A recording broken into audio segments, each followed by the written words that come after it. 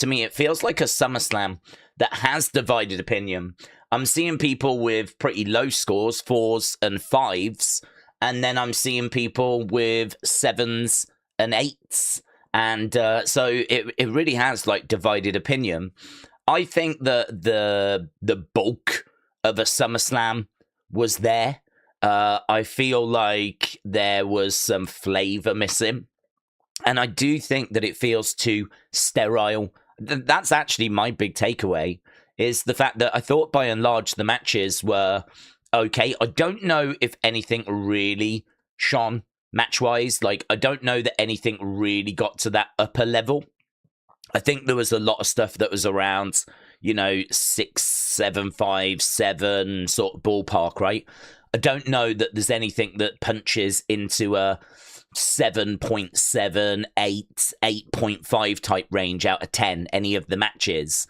So definitely room for improvement. But I think most matches outside of, say, the women's tag was there or thereabouts, right? That's how it felt to me. It felt like we were there or thereabouts. I don't know that anything really quite punches to that next level.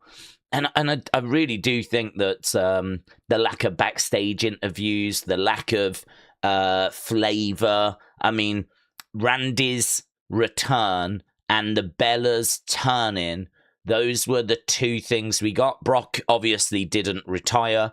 We obviously did not get any new champions. So the two talking points was Randy's return, which I think, had kind of leaked that he was due back any day. And I think we could have predicted that he would get involved in Cody's match. And many of you had predicted the Bella's turn as well. And to be honest, is it that big of a deal? That was the match I was least hyped for. So having the Bella's turn on Paige, well, it was something. But like, that was it, to me, it was lacking a bigger moment. Randy is an active superstar on the roster. We haven't seen him since WrestleMania. But, I mean, we didn't believe him to be injured. It's just that he's sort of had a few months off. Now we're at, like, arguably our second biggest show. Of course people are expecting him to return, right? Of course they are. I mean, you could argue it would be just as big a surprise if he didn't. So I think that day one, for me, I think I've sort of woken up today feeling maybe a little bit lower on it than I was yesterday. I feel like my 7.5 is the absolute upper limit of where I would want to be. I could go to a 7.25, a 7. I wouldn't really want to go any lower than that, to be honest with you, because I do think the bulk of the show was there. I feel like the majority of the show was there. In regards to the matches, I think it's only the women's tag that kind of really underwhelmed. Everything else was got a great rating from you guys. You guys gave a thumbs up to everything else. It was only the women's tag that you went good 79 with. So yeah, I'm feeling good after yesterday. I think it deserves a thumbs up yesterday. I think it is a bit of a thumbs up, like, yeah, you can do better than that, though. There really is no excuse for that Hell in a Cell not going longer. There isn't really an excuse for there not being bloods in that Hell in a Cell. To be honest, I don't think there's much of an excuse for Cody and CM Punk taking half an hour. I didn't realize, but if we jump over to the Wikipedia page, you can see the times of the matches. And you can see like 13 minutes, 11, 11, 7, 30 minutes, and then 11. I mean, I don't think they used that time well at all. I mean, that 30 minutes is not them putting on a 30-minute masterpiece. And you could definitely shave 5 minutes off that. You could definitely take time off that. You could take 10 minutes off that and give a few more minutes to Gunther, Nick Aldis, give a few more minutes. If you took 10 minutes off that, or even 8 minutes off that, you could easily put like a few minutes there, a few minutes there, and you'd have a few minutes to do some video packages as well, right? I mean, if it was just a 1 minute video package that got shown, that would be 6 minutes. And we don't even need to worry about the main event. Main event already had a video package. So you need 5 minutes to show a 1 minute video package before each of the matches. And I think, as crazy as it sounds, I think that would have helped a little bit, because I miss the video packages as well. I miss the recaps. If done well, they can hype you up for the match that you're about to witness, rather than just go to the entrance, here we go, next match, next. So a few reasons to grumble, but a few reasons to be positive as well, because I love that tombstone moment.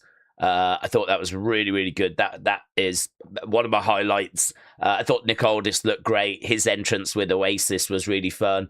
A lot of people saying Liv EO match of the night. And it was good. It was a really fun match. You scored it relatively high, actually, at Great 71. Solo, doing solo things. That was really fun as well. The crowd didn't look bad. I know the one side is obviously going to be heavily tarped. I've seen pictures and videos, whatever, but it looked all right when CM Punk came out, didn't it, at the end? It looked okay. So, yes, I know that it's going to still be heavily tarped, but it felt okay. It's not like it was a distraction because there was loads of empty seats. So, okay, well, that was night one, as we said. Night two. We do need to find a question. We're going to do that in a second. Well, I suppose it's going to have to be Roman and Seth, isn't it? To start us off. Who leaves as champion? I feel like Roman Seth is a bit of a no-brainer. Roman, Seth. So, we do have Roman Seth. That's our main event for the World Heavyweight Championship. And as I said, I am looking forward to that. A lot of history between these two. Another chapter in that story about to be written. Maybe the final chapter. I'm not sure, but they haven't leaned too heavily into the final chapter sort of vibe. But it could be. Penta, Chad Gable, that is going to bang. That is going to be such a great match. That's for the Intercontinental Championship. Then we got the women's ladder match. We're going to crown an interim women's champion. So we might not have had a new champion yesterday. We're definitely getting a new champion today. I actually, controversially maybe, think today is the better day, because I think that has got potential to be the match of the weekend. If it's not that, then I think that has got potential to be the match of the weekend. I think both of those are amongst the best in-ring matches that have been made. That was always more interesting to me than Cody CM Punk. So I'm here for this. The backstory, Shield brothers going up against each other. Guaranteed to get a new champion there, right? So not down on that. And then this is where the day struggles a little bit. I mean, yesterday we had the women's tag match. Today we've got Trick Williams, Baron Corbin, right? Trick Williams, I'm sure, is winning this. But at least it's going to be a heel-face dynamic. I think you could look at that women's tag match and sort of go, I don't really have high hopes for that. I'm not sure that that's going to be a brilliant match. And I sort of feel that way about this. Trick Williams, I've been watching Trick since he started in NXT. I am a big fan of Trick's. But, you know, I'll be amongst the first to say that there's not a great catalogue of banger Trick matches. And I'm not sure we're about to add one today. So I do have reservations about this. I think it's just a way of getting Trick on the show. I think it's just a way of having all the spotlight on him. I think it's just a babyface heel dynamic. And it's just, you know, big stage, big platform, big focus, big win. I think that is the logic, right? So it'll do a job, but it might not be the most captivating thing. And what I'll say about this is, obviously Danhausen's very popular. I know it might not be a match that we're too excited for. It could be okay. I mean, you never know what they're going to have up their sleeve. I mean, mini-Hausens and cheerleaders and God only knows what else. So I think yesterday Solo provided some entertainment and it was very well received because other than that, there wasn't really any fun segments or anything. There was no backstage segments. So really Solo's in-ring work stood out more as a result, right? So actually, this could be okay because if done well, as long as it's not like the Joe Hendry concert segment, if done well, this could provide quite a nice counter to that being a serious banger, new woman being crowned champion. So I'm not down on this. I know people are getting burnt out by Danhausen, but I'm hoping for these bigger matches, they've got something like really good planned, and it's not going to be just like that concert the other day, which did not do it for many people. I was quite surprised actually how many people struggled with that segment. I thought that there'd still be a lot of Danhausen fans that were going to come out in support, but it was pretty across the board that everyone was like, yeah, no, I love Danhausen, but that was not it. That was not it. So we're keeping our fingers crossed it's not another of those segments. I think it'll be good. I think it'll be fun. This is, I think I'm right in saying, his first big PLE matches competed at Saturday night's main event. But, like, this is a completely different stage. So, hopefully they've really put some thought into this. So, that's our cards. 6 matches. Winners. I suppose we better do winners, hadn't we? So, winners, Roman. I do think Roman gets past, SummerSlam as champion. I think there's big matches lined up for him, like Oba, right, for example. Then Penta against Chad. I think this will be Chad's moment. It probably should be Chad's moment. Then this is quite interesting. So Tiffany, Jade, Chelsea, Charlotte, Lash. This is probably going to be a poll next, isn't it? So once we're done with our Roman, Seth poll, we'll go into this poll. For me, I think if I had the decision, I would go Jade. And the reason why I would do that, I would go Jade or Lash. I'd be torn between Jade or Lash. The reason why is because Tiffany doesn't need to be interim champ. She's already got a belt. And we've got so many women that it really doesn't make much sense to be putting 2 belts onto one person because there's just so many women that need opportunity. And Tiffany's already got a belt. So for me, that automatically excludes her. A lot of people saying she shouldn't be in this match anyway, right? What with her being a champion? She should be defending her belt instead. Chelsea Green is a babyface, and she's never won a world title. So for me, I think the winner of this is going to face Rhea pretty soon. I think it must be soon. If it wasn't soon, then I don't think this would be an interim championship. I think that it would be a case that she is probably injured enough, Rhea, where she can't compete on this show. But a few weeks down the road, she might be okay. That's kind of why you would do an interim. Anything longer than that, then you would just have a brand new champion. She would have to forfeit. So for me, I think the winner of this is going to be facing Rhea pretty soon. And I don't think they're going to beat Rhea. I think Rhea's going to retain. So if Chelsea wins, she could be champ for like 3 weeks, 4 weeks, maybe never defending the belt and then losing to Rhea. That would be a nice moment, Chelsea winning today. But do we want that to be one of her first world title runs? That she carries the belt for a few weeks and then loses it to Rhea. The bigger problem is it'll be babyface. So Rhea is going to have to beat Chelsea.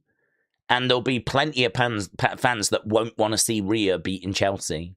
So you're sort of creating a bit of a problem for yourself where you've got 2 baby faces and you're going to split the crowds and you're going to leave people disappointed if Chelsea's run ends early.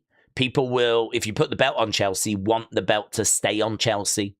And I think if you don't have a plan to do that, if that's not the plan, I just wouldn't put the belt on her to begin with. It comes down to this is not the right time. She can get the belt eventually. She could win Money in the Bank. But I don't think this is the place for her to get this first world title, right? Or even if it's an interim title, I don't think this is right. The run will be too short, and then she'll have to drop it to Rhea.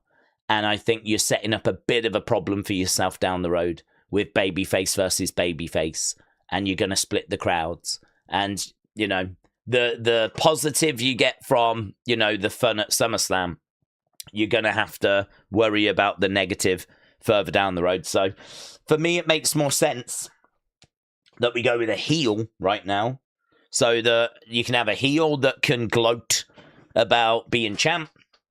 Rhea can come back, set up the match, and then Rhea can murk the heel and carry on as champion, right? So for me, that's why Chelsea I wouldn't do. Charlotte I wouldn't do. For me, it just leaves Lash or Jade's. I don't know that I would want Lash's first run at a world title, even an interim title, being 4 weeks long. Jade's already been champion, and I think that I would go that way. You could have Jade like attacking Charlotte, and then in the Rhea Jade match, Charlotte could get involved, cost Jade. Jade loses the belt. Rhea carries on as champion. It just puts more fuel on the Jade Charlotte feuds, because they were meant to have a singles match at this show, and I'm sure that singles match is going to happen a bit further down the road. So you could use this to kind of play into that feuds.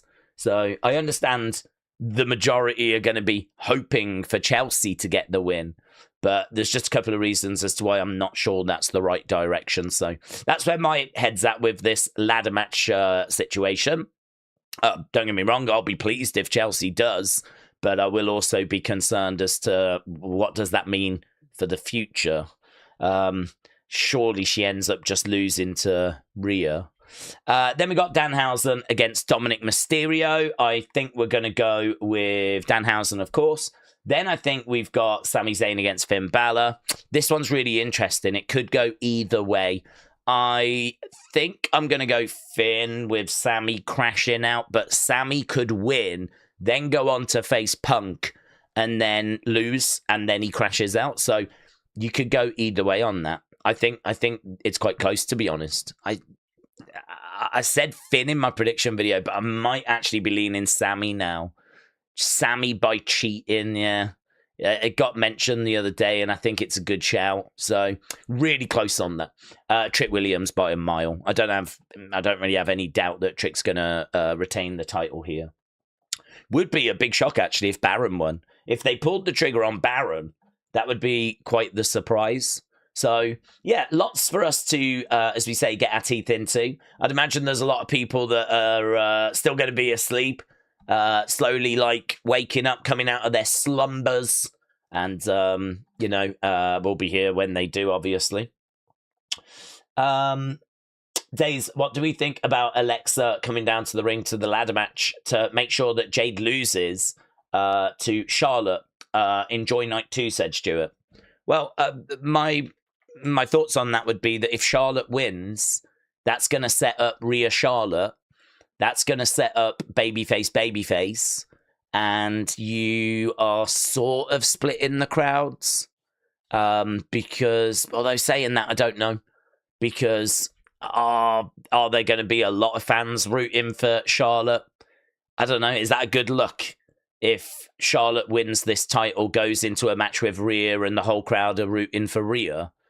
I'm not sure. The Charlotte relationship with the fans is a little complex because, to be honest, they were sort of like done with her. A lot of fans, for a long time now, have sort of, I've had enough of Charlotte. Like, she's always around the title. She's always winning. She's been away from the belts for a while. I don't think she's really troubled the World Championships since the Tiffany feud, going back to WrestleMania of last year. So you can do it. You can have Alexa come down and help Charlotte win. The only thing I would question if I was in the creative room is, well, that's going to set up Charlotte versus Rhea, and that's babyface. And you're going to split the crowds. Although how much you're going to split the crowd, I'm not sure. because I'm not sure how much fan support Charlotte enjoys. So, but technically it's still babyface, which, given the options, I would always personally look to book heel babyface. It's a much cleaner dynamic. So, how about Alexa comes down, tries to help Charlotte, and ends up hindering. Jade wins. Alexa's accidentally costed Charlotte. They have a little tiff. Charlotte upsets that she could have got her hands on that championship, but it's all right. Just, don't get involved in the future. And, maybe we could use it to start teasing the split between them. Belt goes on Jade's. Jade then can go on to face Rhea. That's a lot cleaner. Alexa still involved. We're starting the tease of the Charlotte-Alexa split. I wouldn't hate that idea.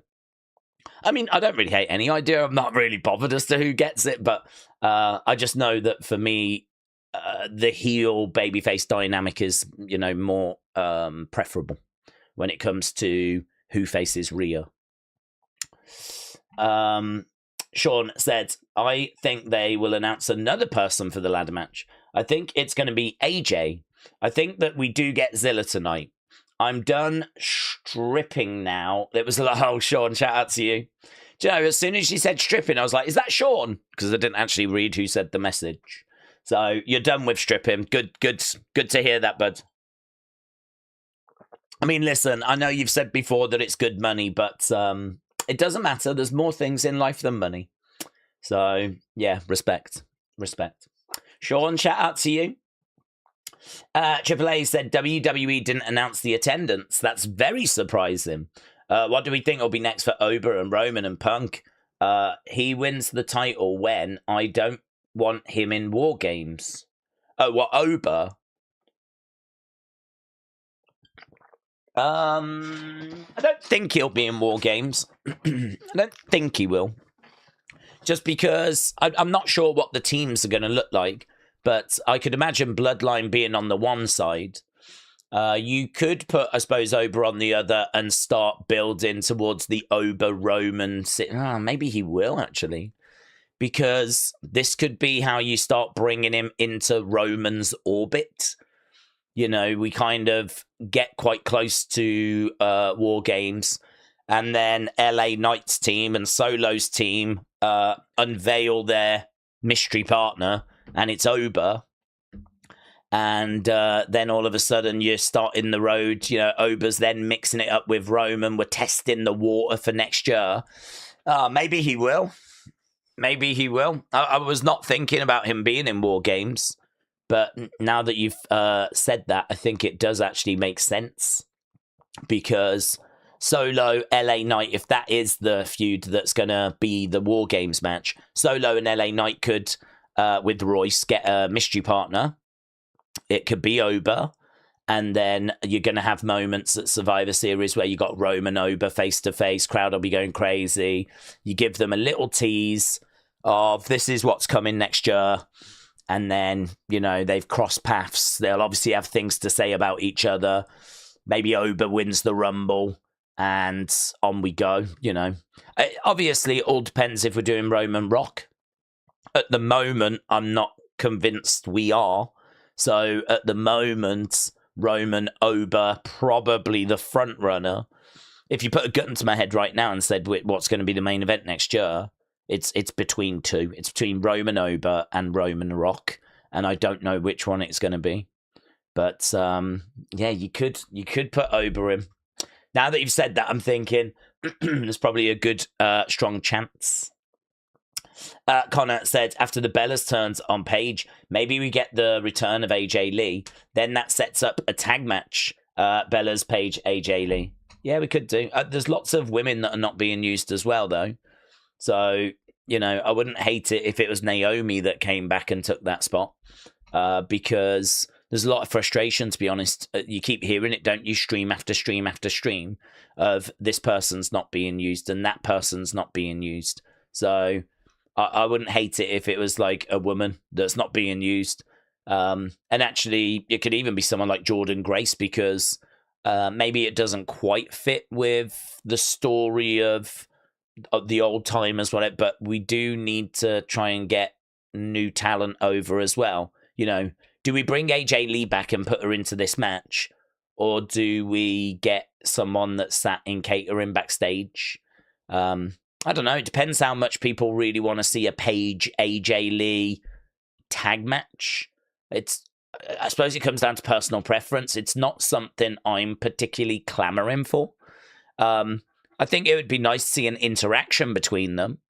Obviously, they've got like a decent friendship, whatever, and I'm sure you could get a tag match on, you know, a Raw or something like that in the future. But I don't know. I think because of the amount of noise and complaining that people make about how this person's not being used, that person's not being used, it's kind of hard to sit here and think, are we really in 2026 going to do the Bellas versus Paige and AJ Lee? That's going to take a PLE spot up or a Saturday night's main event spot up. It's nothing but old timers. I don't know, man. I don't know. Is it not better to put someone in there? I mean, the great thing about their SummerSlam match was it was the three of them on the one side, and then you got Fallon, Laney, and JC on the other sides. So we had the old timers, if you will, right? But on the other sides, you've got like young emerging talent.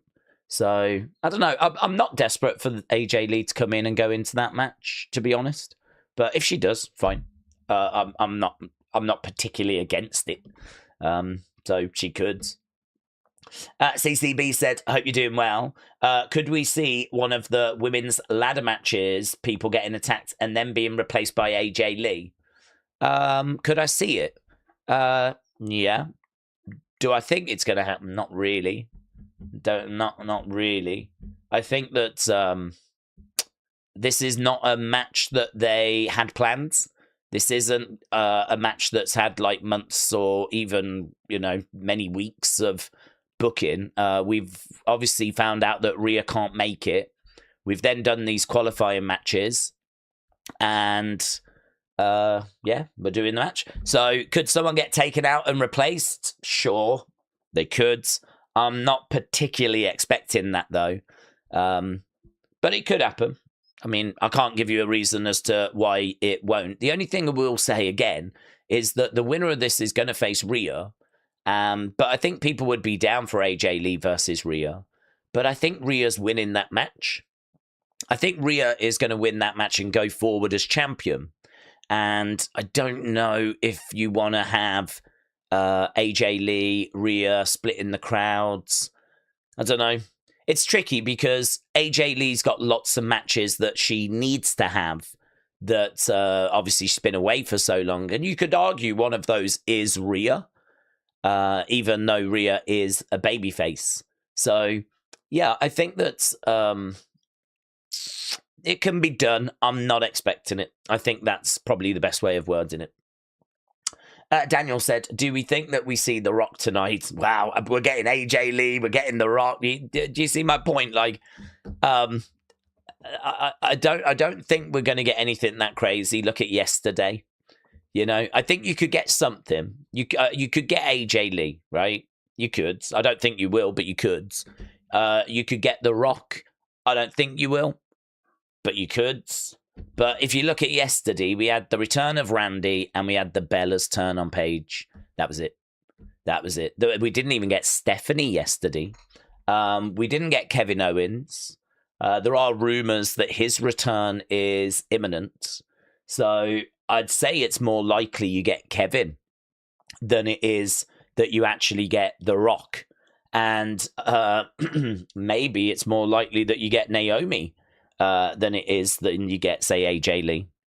I mean, AJ Lee did make a comment that she was happy and she was glad she could wrap it up at WrestleMania and whatnot.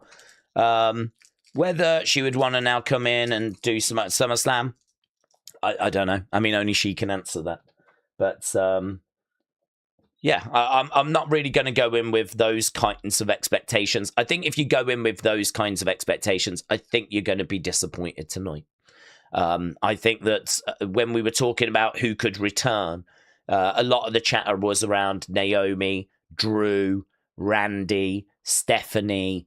It's those kinds of names. We did give a little glance over to The Rock because people are wondering about next year and about Rock versus Roman. But I would not be going into tonight thinking that that's happening, right?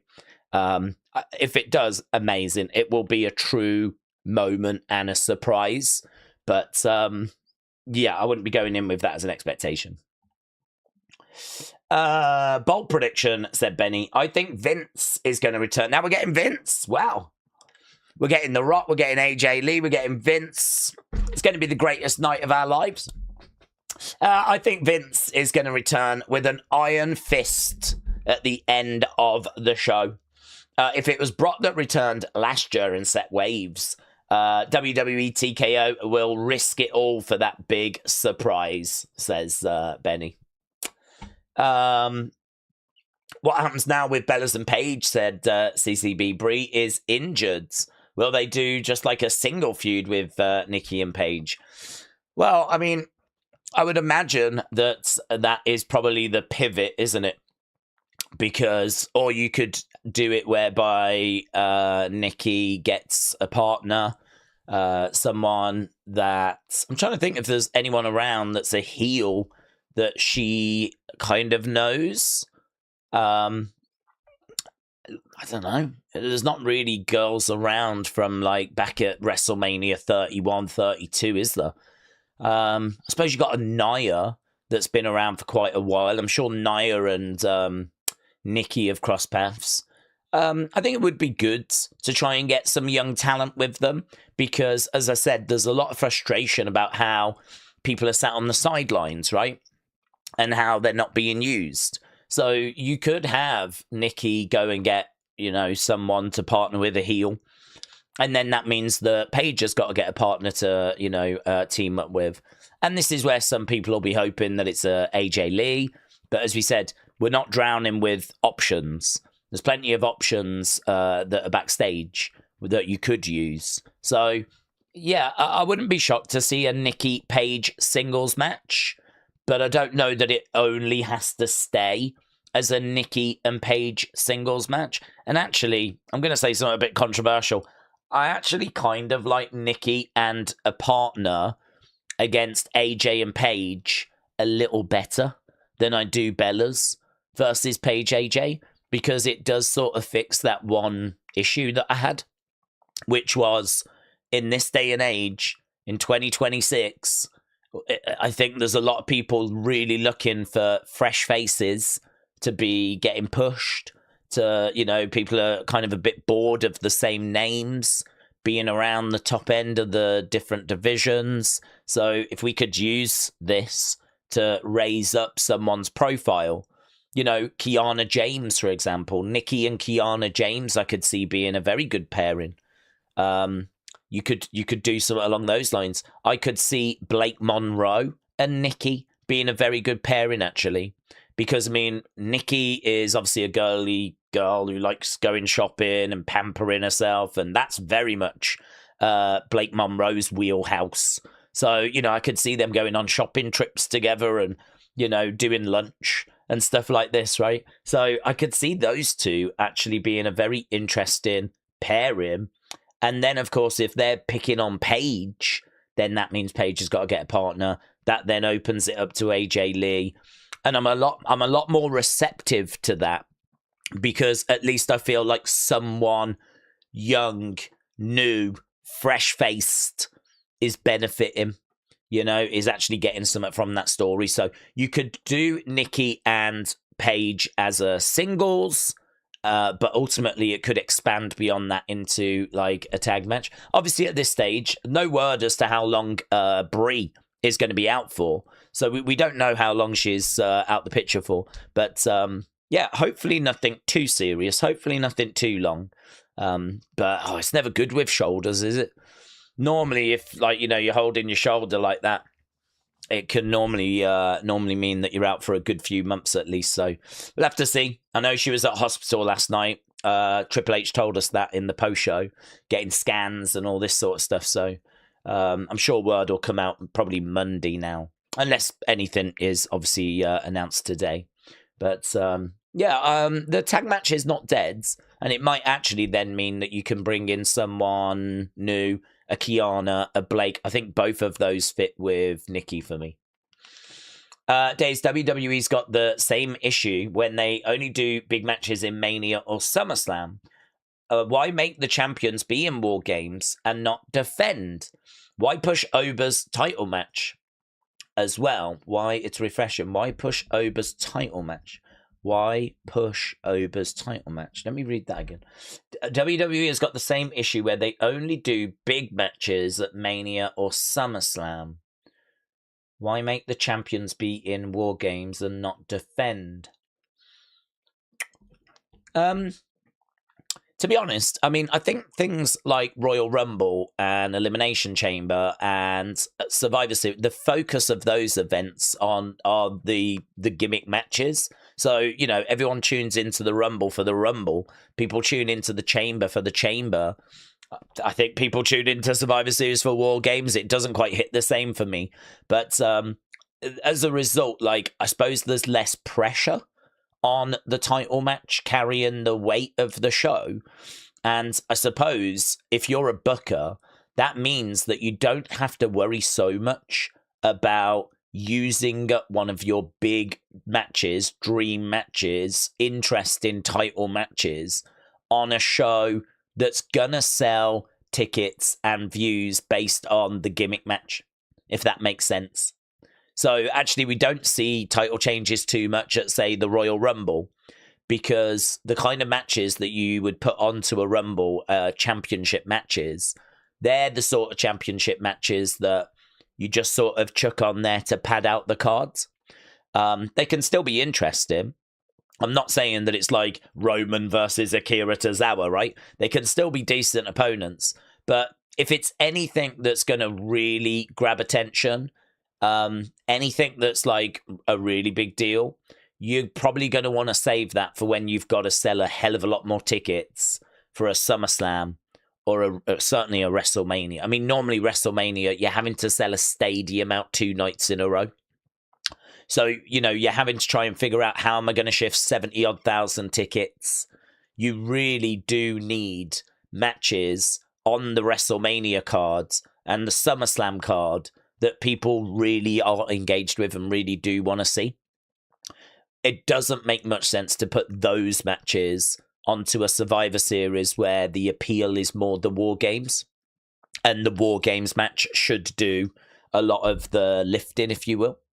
I can sort of agree with the argument that the champs shouldn't be in War Games. I understand that you're sort of putting all your eggs into that one basket, but the counter argument is that if you're gonna do Bloodline, it loses a lot by not having Roman involved. And if you're gonna have Roman on the one side, you're probably putting Cody on the other, or you're probably putting Seth on the other. Like, you're gonna need a big name to balance it out. So I think that's sort of the logic, if you will. Agree with it or disagree with it, I think that's the thinking behind it. It's like yesterday when we had that big conversation around why LA Knight hasn't been pushed. It's like, again, you can agree with it, you can disagree with it, but I stand by, I believe that is the logic. The logic is that if he was 10 years younger, he would be getting a lot more title runs, world title opportunities, he'd be getting pushed a lot more. But at this stage in his career where he's knocking on the door of 44, I do think that is a consideration. I do think that is a barrier. That is something that's being taken into account. So I think that's the same with War Games and Royal Rumble. It's those matches that sell the tickets. It's those matches that will get the views. And we don't need to worry too much about stacking the rest of the cards. So why not save your big matches for a show where you do need to actually get those views using a championship match? Diane said, do we think the crowd will turn on Ober? Could they get fickle after he wins the belt? The crowd slowly turned on Cody after he finished his story. I hope the same doesn't happen for Oba. I mean, it will. Everyone will go through a period of that because overexposure is a thing. Fatigue is a thing. No one really cares so much about what you've done in the past. It's what are you doing for me now? It's always what are you doing for me now? So the thing with Oba is he's a badass. People are enjoying the strut. People are enjoying the music. People are enjoying, how great. But if he is a champion and is constantly winning matches, people will get bored of it, definitely. Of course. Because the thing is, WWE is so big that people will, find the next thing that they're interested in. The next shiny toy will come along. And, Oba winning year after year after year will get very tiresome. And so the way that you use him, the way that you book him, do you just give him a little run and then he drops the belt so that he doesn't get overexposed? Does he go away for a little bit? I mean, actually, Brock's absence has helped keep him fresh, actually. So, Brock will come in, do a program, and then he'll go away. He's not like he's here week after week after week, is he? When Brock's on, he's an attraction and it's special. Obviously, the problem we got with Oba is he's not quite that level. He's at the level where he can main event a show. I mean, he main evented last night, and I don't think anyone batted an eyelid. There was a question around, should it be them or should it be them? But there wasn't really too many people going, Oba's main eventing. Do you think that's right? Oba? I think everyone knows that he is. We didn't need Brock to tell us that he's the future, or even that he's the present, right? So I think it's a case that, it's always going to be that way. People got tired of Hulk Hogan. Look at how red hot Hulkamania was.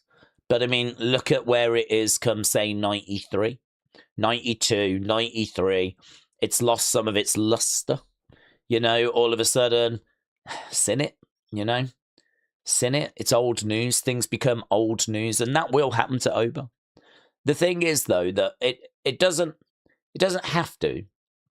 If you sort of protect him, don't overexpose him, don't give him like crazy long title runs, mix it up. But again, even that will still have people moaning because, like how people are saying it's always the same faces in the main event scene. Why can't we have something new? If Oba, who's only 28, is going to be around, might not always be champion, but will always be getting opportunity for the next 10, 15 years, I mean, you're going to have people moaning. It's going to be very hard to, you can't please everyone. So I wouldn't even try and worry about those that are going to be complaining about Oba. WWE's job is to try and get as much out of him as they can. But, there is a way of trying to make sure that you don't upset the majority and the majority don't feel burnt out and whatever. I mean, you could make an argument. We're starting to see that with Cody. I do push back a little bit, though, because Cody's reactions are good. It's only when you get to the big shows like SummerSlam and the go-home shows where the reactions for him really turn. And that's because the IWC that don't go to the weekly shows, they, tend to go to like the big SummerSlams. It's like me. I'm sat here watching the shows every week. But, I might go to a SummerSlam. I might go to a WrestleMania. I might save my money up, go to a Rumble, jump on a plane and go. I'm not going to go to a Raw or a SmackDown that's in Arkansas, right? Or Ohio or whatever, right? Or Cleveland. I'm not just going to go to a random. That's just for the locals, yeah? That's not for me. Like, I'm not going to jump on a plane and do that. I might go if I was in the area. But, you get obviously a more international crowd for the big pay-per-views, PLEs. You get more people traveling into the state for those. And I think that's where the reaction changes then. I think when he goes around to the various places, just with a normal SmackDown, the reactions are good. He comes out, people are cheering away, people are woeing. The reactions are good. The merch is still selling. So, it would be wrong to say that everyone's abandoned him and everyone's turned on him and why aren't they listening to the fans? Because if you listen to the fans, the reactions are good. Week in, week out, it's fine. When you get to the go-home shows and when you get to the PLEs, that's where it turns sour. And actually, if you're someone that doesn't watch the shows and you only watch the big PLEs, then I would understand why you think that everyone is against Cody. But I listen to the reaction he gets every week. I'm here watching SmackDown. When he comes out, the pop, the woes, they're good. What do you want to talk about? The cheering, the Cody signs. This is not a fan base that, as much as some want you to believe, have abandoned Cody. You might think it if you look on the IWC, but that's not where, the majority of the WWE fan base is. So he has definitely seen a backlash. It's online. It's within the IWC. And it does show itself during like SummerSlam, WrestleMania, the bigger shows. And as a result, the go-home shows, because they tend to be in the same area. They tend to be the same crowd. But it's normal as well. I mean, Roman got split reactions throughout the 2010s. Do you remember when he won Royal Rumble 2015 as a babyface, got booed out the building? And obviously, let's go Cena. Cena sucks. We spoke about Hulkamania. That was red hot in the 80s. By the time we get into the 90s, it's really lost its impact. So, there was... it's pretty normal when you've got someone on top. Hard to see how you avoid that happening to Oba, to be honest. Unless he becomes a bit of an attraction. And so then, you can't miss someone unless they go away. So if he goes away for a little bit, then comes back, then, of course, it might hit a bit different. CB said, could we see Natty and Nikki reuniting to face AJ and Paige? Secondly, where's Becky? Why has Alexa missed the pay-per-view? And could we see Bianca, or is she still recovering? Could we see Natty and Nikki? Yeah, that's an interesting shout, actually. Natty is still an active superstar. She's kind of working down in NXT at the moment. That's not a bad shout. Again, though,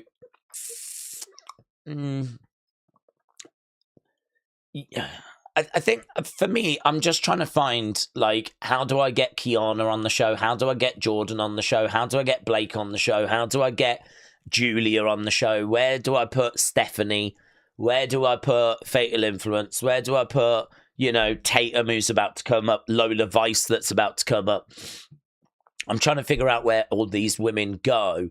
So to have a feud that's sort of closed off within its own ecosystem of like the Bellas and Paige and Natty and, all of those, that's just tricky for me to sort of get excited about, because I'm telling you, on a very, very regular basis, we do these streams. We're here every Monday, every Friday, every Tuesday, and I have to listen to so much complaining about why are we not using this person? Why are we not using that? In fact, in your same question, you're asking, why has Alexa missed out on this show? Where's Becky?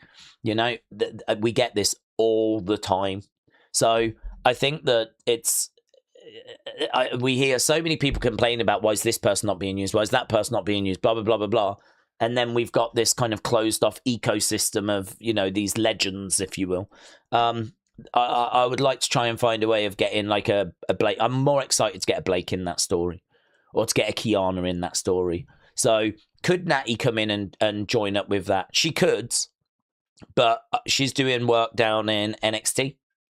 And doing a few bits over in AAA. And I don't know that I would bring her in for this story. I suppose it depends how engaged you are with it. If this is a story that you really do care about, and you really want a story that's based on the past, then of course you would go down that road. For me, I don't need that. Yesterday, the match I was least excited for was the Bellas and Paige against Fatal Influence.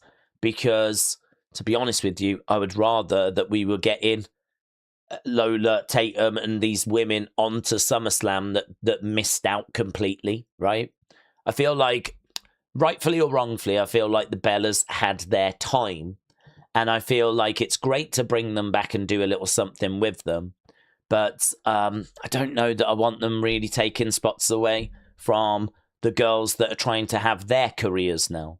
So, again, like, who says the Bella's career is over, right? Who says the Bella's career is over? Who says that they can't be active superstars? But if we're going to go down that road, I would say that their work's not good enough then.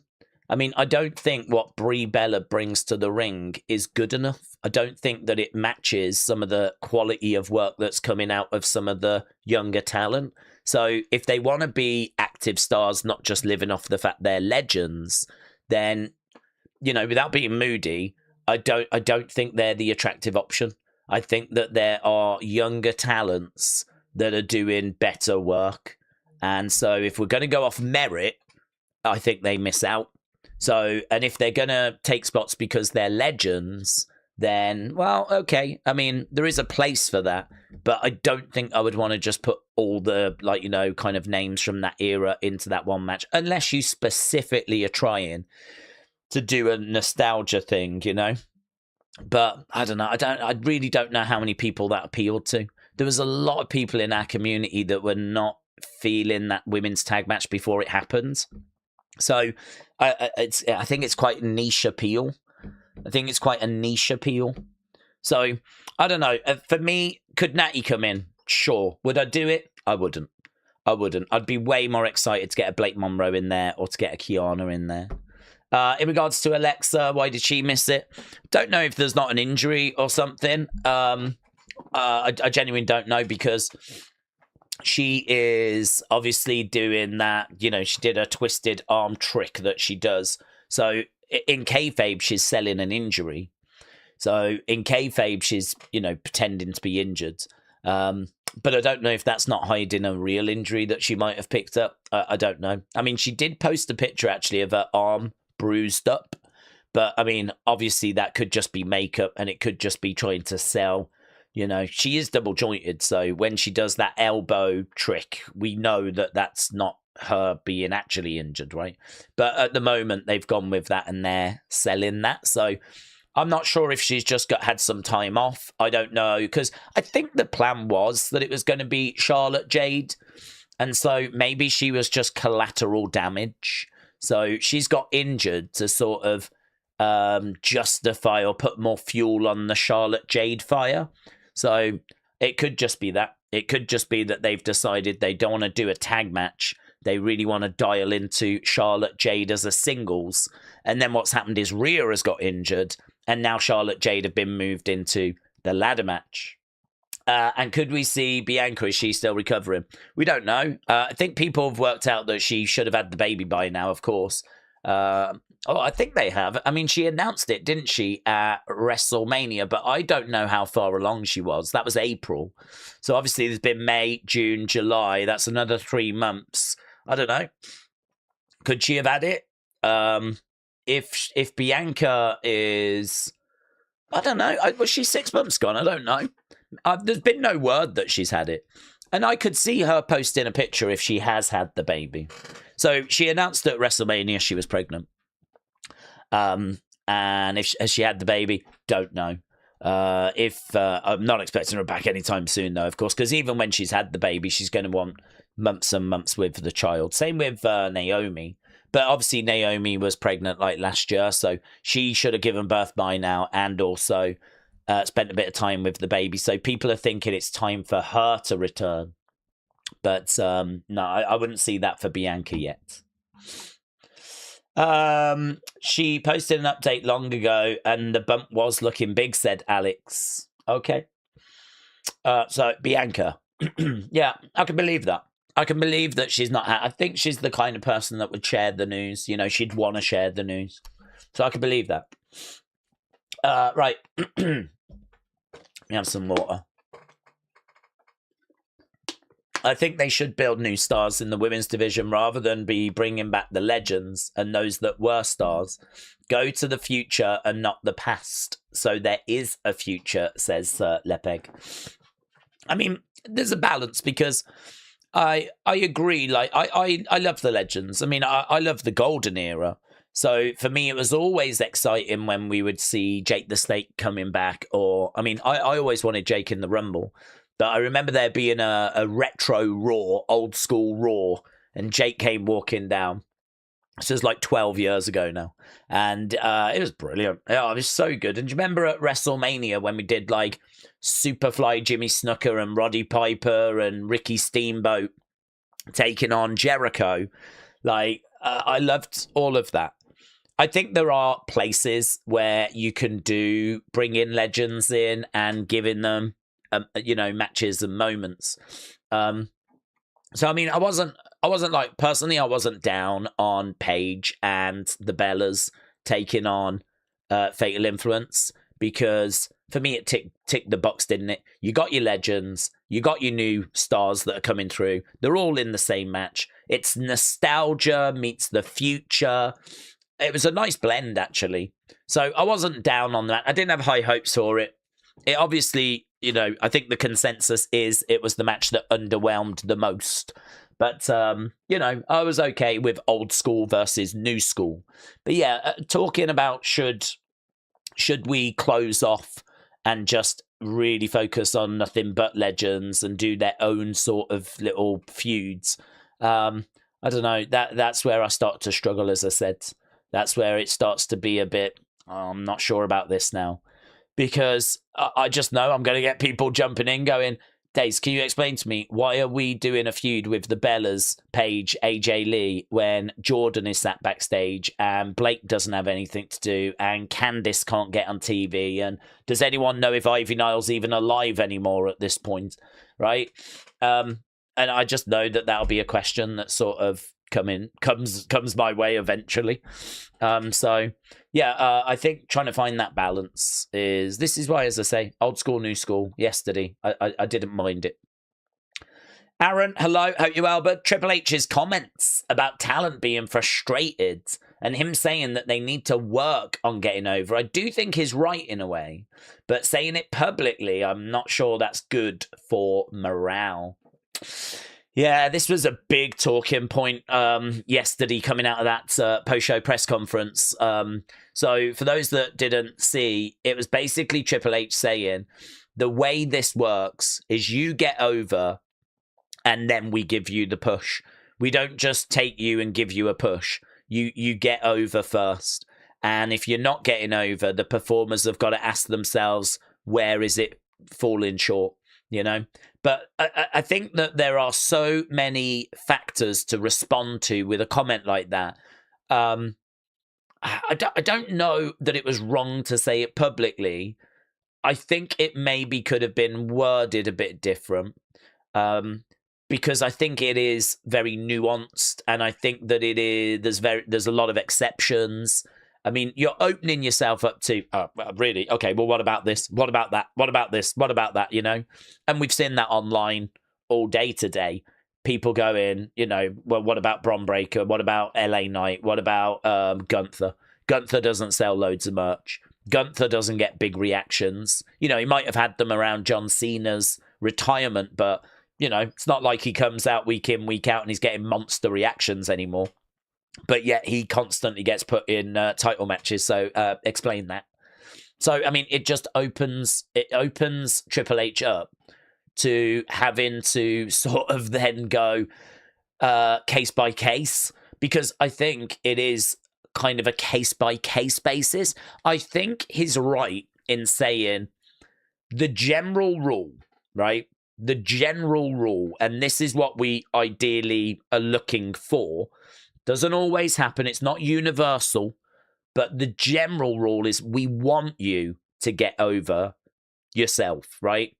Yes, we're going to help you with your music and graphics, and superstars can always come and talk to us with different ideas, and we will listen. Doesn't mean we're going to go with those ideas if we really don't believe they're the right direction. But, we want to put our superstars in the best position possible to try and get over, right? I mean, it's in our interest to try and get people over. So, yes, the music, the graphics, we'll work with people on those things. But if that superstar is noticing that it's not working, then, we will have noticed as well. We'll hopefully be already talking about it, but come and give us your ideas, right? This is a collaborative effort where we're all working together to try and maximize the impact that each superstar can have. So that's the goal, that's the aim, that's what we're trying to achieve with everybody.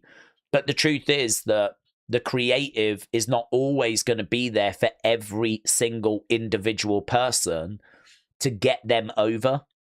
Like, the performer is going to have to take some responsibility in getting themselves over as well.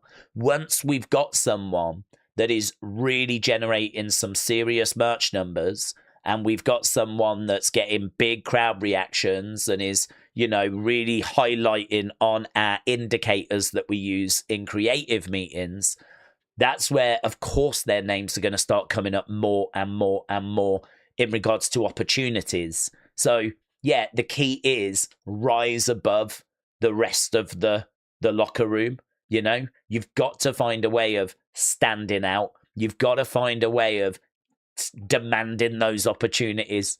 We're looking to give those top spots to people that we know are going to be able to deliver in those spots. And one of the ways that we can do that is by seeing that the performer has got a connection with the audience through their merch sales, through their Google searches. It's exactly what we've been saying on streams for years and years and years and years. I didn't need Triple H really to say it, because we already knew that it was true. That, of course, you're going to give those opportunities to people that are connecting, to people that are, delivering numbers. This is why, if there was someone out there that was delivering numbers better than Cody, or delivering numbers better than CM Punk, then that person would be in the mix, no doubt in my mind, right? And I know people are going to say LA Knight, but I don't believe LA Knight numbers are better than Cody or CM Punk. I think there's been maybe occasions in the past where he's had a good month or so, but I think by and large, he is kind of further down that top 10 list than Cody and CM Punk. But again, there's various different indicators. There's not just one indicator. I think the majority of wrestling fans might occasionally, once in a blue moon, see that, say, LA Knight was the top merch seller, and believe that that's on a regular basis, when actually it was more likely just, 1 month or 2 months. And they see the reactions that he gets from the live crowds. But what about all the other indicators that are out there? What about everything else when you take it all into consideration? Using that data, you can then sort of rank the wrestlers. And honestly, I'm I don't have any reason to lie. I think LA Knight probably does very well on those indicators. I would imagine he is top 10, and he could be number 8 or something along those lines. And I do think that his age is a factor. We spoke about this the other day. I think if he was 10 years younger, even 8 years younger, 7 years younger, 5 years younger, I think that he would have had more opportunity than he's had right now. But I think that has been the barrier for him.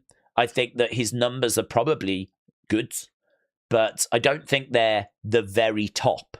I think they're probably good enough for him to be in the mix.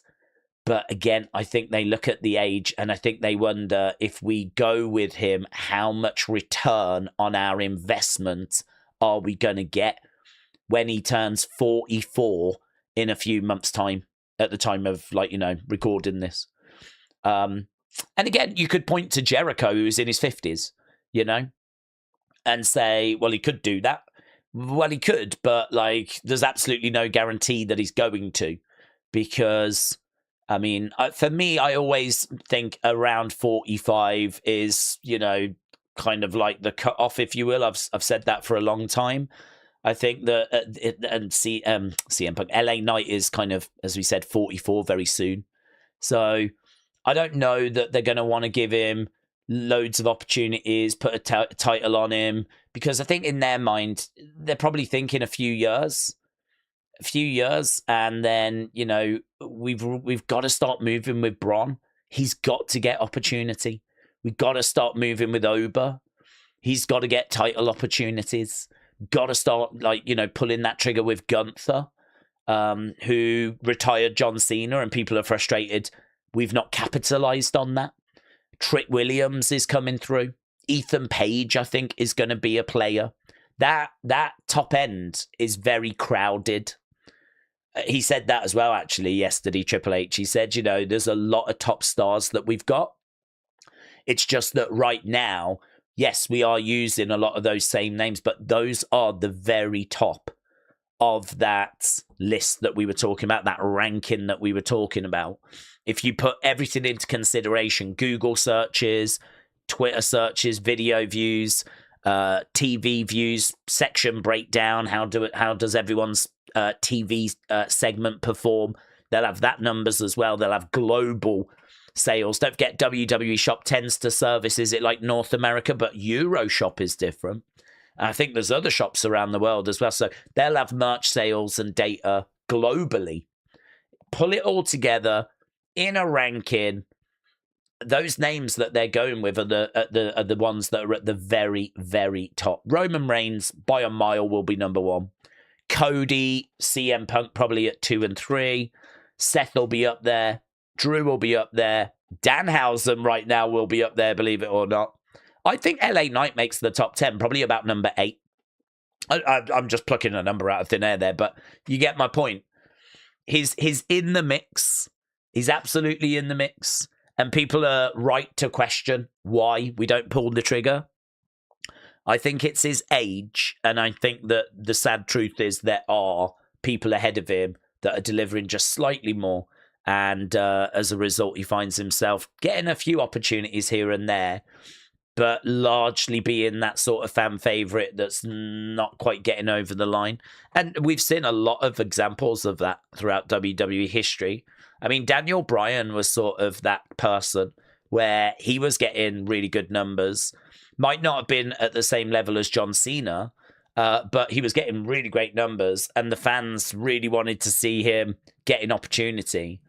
I remember, I think it was Daniel that said that when he won Money in the Bank, I think they were going to have him fail the cash-in. And the only reason he succeeded with the cash-in was because they needed something for the show that night, something special. And Daniel, I think, was around maybe because of Brie. And word got to Vince, Daniel's actually in town because he wasn't booked for the show. And he was like, is he? Has he got his gear? And Daniel kind of always has got his gear. He's always ready, right? And so apparently that's why the cash-in succeeded. So, it's crazy to think that, like, you might think about Daniel Bryan having, a few world title runs. But, I mean, the truth is that he was never meant to have his WrestleMania 30 moment. We've seen leaked plans that he was just going to be facing Sheamus at WrestleMania 30. It was the fans that just demanded that he get that, right? And then you hear about his successful cash-in. That was not meant to happen either. It's just so funny, isn't it, how things work out? So I would love, I don't want this to be about LA Knight, but he's the name that always comes up. I would love for him to have a world title run. There's enough people out there that want it, that are confused why it's not happened already. And I think Triple H's comments just opened himself up to a big conversation around why have you not, how can you not go with LA Knight then? If you want people getting themselves over, hasn't LA Knight got himself over? And it's like, obviously Triple H is not going to sit there and answer every individual wrestler. Why have you not pushed this person? Why have you gone with that person? Blah, blah, blah. But that's what those comments opened himself up for.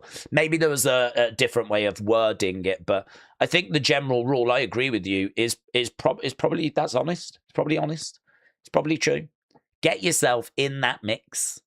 Get yourself in the point where I can't really help but pull the trigger with you. Like, I've got to go in that direction. But it's true. I mean, I'm surprised I haven't heard Carrion's name mentioned, because Carrion, was doing excellent merch sales. His views and the clamour for him online was very loud. And he was someone that got himself seemingly over and did not get the rewards. But again, there's going to be exceptions and caveats to every individual wrestler. I don't have the answers. And Triple H ain't going to sit there and go through every individual person, but there will be reasons, you know? There will be a reason as to why they've made the decisions that they've made. So he's the only one that can really answer that, of course. And yeah, I agree. That kind of comment just opened it up, didn't it, to all of that sort of chatter. So very interesting, though. Very, very interesting. I thought he gave us a lot more in that post-show press conference than I was expecting, comments-wise, you know. Normally he just plays a straight bat and tries to, you know, not really say too much, but there was a little bit actually there. Punk was firing as well on the SummerSlam post-show press conference. He had plenty to say, talking about how he could go to Raw because they need help with the ratings. Calling out, like, you know, should I face Mini Vikingo from AAA? Who do you want me to face? A TNA person? You know, do you want me to face Grayson Waller? Got a shout out, got a mention. And of course he mentioned Oba, and then Oba came out later and responded. And I mean, that could be a collision course. I'm not sure that their interaction was by chance. It might be that they've, you know, sort of got something on the horizon. Don't know. Interesting. But yeah, Triple H's comments, very interesting. Netforce, hello. What did we think about the comments about how fans ruin wrestling? What do you think about comments about fans ruining wrestling? Do we think that's why he didn't come out to the table last night? Instead, he did a press conference. Comments about fans ruin wrestling. I've not seen him say fans ruin wrestling. I've not seen his exact comments, to be honest. The quote I saw was that he wished that fans would sort of act the way they used to act, in the sense of, if there's a heel that does something bad, hate the heel. Don't go, oh, why have they booked that? You know, this is a new reality for pro wrestling. And it's been a big shift. And I feel quite fortunate to have witnessed that shift. I have gone from being a kid that watched wrestling in my bedroom, where I hated the heels, not all the heels, you know. I was rooting for Andre at WrestleMania 3, right? And there'd be times where I just felt a connection more with the heel than I did the babyface, right? But there was, you know, you'd root for who you want. And, you know, if the bad guy did something you didn't like, you hated them. If the good guy did something you liked, you loved them. And, you know, never once did I think, why have they booked that? Because I didn't know how the machine worked. And then when you find out how the machine works, and you find out that someone has got control over everything, it's only natural that your thought patterns shift, you know? I think the truth is that there was a mystery around wrestling. So obviously there was a lot of people that knew that it was predetermined, but they didn't know how it worked. They didn't know whose decision it was. So the way that people thought about wrestling was different to sort of how it gets thought about now. Now it's, why did that match not get longer? Why have they booked it to be so short? Why has Triple H put this match order in this order? Was that the right thing to do? Why has Triple H had heels kind of getting involved? Why have we not had a clean finish? Like, why did he book R-Truth and Damien to have a no contest against War Raiders? You know, what a cop-out. And it's not that, you know, that happened and it's like, oh, that's unfortunate.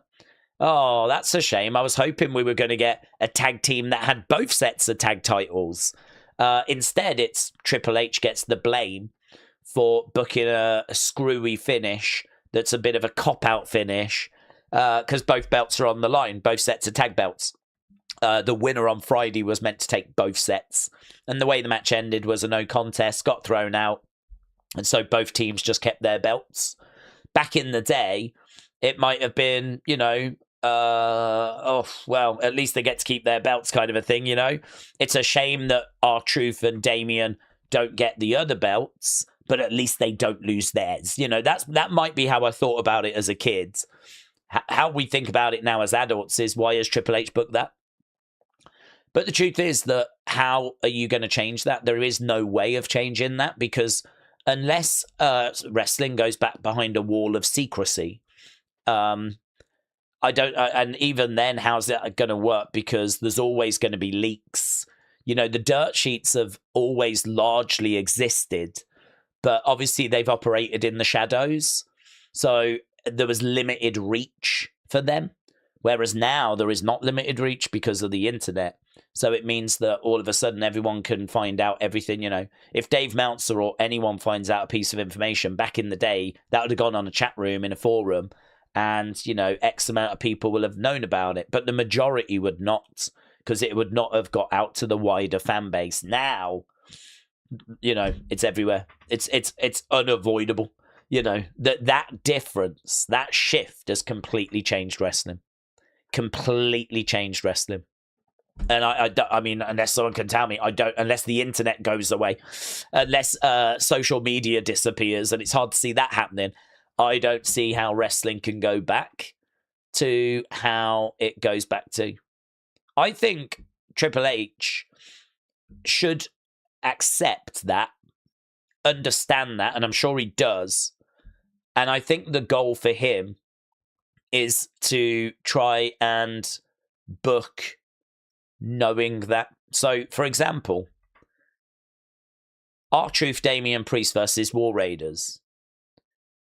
Don't tease that you're going to have two teams leaving with two sets of belts if you know you're going to do a screwy finish where both teams end up leaving with the belts they came in with, right? You're going to get blamed for that. And you deserve to be blamed for that, right? Because you've teased that you're going to do something and then you've not delivered. Now, in his mind, he's saying, yeah, but that's a result that could happen. And it's like, yes, it could. But you need to start thinking that that shouldn't happen. If you're going to tease something, you pull the trigger on it. Damian Priest and R-Truth, or even the War Raiders, right? But they should have left with both sets of belts, because you said that the match was going to be for both sets of belts. So they should have left with both sets of belts. Just because you've got the option to book a way out that ensures that doesn't happen, you can't take it. Not in this day and age. There's going to be criticism, and you're going to deserve that criticism. If you're going to book a Hell in a Cell, people are going to look for a Hell in a Cell match. They're going to want blood. They're going to want weapons. They're going to want the cell being used. Don't have to climb it. It's not like every cell we've seen people climbing it. But it needs to get used more. Otherwise, you know, the criticism that I was seeing yesterday was, you can't, you know, you might as well have done a street fight, right? So anything that's going to be a cop-out is a problem. If you're going to tease a match, you need to fully utilize that match type and not just do it because it looks good and it's going to drive views, you know? You're going to have to really deliver. You got to, that's the word, isn't it? It's deliver. You got to deliver on what you're promising. You promised a Hell in a Cell. People have expectations. You got to meet those expectations. And, you know, people will still complain about, why did they have this person win? Why did they have that person win? But I think people also understand that there's going to have to be a decision made in that regard, right? You're going to have to pick a lane. You're always going to have to choose person A or person B. And you might not understand why we've gone with person B, but it might show itself in the grand scheme of things. Just like WrestleMania 39, Cody lost. Well, it's okay, because actually he wins at 40, and I think everyone would agree that was the right call in the end, right? At the time, it might not have felt that way. And I think if you're Triple H, you can probably accept some short-term pain and some short-term complaints, knowing that in the long run, it's going to be better. So that's fine. I think you've got to accept that that's going to happen. There's not really too much you can do about that. But I think there is a lot that can be done about setting up matches that never quite deliver on the promise of the match. And I think that for me, that is something he really does need to work on. That's something that he really does need to focus on, because I just think there's a lot of stuff that happens where you just go, why are you shooting yourself in the foot? Why have you done that? Why have you done that? Why have you booked a Hell in a Cell that the majority of people today is saying was decent? You know, it wasn't like a bad match, but like a lot of people were saying, is it going to go 15? Is it going to go 20? Or is it just going to be like 10 minutes? I mean, I think it clocks in at 11:40. So, I mean, why did it not just go that little bit longer as the main event? And why did we not get some blood? Even if it's fake blood, why did we not get a bit of colour? Why did we not get, you know, this is the expectation for a Hell in a Cell. So I think there's maybe something to it. But I think it goes deeper than just it's the fans' fault. I think it's the environment's fault. I think it's the world that we live in now. I think it's the fault of that. It's social media, it's the internet, it's the dirt sheets, it's content creators making videos on those rumors, and, you know, places where all these opinions can be shared. I think it's all of that kind of put together in one pot. So yeah, I could understand his frustration. I think like he's got a very old school mentality, because obviously he came through wrestling, he's a student of wrestling, he loves wrestling, he watched it as a kid. So I think he probably leans a little bit more to how things were. He probably feels like the stuff that he's booking is like good stuff that worked back in the 80s and the 90s and the early 2000s, but it's just not the world we live in the 2020s, is it? We need booking that's going to work in the 2020s. And I think that there's a lot of frustration that can be removed. Again, like, you know, rotate better, rotate your wrestlers better. There's frustration out there about some of people's favorites not being used on a regular basis. Like, why is Bailey keep missing out on shows? You know, why is Bailey Lyra not on this event? And, you know, I think that it's hard to answer that. That's, you know, for me, Bailey once again misses out on a PLE. And for me, that's a tough one to answer, because, like, I can say, don't put all your eggs into one basket, because I think it's right that you've got some matches for Monday, for Friday, you know, you've got some matches for a Saturday night's main event, you know, you've got some stuff in your back pocket. Don't just put everything out onto the PLE. I agree with that. I don't have a problem with that. But when it becomes that it's like Bailey that's always missing out, then all of a sudden you start, like, you know, people start asking a question of like, why is it always Bailey?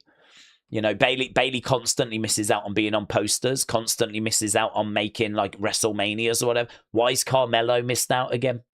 He missed out at WrestleMania, and now he's missed out here. And, you know, people were upset about that. So again, is there something that can be done with rotation? Is that another area that he needs to review? Because that's another area that he gets blasted on, you know? So yeah, it's a different world. I think he needs to accept that. I don't think the fans are going to be changing anytime soon. I think there are some changes to creative. I think there's a lot of changes needed to creative, but there are some changes to creative where if you promise something, deliver on it. And I think that would take some of the pain away, right? Some of the pain. Not all the pain. Well, I've seen a fan say, Dave, Charlotte can still win the ladder match. Jade being a heel can interfere in Charlotte Rhea. Yeah, but Charlotte Rhea is face versus face, isn't it? I mean, we were just talking about booking, weren't we? And we were just talking about make the right decisions. And people aren't going to appreciate what I'm about to say, but the right decision for me is to not look down the road and see that you've put yourself in a situation where you're doing face versus face. That to me is not the right decision, because if you do Charlotte versus Rhea, you're going to have some people that want Charlotte to win, and you're going to want some people that are going to want Rhea to win, and you've just created a bit of a problem for yourself, which was completely avoidable. You could have avoided that. You could have avoided that situation where you've split the crowds. And instead, you could have done Jade Rhea, where pretty much 100% of the crowds are going to be with Rhea. You'll always have the odd exception, but they're nothing but exceptions where, you know, people that don't like Rhea are going to root for Jade, right? You're never going to get 100%. But I think the percentage drastically changes when it's a heel and face dynamic, right? Drastically changes. So for me, if you have like that babyface, whichever option you pick, you're going to upset a fan base, and you're going to, you know, have people angry and frustrated. With heel and babyface, if the heel is doing their job correctly, really the fans shouldn't be rooting for the heel. And so, you know, that way you can obviously go babyface and, you know, hopefully please everyone, right? So for me, I like heel babyface dynamics. I would say old school. I don't think it's old school. I think it's just I think it's the fabric of wrestling. I just think wrestling is heel babyface. And I think, yes, of course, there's times where you do babyface. You really don't want to be doing heel. I mean, heel makes no sense whatsoever, right? Heel. If you do heel, the crowd should have absolutely no idea who to support, because they shouldn't like either person. I mean, a heel is someone meant to get heat, that's meant to be someone the crowd do not like. So if you've got two heels doing their jobs correctly, a heel dynamic should be an absolute disaster. It should be avoid at all costs type situation. And that is something that I really do take into account when we're doing King of the Ring and Queen of the Ring. You know, if that person wins and that person wins, what's that giving me? Is that babyface heel, or is that heel, or what have I got there? And if that person wins and that person wins, what have I got there? You can go babyface. There will be times where you do it, right? But for me, it's something I actively would try and avoid. And we do far too much of it. And I really, honestly, I'm not just like saying nonsense. I mean, I do think that things suffer when you do it, because look at Penta, Chad Gable today. I mean, if there was a monster heel that had that Intercontinental Championship and Chad Gable was going to try and get it off of that person today, I am very confident people would be more excited for that match. But the thing is, I don't think people are as excited because they like Penta. And you know what? If Penta retains, well, that's all right. I don't mind, actually, because I like Penta. He's doing a good job. So, like, Penta is like Intercontinental Champion that people like. So if Penta retains, well, that'll be a shame for Chad. But you know what? Penta's been doing a really good job. So, yeah, I don't know. I kind of like both. And that's because they're both excellent faces right now. And it is sort of like, I mean, for me, I want Chad to win. But, like, if something happened and Chad didn't and Penta retained, well, okay, I've been really enjoying Penta's run. So for me, this, like, we're doing face versus face today, and it's not preferable. It's not optimal. It would be better with that old school heel face dynamic. So yeah, the ladder match, I would go heel. I mean, I've got a baby face that's waiting. I would go heel. I would go Lash. I would go Jade. I wouldn't go Charlotte. Don't think she needs it. I wouldn't go Chelsea. I think if she's gonna, because she's a face, and also I think that people so want to see her get a world title that actually I want that to be a proper run. I don't want it to be an interim belt that she loses 4 weeks down the road. I mean, again, you know, are you just setting yourself up for another Drew McIntyre moment? I mean, they did themselves dirty there, didn't they? The creative, because they put the belt on Drew earlier this year, thinking, well, that'll free up Cody to go in the Rumble and Elimination Chamber. And then, of course, they took the belt off Drew just before WrestleMania and managed to upset a load of people, because there's a load of people out there, as we know, certainly in the IWC, that are tired of Cody. And so they were quite happy that Drew was now getting a run with the belt. And just before WrestleMania, you took the belt off him. And people were upset. And look at what happened with Carmelo. Carmelo was a babyface champion people loved. Sammy comes along, takes the belt off him before WrestleMania. Sammy then gets booed out the building. So, you know, heel and face dynamics are very, very important. It's all about the relationship with the audience, and there really isn't nothing more important than your relationship with the audience. It can absolutely make or break you. It's just, if you're a face, your relationship with the audience is that you're getting monstrous cheers and support, and if you're a heel, you're getting booed out the building and hate. And I mean, that's it really. It's your relationship with the audience. You can't tell me babyface heel dynamics aren't important when it's the most important thing. The only thing that someone could argue is that face versus face is not a massive problem, right? I would agree to an extent, but I would argue that babyface heel is a much better dynamic, is a more satisfying dynamic. To see a good guy get over and get one over the bad guy. There's something just quite primal about that. There's something that, like, I feel like wrestling is built on that. I think back to, like, Hogan Andre, you know? And in fact, most of Hogan's opponents outside of Warrior were heels, of course. Rowdy Roddy Piper and Paul Orndorff at WrestleMania 1. King Kong Bundy at WrestleMania 2. Andre the Giant at 3 and 4. Macho Man, heel at 5. Ultimate Warrior babyface at 6, but only because Hogan was leaving to go and do films. So it was a passing of the torch. And then he comes back and faces Sergeant Slaughter, who's obviously the Iraqi sympathizer at 7. Faces Big Sid Justice at 8. Faces Yokozuna at 9. So, I mean, all throughout that 8-ish run, it's babyface heel dynamic. And I know that, you know, as time goes by, we start to play around with tweeners or whatever the flipping hell that is, right? I mean, that's just a load of nonsense to me. That's just a load of nonsense. But, yeah, I think that, is there a way of doing Charlotte, Rhea? Well, there's a way of doing pretty much any match. I don't think it makes it the right direction to go, though, personally. But I'm not sitting here saying they're not going to go with Chelsea or they're not going to go with Charlotte. I'm not saying they're not doing it. The conversation I'm having is what I would do. And I wouldn't go in those directions. But they could go in those directions. Absolutely, they could go in those directions.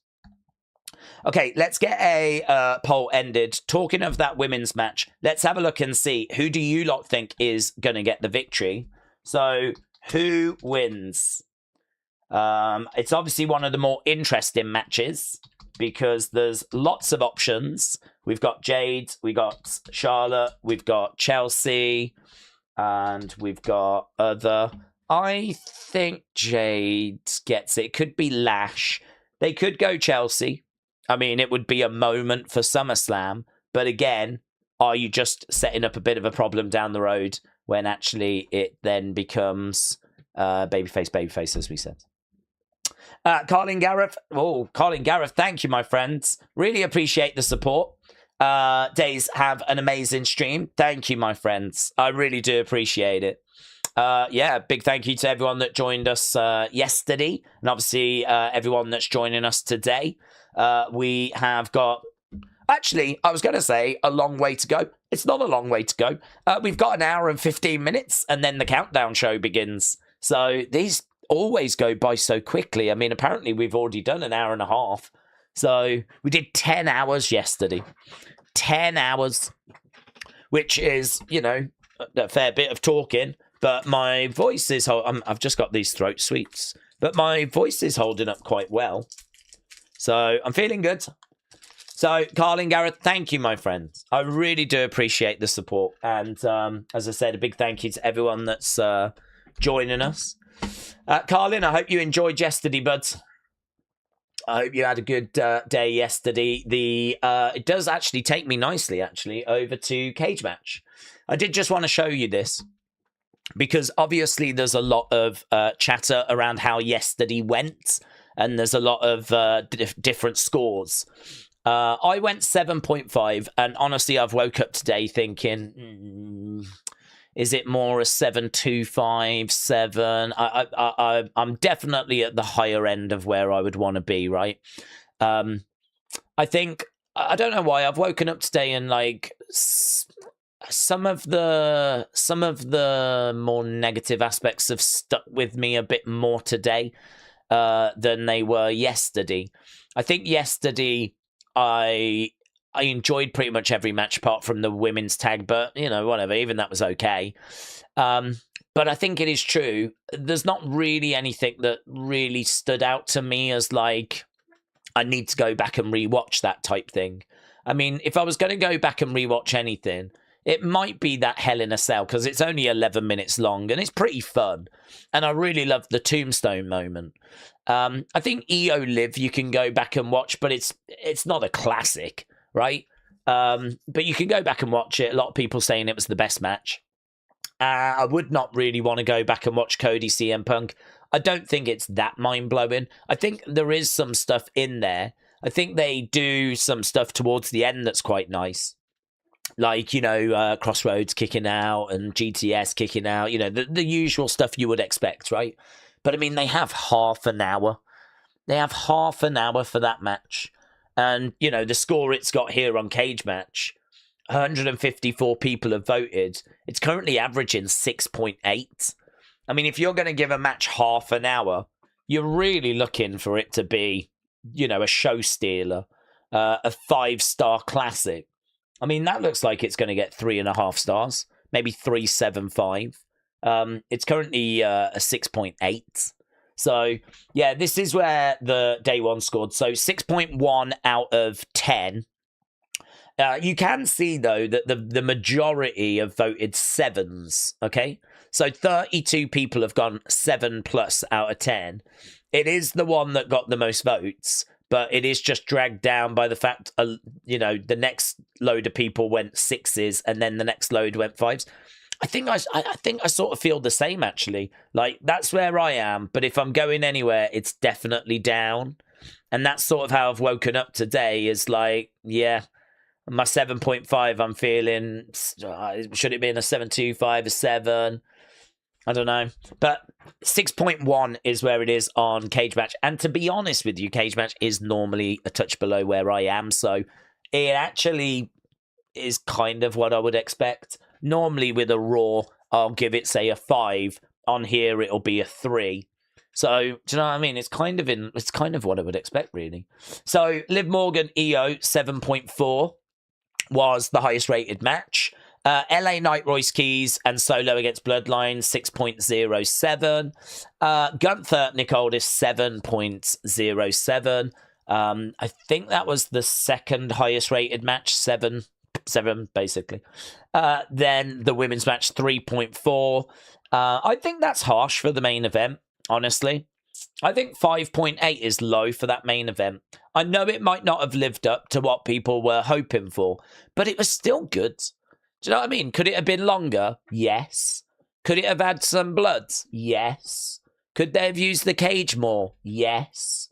Does that mean it deserves 5.8 out of 10? No, not in my opinion.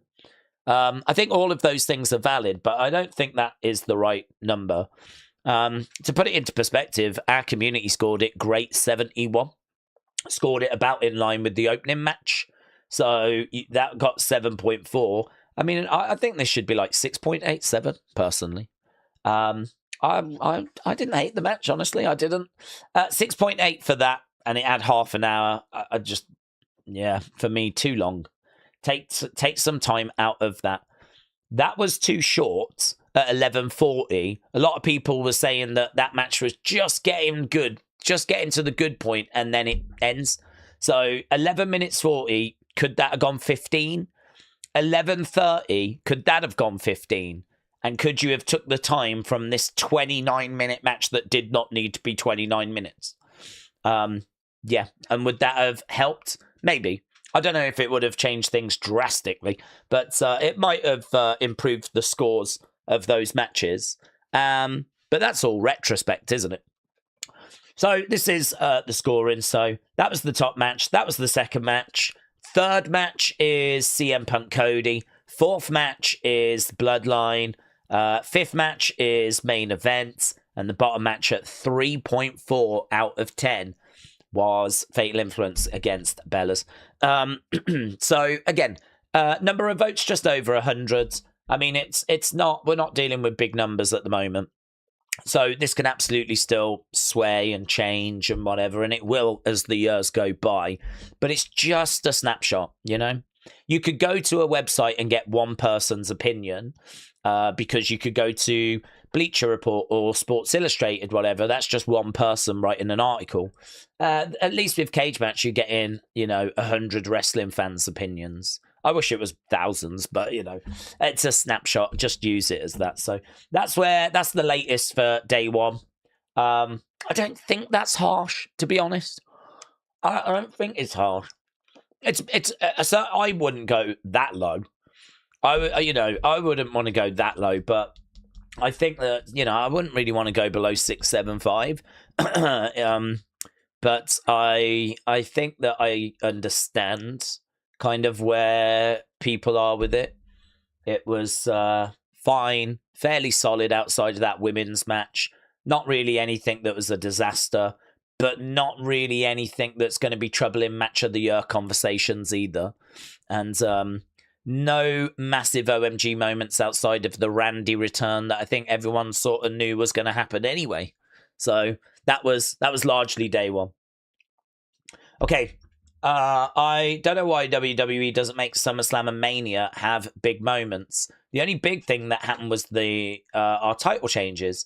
Before, we did get OMG moments happening regular that people used to talk about. Well, let's see what they do tonight. I mean, are they going to deliver a moment tonight? I mean, don't forget, Triple H just 4 years ago had Brock drive down to the ring with a tractor and pick the ring up. I mean, that was under Triple H's watch. And last year, Brock Lesnar came back. Obviously, that was a major talking point. The only down with that is, obviously, I don't know how positive of a talking point it was, but it was a major talking point. So, yeah, OMG moments are still possible. And listen, we could get The Rock come walking out tonight. You could get The Rock making his presence felt. I'm not expecting that. I'm not going into this with that as an expectation, but not impossible. Not impossible. In fact, there's a lot that's not impossible. We were talking earlier about, is AJ Lee going to make her presence felt? Again, not impossible. Every chance that, she could make her presence felt on this show. I'm not expecting it, but there's a chance for it. The only thing I would point to is yesterday, and as you said, there wasn't really much yesterday other than the Randy return and the Bellas turning. So I wouldn't be going into today expecting loads, but I think you likely will get something. You'll likely get something. So, yeah, I'm optimistic. I actually quite like today's cards. I'm not down on today's cards. Chris said Brock Ober started cooking when Brock exposed those wooden boards, and then it was over. That's Brown down, as Simon Miller would say. Wasn't terrible, but I was disappointed, said Chris. Yeah, I agree. I also thought the match really started getting somewhere when he exposed the boards, because that's what people want with a Hell in a Cell. They want chaos. They want two beasts locked inside of a cage, ripping everything apart, getting weapons, busted open, using kendo sticks to trap each other in the corners, whatever, as they fire shots into the midsection. Then the other person breaking out from the corner, breaking through the kendo sticks to have a sick image of them snapping free and, grabbing a chair, whatever. Not even hitting with it, but just hurling it at them, or whatever you can do safely. Of course, I'm not losing my mind. I get that it's still pro wrestling, but I mean, we've seen it before where people throw chairs you're never just going to like properly throw it, because I mean that's too uncontrolled. But like, this is what people are looking for. They're looking for that chaos. They're looking for that carnage. They're looking for that. What am I watching? And that moment where he's ripping up that is that moment, isn't it? What's this? When was the last time we saw the ring boards exposed? I mean, there's so much stuff you could have done with that. So much stuff. There's a tombstone, and even the fall from grace is not on the boards, which, there's only the tombstone that's on the boards, and then Oba gets out of that, hits a fall from grace, and that's it. I agree. I mean, it felt like, oh, here we go. Oh, it's just finished. And that was kind of the same with the Nick Aldis match as well. Here we go. He's come back. He got that cloverleaf. Oh, no, it's finished. It's over now. Oh, there's Mickie James. So I agree. And then, CM Punk Cody, I think you can absolutely shave time off that. I get there was a lot of stuff on the outside of the ring. I mean, it wasn't a bad match. It starts really slow. And I remember there being a few sort of botches that are in there. And we were talking a lot about the wet patch that was on CM Punk's gear, weren't we? We were kind of focused on that for a large part. Then, of course, the match got going and, we stopped focusing on that. But it was, you could have took some time off that beginning, and you could have still kept a lot of those spots in that were towards the end, and used that time for Gunther and for the Hell in a Cell. And I do think that all three matches would have benefited if we'd have done that.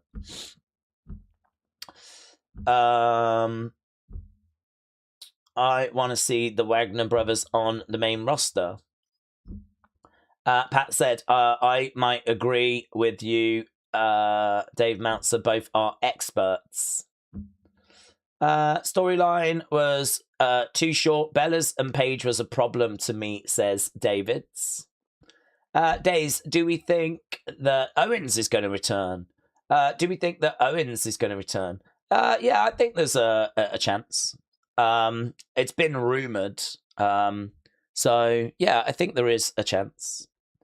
But I don't know if it's today. I think that it could be obviously Raw, or it could be on SmackDown. What I heard is that he's been spotted training at the Performance Center. The reason why I say there's a chance is because he could come back and not wrestle straight away. I don't know in what capacity he's coming back. He could come back and have a word with Sammy, So it could be a case like that. So yeah, it was. It could be that he comes back, has a word with Sammy, gets beaten up, and we go down some sort of road like that. He doesn't have to come back and start getting physical. But what I've heard is that he's already training at the Performance Center. James said Fallon melted Twitter with a Bella dance. Yeah, with that little thing. Yeah, I did see that. People got very. She's done it before, actually, but people got very excited at that, didn't they? Okay, get your thoughts in. I'm going to try and get to as many as we can. Big Time says, Days, it feels like Braun, Mello, Lyra, Soul, JC can get attention on TV and big PLEs because it can always be, it feels like you can get the proper attention. Feels like we got Usos, LA Jade, Charlotte Soul on the big cards. What do we mean? Oh, you're saying that but JC was used yesterday, wasn't she? With Fatal Influence, and there was a rumor that she was going to be an opponent for Rhea. So I think JC is fine. Soul, I think, could have made it on this card if she had not had, the call up that she's had. I think we can all see the issues there. I mean, she should not be on this card because she is someone that I don't know if she's really battling with nerves or self-confidence, but I have never seen her botch on the basis that she is botching right now. She did not have this reputation in NXT. We were not talking about her botching moves in NXT. But yeah, the Soul Snatcher, obviously, she seems to be okay with that now. but there was a good few weeks where that was off. But I mean, the other day, even in that match with Raquel, she does that cartwheel on the top rope, which is really hard, by the way, and comes off to go into a DDT. But I mean, she ends up coming off that top rope and just falling onto Raquel. And these aren't things that really matter because, high risk, high rewards, and there's a high chance they go wrong. The only problem is, if you're not in control of what you're doing, there is always that chance that you are going to land on someone and injure yourself, injure them. And, that's obviously a problem. Like, if you're going to do a move, you've got to execute it, of course. And if you're not executing it correctly, you're not in control of that situation. That can lead to injury for you, but it can also lead to injury for your opponent. So we can sit here and say, it doesn't matter. She'll work it out eventually. It'll be fine in the long run. But actually, it does matter, because if she's not in control and she doesn't have the confidence where it needs to be, then I don't know what's going to happen in her next match. I don't know that she's safe. I don't know that she's not going to get injured. She's not going to land awkwardly on her arm, on her shoulder. I mean, those sort of injuries can occur with just next to nothing. I mean, sometimes, wasn't it what tore Bronson's tricep? It was him just breaking up a pinfall. He got in the ring to try and break up a pinfall, and as he landed, he just landed a bit funny and did his tricep. So you kind of fall off a top rope or don't hit your landing and land on your shoulder instead. I mean, look at what Seth had to relinquish the championship over. It was a coast to coast where when he landed, he just landed a bit funny on his arm. She slips off a top rope, lands a bit funny. She could be out of action 6 months. So you can say it doesn't matter. And it doesn't matter in the sense of, I'm not judging her for it in like she's rubbish, right? But the botches happen, and they're going to happen when you take risks on that magnitude. But it does matter that you're not quite in control. It does matter that you weren't known for this in NXT, but it's happening. Pretty much something's going wrong in each match. So I would struggle to use Sol Ruka as an example of someone that's missed out on SummerSlam and we just don't know why. For me, we've gone way too quick with her. We need to have her come in, just wrestle some matches, then start adding in elements, building up the confidence, let her get her feet, having her come in and get to feuding with Becky and winning a Intercontinental Championship all within a month is, you've gotten too quick with her. You've chucked her in the deep end and she's drowned. Congratulations. So, let's get the lifeguard in. Let's grab her, take her to the shallow end and be like, listen, you're really good and you're going to be fine and you're going to have a great career. But let's just ease our way into this, shall we? Right. So Sol Ruka, I'm not too worried about. Bron Breakker, again, it's no great mystery, is it? Let's be honest. Bron Breakker was not getting the pops and the reactions that we were looking for. The aura that Trick has got, the aura that Oba has got, is not the aura that Bron Breakker has got. Bron Breakker's promos are not that great. There are times where he can get animated and he's going off on the camera. Those bits are good. But his standard basic promos are not that great. And his in-ring, he's got that explosive hit in the ropes quick. He's got the spear. But really outside of that, I don't know, you tell me. Where are all the 4-star plus Bron Breakker matches? I think that there is a prospect there very similar to Sol. And I think that there is work to be done where we really figure out how to present this guy. And he's got to do some figuring out as well.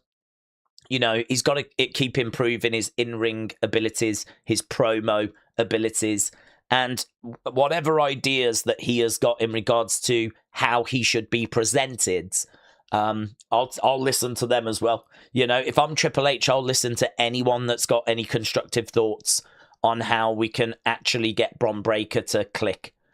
So for me, we tried with Bron Breakker, and it's not clicked. And that's probably the best way I can word it. That X factor, that secret sauce, which is not a secret. The X factor, the secret sauce, is basically the aura, the connection with the audience. And that is achieved through different means. It can be your entrance. It can be the song that plays, and then like Oba, brilliant entrance music, and then he's there with his silhouette and obviously his size and his presence. That with the entrance music going into the walk, right? And that's something the fans can join in with. I mean, before he's even hit the ring, he's got an X factor. He's got a presence. And I don't think Braun carries that. I don't think he's got that X factor. I don't think he's got that presence. And until we can quite work that out, I think that it's a bit of a conundrum. There is an argument, and I don't know if this works, but there is an argument that you just pull the trigger, put a belt on him, and hopefully people chasing him and people like, him being put into various big high-profile championship matches is going to sort of force him to kind of the aura to click, for him to look like a badass, right? I mean, it's one thing to murk Akira Tozawa. It's another thing to be murking Roman Reigns and picking up a win. So do you just, barge forward with him? Just, commit to it and just hope that it works? I mean, that's a gamble, isn't it? That's a gamble. And I don't think Triple H is a gambling man. That's a gamble. And honestly, I would push back on the notion that belts get people over. I don't think that works. Because, and I've said this before, if a belt got someone over, you would just take Theory and put a belt on him and he'd be over. Clearly that is not the case, Maxine, when she was Intercontinental Champion, she wasn't magically over. And so for me, putting a belt on someone doesn't magically just get them over. It's all about the aura, the presence. It's all about the promo work, the in-ring work. It's everything that gets brought together. That's what makes that X factor.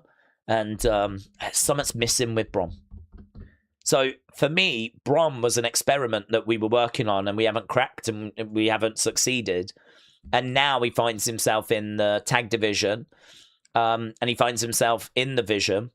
I don't think they are giving up on him, but I can't sit here and say that we should be doing something big with him at SummerSlam at the moment, because I don't think we've figured it out. Don't think we've quite worked out how we're going to present him and what we're going to be doing. So, whatever the plan is there, and I hope there is a plan, I'm all right with them saying, let's get SummerSlam out the way and we'll go back to Braun after. I don't know what the plan is, but I don't think 2026 is going to be remembered as a great year for Braun Breaker. So, but that doesn't mean that he's over. It's done. So I think I would push back a little bit when it comes to JC, Soul, Braun Breaker. I think Lyra's got a very interesting character that's only just started with Bayley. And yes, you can make an argument that Lyra Bayley should be on this show. And actually, the other day we spoke about if we were going to put it on, what would we take off? And I think we sort of settled on the Danhausen Dominic Mysterio match. I think we sort of settled on that as like, would we just make that a segment? And actually, we do Bayley Lyra instead. I don't know when they've got a plan for Bayley Lyra. I don't know when they're planning on doing it. So it's hard to say. Like, you're taking away from a future show, aren't you? So I don't know what show that is. But we know that we do need things for SmackDown, for Raw, I agree. Why is it always Bayley that misses out? I mean, I hear that and I agree with it, right? So I don't know. I think that they've been a bit cold because they've been in the tag division. We're heating them back up now. So yes, they could have been on this card. The decision has been made that they miss out. So I don't really buy that there's like this conspiracy theory. I think that's the core of what it comes down to. I think the core point that is being made is that there is a conspiracy against people, and that Triple H has got his favorites, and he just always uses them. And I think at its core, that's probably the conversation. And I think I would push back on that, because I think Triple H is someone that is trying to get the best ratings possible. He's trying to put on the best product possible. Triple H is judged on ticket sales. He's judged on views. He's judged on, the 3 R's, as Nick Khan says. So Triple H and Nick Khan work together to try and deliver the 3 R's. That is ratings, revenue, and relevancy. And I really do believe that that is the focus. People can have whatever theories they want, and they can make whatever claims they want. But for me, I believe that the big headline is that we have to deliver the 3 R's. That is what TKO are judging Nick Khan and Triple H on. I just don't believe that there is this pettiness of, oh no, I hate Lyra, we're not going to put her on SummerSlam. This is so childish. This is so childish. I don't believe that. I can believe that there are parts of the IWC that believe that. I don't believe that, because I think that we're talking a $1 billion business. We're not talking about like someone's figure federation. We're talking about a business that has got, thousands of employees, is globally recognized, is bringing in revenue annually, like in the billions. And if it was to be sold, it would probably be about 10 billion. 10 billion if you want to buy it, right?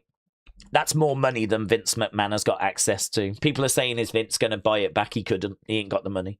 He'd have to go into, deal with the Saudis or something like that to try and get it back, because TKO bought it for about 6 or 7, was it? And obviously they're going to want a return on their investment. So this company now is worth more than that. So it's probably around the 10 billion. There was a rumor that someone at TKO said they wouldn't sell it for less than 20 billion, but I don't believe that. I don't believe it's worth that.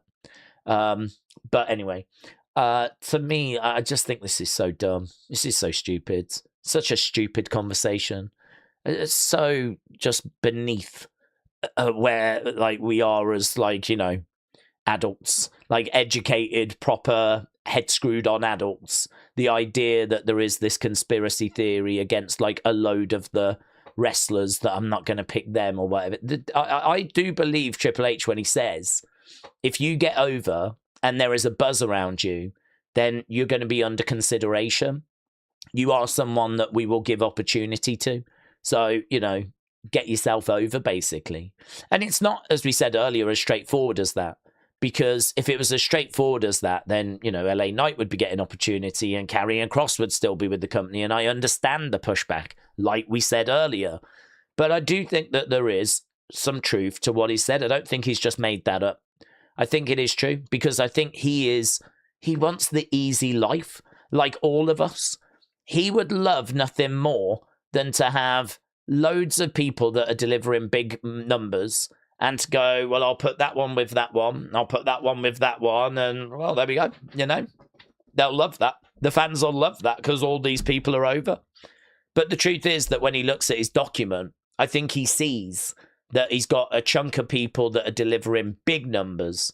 And then there is a step down with the people underneath that. And you can point the finger of blame at Triple H and say, well, that's your fault. That's your creative. That's your bad creative that's created that. And that wouldn't be unfair. I think that that's a fair criticism. But I think that he is probably telling some truth when he sits at a post-show press conference like he did last night and say, I am looking to promote and work with those talents that have got themselves over, that have really got some buzz around them. Those are the people that I'm going to be giving opportunity to. Whether that's his fault or not his fault, I think that is still the truth. And I think that this idea that, like, if you're Lyra, if you're Soul, if you're this person, if you're that person, you're not going to get, like, this opportunity. I disagree with it. I think that some of those talents haven't risen above yet. the rest of the locker room. I think some of those names haven't started to shine and actually take opportunity. But then equally, you can sit here and go, well, that person's been botching. That person hasn't got over. That person's just changed character and is in a feuds. And maybe it was a bit too early to put them onto the SummerSlam cards. So it's all a case-by-case basis in it, but I don't think there is that big conspiracy. Haku is back on TV, says Benny. He is going to be the toughest guy in wrestling. What two members of the bloodline are unstoppable? Maybe Yokozuna, Roman. Oh, I think Yoko was unstoppable. I think Roman's... I think Yoko was stoppable. Roman is... Yeah, Roman's probably up there. He's still stoppable. I mean, Cody stopped him. But I think Roman is probably the number one when it comes to the Anoa'i family. I think Roman has to be number one. And then I'm trying to think historically. I mean, Rikishi never quite hit the heights, did he? That you would hope to see. Umaga, again, pretty fun. I mean, a great look. But obviously suffered losses. Never got to the World Championship. Yokozuna... it's got to be Rock, innit? It's got to be Rock. I mean, even he was stoppable. I don't think there are unstoppable people. Even Brock was stopped. But probably the biggest two you'd go with would be Rock and with Roman. Netforce, hello, says Braun Breaker is a Steiner. He's not going to have 4 5-star matches or the best promos. It's just in the DNA. Fair. And actually, you know, I mean, if we accept that, right, and it's okay to accept that, then, of course, you go, fine. So he's not going to have amazing matches and he's not going to have killer promos. So those are always going to be areas that are slightly under-delivering. So that means that it's got to be the look. It's got to be the look. It's got to be the entrance. It's got to be the presentation. Because if it ain't the matches and it ain't the promos, it's got to be the look. And I don't really think that's there. To be honest, I don't really think that's there. I don't think it's helped that when he comes walking out in the Vision, he's walking out alongside Bronson Reed, who's wider, right? And just as tall. And Logan, who I would say is taller and more jacked. I mean, actually, you know, visually, Logan is the one that looks like he should be the leader of that group, if I'm being brutally honest. You know, I don't like saying it, but it is true. I think visually, Logan is tall, jacked, good-looking guy. To me, he looks like the one, he's the horse you would back out of the three of them. And then you've got, like, Bronson as, like, you know, the enforcer guy, and then Bron Breakker, who, I don't know, man. He's just not... It's just not standing out. It's just not popping. It's just not right. And, you know, we could spend a long time talking about what would you do to fix that, whatever. I don't think we're going to do that. But I can understand why we've kind of turned the volume down on him at the moment as we just get past SummerSlam. And perhaps you got some plans for him as we head towards War Games. Perhaps there's some plans in place for him to do well in the Rumble. I don't know. I think there's obviously still potential there. I mean, he's still explosive. His explosivity is obviously his athleticism is his biggest strength, right? To me, that's his biggest strength. So how do you turn down the deficiencies and turn up the things that he does do well? And how, you know, does he need a mouthpiece if he can't do promos? Yeah, maybe. Is Heyman the right person? I don't know. He might be. He might not be. It might be that we need someone new and different to kind of put with Bron Breakker so that it's... Because the problem with Heyman is got a bit of size to him, right? He's not tall, but he's got a bit of size to him. I think it might look better if you had a smaller person with Bron Breakker so that he just looks bigger in comparison.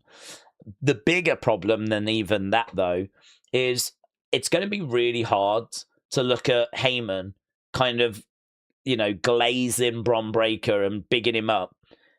And naturally, you're just going to compare Bron to Brock and to Roman and those names that Heyman is really known for. And I don't think that's a good comparison. I don't think it's good if you see Heyman in a ring talking about Bron Breakker and thinking about who Heyman used to be with. I think this kind of is not a great. It's not a great comparison. I don't think Bron stacks up to Roman or to Brock. So I don't know if I'd want to do that. I might be more interested in bringing in someone that can talk, that's a bit smaller, that is a really good promo. I don't have that name. I'd have to try and find this person, but I know this person will be out there. Someone that can stand next to Braun, that can really big him up, that can talk. And actually, this person could be a really good foil for Heyman. I mean, it could be really fun to bring someone new in that can talk, that Heyman hates. And you could get a bit of backstage tension between these two sort of advocates, managers, whatever. And could you imagine this other person like dressing as Heyman, whatever, and Heyman like... I think there'd be a lot of fun to be had there, actually. And actually this being the advocate, if you will, for Bron Breakker. So I think if I was in creative, I'd be thinking along those lines. If Bron Breakker's not a great promo, how about I try and find him his own advocate that is not Paul Heyman? And I do not have a name for that person, by the way. But in regards to, like, just trying to fix some of those problems. So yeah, he'll be fine. I think he'll get there. I think that, it's not like, he's done. He's going to lose his job soon. I think that it's like we got to just keep working at this and figuring this out. And there's still, things we haven't tried. Sammy doesn't need another title, said Bonkers. Another title shot. He could get an opportunity thanks to Money in the Bank. Durban said, does Solo LA Royce get involved in the main event? As Solo has got a thing, he really wants to take out Roman. I don't think so. I don't think so. I'm not expecting that. I think that they had their moment and they've been feuding with, the Bloodline, and they've sort of, dealt with that issue yesterday. I think that this is obviously a big, high-profile match. I think that, it wouldn't have shocked me that you had Solo backstage speaking to Steph saying, listen, if you need some help, I'm still here for you. That wouldn't have shocked me, but we've not been seeing backstage moments. And I was complaining about this yesterday because it really did feel like something I was missing. I did really, really miss not having those backstage moments because for me, it just meant that the show felt very sterile. It felt very structured and not in a good way. Not in a good way. Oh, that's interesting. And 50 odd minutes ago, Club WWE members have got exclusive access to this signed Oba Femi Funko Pop only at Club WWE member shop. Grab it before it's gone. That's cool. That's cool. If they're gonna have like signed items that you can purchase and it's only available for Club WWE members, that would be of interest to me.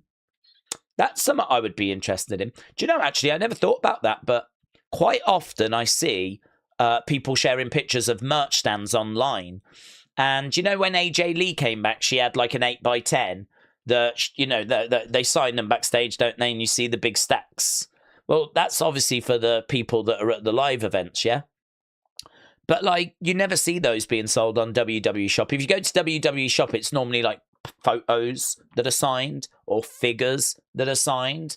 But, those 8x10 things, they don't really ever make it on WWE Shop. And I always thought that if AJ came over to the UK, did a live event, I would be really interested in going because I've never seen AJ live.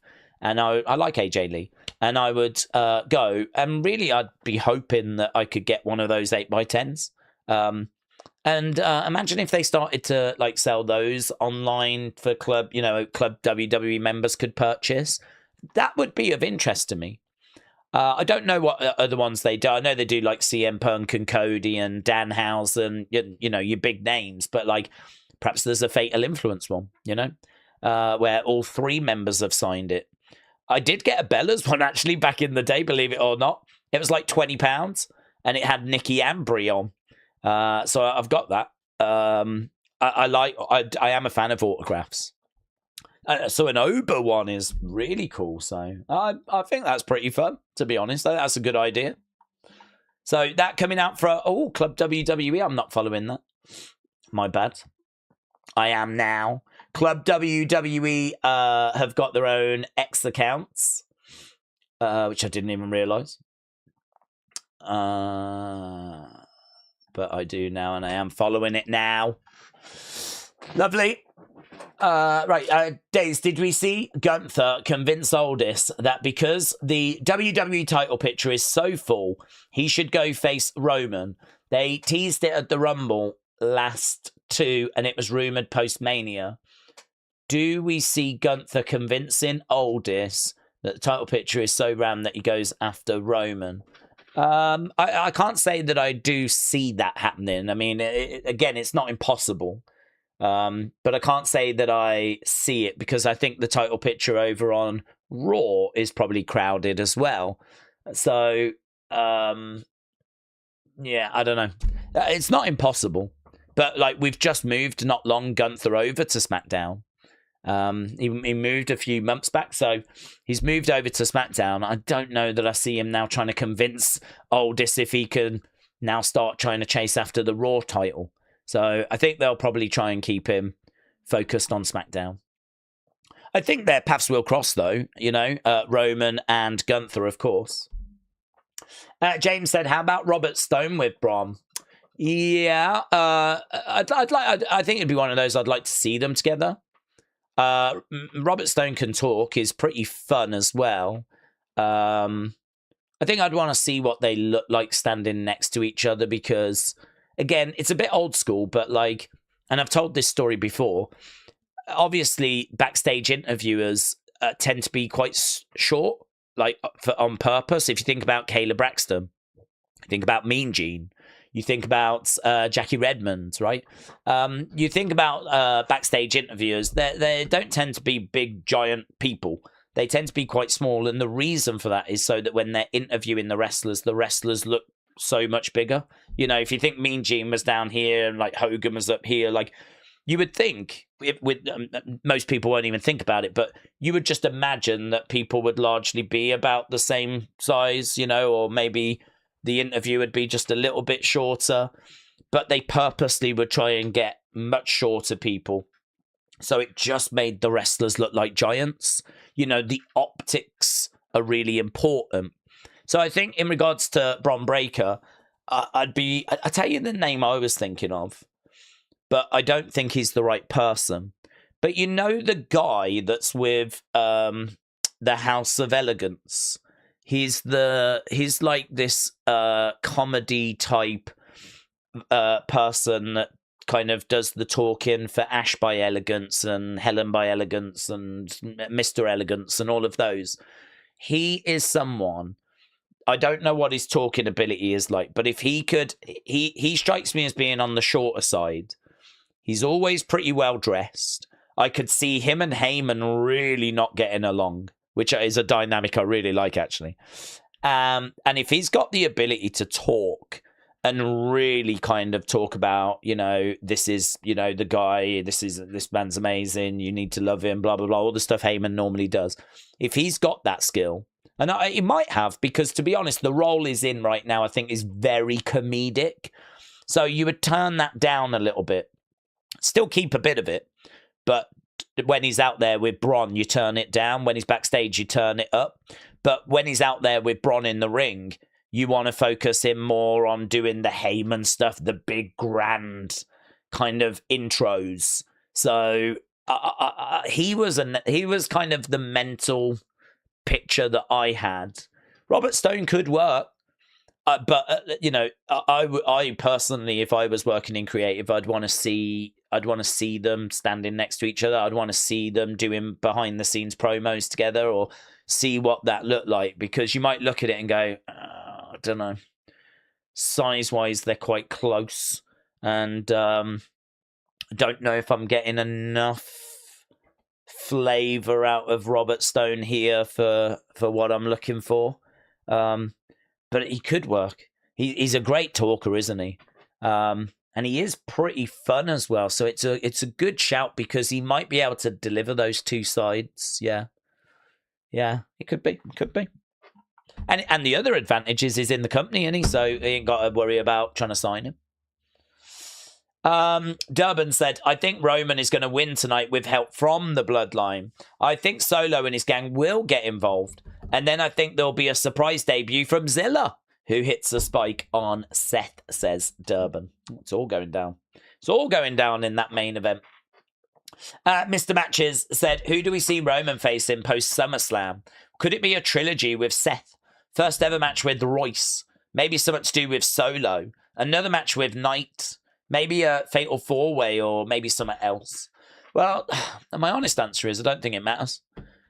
Which might sound boring, but I just don't think Roman's losing this title. So if it's going to be Solo, or if it's going to be LA Knight, or it's going to be whoever, I don't think Roman's losing the belt. Because I think that we are on a collision course of either Roman Rock or Roman Ober. And I think that either of those matches, if we're doing them at WrestleMania, I think you want Roman going in as strong as possible. And I know that there's people out there that are probably going to want the belts going chucked around. This person's having a run, now that person's having all this. But let's be honest, that's just not Triple H's way of booking, right? That's not the kind of thing that we can expect from Triple H. And I think in this regard, next year's WrestleMania, they're either going to want to do Rock Roman, or they're going to want to do Rock Ober. Rock Roman or Ober Roman, and either way you're going to need Roman going in like a big star, at the peak of his powers, like having been champion for like a year type situation. So Solo you could absolutely do. I mean, Solo is an option. He's just managed to get past the Bloodline. I think LA Knight might have a shout as well. I think you're right there, because he got the pin on Jay. So LA Knight getting the pin might mean that he finds himself getting an opportunity. I don't know that that's a good idea, though, because to be honest, do people want to see LA Knight get an opportunity but fall short again? I mean, what's that going to do to the fan base? The thing with LA Knight is I don't know what the right way forward is, because if he doesn't get opportunity, people will complain. If he does get opportunity but not succeed, people will complain. So unless you actually give him the belt, you're going to have people complaining. So I think that's a difficult one, honestly. I think for me personally, I'd give him money in the bank. I'd give him money in the bank. I'd give LA Knight money in the bank.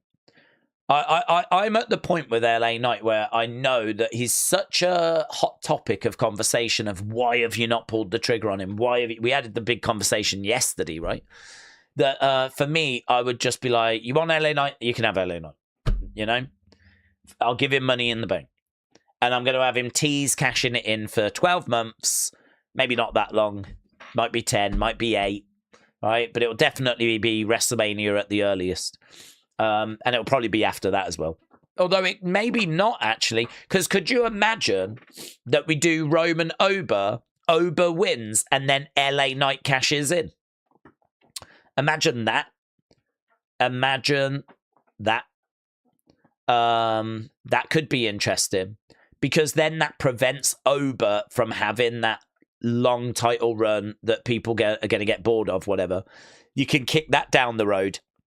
LA Knight finally gets his championship run, which is what people have been waiting for. It'll be extra drama at WrestleMania. So, to be honest, would I do Roman LA Knight with LA Knight losing? No, because I just think you're setting yourself up for moaning and negativity and people getting upset. Do you know what I mean? If you can see an iceberg coming, why hit it? And that's maybe the lesson Triple H needs to learn.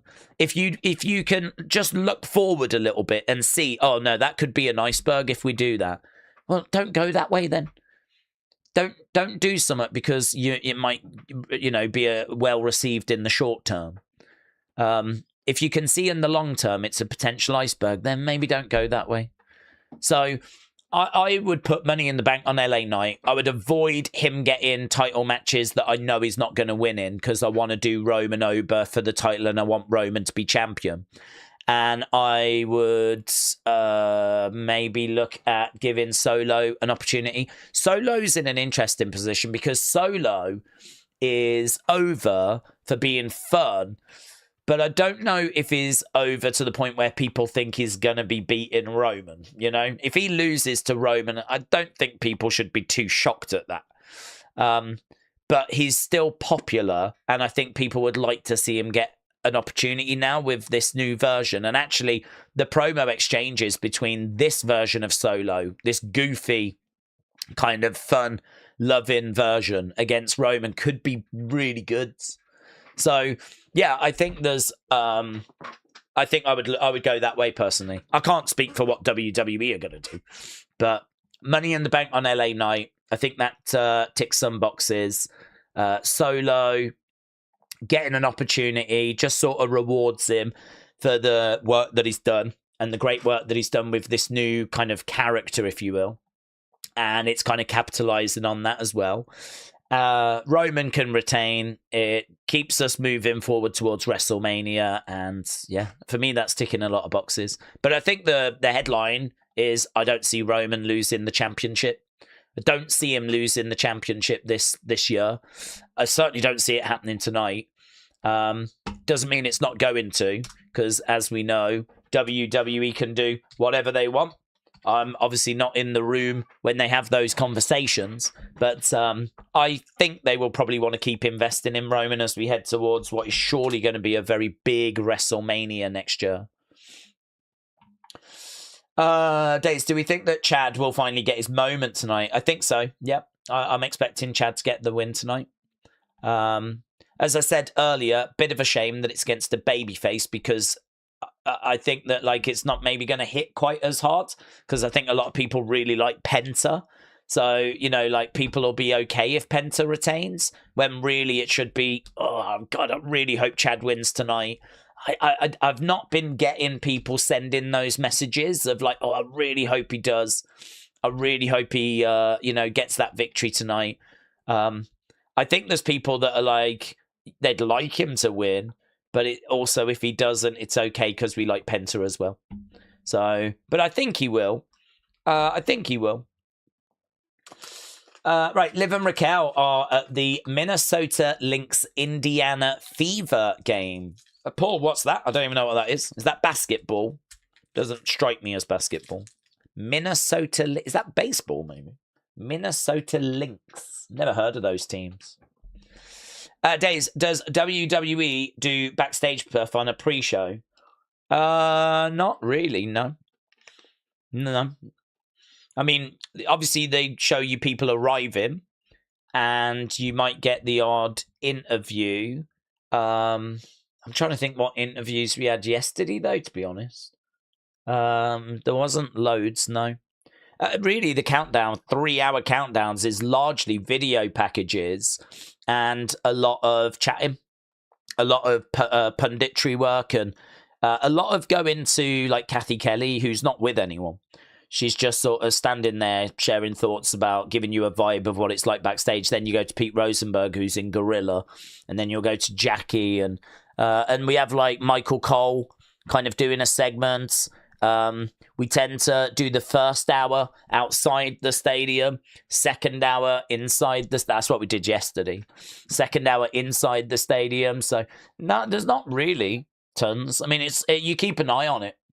Well, that's what I do. I keep an eye on the countdown show and just, see if there's anything that I need to be aware of, but there rarely is. The countdown show itself will start in 20 minutes. And as I said, I wouldn't be classing it as like essential viewing, but worth keeping an eye on. Right, Steven says, I think that Roman's going to retain. Seth gives Roman a handshake out of respect, and Roman is celebrating. Claymore from Drew. We get Roman Drew with a long feud for Roman's belt. I think Drew is definitely someone that can come in. The only problem with Drew is, again, I don't know that Roman's losing this belt. So Drew is once again going to be falling short. And that is obviously going to be tricky. I think I would be interested in a Roman Drew feud post WrestleMania next year. I think I would be interested in that. I think that that would stop Roman going after Oba or LA Knight. Whoever wins the belt at WrestleMania from Roman, in order to stop him going back after it so that we don't just do rematches, you could have him moving into a summer feud with Drew. Will they do that feud now instead? Well, it's not impossible, is it? I mean, it's not impossible. There's a rich history there, but it's not something we have to do. I don't know. I don't even know what show Drew would come back on, to be honest. I mean, would he even come back on Raw? Or would he go to SmackDown and maybe get into it with CM Punk again and maybe be an opponent for Punk? I think there's absolutely an opportunity for Drew to come back and go after Roman. But would they put the belt on Drew? And if they're not going to, is that just another potential iceberg that you could hit? Is that just another potential problem as people get a bit frustrated at the fact that once again Drew is not being given the championship? That would be my question. How about Hornswoggle, as Bronze Manager said, Netforce? Not the person I was thinking, to be honest. I think the problem with Hornswoggle is he is going to struggle to have that sort of, when he talks, because he's been such a comedy character throughout his time in WWE, it's going to be difficult when he's telling you that Bron Breakker is this bad man and all this stuff to kind of buy it. That, like, it's one thing when Heyman says it, because Heyman obviously has been an executive and has been in charge of ECW and has successfully managed Brock, and he comes with this list of accomplishments, which means when he says something, you believe it, because he's said stuff in the past and it is true. You know, when he's told you Brock is the most dominant fat force in WWE, I mean, you can very much make an argument for that. When he tells you that Roman Reigns is this unstoppable monster during the Bloodline run, I mean, 4 years he had the belt. Granted, thanks to a lot of Bloodline interference, but it was still valid. Hornswoggle has definitely got the comedy side, but I don't know that he's got the gravitas, if you will. I don't know that he's got the equity to actually say these things and for us to believe him. But it's funny because, like, Hornswoggle, I think there's probably a place for him in modern WWE. I don't think it's there, but I think there probably is a place for him. So you got me thinking then about Hornswoggle and, like, actually, how would you bring him back? Because he could be a permanent partner of Danhausen, and you could maybe have some fun there. So actually, bringing Hornswoggle back's not a bad shout. I just wouldn't use him with Bron. But I know you were joking anyway. I saw the lol at the end of your comment, but. Can you tell me the other matches today, says Durban? Yeah, we got Roman Seth, Penta Chads, the women's ladder match, Danhausen Dominic, Sammy Finn, Trick Williams versus Baron Corbin. Big Time said, Days, I was more referring to names like Jade, Charlotte, Usos, LA Knight. Triple H is required to get the names onto major shows, so there's no room for a Carmelo, Lyra, Julia, Dragunov. I think required is a very interesting word. I don't think he's required to really do anything other than promote those names that are at the top of those lists. And that, I think, was the point he was trying to make yesterday. He's required to put the right people in the right places. So if you want that position, you are going to have to get yourself higher up the list of priorities. And at the moment, the top of that list, yes, it does read Roman, and it does read CM Punk, and it does read Cody. And it reads those names because those are the biggest merch sellers. Those are the most searched for people. Those are the, you pull all the data together. And I genuinely believe that, and you can't even do it through AI because AI does not have access to all of this information. AI can only see what's on the internet. It can't dig into the personal data that's at the WWE headquarters, right? But I mean, if AI had access to all of the information that was available, and it could sort through and then prioritize, the biggest stars in a list, I think that it would roughly look like the names that are being pushed by Triple H and by WWE. It's not an exact science, but I think it would be roughly in those ballparks. So, yeah, if you're a Lyra, if you're a Bron Breakker, if you're one of those people, you've got to try and get yourself higher up the list. The counterpoint to that people come back with is, how can they do that if they're not on the big shows? How can they do that if they're not in big feuds? How can they do that if they're not getting the TV time? And this is where, you kind of open yourself up to that conversation, and it's not a quick conversation, is it?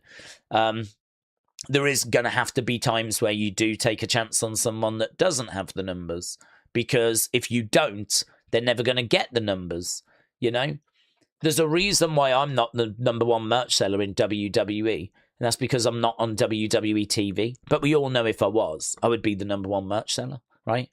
So you've got to get the people that you want to promote on TV.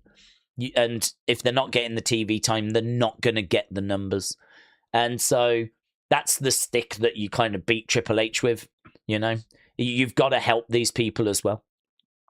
I do not believe that there is a conspiracy that Triple H is ignoring people, or he's got an issue with a group of people, or he's got his favorites, or all this. His favorites are the names at the top of that list.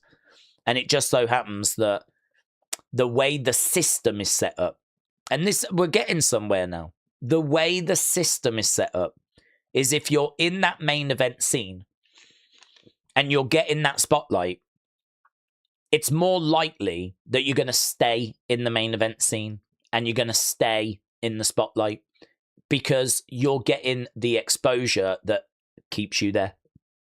If you're in the main event scene and you're main event in WrestleMania and you've got the machine behind you, WWE's social media behind you, and all of that promotion, chances are that, you're going to do well numbers-wise.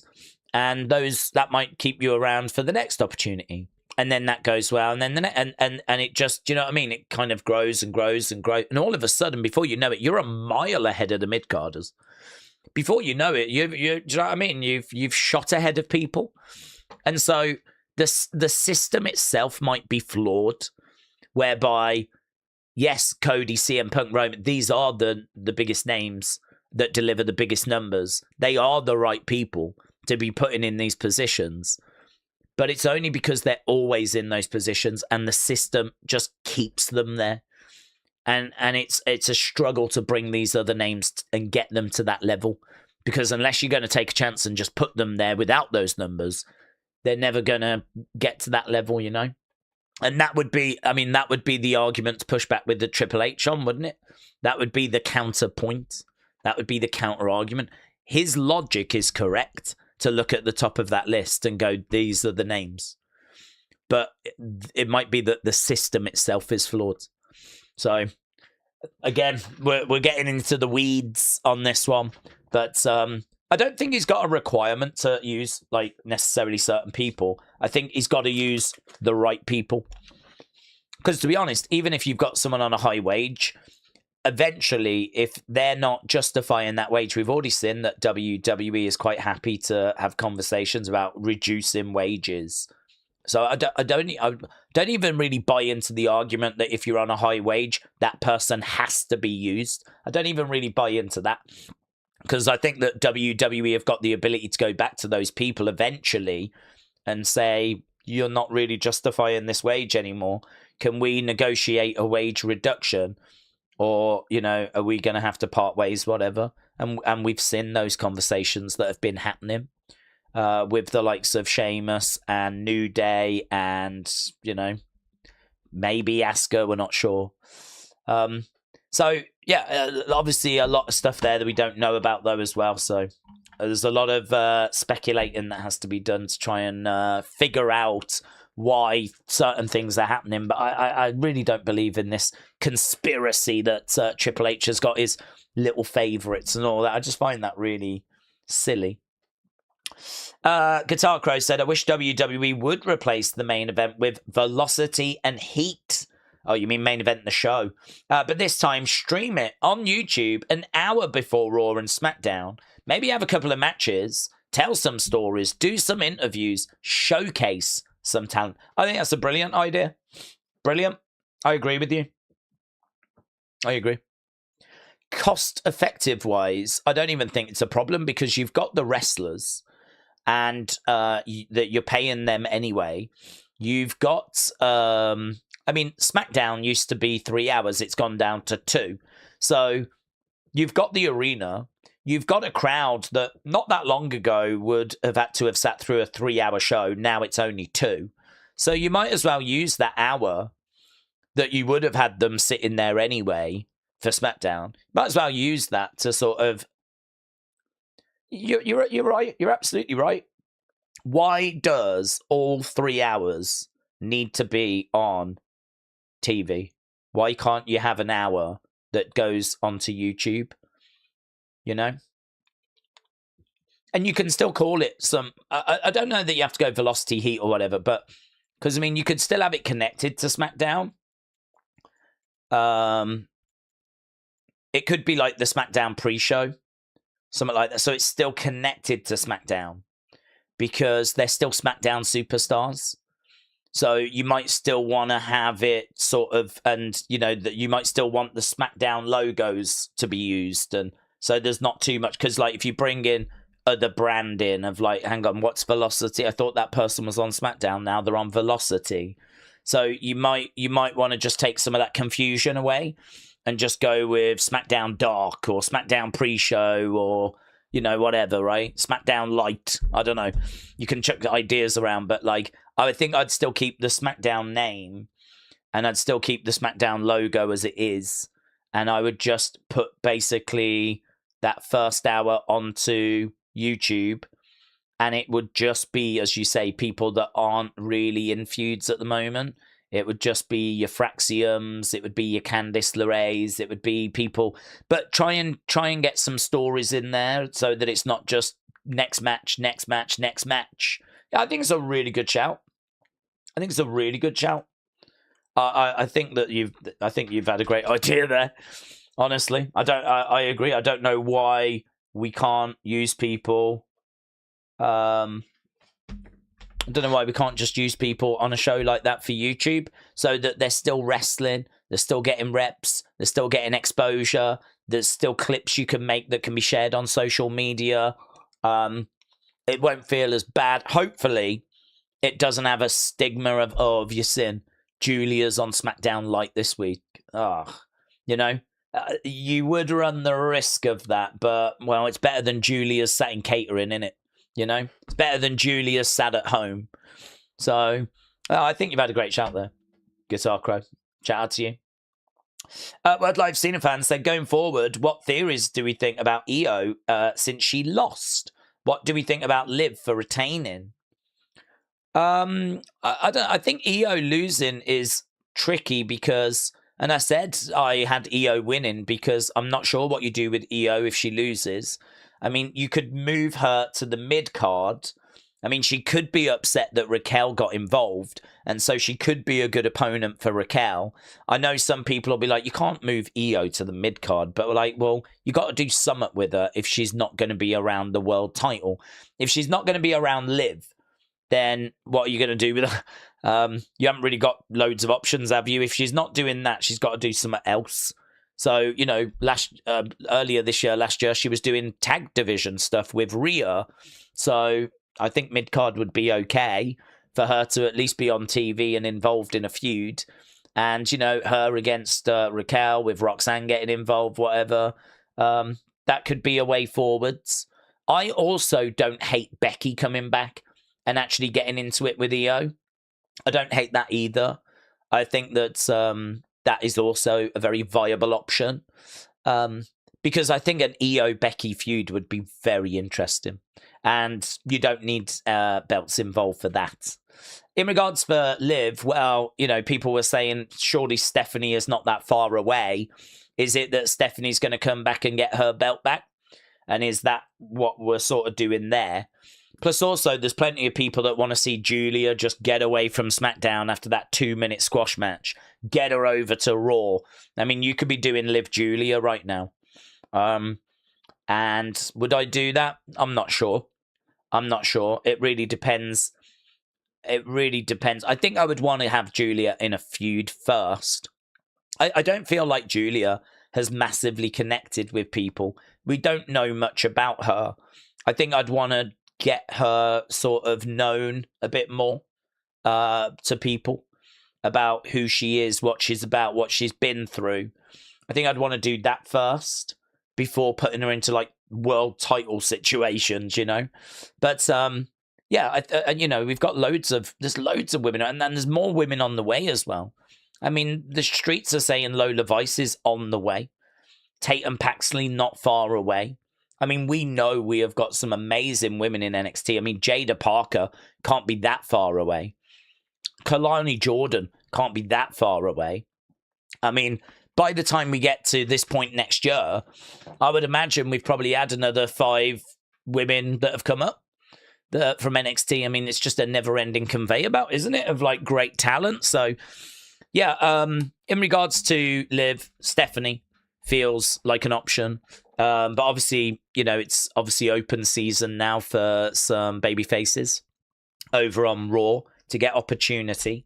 And in regards to Io, wouldn't hate a Becky feud.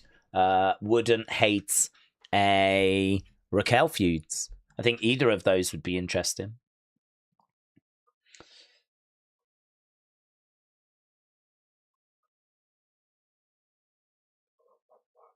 Okay, we've got to just get set up for the countdown show because that's going to be starting very, very soon. The countdown show is going to be coming up soon.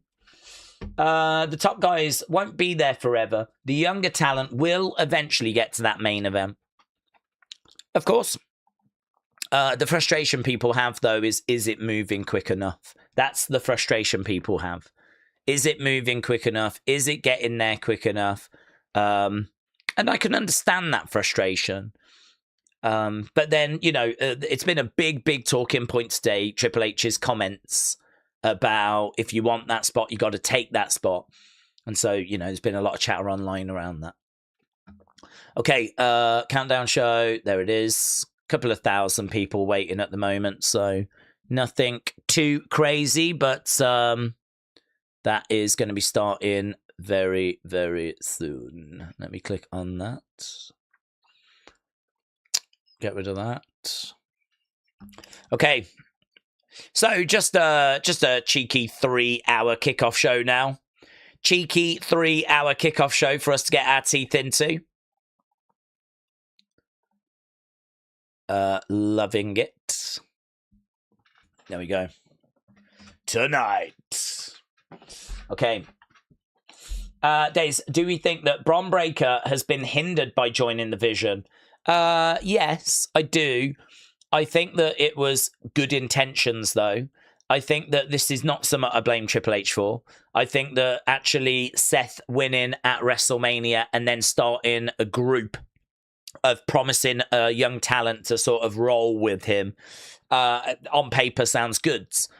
In execution, there were mistakes that were made, and I think obviously then injuries started hitting. I mean, Seth gets injured at the tail end of the year. Bron Breakker takes over. He gets injured in early 2026. Bronson then gets injured. And I mean, ultimately, you would look at it and say, what did we achieve? Did we achieve a great deal? I think we got that moment where he attacked Seth. That was good. Where, he takes Seth out of the group. And actually, there was a period where we had I think it was Logan, Bronson, and Braun. And actually, Braun had really positioned himself as the leader. It was, just that period after, and that felt like really the best that the Vision felt to me. I remember him walking out with Seth's belt, looking quite good with it, actually, and having to hand it over to Adam Pearce. And I remember him coming out at Survivor Series, and actually the entrance at Survivor Series was one of the best sort of moments that I saw for Braun. Seth arriving with a Shield mask there, which is pretty fun, isn't it? Seth Rollins with a Shield mask. There's Charlotte as well. She's ready to go tonight. She's looking nice. The Queen. So lots of pins on her dress. There's Danhausen stepping out of his very nice, very evil truck. There we go. That's quite an image, isn't it, of him walking out of his truck, and it's got his face on the front of the truck. I don't know why he had a lick of the ice lol and then just chucked it. There is Chad Gable. Chad Gable going over to the poster. Him and Penta. There's Lash with Trick. Don't really see these two together much, actually, on camera. But obviously they are, are they married yet? I know they're engaged. But there's Lash and Trick. Okay, so superstars arriving as we get ready for night number 2. Days, don't we agree that Carmelo can't wrestle Trick because he's much better at wrestling, but Trick is more over? I think there's something to that. I think that they're both baby faces and WWE want them to both get over. I think WWE believe that Trick has got a higher ceiling. I think Trick's getting the bigger reactions. Carmelo's getting really good reactions, though. But, whoop that Trick, all of that. It's so marketable. I mean, the merch sales, I've got to think are better for Trick. The energy when he comes out is greater for Trick as well. The showmanship that Trick has got, with the lemon pepper steppers and the white jacket. I mean, he's becoming a brand. He's becoming his own entity. There's movement. There's do you know what I mean? There's excitement around him. You talk about Trick Williams, and it's like, oh, you could do this, you could do that. There's loads of possibilities.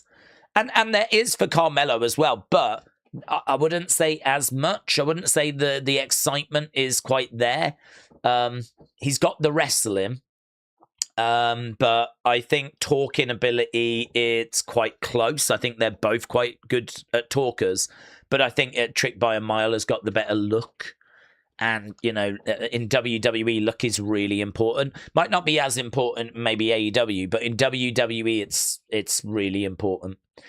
And so I think you've got two baby faces that WWE like. I think you got two baby faces WWE want to get over.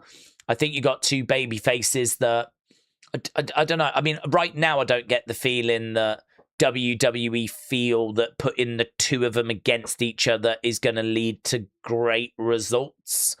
It's going to split the audience when you really don't need to. And it's also, as you say, going to maybe highlight Trick's weaknesses when it comes to his in-ring, which has always been his area of weakness. It's going to highlight that because Carmelo is a lot better in the ring than Trick Williams. So, yeah, there's probably something there. There's probably something to that. I think it goes back to what I said earlier. Babyface is doable, but not optimal. And I think it's a lot better having Trick getting into a SummerSlam match against a hated heel like Baron Corbin. I mean, there's no doubt as to who people are going to be rooting for when it comes to Baron Corbin against Trick Williams. People are going to be riding with Trick, aren't they? I mean, it's going to be loud when he comes out with whoop that Trick and all of this. And they're trying to grow that. He's a project for them.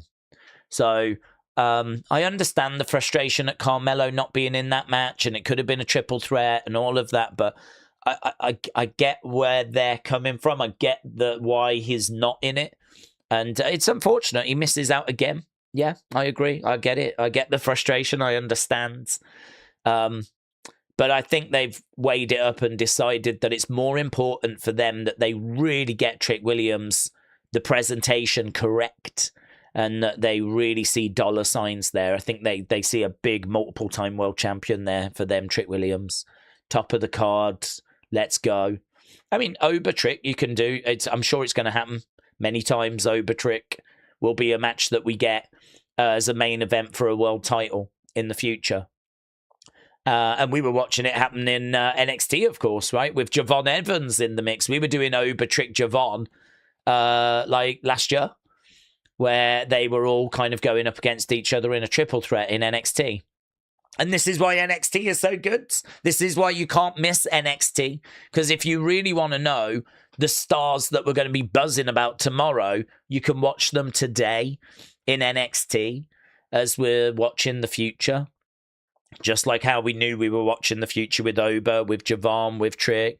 Just like how we know that Lola's going to make a splash when she comes up and goes into that women's division. If you don't know Lola Vice, you know, she's not going to be like some monster like Rhea, but I think she's fun. She's got the dancing.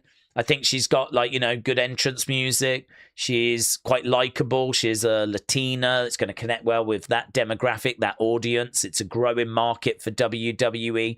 Obviously, they got the AAA connection there as well. So, yeah, the future for her looks really... And she's a good-looking girl as well. So, the future for her looks really bright. And she's in a relationship with Damian Priest. We can always dig into that if we need to. So she's got that going for her as well at the moment. So, yeah, you know, there's some great talent that's coming through from NXT. It's well worth a watch on a Tuesday. Solo was really funny last night, said Sweet Pie. I wonder if he's going to be taking on his dear old dad Rikishi's antics. Maybe. I think that it's great that he's kind of found that and that he's found a way of presenting that. There's something there because we were getting pew-pew signs in the crowd, weren't we? People that were holding up pew-pew signs. And when he ran it back with his kind of funny face that he likes to pull, that was such a moment. I mean, that was one of the highlights of yesterday. There was a few highlights yesterday, the Tombstone being one, but yeah, Solo definitely providing another at least. Chad or Penta will turn heel in frustration, said Pat. And then they'll both turn it up to 11. Chelsea needs the win, said Chris. Jade sucks. Charlotte doesn't need it. Natasha said The Rock was in Minnesota earlier today. TJF said, do you think we get a new design for the interim championship, or will it just be a WWE shop one? I think it'd probably be that one. It just be the belt, and has it got interim written on it somewhere? I think it's just probably going to be that. I'm not expecting a new design. This is not a match they had planned, is it? It's only a match that they've kind of come up with fairly recently because of Rhea's injury. So yeah, I'm not expecting a new design. Any news on Brie? No, nothing. Just that she last night went to hospital. They're obviously getting the scan results. They're looking at those. There could be word that comes out of the countdown. They might have some information, but I've not seen anything leak today. Jackal, shout out to you, bud. Said, if you had the booking ability to run night 2 tonight, what are we looking at? The Next Generation. I'm going main run push. Who would we hope? You're well as well. Oh, you've lost me there, Jackal. If you had booking ability for night 2 tonight, yes. Are you looking for the Next Generation? Who's the Next Generation, though? The card that we've got is Trick Baron. I think Trick wins and should win. Sammy Finn will come back to. I think that's tricky. Danhausen, Dominic. I think you go Danhausen, don't you? It's a comedy match. I mean, Danhausen's, so over. You go there. Women's ladder match we'll come back to. Penta, Chads. Yeah, I think you go Chads. I mean, this is his home state, isn't it? It's babyface, which I don't love, as people know. But yeah, I'd pull the trigger on Chad. Roman Seth, there's no new generation to really get behind there, is there? I just think Roman retains. Ladder match we said we'd come back to. The reason for that is because I just don't see this as a big opportunity. I think it's an opportunity, but I don't know how big it is, because I do think whoever wins loses to Rhea a month or so down the road. I'm not even sure that whoever wins this is going to get a title defense, or unless they ask for one, unless they want to be a fighting champion. They might win tonight, and then their next match might be a Rhea match in a month's time or something where they lose. So I don't know. This one's tricky. It's interim. It's interim, which is why I just don't. For me, I wouldn't go Chelsea, because I think people want Chelsea to have a proper run, and I don't think this is going to be a proper run. I don't think this is going to be what people are looking for. People want a proper run for Chelsea. They like Chelsea. She's over. And honestly, I'd have no problem giving Chelsea money in the bank. I'd have no problem Chelsea getting money in the bank this year. And LA Knight getting it as well. I think those two are right up there on my list of people I'd give money in the bank to. And that's in October, isn't it? So it's not that far away. So I would do that. And I think then Chelsea fans, LA Knight fans would have reason to be optimistic, reasons to be cheerful. I don't think this is the opportunity that they're looking for. So for me, I'd go heel, as I said. I think the winner of this will go on to face Rhea. Rhea is a babyface, a monster babyface at that. I think it makes sense to, feed her a heel, which is why I would go Lash or Jade. Might not be well received having a heel win this when there are more attractive options like Chelsea. But this is where I would probably try and tell a story. I think it could be very interesting if Chelsea gets taken out because of someone else that's going to then start a feud, a program or something. I mean, it might end up being Michin and BFAB that get involved to try and help Jade win. And actually Chelsea gets murked by them. That's not very exciting, though, to be honest with you. I might want something a bit more exciting than that. But this is why for me I would be looking at a heel winning it, and I think Michin and BFAB can definitely make their presence felt. Alexa can also make her presence felt, so it'll be very interesting to see who WWE go with. I have not been talking about who I think they are going to go with. I've been talking more about what I would do, and trust me, there's many, many occasions where what I would do is completely at odds with what WWE end up doing. So, yeah, I don't know. They might go with Chelsea on that. They might just go, do you know what? Let's just get the fun SummerSlam moment. Let's just have a nice feel-good moment for SummerSlam. We'll, worry about what happens down the road. So they could go Chelsea. I wouldn't. I would go Jade or Lash. And I would try to be quite clever about how I prevent Chelsea from getting it, because I'd be fully aware that she would be the one really the fans would most want.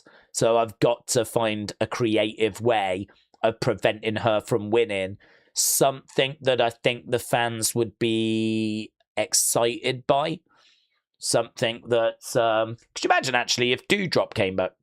I mean, I don't know what's happening with Piper Niven, but is she still with the company, or did she get released? I can't remember if she was someone that got cut, but she was with Chelsea. I mean, could you imagine if she came down and cost Chelsea? And then it sets up a Doudrop Piper Chelsea feud. And she's back and upset that she was one of the secret Hervis and Chelsea has not checked on her, has not given her a second thought and all that stuff. And actually, that would be more exciting than BFAB and Michin, because no one would be expecting Piper to get involved here. No one would be expecting Doudrop Piper Niven. But it makes sense from a storyline point of view because she used to be in the secret Hervis. And actually, that could be interesting. So Chelsea doesn't win, but something interesting has happened to her. which hopefully fans would be excited about seeing. Oh, I'm interested to see where that's going to go. Belt goes on to Jade or Lash. They go on and lose to Rhea. Bish, bash, bosh. Thanks, everyone. Next, we got Sammy and we got Finn. And I don't know which way this goes. If I was booking, I would go Sammy by cheating. That's what I would do. Sammy cheats. And he's had enough now. Fans don't care about him. He's tired of being the good guy. He's still a good guy. But, sometimes even good guys have to do bad things to make the point they want to make, or you can come out with something like that, right? I'm still a good guy. Guys, you don't understand. I'm still the last good guy just because I had to take a shortcut. I mean, you guys don't mind whenever CM Punk has to take a shortcut. It's not a problem for you when Roman Reigns has to take a shortcut. Apparently, even good guys have to take shortcuts once in a while to get to where they need to get to. But it's just when I do it, it's a problem, is it? Yeah, not a problem when Roman does it. And that's the kind of promo I could see him cutting, right? Going off on the fans. Calling out their double standards. And so I could see him cheating. That Finn Balor rightfully is upset about that. He's going to irk CM Punk. Obviously, CM Punk said last night that he would rather Sammy wins because he wants to punch Sammy in the face. He classes Finn Balor as a friend, but he would love to punch Sammy in the face. So I think that Sammy, by cheating, goes on to face CM Punk. So Finn Balor just misses out. I don't hate that, honestly. I think if we was to get that, and if we could get like a return somewhere, I mean, listen, if you could get The Rock to come out at the end to confront Roman, I think if the matches deliver and you've got some of that booking that we've said, and you got The Rock coming out at the end to confront Roman, this will go down as a great show, in my opinion. This will get a bigger score than yesterday. Are we going to get these things? I don't know. I mean, we'll have to wait and see.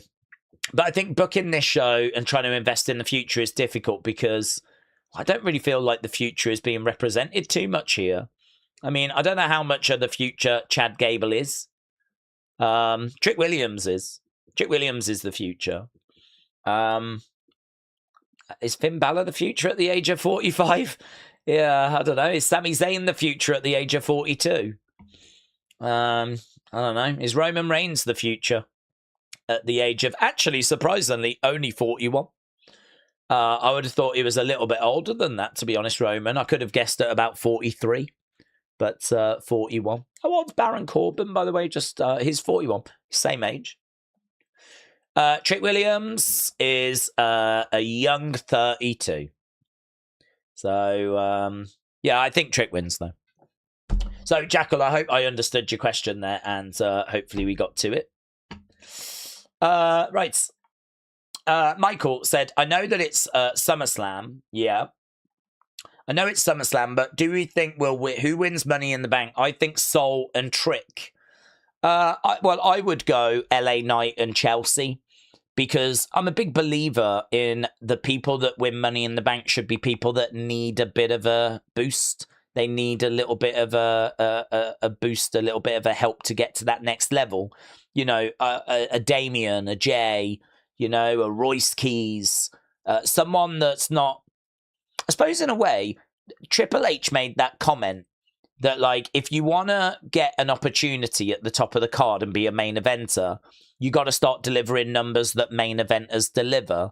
And I suppose Money in the Bank is a brilliant tool to really put the spotlight on some people in the mid-card and actually give them a helping hand to start improving their numbers. You know, you give Royce Keys Money in the Bank, and he's going to start, you know, obviously getting more attention. There's going to be more buzz around him. Creatively, you've took a mid-carder and you've boosted their profile. And that, to me, is just clever booking. That is exactly how Money in the Bank should work. I always think it's a waste if you give it to Brock Lesnar like we did. Yeah, we got Brock Party out of it. That was fun. But to me, that was a waste. because Brock's going to get opportunity anyway. So Trick Williams, to me, I wouldn't go that way. He's going to get title shots in the future. You know, he is such a big project for them. You know, he's coming out with big whoop that trick chants. He looks like $1 billion with his white jacket. Do you remember that train at WrestleMania that was attached to his jacket? I mean, I would imagine he'll have a pretty epic entrance tonight, or there'll be some I don't think he'll just come walking down. I think there'll be something, right, that'll be epic for him on this show. I don't think he needs Money in the Bank. I think that he can get to a title just naturally. Sol Ruka, to me, it's too early for her because she's been botching quite a bit. And actually, I think we've gone too quick with her putting the mid-card belt on her. So I wouldn't be jumping and putting a world title on her at this stage. I think she just needs to take it steady, keep it simple, just put on some really good matches, just keep connecting with the audience, and we can just work from there. So it's only a couple of months away, Money in the Bank. And I think Chelsea is someone that, you know, clearly is over with the fans. I don't know that she's going to get an opportunity naturally because obviously she eats a lot of pins. She takes a lot of L's. That's always been her character, is to lose, but do it in a comedic, fun way that the fans connect with. So for me, Chelsea is someone that probably could do with that support. And I think she's so popular with the fans would really love it. So I'm not sure she gets a title opportunity without this support. That's why she's high on my list. And then I would look at LA Knight, who does get title shots, but just cannot get over the line. And actually, the title shots he gets tend to be in Saudi Arabia. They tend to be like once a year, if that. They tend to be in matches where we know he ain't going to win. So again, you've got a very popular superstar there who's just not getting the job done for whatever reason. Money in the Bank, because you can cash in at the best moment for you, it is believable that he could beat Roman. Roman could be in a war. He could be battered. He could have regained his championship or retained it or whatever. And then that's the moment LA Knight cashes in. That's the moment he comes down. You can beat Brock Lesnar in that moment. You can beat Obafemi in that moment because they're not fresh. You know, this is the right time to attack. They are absolutely shattered. The gas tank is empty. They are struggling to even get up to their feet. And, you know, a fresh person with that Money in the Bank. This is why Money in the Bank works so well. Such a great concept. So, yeah, for me, LA Knight, Chelsea Green, those are the kind of names that would be on my list. The Sol Ruka one is a good shout if she'd been in a little longer than she has already. So maybe a couple of years' time, Sol Ruka, 100%. And if she wasn't botching on such a regular basis at the moment, because she didn't used to botch down in NXT like she's botching on the main roster, that says to me we got a bit of an issue with nerves. We've got a bit of an issue in regards to her just getting comfortable with being on the main roster, working with some people she's not been working with. Don't forget, in NXT, you're around people all week as you train at the Performance Center, and you go to NXT live events and you compete against these people like you know these people. I don't know how well she knows some of the people on the main roster yet. So, you know, again, is there just a lack of chemistry compared to when she was in NXT? And for someone like Sol, that's taken such big risks with the moveset that she's got, like, I don't know. It's honestly, it's a tricky one for her. She'll be fine. She just needs a little bit of time. That's all. So I wouldn't be putting Money in the Bank on her personally. So yeah, I like LA Knight. I like Chelsea, but really anyone that's in that mid card that you feel could do with that helping hand to get to that next level, those are the best names for me when it comes to winners of Money in the Bank. Michael said, I think we do get The Rock due to the poor ticket sales. Well, I think if you was going to get The Rock because of the poor ticket sales, you would advertise him. Because I don't know that anyone's buying a ticket thinking they might see The Rock. You know, if you've got poor ticket sales, you advertise The Rock so that people then buy tickets because they want to see him. So I don't know. I don't know that those two quite marry up for me. I think, you, as I say, you definitely want to advertise The Rock to secure the ticket sales. So he could still make his presence felt. Not impossible. I don't know that I'm expecting it, though. Don't know that I'm expecting to see... I don't know that I'm expecting to see him, but it would be great if we did. It would really be a big, big boost to SummerSlam in general this year, wouldn't it? It kind of was lacking that OMG moment, that real OMG moment. Some might say Randy's return was that OMG moment. I didn't feel that. I didn't feel that that was a big OMG moment, but... Adam said Solo has been my favourite for a while now. I find him so funny. Yeah, he's good. Really good. David said Chelsea and Canada need to get a win after Trump's tariffs. Sammy is popular in Canada, just like Sean after Montreal. Sammy is popular in Canada as Sean after Montreal. What? Sammy's not very popular in Canada? Are you sure? He always gets great reactions when he comes out in Montreal and wherever. I don't know, man. He's Canadian. So, you know, the Canadians are going to surely root for their own. And I don't even think Sammy's done anything wrong to really justify the heat. I mean, what has he done wrong? He's moaned and complained, but I think rightfully so. I mean, he won the championship and then he was made to defend it 9 days after winning it on a show he doesn't even compete on, against an opponent he had no idea who it was going to be until they came walking out. I mean, yeah, and then on the other side, you got Liv Morgan not defending her belt for 100 days. I mean, I do get where he's coming from about how it's like double standards and whatnot. So, I don't know. I'd be surprised if Sammy was not popular in Canada. I think he probably is. He always has been whenever he's been babyface. Obviously, now they're kind of playing with this sort of heel dynamic. Maybe there's been some shift, but I would still expect him to get good reactions if we were going to Canada next week. Michael said, do we think we get Kevin tonight? I hope so. It's possible. I don't know. I heard that he's back at the Performance Center. I don't know if he is... hello, Chelsea. She asked for the thing to stop because she wants to pose next to her poster. Okay, here we go.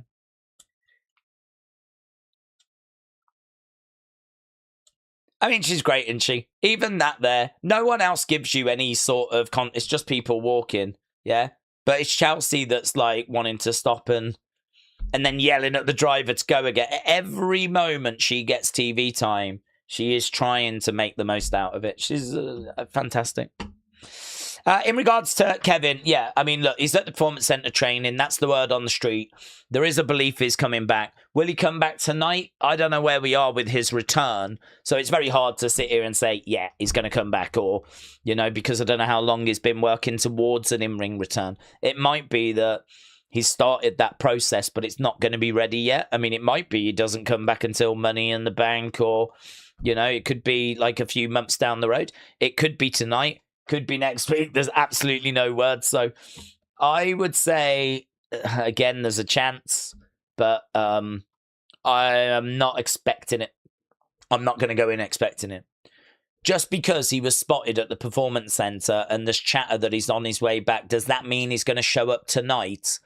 It would be a leap, wouldn't it, to say yes? I can't really do that. So I'm going to say I'm not expecting it, but there is a possibility. Sean said, I think this is probably not going to happen, but imagine if Roman and Seth both came out in Shield gear. This is the end book if you book it, you cowards. Yeah, I mean, Seth came out in Shield gear in their last match at Royal Rumble. And he came out to the Shield music, came through the crowd and did all of that.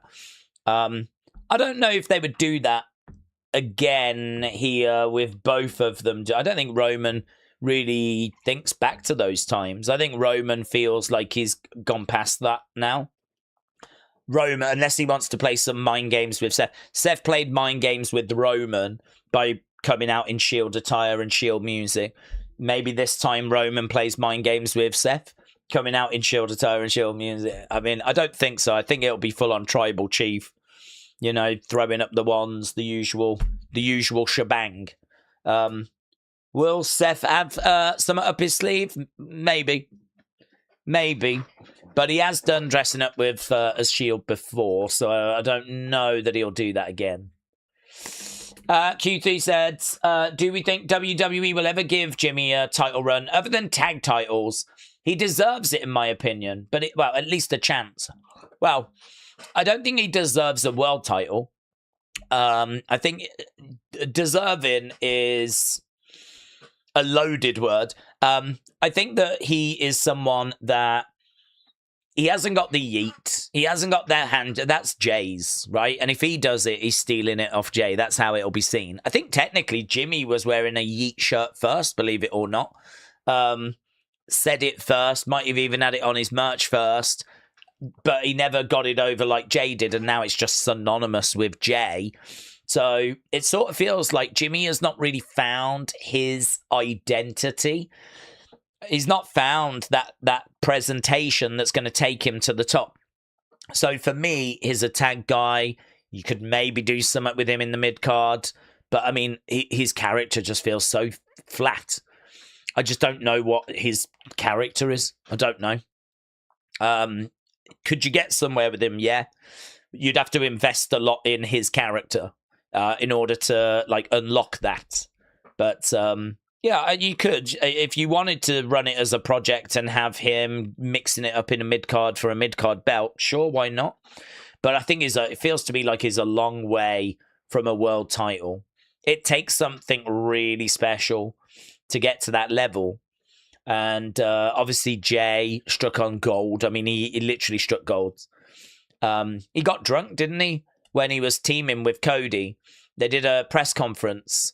And they were drunk, and it went viral, and everyone was. And then you started seeing yeet signs, and he started bringing it in as a catchphrase, like the whole. And that was the organic kind of start of the yeet thing. And then WWE caught on about it, and they had him like doing it, and they added that. I remember actually the first time we were seeing people doing this, and I distinctly remember saying, they're trying to get that over, aren't they, WWE? They're trying to get this being a thing, you know? You could see that, like, he came out and started doing that, and a few people would join in. And it was like, yeah, you can see what they're trying to do here. They're trying to get this over. And it got over. I mean, it worked. They succeeded with it. So, you know, same project would have to be done with Jimmy. Where you try and get a hand gesture over, and you try and get a chant over, and you try and get a word that you can get merch made of. And I mean, easier said than done, of course, which is why we're quite a long way away from that. Plus, I just don't really know anything about Jimmy. I just don't know. I mean, I know he's with Naomi, whatever. Maybe we dig into that. Perhaps he could be doing it for his kid now. Perhaps we could use the fact he's had a baby with Naomi. And he's a family, and he needs to be more mature. You know, I need to provide more for my. Maybe that is the key that opens the door for Jimmy. Is the fact that he's a family man, and he's got to provide for his family now. You know, it's been a fun ride, goofing around and winning tag titles, but I gotta get more for me. I gotta get more for Naomi, for Trini. I gotta get more for the kids. And I think the fans could really buy into that. So, yeah, I think there's maybe something there. I love this fan. This Danhausen fan looks really good. Great. Is it the mask or is it face paint?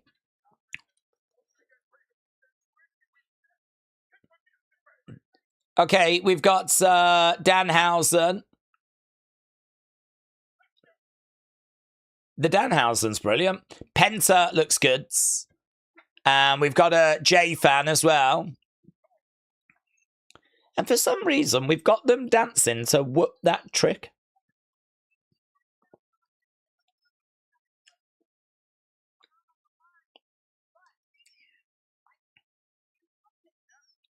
Okay, Kathy has given it to Danhausen.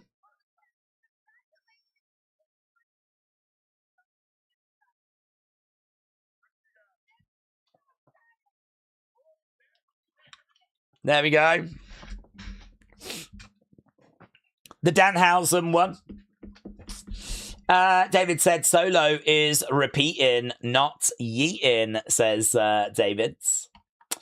He's cracked it, and he's managed to dig into the comedy side of things, which is actually where we thought Jimmy was going to go, because word was that Jimmy was actually the funny one in the family. Jimmy is the one that's cracking jokes all the time backstage and really making people laugh, you know? So, this is pretty fun. We got fans meeting Candice and Johnny. Johnny did this at WrestleMania. There's Johnny planking.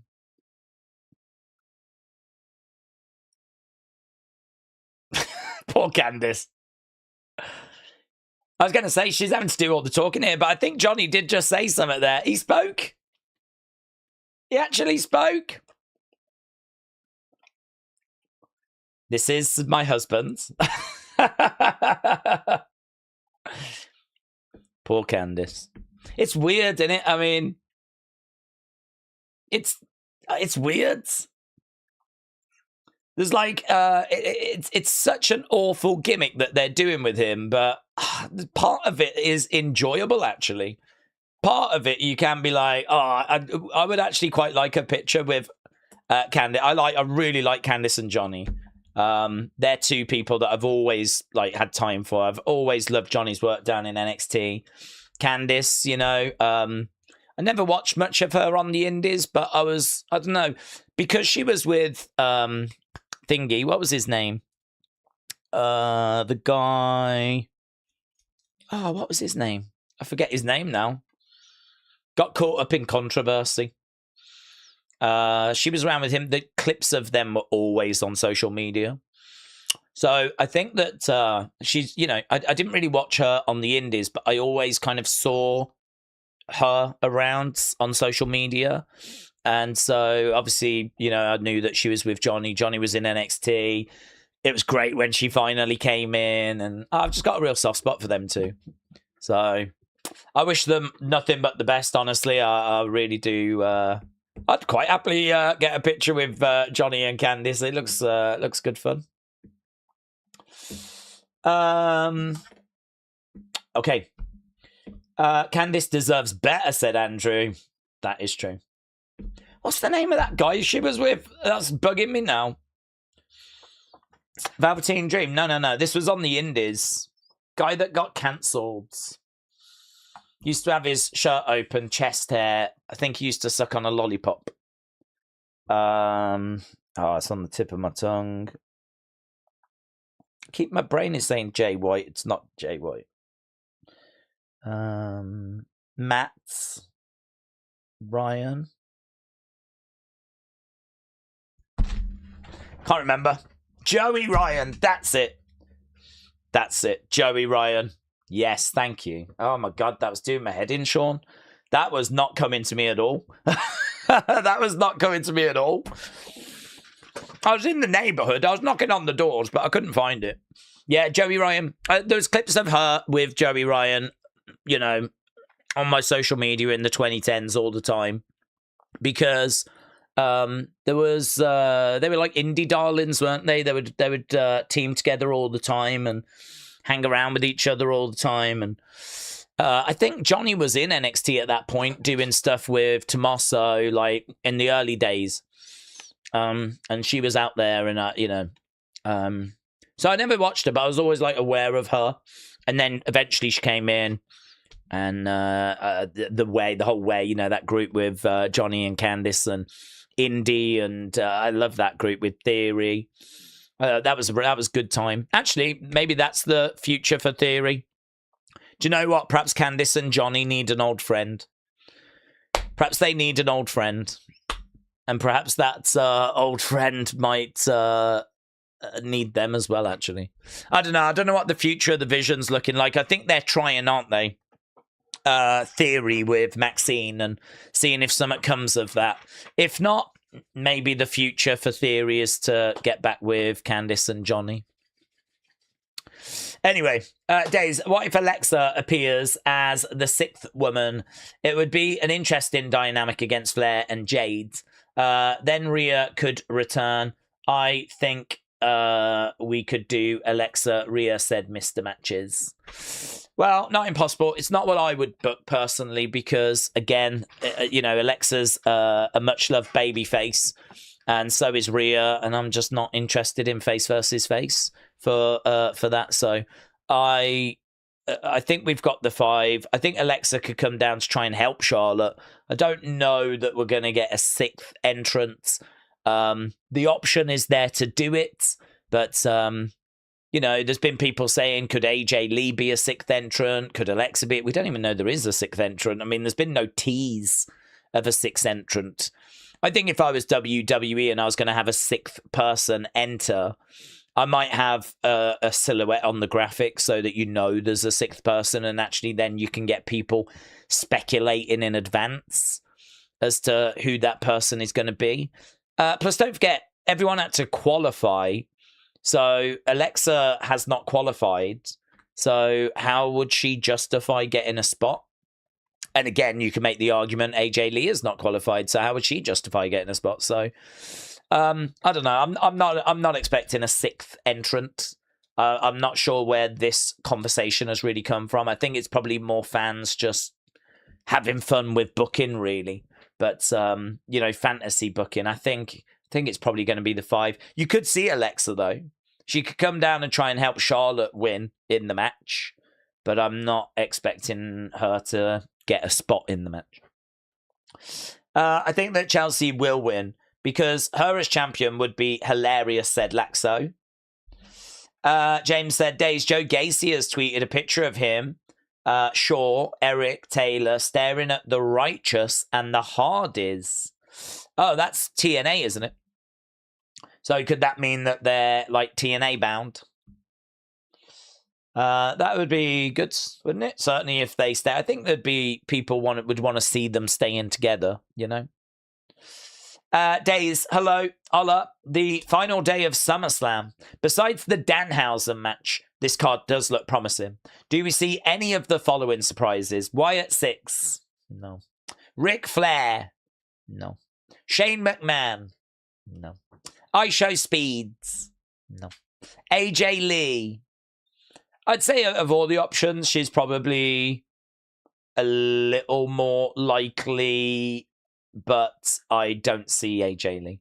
There's really not many spots for her to land, is there? There's only one women's match, and that is the 5-way ladder match, and it's not really involving anyone that AJ Lee would kind of get involved with. So, no. I would imagine there's a reason as to why you've chosen those names.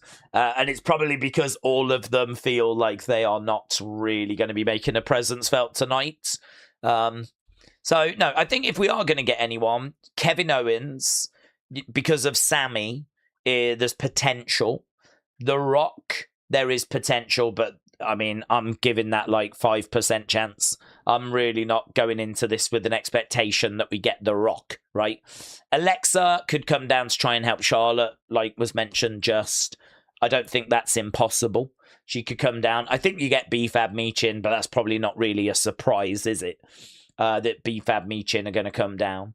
Little Yachty, maybe. Drew, maybe.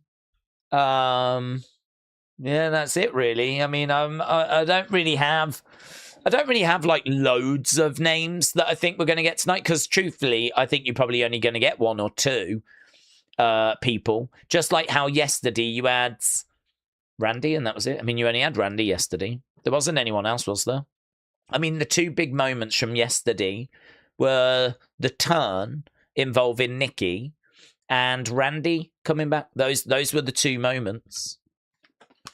So I wouldn't be going into today expecting just chaos, carnage, madness. It's just not how Triple H books. We do have Sammy backstage.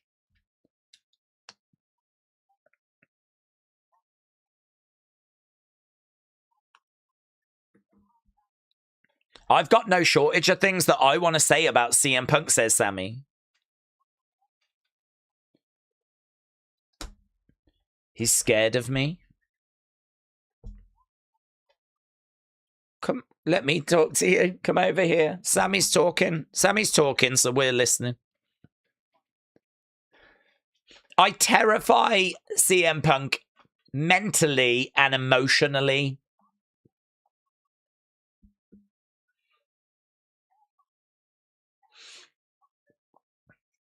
Don't ever compare me to you.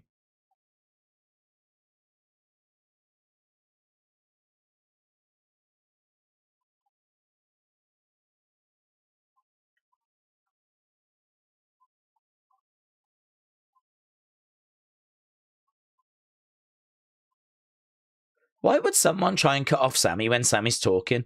Who was that? Was that Pete or...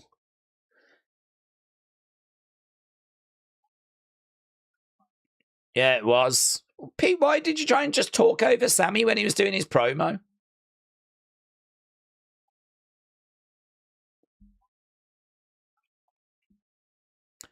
Okay, the connection a little bit broken backstage here.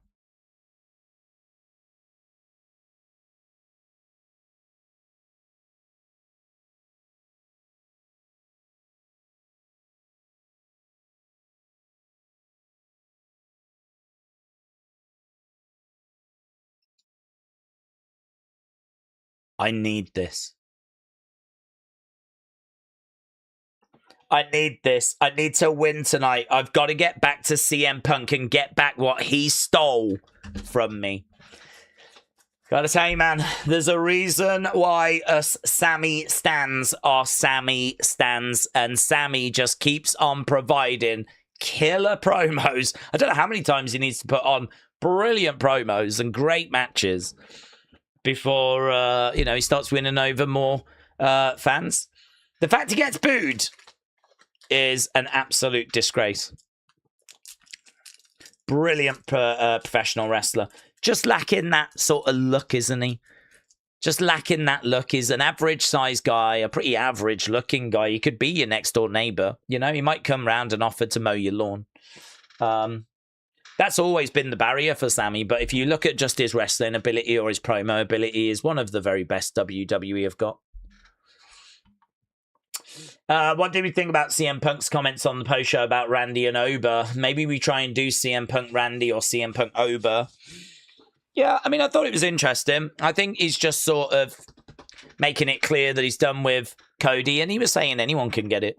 He was calling out Grayson Waller, he was calling out Mini Vikingo. The Randy comment didn't grab me quite as much because we know Randy and Cody are going to go in a feud now. The Ober one did, because Ober's now free of Brock, and CM Punk is seemingly free of Cody. He has got an issue, though, CM Punk, where his next challenger is going to obviously be either Sammy or Finn.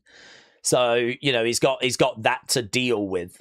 But, yeah, I thought the Ober stuff was interesting because both of them are free now. But equally, both of them are also on different shows. Not that that's a big barrier, because we know we can always move people around, or, people can jump over. I mean, we've just done a whole Usos bloodline against Royce Keys Solo. I mean, that's Raw meets SmackDown. Solo, LA Knight, Royce Keys, they're SmackDown. And Jacob and the Usos are Raw. And we've just done that match. So this is why I say it's not like a big barrier. It's not like, oh, we can't do that. It's impossible. Like, we all know that this brand split can be just, manipulated whenever we need to. Days, the WWE and USA deal with SmackDown is a weird one because they're not affording 3 hours, 52 weeks a year. I'm sure TKO do want more money. Great for talent. AEW does 30-minute overruns. There was a comment earlier, wasn't there, which I really liked from Guitar Crow, who made the point of why don't we do a third hour on YouTube? So do a show for an hour each week on YouTube before SmackDown, that actually features the talent that haven't made it onto SmackDown, and treat that show like it's basically an hour of SmackDown. So you have stories and you have feuds, and it just involves people that don't really have any kind of creative that's going to get them onto the actual SmackDown broadcast. But rather than them sitting in catering or sitting at home like Jordan Grace is doing, or Julia's done, or Kiana James has done, or Street Profits have done, or Fraxium do, or Candice has to just stand next to a planking Johnny, why don't we actually use that time? I thought I didn't have an answer to that. I thought it was a great shout, because it's extra content for your social media channels. It's a way of using stars that aren't being used. It's not causing any extra work. There's not extra pay, because you're already paying for the wrestlers. You're already paying for the cameramen. You're already paying for the building.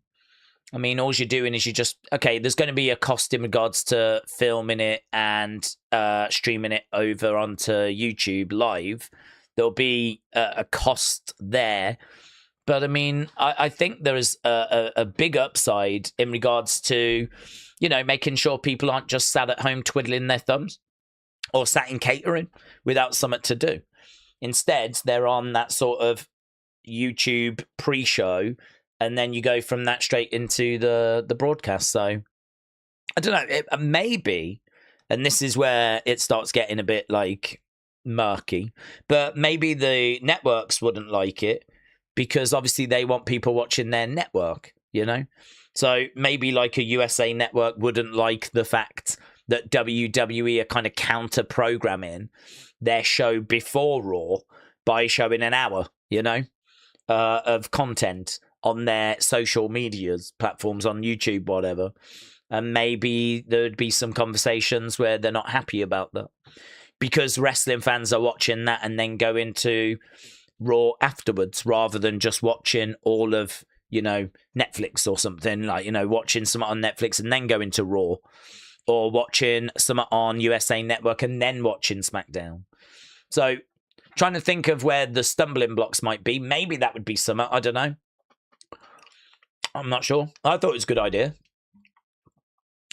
Mr. Matches said, I feel like Damian has had his best reign since WrestleMania 40. It was fresh, and people have seen a different dynamic than the typical guys. It should happen more, says Mr. Matches.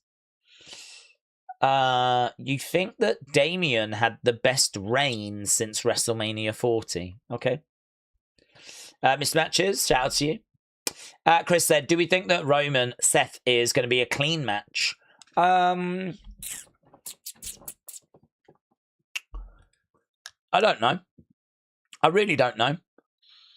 I think I would like it not to be, which is a weird thing to say. But I actually really like the fact, and I think I kind of relate with Seth Rollins. It's a good question, this.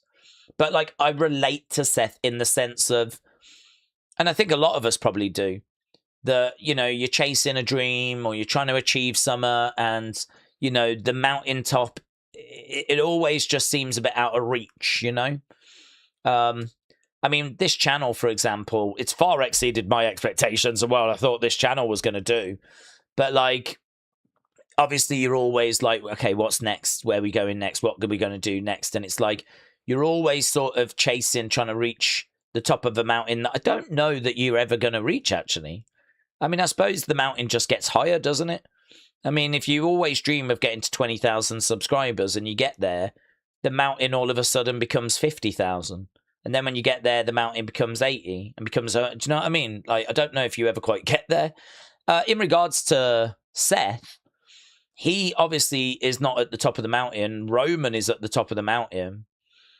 I mean, maybe Roman, when it comes to WWE, what's he chasing? I suppose he's chasing being number one on everyone's Mount Rushmore, isn't he? That's where he is.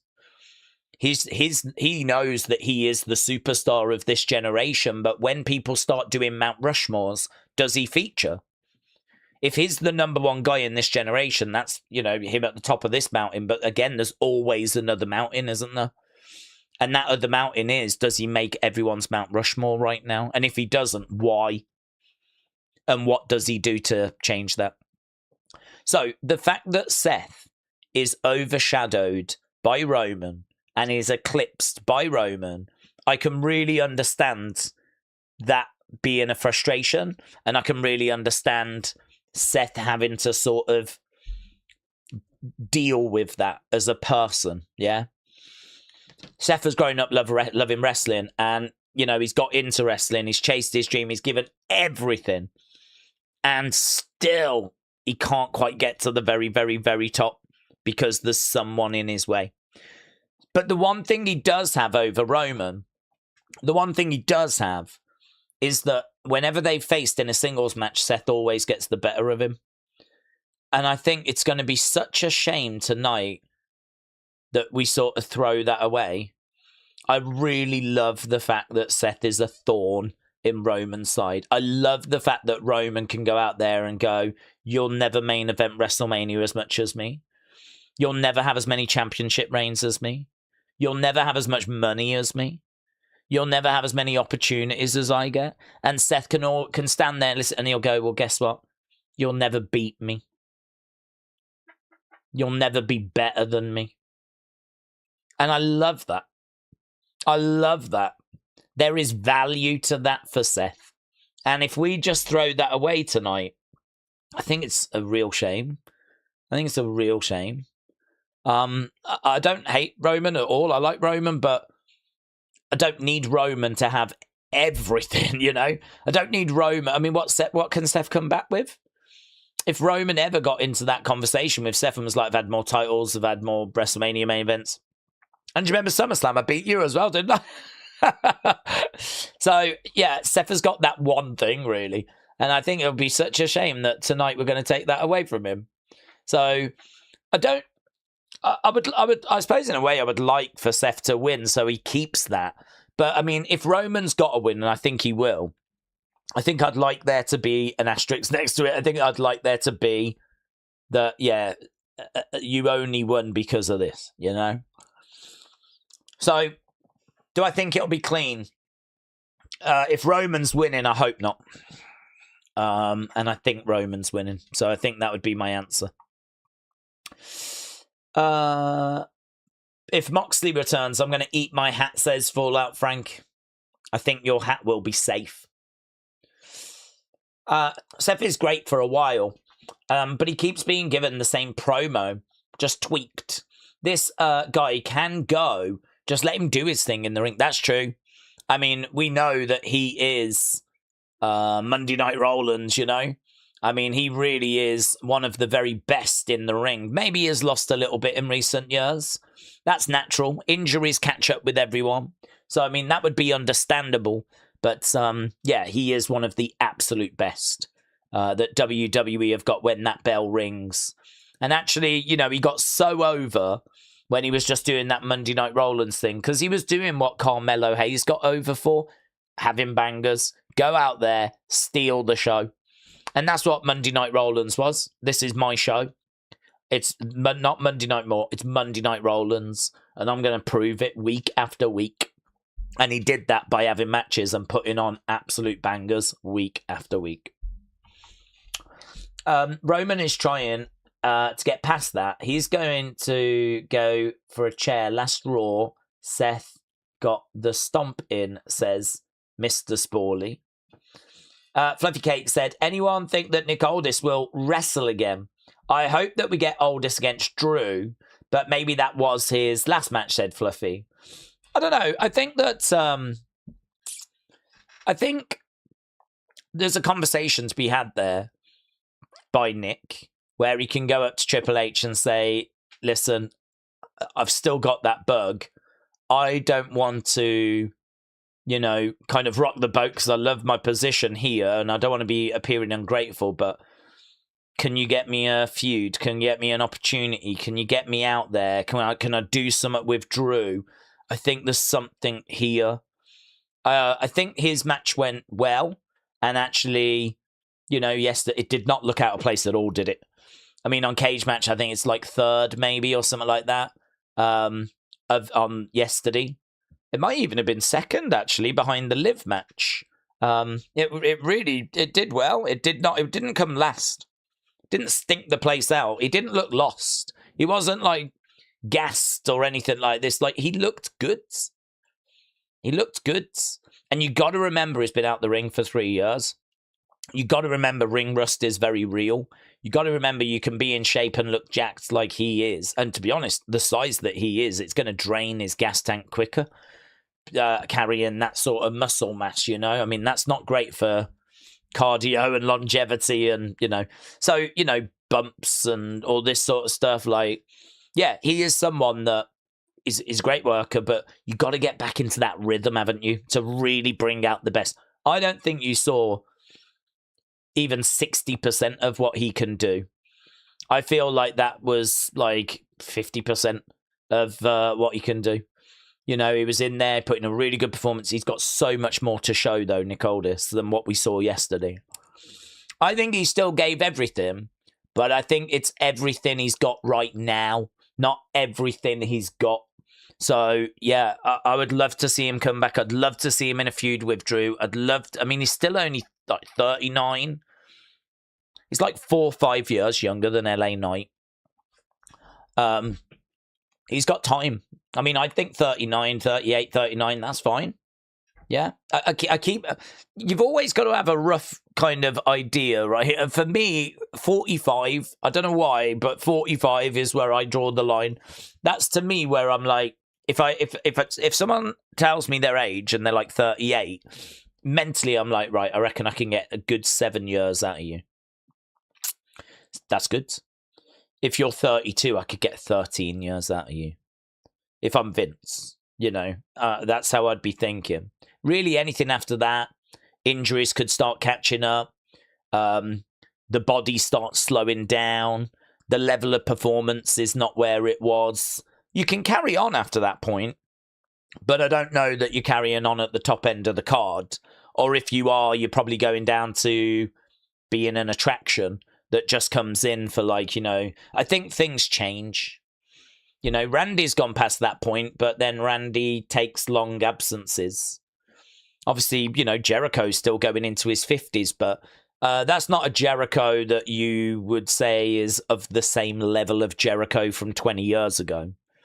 So I always think it's around about that sort of 45 in this day and age where you can get out of people. So if he's 38, 39, that's 6-7 years that you can get out of Nick Aldis with, I would imagine, him still delivering what would be like a peak level of performance. And it can go beyond that. It could be 46, 47. I mean, it's not an exact science. But, you know, back in the day, it used to be late 30s. Back in the day, like, anyone in their 40s was seen as grandpa, you know? So that has shifted, obviously, as we kind of have understood more about nutrition and how to look after your body and, you know, advances in medical breakthroughs and all of that. We are just by the Danhausen thing. There is a very nice, very evil. What are the flavors?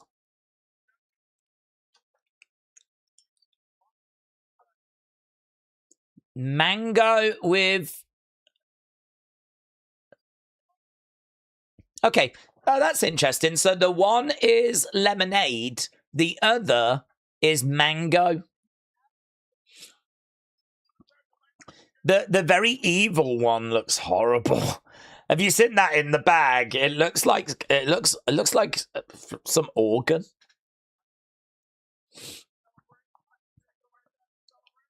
We got some mini Housens. She doesn't know whether to actually lick that straight from the mini Housen's hands or what. Jesus, don't fall, mate. Look, he's standing on the thing.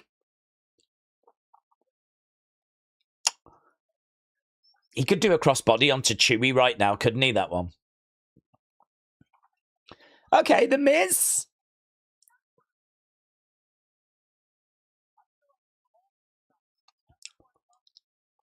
Well, what's been happening with The Miz? Because last time we saw him, he was like...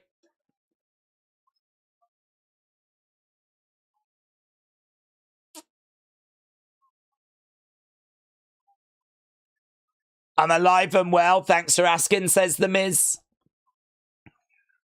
He'd be a good GM. If they are done with The Miz becoming a GM could work.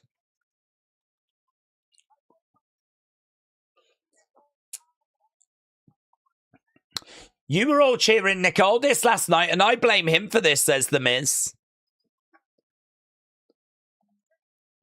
So yeah, The Miz no longer zombie fights. I was electrocuted by an idiot.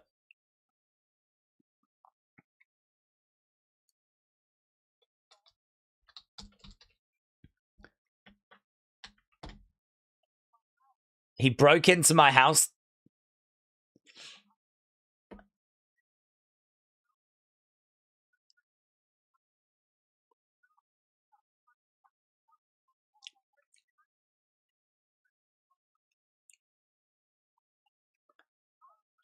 The general manager is upset that the general manager got to have Oasis.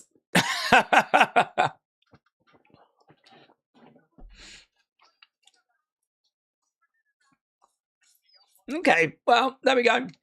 I feel like things are starting to heat up a little bit.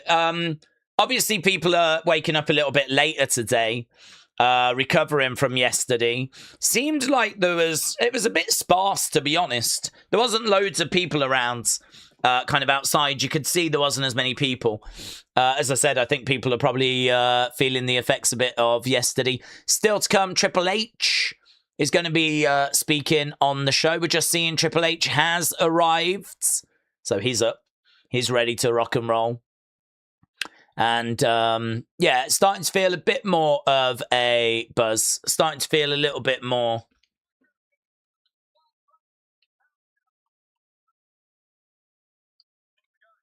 Okay.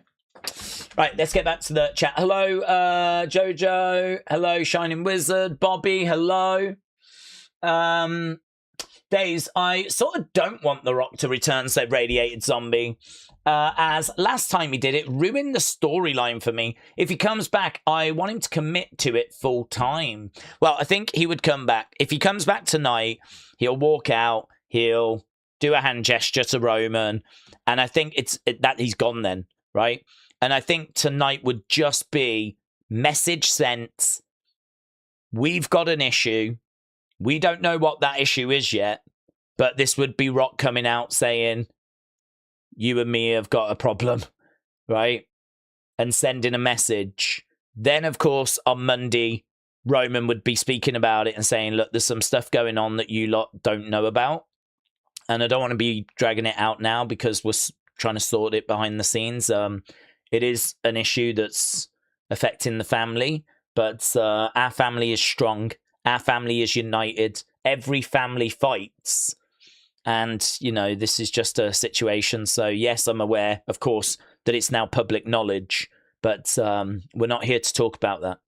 We're here to talk about the fact that I beat Seth freaking Rollins, blah, blah, blah. And on he goes, right? So he could just touch on the fact that, yeah, there is a little issue there. There is a problem. We're working on it. And, of course, you know, we don't hear really anything else. Maybe as we get later in the year, Rock can put a little thing out on social media, which just makes it clear that the situation has gone from bad to worse. And ultimately, this leads to us getting to next year, where ultimately we get to WrestleMania, and it is the Rock-Roman match that everyone's been waiting for. There is a chance for Rock-Roman. The word on the street is they've offered The Rock the biggest amount of money anyone's been offered to do a match, right? But we just don't know if he's going to be able to accept because of film projects and things along those lines. So I think if you see The Rock tonight, this isn't the start of The Rock coming in and doing a run and all that stuff. I would see it more. Do you remember when he came out at Bad Blood and just sent a message? I would see it more as a message. That's what I would expect. More so than, you know, he's here now and he's going to stay here until WrestleMania time, you know. Days, I think Seth can have more world titles than Roman. Seth has got 6. Roman has got 7. He can beat that, says Sean. I think that... Has he only got 7, Roman, really? He's only... I mean, he has had long reigns, to be honest, but I am still surprised at that. He has... Yeah, 7. He's got 4 WWE Championship, 2 Universal, 1 World Heavyweight. So, yeah, 7. I am surprised at that. I actually thought it was higher. Can Seth get more than that? Well, do you know what? I would say that that's actually a really good target for Seth. I think that you could be right. Seth could beat that. And I think that would be a good thing for him to beat. If he ends up with more world title reigns than Roman, I think that would be something that he could actually have over Roman. I would like Seth to have some over Roman because, as I said earlier, I do just sympathize with Seth about the fact that Seth has had to play second fiddle. It's undeniable he's had to play second fiddle.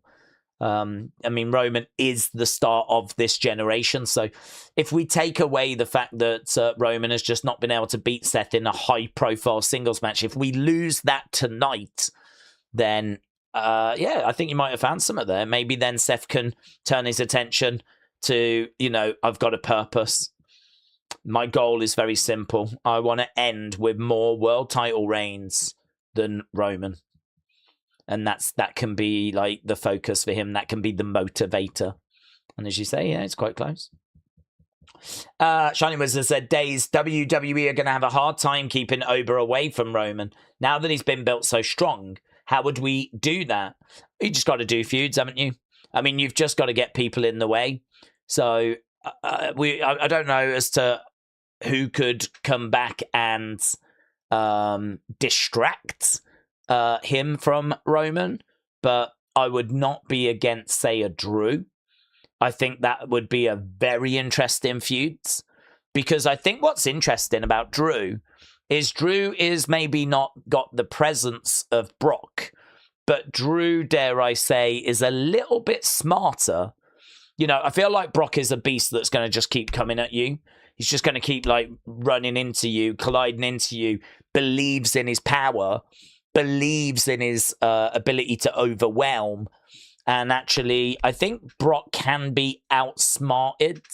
Whereas with Drew, he's got power. He's got size. He might not have the size quite of Ober. Height-wise, I think they'll be there or thereabouts, actually. But I do think that Ober will have just a little bit more girth, if you will. But actually, visually, it could look quite good.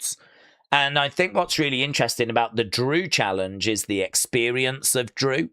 And I also think that he's a little bit smarter. If things aren't going his way, he will regroup, rethink, try and find a different approach. It's not just barreling forward, right? It's not like Brock, who comes down, circles around the ring, gets in there, starts taking you to Suplex City and F5 in you. Like, I think there's a bit more thought with Drew. I think it's a different challenge from Drew. And I don't know how you set it up, but I would really not be down on a feud between Drew and Ober. So it's just about keeping Ober occupied. It's just about keeping him busy. And then that way he can't get involved with Roman. So yeah, a Drew name would sort of come to my mind. Christopher said, Days, could we see a Roman special entrance like we got for Cody last night? Because they're both in Street Fighter. We could. I mean, I could see it being a case that we do a lot of the graphics, the entrance stuff to do with Street Fighter, the stage being decorated. I don't really see Roman coming out in sort of dress up, or, you know, I mean, even Cody didn't really, apart from his mask, had the guile hair on it. I don't think I really see Roman doing anything like that, but I could see it being a bit more like when the Usos came out. They had like a special entrance intro, and then they walked through those kind of props. I could see Roman doing that. You know, he gets like a video, and then his music plays. He comes out as normal, and there's maybe a few props or things on stage that he sort of, you know, kind of walks through, or takes a moment to sort of acknowledge and stand by, and then make his way down. I think that sort of aura of Roman we're not going to mess around with too much. He's not really a cosplaying guy, is he? He's not a dress-up guy. He's not someone that really kind of comes out with masks and all that sort of stuff, so... we've got Nick Aldis. He is out there with the fans.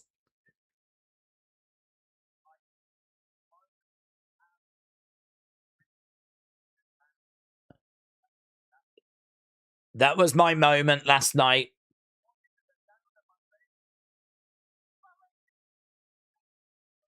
I was walking to the sound of my favourite tune. You still got it, champ. I have seen people online going, you've still got it. Do they not know he's only 39? He's not 59. I tell you what, he's got a bit of a shiner, hasn't he? I don't know if you've seen his eye, but he's got a little bit of a shiner there. Fans chanting, you still got it. You still got it. Gunther looks like he caught him with a stiff one. Yeah, man. Well, listen, if you're going to go into a war with the Ring General, you're probably going to get a bit banged up. I am going to eat half of a chicken sandwich. Let's go. Do you think if the build was better, the match would be better? Matches would be better, said Peter. Hello, Peter. Do we think if the build was better, the matches would be better? No. I don't think the build has made much difference. I think the build adds to the excitement, the hype going in. But I think when the ring bell sounds, then it comes down to what you've planned for the match. So if we look at yesterday, I think the matches were pretty well received, actually. Yesterday was a weird day because it sort of had the right basics. It sort of had the right elements, but it just never really went beyond that. And I think it was a bit dry because, again, I think it hurts not having recap video packages before we go to the matches. And I really think it hurts not having backstage interviews and moments backstage. Because I think, like, when you watch Raw, you don't watch entrance, match, commercial, entrance, match, commercial. You know, with Raw, we've got backstage interview. We've got backstage attack. We've got locker room segment with the Vision or the Bloodline. We've got in-ring promo. We've got going over to the commentary team. We've got going to Byron, who's up in the stands. That's normally during commercial for some of you, but we see that on Netflix. What we've got is we've got variety. There was a lack of variety yesterday. It was entrance, match, commercial. Entrance, match, commercial. That's what yesterday was. And if it felt dry, it's because that's all we were doing. So for me, that was a problem. There's not enough flavour. I think the actual in-ring was okay. Liv EO, great 71 on Cage Match. It's the highest rated match. Then we did the Bloodline LA Knight solo. You lot said that was great 60. I don't think the build would have made any difference to that match. It comes down to the spots that are in it, the ability to sort of build the pace. All of that is what makes, the match. Nick Aldis Gunther, I just think was too short. It needed a little bit longer. I don't know if Gunther wasn't a bit gassed. Nick Aldis, sorry, wasn't a bit gassed. I think that there's every chance he was. I think there's every chance that he gave everything he had, and by the time we were getting to the 10-minute mark, he was done. Let's go home. But ideally, we would have liked for that to have gone 15, and ideally, we would have liked for him to have had more moments of trying to get the win. Because I think we had a couple. Certainly that Cloverleaf was the big moment for him. But I mean, why couldn't he have hit a couple of moves and got a couple of pins and, dramatic kickouts by Gunther? Yeah, I'd love to have seen Gunther sort of all at sea a little bit. Aldis smacking him in the head, Gunther reeling back, right? Maybe even a bit of a stunner from Aldis or something where, Gunther's against the ropes flailing. And you could imagine the crowd going, go on, Nick, go on, you've got him. Capitalise. This is your moment, Nick. Nick's looking around, trying to figure out, what do I do? What do I do? I've got him rocked. I've got him rocked. I think there was just so much more that could have been milked out of that finish. I don't know why we left so much on the table. I don't know why. I feel like we did the slow start, Gunther doing most of the work. We started getting to the Nick Aldis, and then like we just ended it. I don't know. I don't get it. Someone somewhere will have a better answer than me. I think it's easier, isn't it, to sit here and watch the final product and critique that than actually, you know, be part of the process of putting it together. So it's easy to sit here and do what we do. But yeah, I think it just needed more time and it needed a bit more of that drama and everything. I don't think there was much hope for Bella's Paige and Fatal Influence, to be honest. CM Punk Cody, I think, needed less time. And, oh, God, the problems for that. I mean, it was a little botchy in a few places. A bit, had an okay pace at the start, but wasn't really grabbing me. I think when they started going out the ring, it started getting a bit more interesting. Obviously, when they were starting to exchange finishers, Crossroads, GTS, that kind of stuff. I think it needed less time. It went half an hour, which I just don't think it needed that. Didn't need to be half an Iron Man match. I would have shaved off a good 8 minutes. I would have got to the good stuff a little quicker as a result. And I don't know. I'd have to probably watch the match back to see which areas could be improved. I don't think anything in the build is going to help the actual matches we ended up getting, though. And again, Oberbrock, again, I don't think there's anything in the build there. I just think you need to use the cage more. Simple. You just need to, you know, be chucking people into the cage. You're never going to... I wasn't expecting people to climb up it, but I think what you could have is people being sort of trapped against the cage with kendo sticks where they have to, like, burst out the corner and, you know, chuck them into the side of it a little bit more, grate their face against it. We needed bloods. You know, we needed more broken tables. They needed to show us the aftermath afterwards and it just be carnage, you know, absolute carnage. I wouldn't have hated if for some reason, you know, the ring had sort of buckled during it as well. And like, do you know what I mean? It was just trashed. I mean, at least we ripped the ring up. We exposed the floorboards, but the comment was made earlier that we do that. And it's like, here we go. This is what we want. It's starting to get, and then it ends. It's one tombstone. He kicks out, fall from grace, match is over. So again, you know, you get to that good stuff and it's done. It's over. It ends. So I just think that the producing was not right. I got a problem with the producing, actually, because I think that Triple H gets a lot of blame, sometimes, most of the time, deservedly so. But actually, some of the times, it's because the matches are not good enough.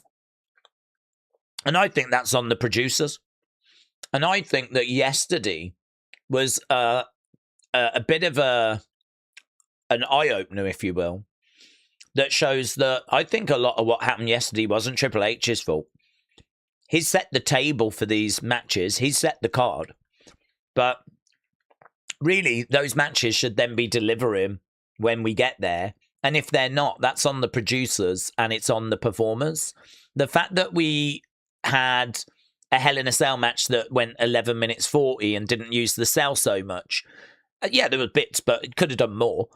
The fact that, like, Nick Aldis Gunther probably could have benefited from a bit more time. The fact that the other match overran. I don't know. I don't know that Triple H gets the blame for that.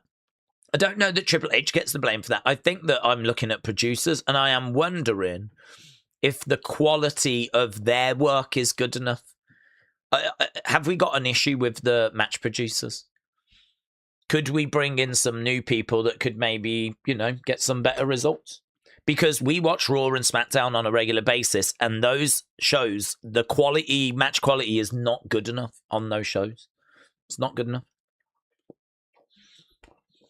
TJF said, check out my callback SummerSlam poster of Seth Rollins that I've tagged you in. I'll do that. Give me a chance to eat my sandwich, actually.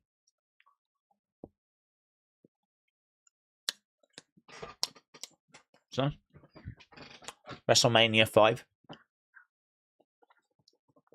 It does feel that way.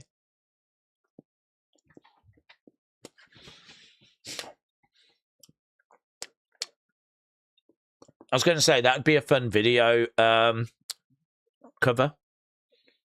if we were doing a VHS, but I'm not sure if I would quite have Roman looking like that. I think Seth looking like that actually works because he is that way, isn't he? I think with Roman, I'd probably lose the shirt, lose the bandana, but I might keep that. I might keep that bit. It's good. That was the first video I ever got, you know? First video that I ever got from a car boot was WrestleMania 5. Okay. The Beach said, Brock can't do long matches. You could tell that Nick was winded. That was the most those guys could do. I think that Brock can easily do another 3 minutes. I don't think that's too much to ask. I think the argument that we... Bloody now, he had enough about him to do a promo after. So for me, I think when you're exposing those floorboards and you've got those boards exposed and you've done that tombstone spot, you should be able to get a few more minutes out of that. We're not even asking for 10 minutes. I mean, I said before that I would be looking for us to get to about 15. We clock in at 11:40. I'm not going to cry about the missing 3 minutes, right? But I think there's an opportunity there when we're getting to, you know, the floorboards being exposed and we can do some more stuff with that. And we can do some more stuff with the cage. You know, 3 minutes to ask for. I don't think we was gassed to the point where he couldn't deliver that. I'm not buying that. Oldest, I might buy. There is maybe an argument that Oldest was gassed. I could buy that. But then I think what I would say is don't do so much of the Gunther being in control stuff if it's going to mean we don't get as much of the Nick Aldis stuff at the back end, you know? I feel like we just didn't get enough of that. So maybe they did have more planned with Nick Aldis and maybe it wasn't... he got gassed and we couldn't deliver it. I don't think that's true, though. I'm not sure that that's the truth. And it still doesn't change the fact that I watch Raw on a regular basis and the match quality is not good enough. It still doesn't change the fact I watch SmackDown on a regular basis and the match quality isn't good enough. Is it the performers? Is it a lack of house shows? It could be. That has been floated and they are trying to now get some more live events in. But I don't think that it's wrong to ask a question about, are the producers the right people and are they pulling their weight?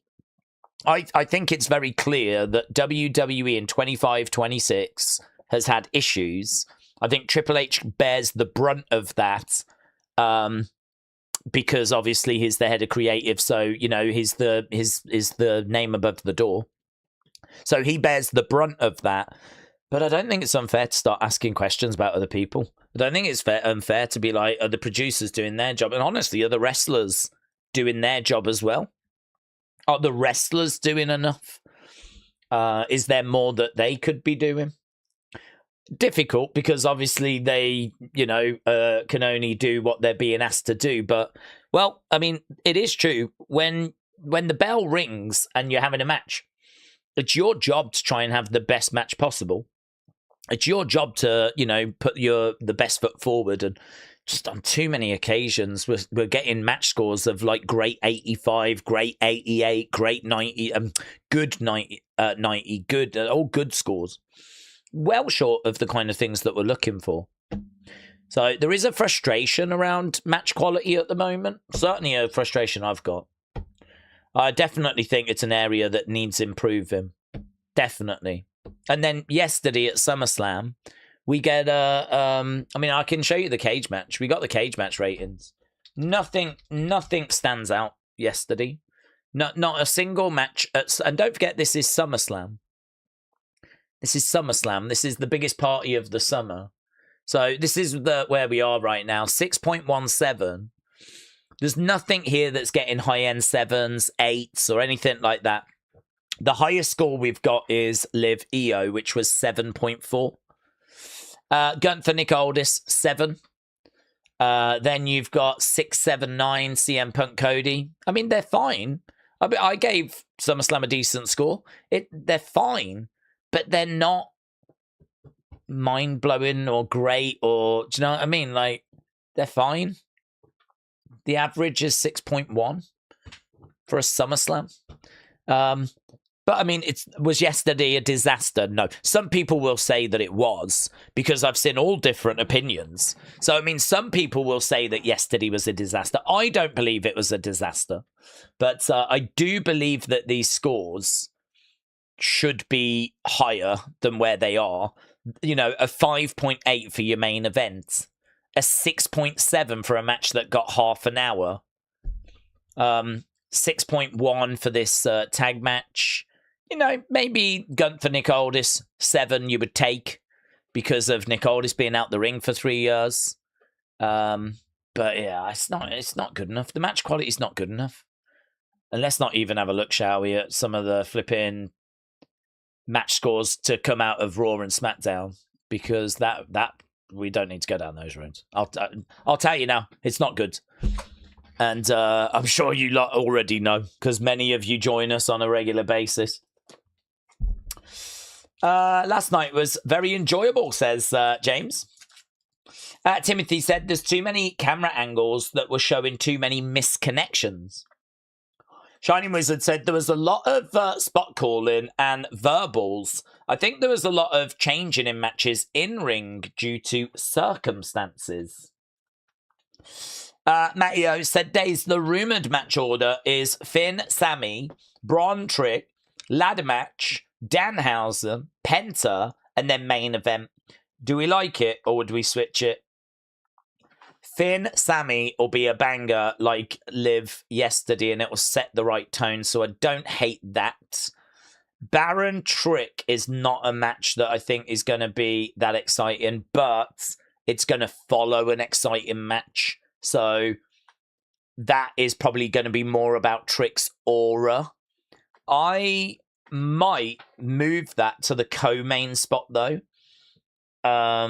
Although saying that, you do have the Danhausen situation to deal with as well, don't you? And I think it would be too early for Danhausen. So, yeah, that is probably in the right spot, actually. So, Finn, Sammy, fun open, makes sense. Baron Trick, not as exciting in ring, but we're following an exciting match. And we've got the aura of Trick. The fans can chant along with it. Hopefully they deliver something that's still decent. Fine. Okay, I get why it's there. You want something to pick the crowd back up, though. This is where I would go. Penta Gable next. Then I would go ladder match. Then I would go Danhausen Dom as like a, catch your breath type situation. Just before the big main event that's going to get time. And that is Roman and Seth. So, their match order's all right. I would switch Danhausen though with Penta. I think Penta Gable being in that co-main slot, I would move. I would have Danhausen in the co-main, and I would have because co-main doesn't mean anything. Co-main doesn't mean anything. I mean, really, we always say that closing the show and opening the show are the two places that are the most important. Really, anywhere else in the middle is just whatever. But yeah, I think like doing Penta Gable, then doing the women's ladder match, then catching your breath because of Danhausen, and him providing some comedy just before then you go into the big, epic, super serious Roman Seth thing. That makes sense to me. So yeah, I mean it's there or thereabouts. I would just probably switch a couple of things. So we'll see. Their run order is Finn and Sammy first, then Baron Trick, then the women, then Danhausen, then Penta Gable, and then ending with Roman Seth. So, talking of Trick is on screen right now, talking to Byron. Dean said, do we think matches will get better? Do I think they'll get better? Well, I think there should be a real question asked about why they're not better. And I really do think that question has got to be asked. I mean, I'm doing that work at the moment. I am going through Cage Match and looking at like scores. But if I was to do a piece where I actually jot down the match scores for each episode and actually scored what the average match score was for each episode. That's not a piece of work I've done. But if I was to be super geeky and do that, actually work out the average match score for each episode, I genuinely believe that 2025, 2026 would stick out as very underwhelming. I think that we watch on a very regular basis and see a lot of matches that really just score good 85, good 88, good 92. I mean, you want to be in that sort of good 95 plus range for something that's acceptable. And obviously, we're fighting to try and get into that great range. I mean, that's the good stuff. Yesterday, we did have 1, 2, 3, 4, 5 of the 6 matches got into the great range.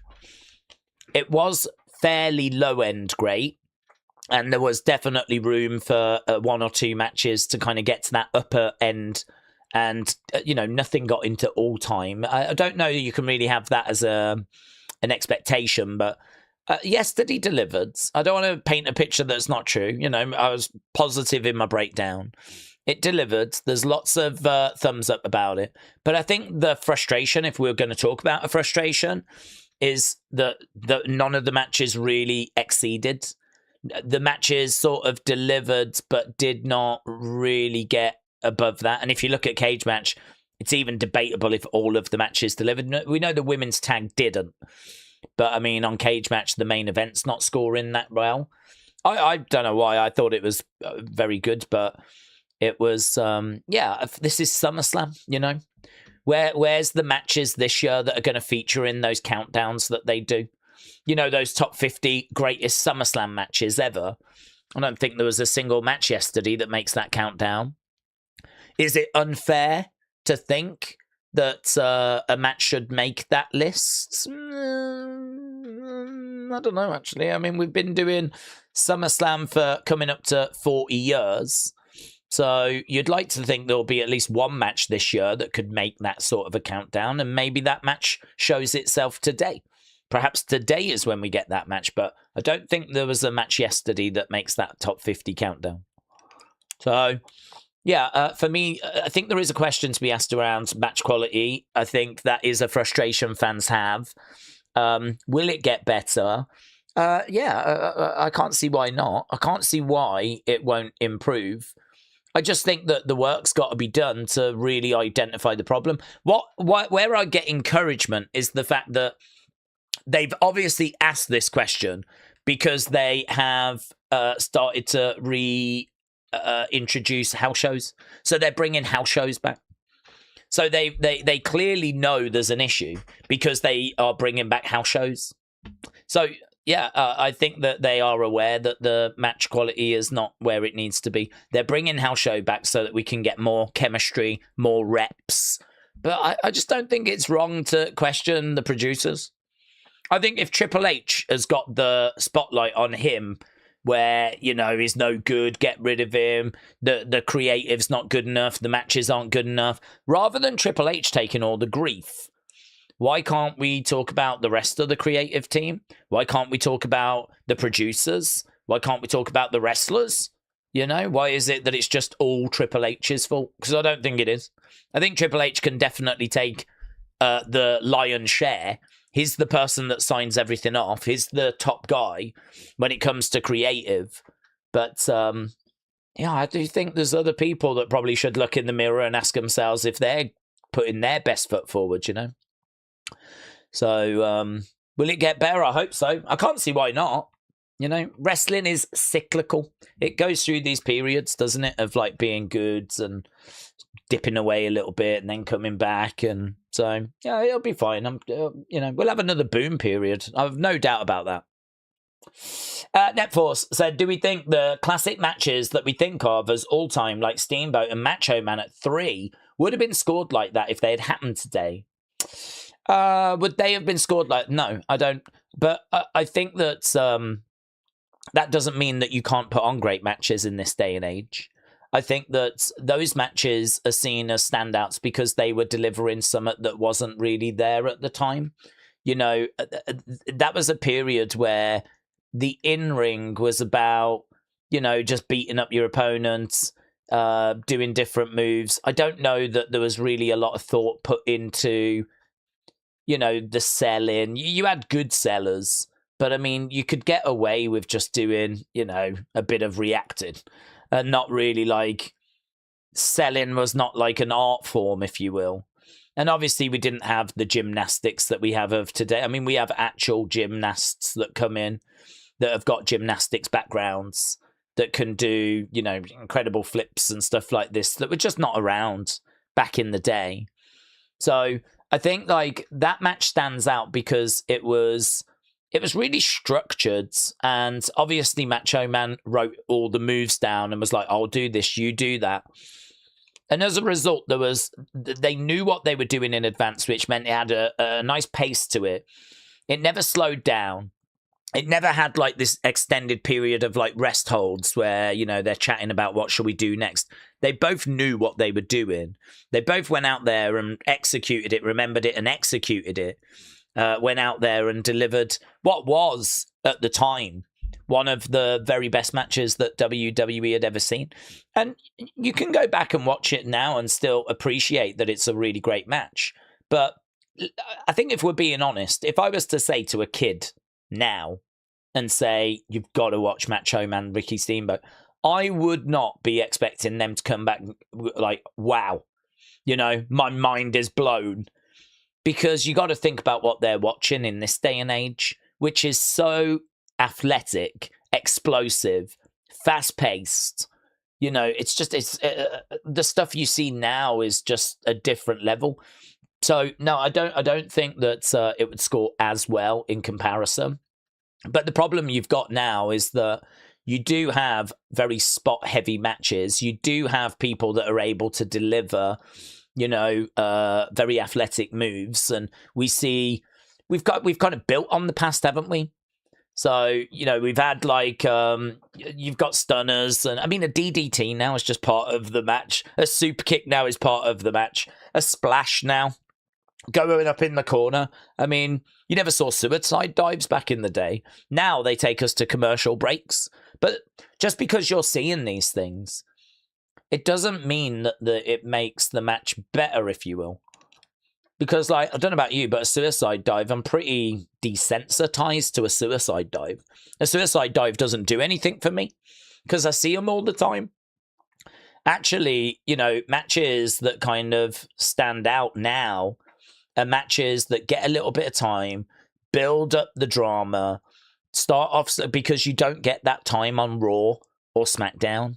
So a match that's going to get a bit of time that can actually have changes of pace and is not just all out million miles an hour and isn't just cartwheels and all this sort of stuff, but actually it's structured, builds, and actually you've got all these kind of crazy finishes.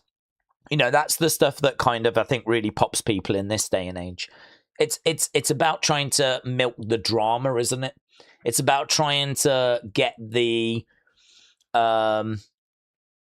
this is awesome chants. It's about trying to get the crowds to that place. And I think there's a rhythm to it that we understand a lot better now. I think there's just a better understanding of the mechanics of wrestling. But I mean, you can't do that sort of a match on Raw and SmackDown on a regular basis because we don't have the time and we have commercial interruptions. So, you've got to just try and do the best you can with the time you've got. I still think we can do a better job than what we're doing. I mean, it can't be acceptable that I look at the scores people are giving to AEW and their matches that they have on Dynamite, which is a TV show. And then I look at what WWE are delivering on Raw and SmackDown that are just so much lower than that. It's not impossible. AEW are doing it. They are delivering a much better in-ring product than what WWE are delivering. So, yeah, it's an interesting question though. Would a classic match like that still get the score and the appreciation if it happened today? No, I think it would still be seen as a really good match. But would it have enough about it to stand out in this day and age? That would be the challenge. Days, if you if you had to make a prediction, since Brock feud is now over, what do we think's next for Ober? Oh, we asked, you answered that. We touched on that. We were saying, I think, I don't know about predictions, but I mean, I would not be down on Drew because I think Drew would be an excellent opponent for Ober. I think you want someone credible. I actually think Sheamus could have been really good as well. I think you want someone with credibility, someone that you know is going to bring a fight, bring a war, someone that's, you know, going to be a handful. And yeah, I wouldn't be down on a Drew. I wouldn't have been down on a Sheamus. A heel Sheamus could have been quite interesting, but obviously we can't do that because we don't have him around. I don't know if you'd ever bring back a Braun Strowman, but obviously that's very unlikely. But, like, I don't know, the options we've got, I mean, like a Rusev doesn't really feel like he's going to be a challenge, to be honest, for an Ober. I'm not even convinced that Bronson Reed massively feels like he's going to be a challenge. So, yeah, you're going to have to keep him busy. I don't think we're going to put him with Roman just yet. So we're going to need to try and find some heels that can keep Ober busy for a little bit. Drew would be pretty high up on my list. Randy would be pretty high on my list as well. I know he's over on SmackDown, but it's nothing to move him over. Randy, with his experience, his cunning, you know, he's someone that's very calculated. You know, he loves his surprise attacks. I mean, he's not going to want to go toe-to-toe with Ober and expect to come out winning, is he? So, I mean, he's going to be someone that's going to try and get in there, hit the RKO, get the win that way. If it's not going his way, he'll slither out the ring, you know? It's very cunning. So, for me, like, I'd be looking at one of those kinds of names that can just keep Ober occupied.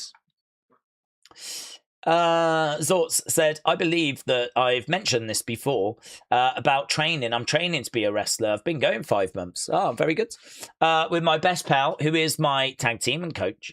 He's given us a big hint that our first match is going to be in December. I'm excited, said Zortz. Zortz, shout out to you, my friend. You'll have to let us know when we get to that. I'll be interested to follow your journey. So, yeah.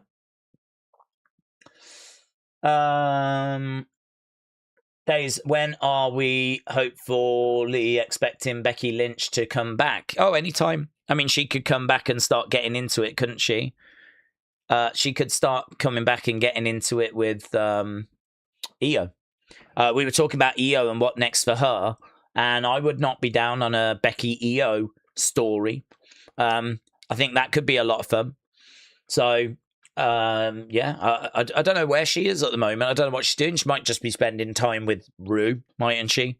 It might just be that after she's kind of carried that Intercontinental Championship for so long, it might be she's just taking a little bit of time off. So, I don't know. She might be gone until the Rumble, mightn't she? Might not see her until WrestleMania season. But equally, it could be that she's just kind of took the build for SummerSlam and SummerSlam off, and then she comes back just afterwards. When is the first match opening, said Meeks? It'll be in about an hour and 10, so we are getting close. We are getting close. So it's be in about an hour and 10 minutes. AB, WWE fan, shout out to you, said, great stream night 1. I'm excited for night 2. I want to know, what do we think about how can this top yesterday? Surprises, blah, blah, blah. Well, I actually don't think topping yesterday will be that difficult. I think now the dust is settling, we're starting to get an idea as to how people felt about it. And I think the general consensus from what I'm detecting from various places is that the matches were good, delivered, but can be bettered. And I think that what we need to do is that's what we need to do. We need to deliver some matches that are really, you know, in conversation for match of the year. I don't think there's anything yesterday that's in conversation for match of the year. I don't think there's anything yesterday that's going to be troubling, say, Roman, CM Punk, or is going to be troubling Mass versus Mask or anything like that, right? But this is SummerSlam, and this is where you would expect to have some matches that could pick up a 5-star rating. or even pick up a 4.5-star rating. I'm not convinced we saw anything yesterday that would get a 4.5-star rating. I think like Leah, Io, Liv is like 4, maybe knocking on the door to 4.25. And that was the best match we had. So how do we beat yesterday? You got to put on a better in-ring product. Surprise-wise, you've only really got to beat Randy returning and the Bellas turning on Paige. And I don't think Bella's turning on Paige got that much of a reaction. I don't think it was that big of a deal. I don't think people massively cared. So I think today is definitely capable. I actually think Roman and Seth can quite comfortably put on a match that's better than CM Punk and Cody. I don't think that'll be a problem. I think Penta and Chad have got an opportunity to really steal this show. I think they can go out there, and even if they just have the match they had on Raw when Penta first came in, that would do it. That would beat anything we had yesterday. So Penta and Gable. I suppose the concerns are I am worried about Trick Baron. Neither of those are known for being great in ring, right? So I don't know what you do there. I don't know if you purposely try and keep that short or if you really do work on some spots. But that would be the concern. Trick's going to come down and have a massive entrance. It'd be interesting to see Baron back on a stage as big as SummerSlam. I mean, I bet he can't believe it, right? I bet he absolutely can't believe it. So I think that's a slight concern. But we did have the women's tag match yesterday that also was not brilliant in ring action. So we can afford one match to sort of not quite deliver and still beat yesterday, because I would argue the women's match didn't deliver. You lot scored it good 79. That says to me you were not blown away. I suppose the other concern is Danhausen, isn't it? I mean, if that's going to be dramatic and it's going to be fun, and it's going to hit the right tones, and it's not going to be that flipping Danhausen, Joe Hendry type segment we got. If this is going to be, a decent match that's got some fun elements, then yeah, it could be okay. I mean, these are the two matches that are the concerns for today. For me, those are the two areas I'm like, because Sammy and Finn are going to bang. I mean, whatever Liv Io did, I'm confident Sammy and Finn can match. I'm sure that this opener will be just as good as their match yesterday. I'm very confident in both of their abilities. Finn Balor and Sami Zayn can absolutely deliver. So that'll be fine. Chad Penta will be fine. Roman Seth will be fine. Women's ladder match, that'll be fine. It's a flipping ladder match. I mean, it's hard to get a ladder match wrong. And we are going to be crowning a new interim champion. The two concerns are the Danhausen match and the Trick match. And then in regards to surprises, I mean, if you get The Rock, game over, Maybe if you get Drew, that is also an equal to Randy. I think, it depends when these people come in. I mean, if you could get Naomi, that could be interesting. You could get Becky. She could get involved in that interim match to some degree. So I think there is potential. I think there are ways you can beat yesterday. Are we going to beat yesterday? I don't know. I really don't know. It could go either way. Yesterday set a bar that was not hard to beat, in my opinion. But it was a, it's not like a low bar yesterday. I mean, 5 of the 6 matches got great ratings. I mean, it's not a low bar. If you're gonna beat it, you're gonna have to deliver, I think, something special today. And I would argue that's what was missing yesterday. So you're going to have to deliver something special. And it's hard to do that, isn't it? Special is special for a reason. So it's hard to do that. But I would like to believe that it is possible. It can be done. And I'd like to believe it will be done. Royal Rumble would be a good spot for a Kevin return. Maybe number 30, says David. Okay, where are we time-wise? We got 1 hour, 5 minutes. 1 hour, 5 minutes.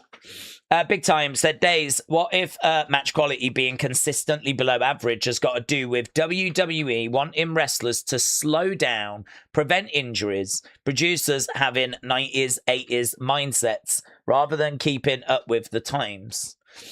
I mean, that's what they've got to figure out, isn't it? They've got to figure out what they are, where the problem is. I mean, if it is that WWE want wrestlers to slow down so that they're staying healthy or whatever, I mean, I would argue that doesn't make a great deal of sense, because one of the criticisms we're hearing is that the lack of house shows is destroying chemistry, destroying reps. The fact that wrestlers back in the day used to work tons of house shows and also do the PLEs, and that was just wrestling. I mean, wrestling is built on that. So the idea that asking people now to wrestle on Raw or SmackDown has got to be watered down, to me, just doesn't make any sense whatsoever. Back in the day, people were doing 100-odd dates, 120 matches a year, 130 matches, 150 matches. And now they've gone down to about 50 or 60, including what we get them to do on Raw and SmackDown. And now if we're watering that down as well, I mean, what I would say is, if that's the reason, then, well, there you go. Don't be shocked that the matches are not that great. I would say change that approach. That's what I would say. I'd say you've got enough wrestlers whereby if someone gets injured, then you've got people that should be able to jump in, and injuries are part of the game. This was not a consideration or a concern when we were having people working on the road 120, 130 times. It should not be a consideration now. I also think in regards to producers having an 80s, 90s mindset, I'm not too sure what that means. I think that looking at the producers, for me, if I was Triple H and I'm working on storylines and I'm working on presentation and I'm working on getting matches together, the one thing I don't really need the headache of is when the bell rings, the match itself. I don't need that headache. I've got producers and the wrestlers that should be able to put their heads together and put a match together, right? So if I'm Triple H, yes, okay, give me grief about the fact I'm not pushing LA Knight. Give me grief about the fact that I'm not doing enough with Julia. Give me grief about the fact that you're not happy that we've gone back to doing Bloodline. Like, these are the things you can blame me for. I don't want to be hearing you going off on me about how the matches aren't good enough, because actually at that point, I'm handing it over to the match producers, to the wrestlers. And yeah, I've got input. I mean, Triple H can do what he wants. But for me, that's not really that's not his fault. For me, that's where he passes it to them. So if I was Triple H, I would have an idea as to which producer and what producers are giving me a match or matches that I am happy about. I would know, just like how, employers know about their employees. When it's time for your annual review, your boss is going to know about your performance, right? It's going to know how you've done. It's going to know your strengths and your weaknesses, because that's something that a boss should be taking into consideration, right? Should be managing the team, should know areas of weakness, areas that need improving, blah, blah, blah, blah, blah, right? If I'm Triple H, I should know how good the producers are doing their jobs. Like how captivating, how engaging are the matches that they are producing. And I might not have the data, but mentally I might have an idea of, here's my pecking order. This, if there's a big match that I really need to deliver, I'm looking for this person.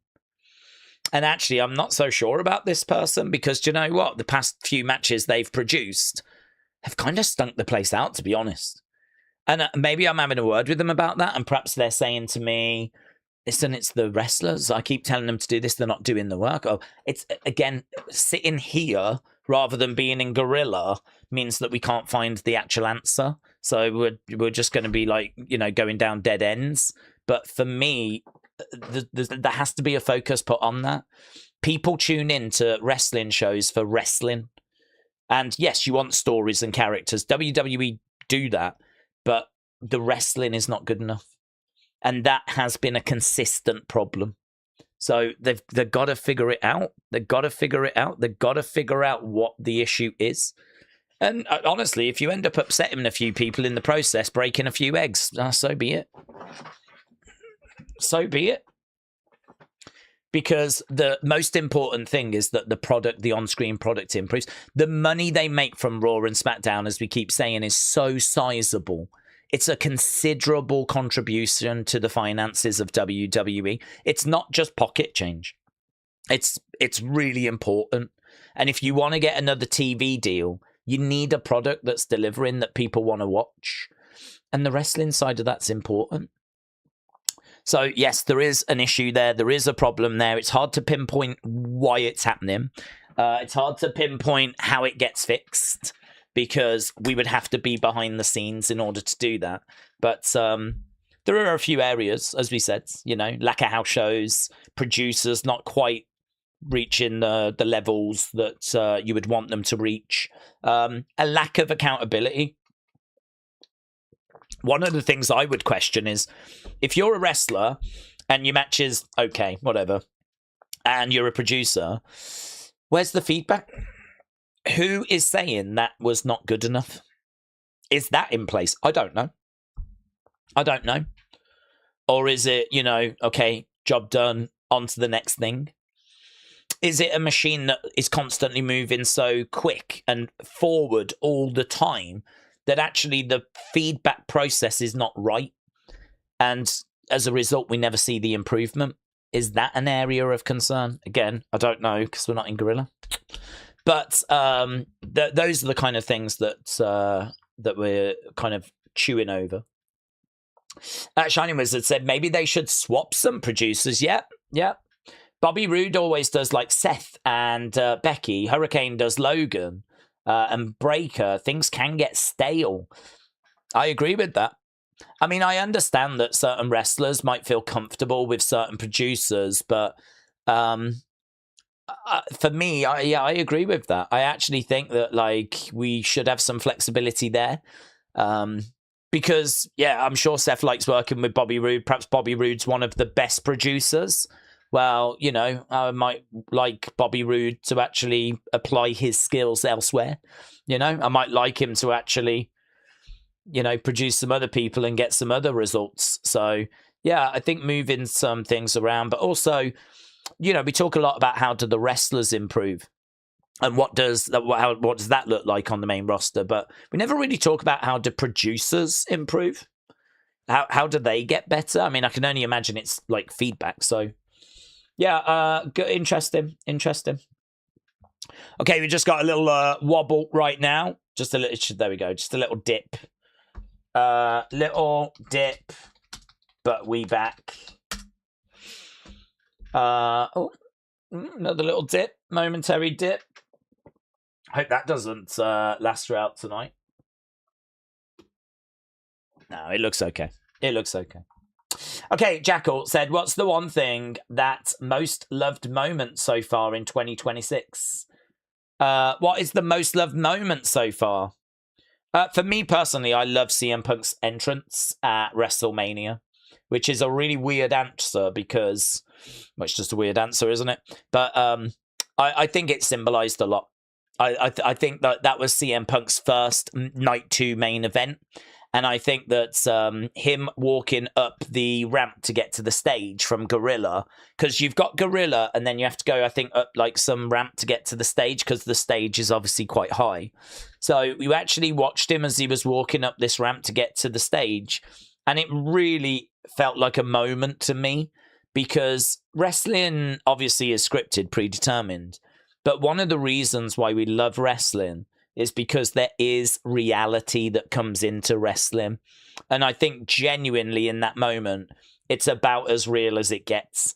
This is a guy that has given his life to wrestling, loves wrestling, has wanted to be a wrestler, chased that dream, achieved that dream, left WWE in 2014, found his way back to wrestling thanks to AEW, came back to WWE, and is only now this year main event in Night 2 of WrestleMania. obviously people debate last year he main evented night one, is that main event and blah, blah, blah, blah, blah. But whatever. There's no argument anymore. He's main evented night two.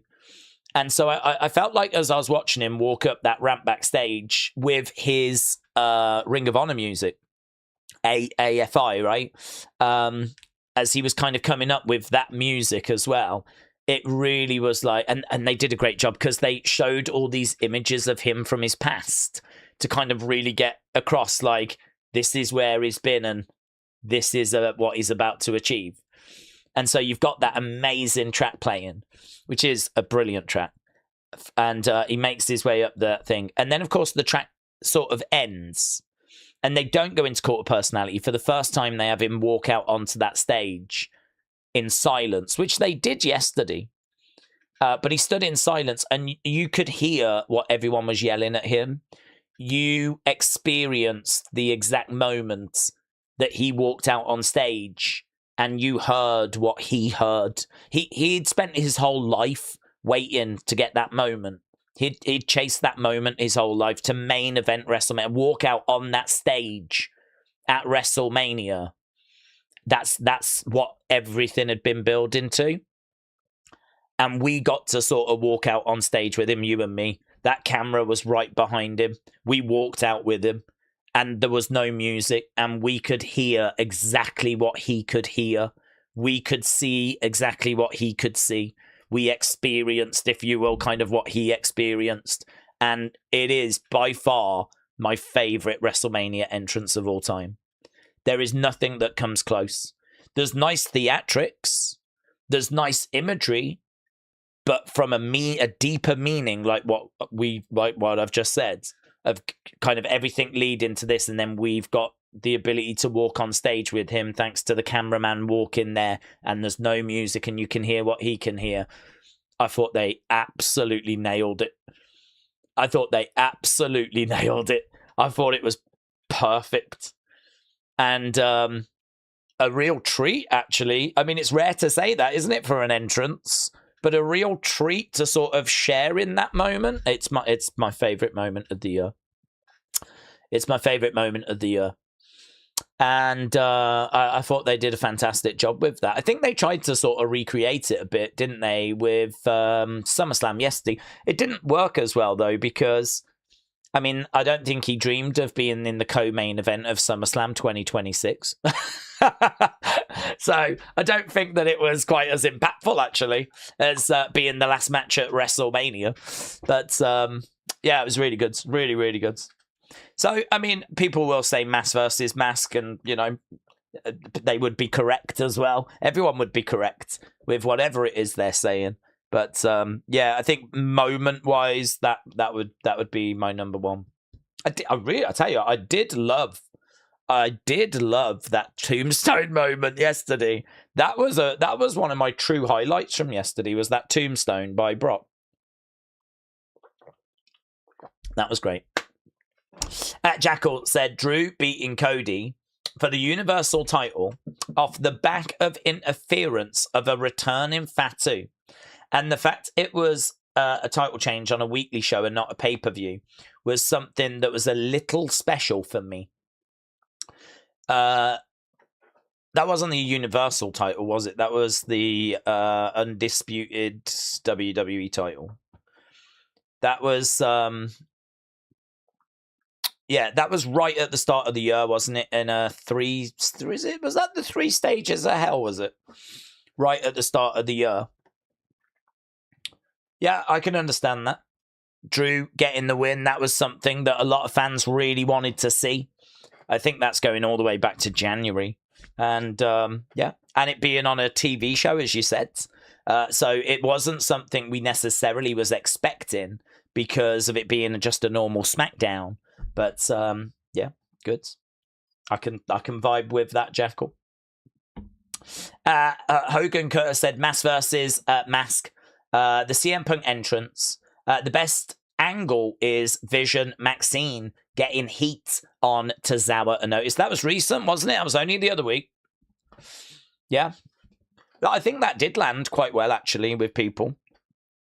I didn't see really much pushback on that. Although I think maybe Brian Alvarez had an issue with it, but he's been having a lot of issues. I saw Brian Alvarez having an issue with Grayson Waller's promo on NXT, which I was like, I don't know. I don't even know what you're looking for anymore, to be honest. I mean, I thought Grayson Waller's promo on NXT was brilliant, but he did not feel it at all. So yeah, but he's been struggling with NXT for a long time. I'm not saying that he's only said it for that reason, but he, I did disagree with him on that. I thought the Grayson Waller promo was great. James said, "Are you most excited? What are you more excited for tonight than last night?" Yeah, I think when I saw both nights, I was, I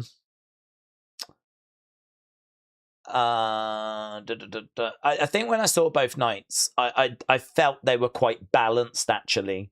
I know there was a lot of people saying night one looked like the better night, but I wasn't quite convinced by that because I wasn't really crazy about either of the tag matches going into this show. I actually think that the Bloodline LA solo that got a bit better for me this past week, right? I think the pew pew stuff, actually, believe it or not, I kind of have I found a little bit more from Solo that I was enjoying. And we had pew pew signs as he was making his way down. He did it in his entrance way as well, right? As his entrance.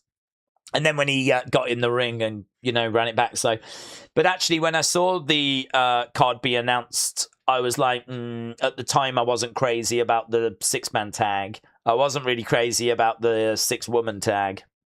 So those were 2 matches on night 1 that I was like, And then on night 2, I was like, Trick Williams, Baron Corbin. I know that's not going to be great in ring. And Danhausen should be a segment for me more than a match.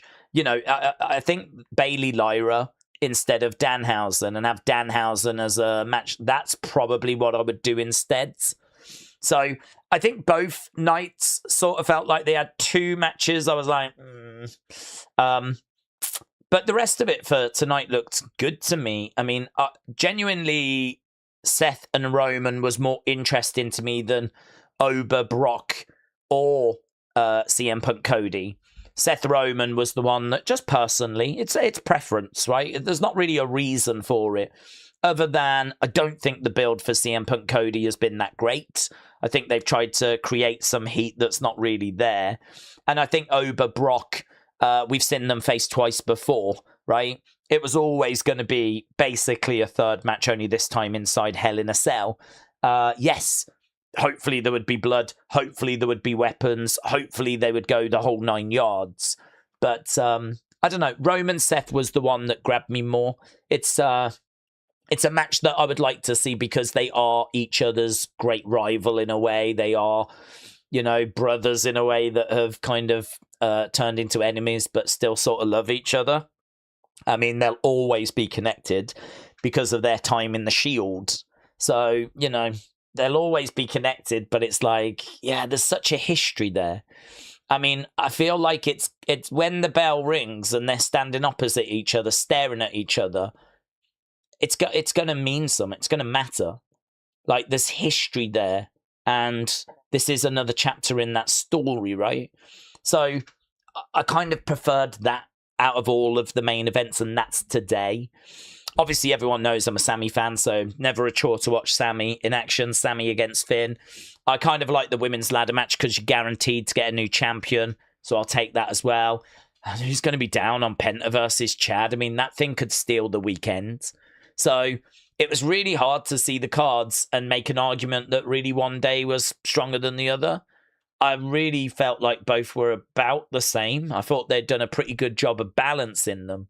But yeah, if I was going to pick a day, I might just lean night 2 because we've got Sammy and we've got Roman Seth. We've got Chad Gable. We've got a new champion being crowned. I just got to hope that the Danhausen thing is not going to be like cheesy and all that sort of stuff and like cringy. And I hope they've got something really fun planned. It's comedy, isn't it? I mean, sometimes these things can just go really wrong. Sometimes with comedy, it can really not land. And, that was kind of what we saw with the Joe Hendry Danhausen segments. But obviously the hope tonight is that whatever they've got planned is going to land. And, we're going to end up with a really fun, memorable segment. So I know there's a lot of Danhausen fans out there. I'm sure they're very excited for this segment tonight. We are just 45 minutes away. If you are watching and you've not left a like, leave a like. We didn't ask for any likes yesterday. We're going to see if we can get a few likes today.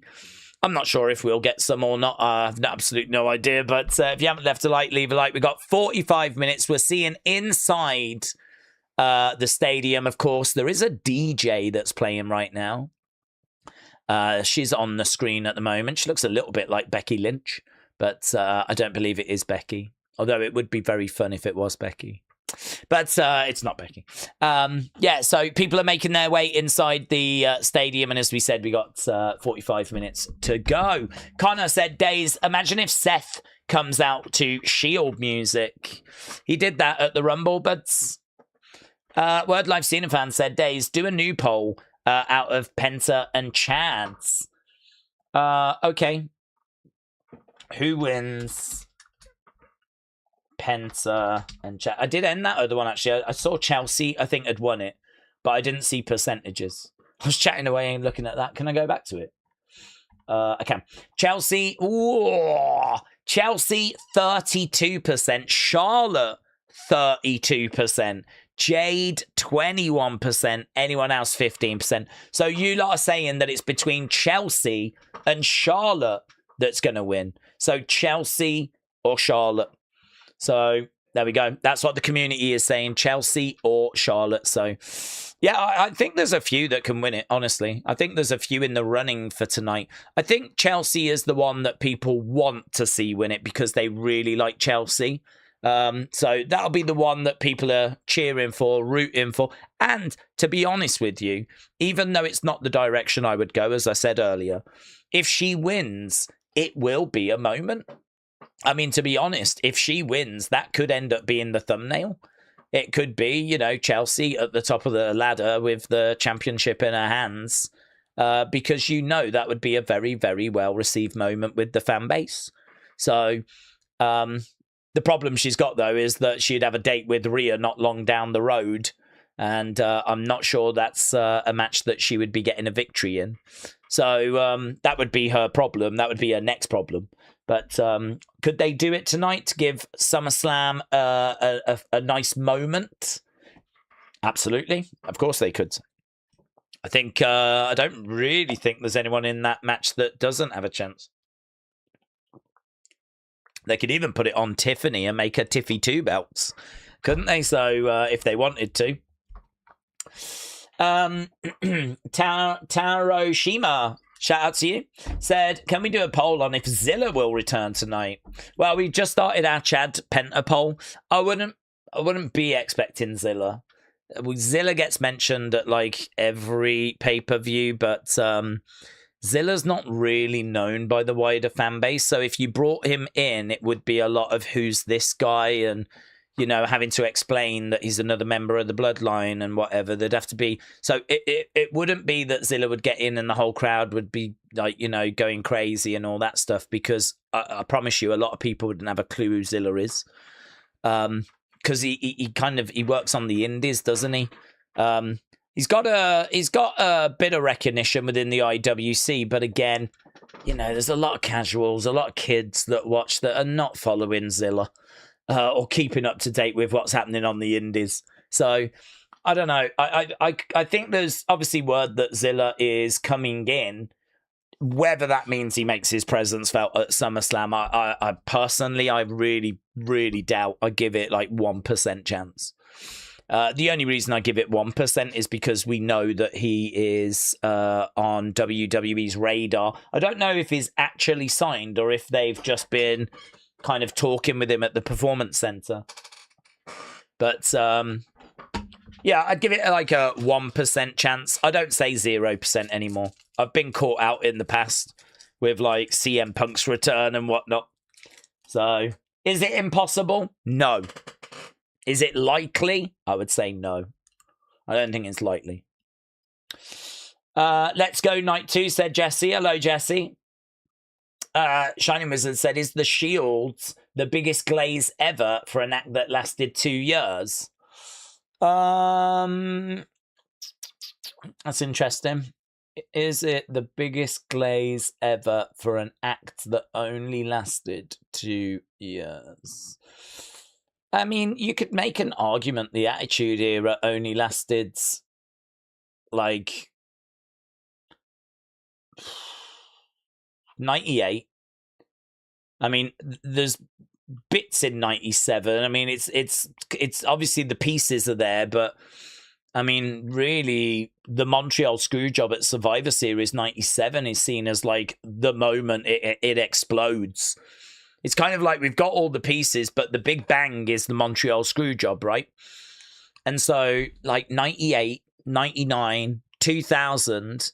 And I don't know, really, by the time we're going into 2001, WCW are dead. WCW are dead, and they get bought by April. Like March even, April. It's right before WrestleMania, isn't it? So you could make an argument the Attitude Era is like 3 years. 98, 99, 2000, with obviously a bit of 2001. And the pieces are there in 97. So the Attitude Era is probably not, it's not like the Attitude Era is 6-7 years. Depends where you draw the lines, to be honest, for the Attitude Era. I mean, everyone's got a slightly different start point, slightly different. I mean, some people say the Attitude Era really died when WCW got bought, and that was just before WrestleMania 17. And, the stuff we were doing after that was the Invasion angle, which was not very well received. So, without having WCW as competition, it just wasn't the same. But I don't know. Everyone's got their own sort of take on it. But anyway, act-wise, the Shields, yeah. It's not even 2 years, is it? I mean, they come in at the end of 2012, and they're done by mid-2014. So I don't even think, it doesn't even hit 2 years. So they're even shorter than that. So, yeah, I think they do get a lot of hype up for an act that was not around all that long, but they made such an impact. I mean, they came in and they kept winning. I mean, they were such a dominant faction that they didn't win every match, but they won 99% of matches. They were so dominant. And they were 3 very strong characters as well. I mean, you could, it'd be a bit like bringing in Trick, Javon, and Oba as a group now. Imagine if you had Trick, Oba, and Javon Evans as the new Shield, and they arrived earlier this year, end up splitting mid next year. That impact that they have as a trio within that period is so sizable. We still talk about that group to this day, and that group can go in the Hall of Fame on their own. I mean, the Shield really were the shiz. So, yeah, there probably is a lot of glaze in there, but I don't think it's undeserved. I think it's well deserved. I mean, I loved the Shield back in the day. So cool. A great name, a great entrance, coming through the crowds. The Sierra Hotel, India, Echo, Lima, Delta, the Shield, boom, boom, boom, boom, through the crowd. Love the look. All 3 superstars have gone on to be massive stars. Even John Moxley, I mean, look at what he's doing in AEW. And, he had did well in WWE, of course. Seth, Roman. So, yeah, big impact for a group that really weren't together all that long. AB WWE fan said, if The Rock did return, how would it happen? Cost him Roman, or Roman wins, then Rock comes out? Would it be better for Rock Roman at Mania, or would it be better for Oba Roman? It would be, okay, lots to unpack there. So if he does come back tonight, I think it'll be after the match. I don't think that you cost Roman the title. I think you want to keep the belt on Roman. I think you just want to let Roman know that there's... really, it's the fans you want to let know there's a problem, there's an issue, there's something happening. You need to know about this, right? you need to be aware of this because it's going to play into something in the future. But there is a problem, right? There's an issue between Roman and The Rock, and it's you need to know it's happening. So I don't think that he needs to necessarily cost Roman the championship. But I think, like, Roman wins, he's celebrating, Rock's music hits after, I would bring him out at that point. Hand gesture, make it clear, not happy with you. I know this is your moment, but this is still my company. And I'm going to take this moment away from you. I'm going to have everyone talking about me, not your win over Seth, right? And he doesn't have to say these words, Rock, but this is what he is saying with his actions. And, you know, a hand gesture of, you know, you're dead or whatever. And as I said, I'd have Roman come out and just say, listen, let's talk about The Rock, shall we? Let's talk about Dwayne. There is a problem there, blah, blah, blah. You know, families fight. And it's not something that I needed kind of being announced to the world, but seemingly it's something he needed. And so obviously you're aware of it now. We're going to deal with this as a family. It's not something we need to talk about or focus on. But, you know, shame that he felt the need to take that spotlight away from me at such an important moment. I've got to say it was not appreciated. But as we said, we are having a few disagreements at the moment, right? Something along those lines. So for me, that's how I would structure it. And then, of course, you know, Rock's away. At that point, Roman carries on. What would be better for next year? It's Rock Roman, isn't it? I mean, that thing is feeding families. I mean, Rock Roman, your window of doing it is closing, and you've got to try and get that over the line because it just prints money. I mean, you can do Roman over really whenever, but there's only going to be a very short window to do Rock Roman because Rock's getting older and he's got loads of film opportunities that he can take instead. So just getting him available is a nightmare. And you're not probably going to have the opportunity to offer him the kind of money the Saudis can offer him. I mean, if WrestleMania next year is back in Las Vegas or, you know, the year after, where's the millions and millions and millions of pounds or dollars going to come from to offer to The Rock to do that match? You know, the Saudis can do that, but it's only the Saudis that can do that. So really, Rock has got a very rare opportunity to make some serious bank, right, next year. And I think the Roman Ober match is going to be big whenever you do it. Doesn't have to be WrestleMania next year. It'll be big whenever you get to it. But the Rock Roman match will be bigger. It'll do bigger numbers. Rock is a bigger star than Ober. You've got the whole family dynamic as well. You'll have Lapsed fans coming back that will not want to miss this story. I mean, the boost to the company would be seismic. It would be a period we would look back on if we did it. It would be like people would make videos about the Rock Roman situation, you know, what led to the match and how the match went, what was the aftermath, and, you know, all that sort of stuff. So yeah, by far that would be the bigger match, by far. But if we end up with Ober Roman, like, that's not a bad consolation prize. That's still the biggest match I think we could make in-house. That's still the biggest match we can just do whenever we want. Obviously, as we said, we don't have that luxury when it comes to The Rock. Okay, we're just seeing Ober and his comments from last night. Grand Prairie said, I'm hearing that El Grande is going to be in the Gable match. El Grande is going to be in the Gable match. I don't know how he'll fit in. El Grande is a babyface. There was a show of respect between Chad and El Grande after the Mask versus Mask. There's no heat between them right now. There's no reason for him to get involved. He's also a babyface. So it wouldn't make sense for him to attack Chad or attack Penta. I don't know. I'm struggling to see how that fits in, to be honest. Struggling to see how that would fit in. I mean, the only thing I could think would be if someone tried to get involved that was a heel, but I don't know why they would get involved in this match.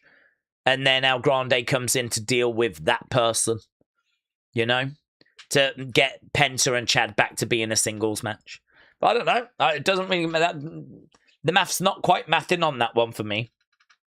Zort said, I love Roman Seth more than any other wrestlers. I still do have an issue with the Shield reuniting in 2017 and later a few times. Just sort of came back for no reason. Yeah. Well, it was money, wasn't it? People loved the Shield. The Shield was so popular that WWE knew if they could do a reunion, it would be, you know, it'd get attention and people would love it. But, I mean, the story for the reunions and all of that was not great.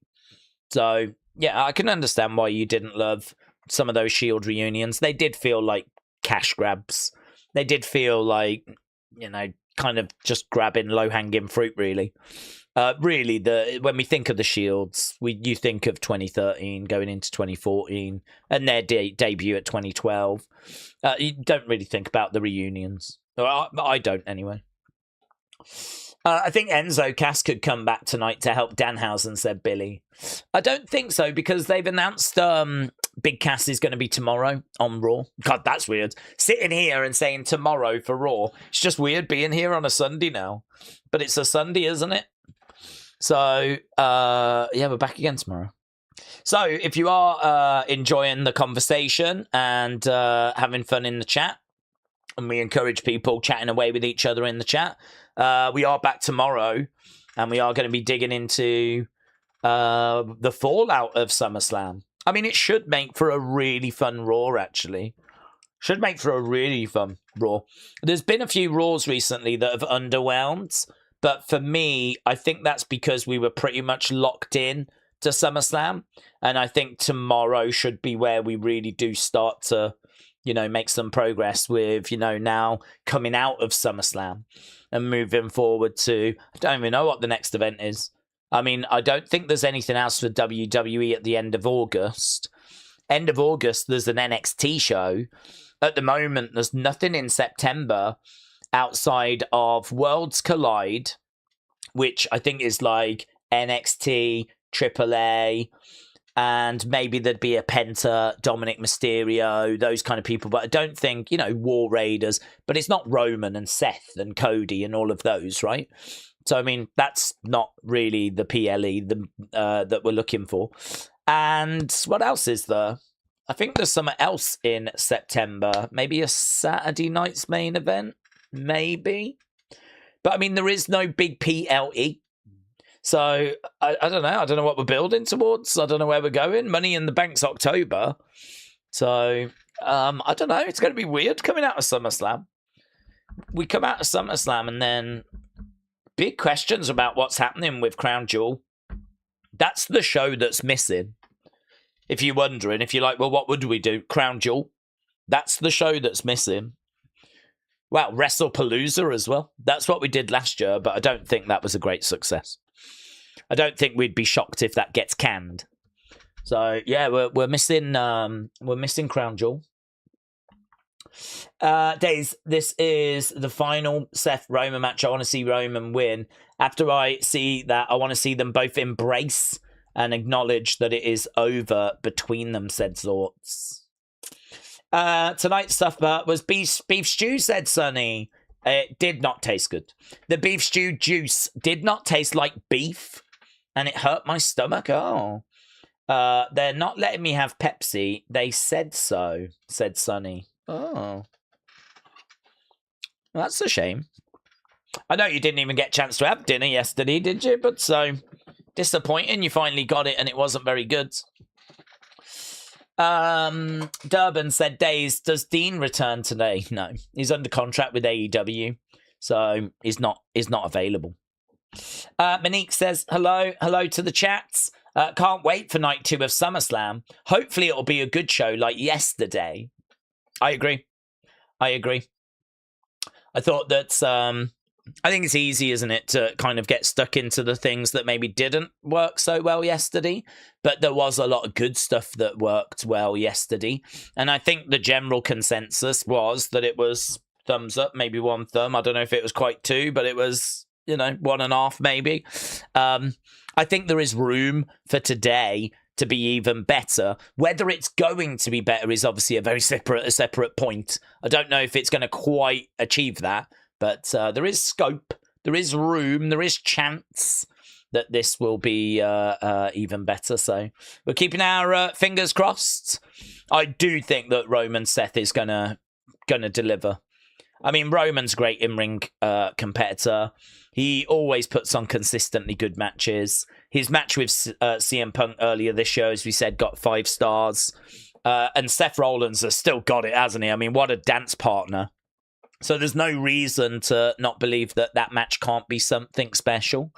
I wouldn't be expecting 5 stars, but it can certainly deliver something special. Days NXT, a big WWE special on ESPN did 680. So WWE counter-programming themselves because the ESPN show on Tuesday did 251. NXT against a WWE Summerslam special did 680. WWE counter-programmed themselves. The ESPN show on Tuesday did 251. Yeah, but that wasn't live. I don't think everyone watched that because you can watch that whenever. So I don't know. I don't know why they put it on at that time. I mean, the only thing I can say is they made a mistake. That's the only thing I can think, is that they just didn't think about it, being scheduled to drop at the same time as NXT. But I don't think that people chose to watch that instead of watching NXT. I don't think that kind of ended up really hurting them. I mean, maybe there was like 1,000 people or some at 2,000, but it's not that if they hadn't have done that, 250,000 would have been watching NXT instead. Because I'll bet you anything that the numbers from that live special were not 251 when it had finished.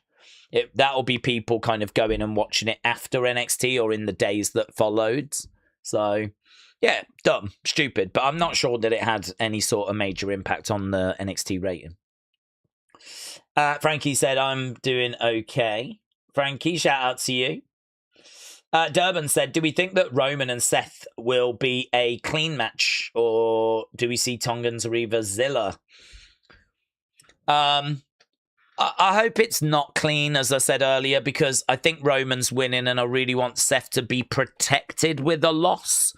So I hope that it's not clean personally, but that I'm not thinking Zilla.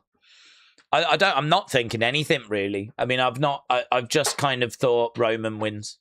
I've not really gone down the road of like, this is happening, that's happening type situation. Obviously, if there's going to be outside interference, you would look at the Usos, you would look at Jacob, and then, of course, if they come down, yes, you would look at Solo, you would look at LA Knight, you would look at Royce Keys, and I would imagine within that kind of madness, that's when you end up getting Roman picking up the win. So that's the kind of thing that I would expect, and not Zilla. I'm really not expecting Zilla. I feel like I have to say that sentence pretty much every pay-per-view, but obviously it makes a lot more sense now. I don't mind saying it now because he has been linked with WWE. But I feel like I've said that sentence before every pay-per-view for the last couple of years, where Zilla's name has been brought up again and again, and he's never shown. So, but as I said, I don't mind that conversation now because it is true. He has now been linked with WWE. So the chances of him showing up in WWE are obviously, very, very good. Whether that's main roster, I really don't know, because he could end up going NXT first. Solo went NXT first. So whether I don't know where he goes. But I don't feel like it'll be SummerSlam.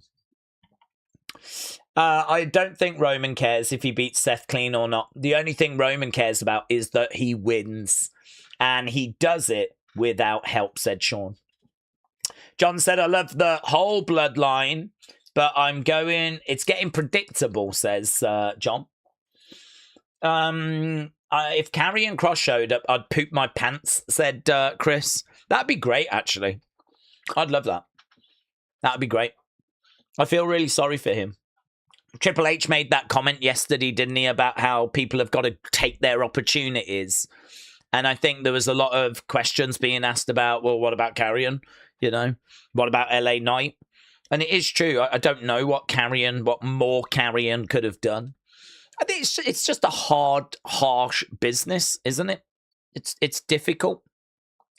I suppose with life, it is true. But with wrestling, it's very true that you don't always get what you deserve. I mean, in life, you can be a good person. You can put in loads of work. It doesn't mean you're going to be a millionaire. It doesn't mean that you're going to have the wealth of other people or the success of other people, you know? There's and it's the same here. You can be a good person. You can put the work in, but it doesn't mean you're going to be the next Roman Reigns. It doesn't even mean you're going to make it on TV. So I think, you know, life is that way. Wrestling is very much that way. Trying to understand why these decisions get made is a large part of what we do. It's a large part of the conversations that we have. And I feel sorry for Karrion. I think he is definitely one of those examples where, honestly, sometimes you think if someone, not that they ever would, right? But like, I always think that if someone was to come up to you and go, listen, you're a wrestling fan, say a wrestler, yeah? Could you imagine if you bumped into a wrestler, yeah? And they were on their own doing a bit of shopping, whatever. And you used to come over and go, oh my God, I'm such a big fan of yours. I watch you all the time. You go over to them, right? Let's say you bump into Lyra. You bump into Lyra and she's shopping or whatever. She's just browsing. And you go, Lyra, sorry, could I get a quick picture or something? And she's like, yeah, no problem. And you're like, God, I just want you to know I've been watching you for years and years. I'm such a big fan. Imagine if she turned around and went, listen, I'm just struggling with a few things at the moment. You're a big fan of mine. What have you got any advice? Anything that's not quite landing on TV?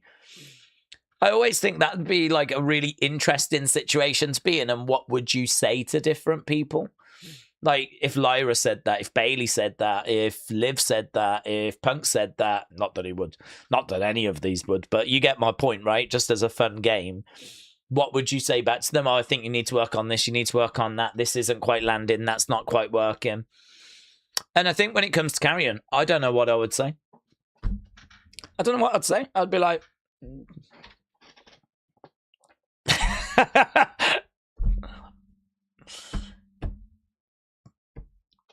I don't know.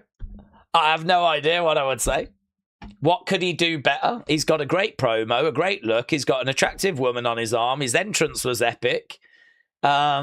Maybe when the bell rang, on the rare occasions we got to watch him wrestle, it didn't set the world on fire. I remember him having a feud with Sammy, and I remember their matches around the one at SummerSlam and before, really not getting great results. Really, this is Sammy, who's such a good in-ring performer. So I don't know. It might be unfair to say that because I haven't got a large sample size because he didn't wrestle all that much, or not that we saw. It'd have to be that.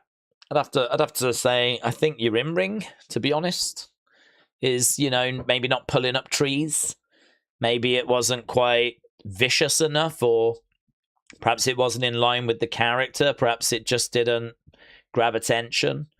I mean, it's something like that. I'm not sure. Karrion would be really difficult.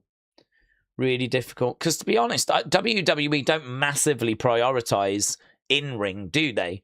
Because, I mean, Trick Williams' in-ring is not mind-blowing.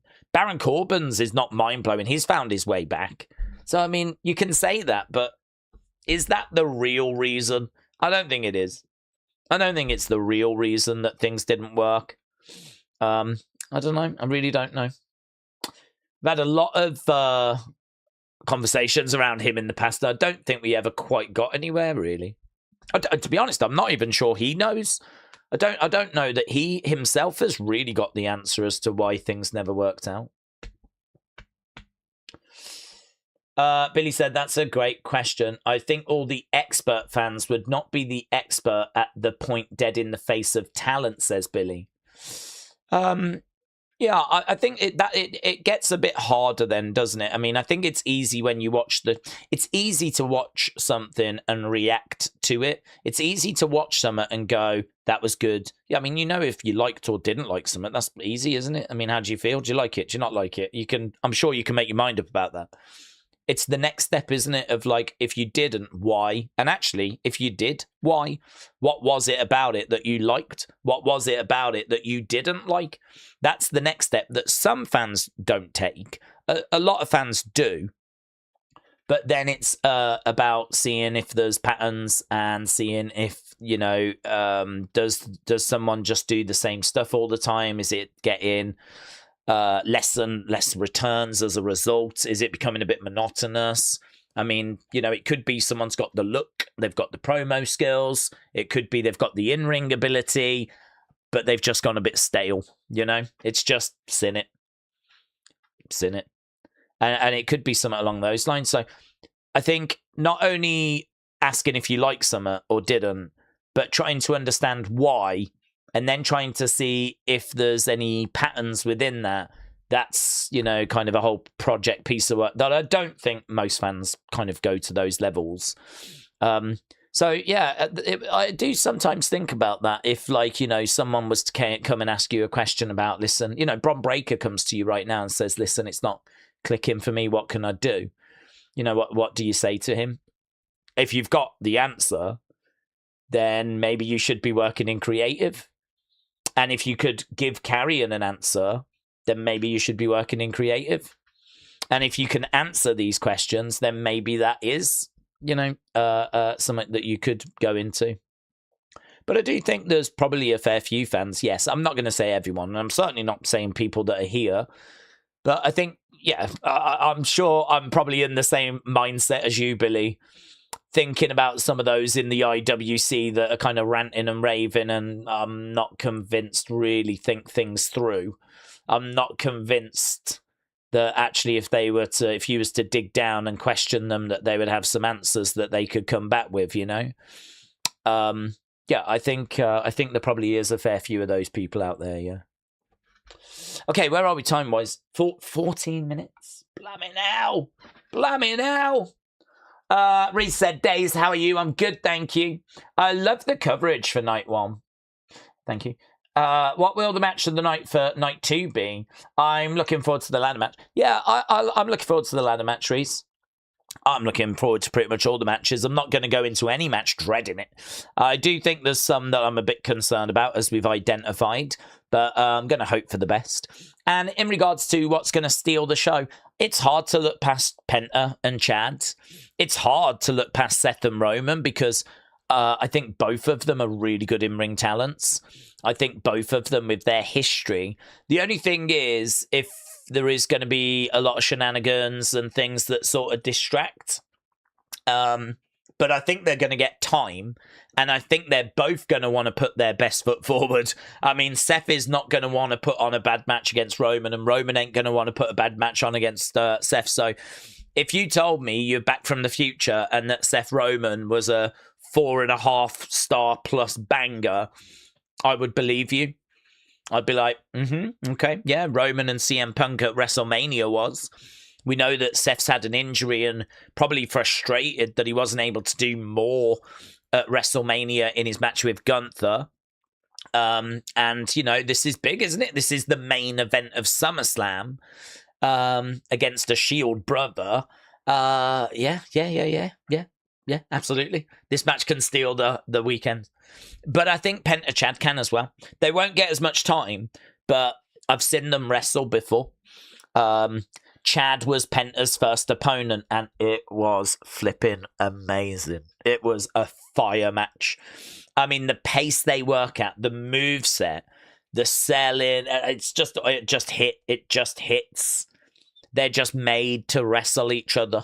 Now, the only thing I don't know is if that was like stars aligning and it was just a perfect thing, right? I don't know if it was that, or are they just, it doesn't matter, they are that good. Put them in there again and they're going to deliver again. I don't know. I really don't know. We're all going to find out together. I think it's probably They're just great. Put them in there and they will continue to be great. I think it's probably that. So I'm very excited for that match. I'm very excited for Roman, Seth. I'm very excited for Sami taking on Finn. I think that has got potential to be a banger as well. You know, Finn now finally getting a singles match away from Judgment Day on a PLE, standing on his own 2 feet. I think there's a reason to be excited there.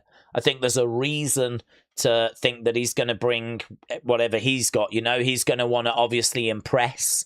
And he's got a great dance partner with Sami, hasn't he? I mean, Sami, you can criticize him all you want for those that do, but he can work. So 3 matches there, and the ladder match, which you said is the one you're most excited for. This is why, for me, Night 2 looked good, genuinely.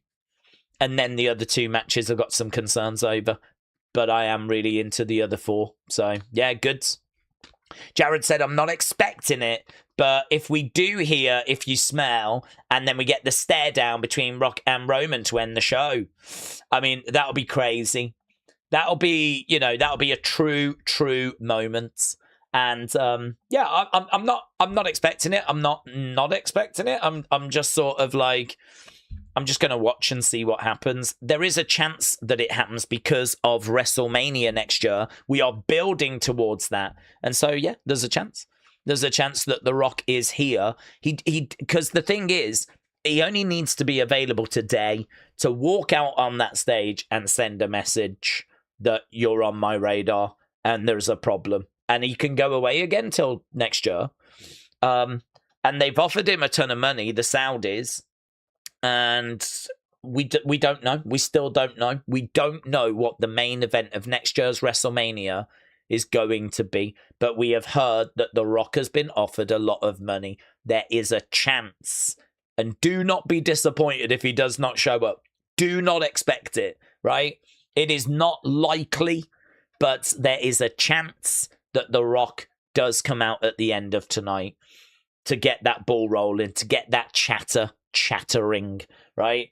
To get the wrestling world buzzing, to make some noise, to get some excitement back into this product, to get us looking forward to WrestleMania, you know? I mean, just it isn't... How powerful is that man? Where he can just walk on stage, do a hand gesture, and we're all going to wet ourselves like CM Punk did in yesterday's match. Maybe, we're not sure, but he probably did. So, you know, he's got this power, this ability, this aura where he can just come out, stand there, a whole stadium of people are going to be flipping losing it, just send a hand gesture, and that clip goes viral. That clip goes viral. All those Laps fans go, something's happening over in WWE, yeah? It is that case of, in case of emergency, break glass and, do you know what I mean, hit the rock button. Send the bat signal out to get The Rock. Have they done that? Can they do that? Is he even available? I wouldn't bank the night on it, right? I really wouldn't bank the night on it. I wouldn't be like, this night's rubbish if we don't get it. But I think there's a chance. I think there is a chance. So once again, Pete Rosenberg is walking out and showing us the stadium. The stadium is full of people once again. It looks, well, I say full. We know that one side was struggling, but it looked good when CM Punk came out. But yes, we'll be getting underway with this very soon. 7 minutes to go. Are we going to get another Triple H daughter singing that we can sort of disrespect and then realize, oh, actually, she's only 15. We shouldn't be disrespectful. You know, that was fun, wasn't it? Doing that yesterday. I'm down for doing it again. So, right now we got Pete Rosenberg on the stage.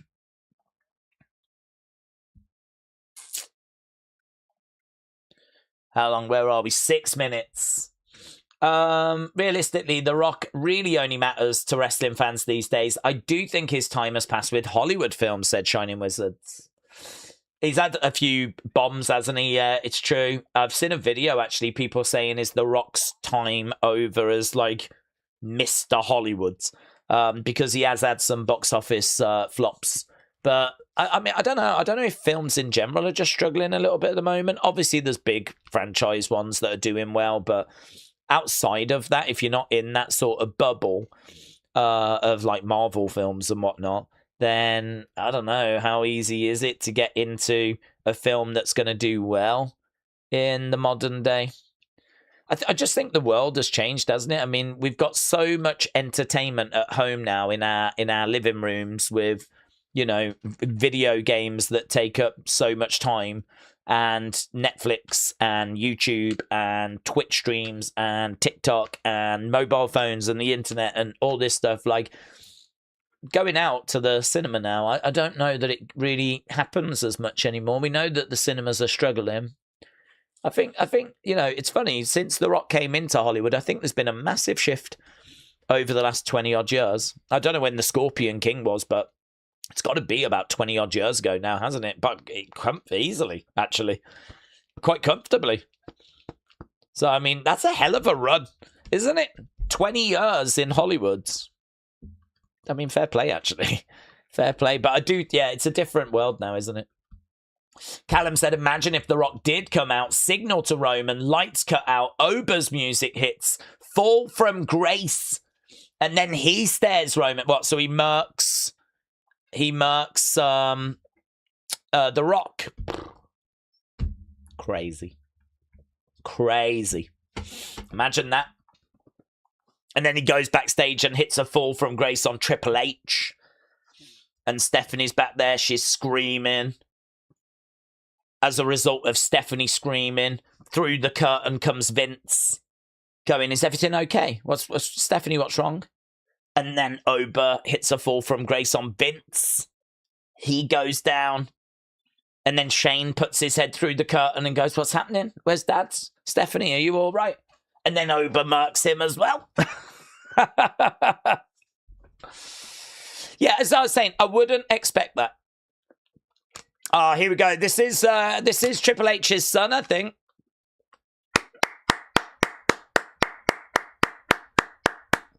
We had his daughter yesterday, and it looks like his son is kicking things off today.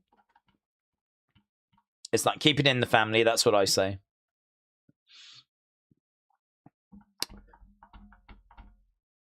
Guys, please remember, he's only 15. We are seeing servicemen and women, service people, as I like to call them, in Japan.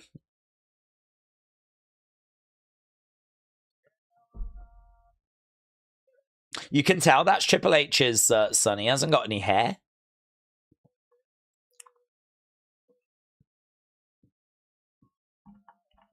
He's doing great. He's doing really great.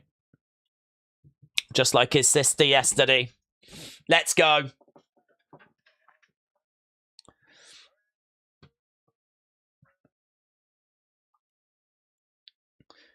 Okay, we're going to be getting underway very, very soon. SummerSlam Night 2 is live, says Jojo. Killed it. Killed it. Amazing.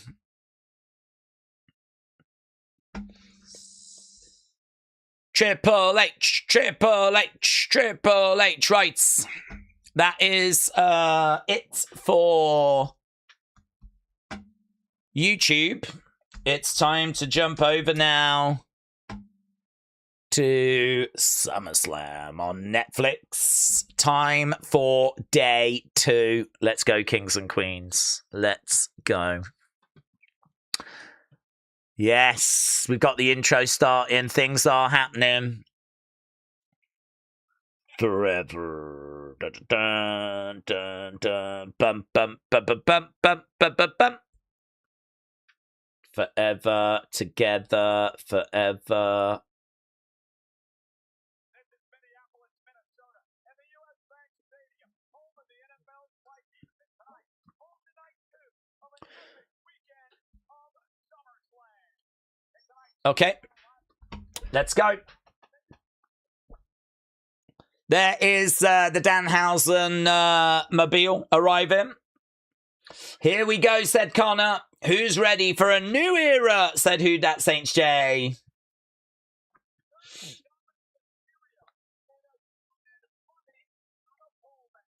There's Dirty Dom. There's Charlotte Flair. We're just seeing people arriving. The opener really should have been Penta against Chads. It would be the best opener since Kurt Angle Mysterio. I wouldn't have hated that. I think you start with a banger, but I do think that Sammy and Finn can be that banger. So I'm not saying that you're wrong. I think you absolutely could have started with Penta and Chad. But perhaps they just felt the star power of Sammy, who's been getting a lot of TV time, been crashing out, Finn Balor. Perhaps they just felt like that star power meant that that was the match to lean on. I think it was still bang. Okay. More Danhausen. I'm over it, says Maggie. Balor, said Real Glockness. Okay, I think our first match, according to the rumors, it's going to be Sammy. So let's ask the question: who wins, Sammy or Finn? Let's get a poll going. I've had a few polls tonight. Right. Dom DeMan, I don't want him to lose to Danhausen, said Prince. Spawny Boy said, please don't let Jade win that ladder match.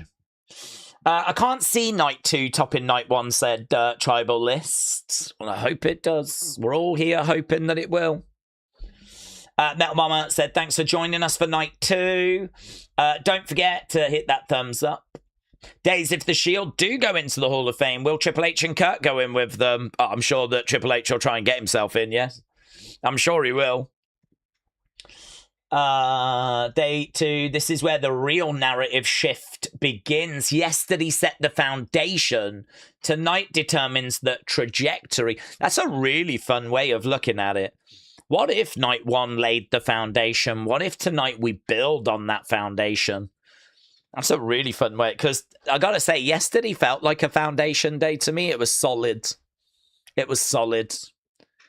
Do you know what I mean? Pretty much everything delivered outside of the women's tag match. I'm not sure if anything like went crazy or, you know, over-delivered, but it was all solid. It was all there.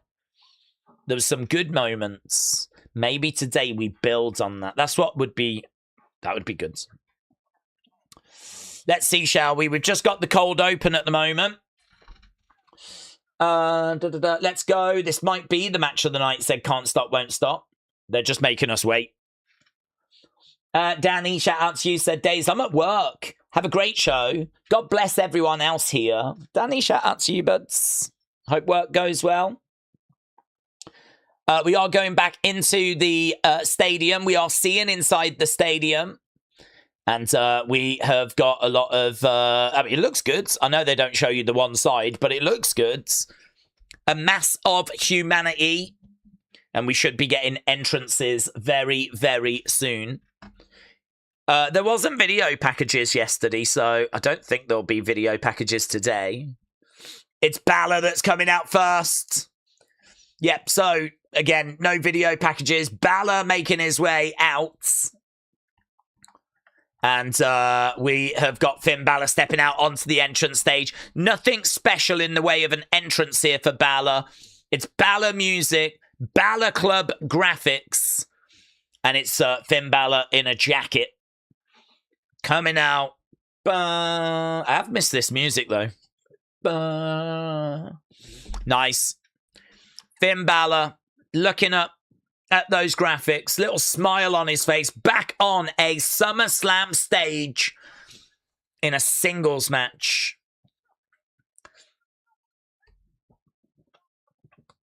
He's making it very clear that championship opportunity is coming home to me. So, Finn versus Sammy. Who wins?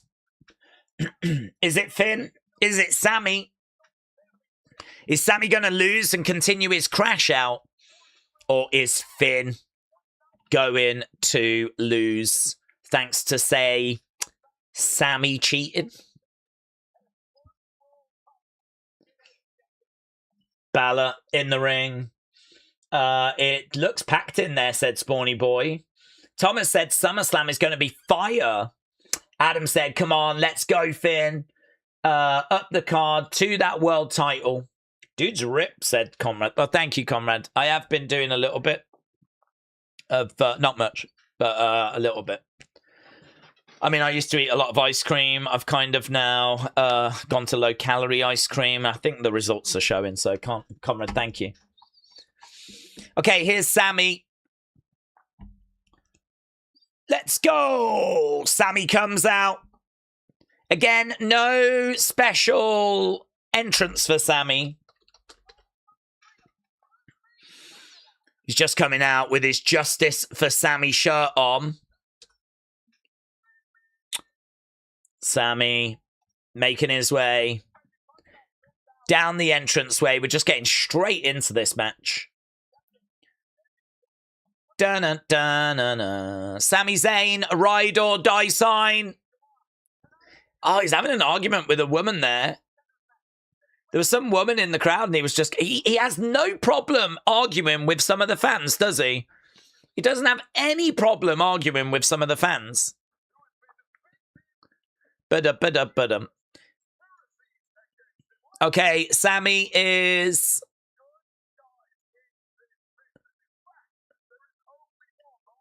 getting in the ring. Bum bum. Ba-da-ba-ba-ba-ba-da-ba-bum. Okay, Finn Balor. He's still got his jacket on. Sammy having a few words with him, you know. Oh, what's this? Nick Aldis has come out. Nick Aldis has come out. Nice cheer for Nick Aldis. What's happening? He's been reinstated, yeah. Where's this going? Is he going to add a third person?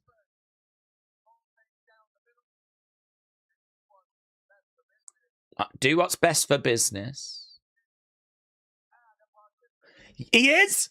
He's adding a third person? Oh my God, Sammy's going to lose it. He's added Gunther? Oh my God, what? They've become best friends. They've become best friends now, have they? Oh my God, I don't know how people are going to react to this. I know how Sammy's going to react. He's going to absolutely lose it. He's losing it. He's losing it. The Ring General, Gunther, who's caused Nick Aldis all kinds of problems, is being added to the match. Look at this. Oh my God, they love each other. They're going to go round to each other's houses at Christmas. Look, they're shaking hands. Oh, I can't believe it. I can't believe it. Sami Zayn. Oh, God, he's being screwed. He's being screwed. What the hell's going on? He's been screwed. He's been screwed again. Balor's been screwed as well.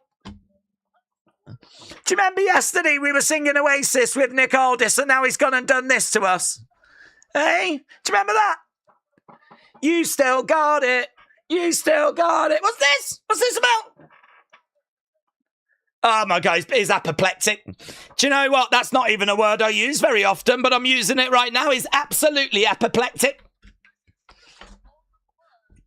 Wow. Do you know what? Finn Balor's took it well. Finn Balor's took it well. Finn Balor's like, I'm not bothered. I'm pretty used to being screwed over, to be honest. One more thing! There's one more thing! What, has Sammy got to have his arms tied behind his back? There's another one! There's another one! The flip! Who the hell's coming in this? It's going to be a fatal four-way? Oh, mate. Oh, he's got it. Well, who the hell's coming in? Number 4?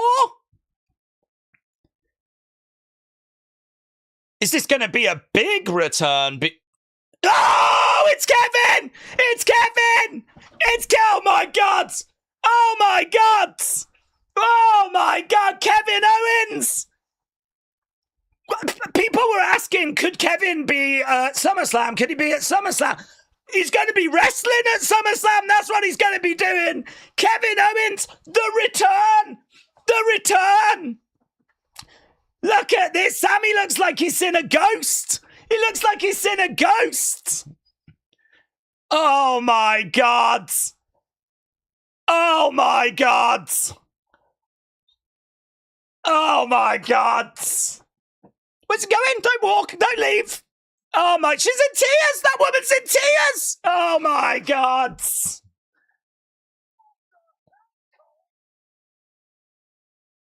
Dude. Oh. Oh, my God. I don't even know. There's no words. We don't need words. This is mental. This is mental. This is mental. It's mental. It's just mental.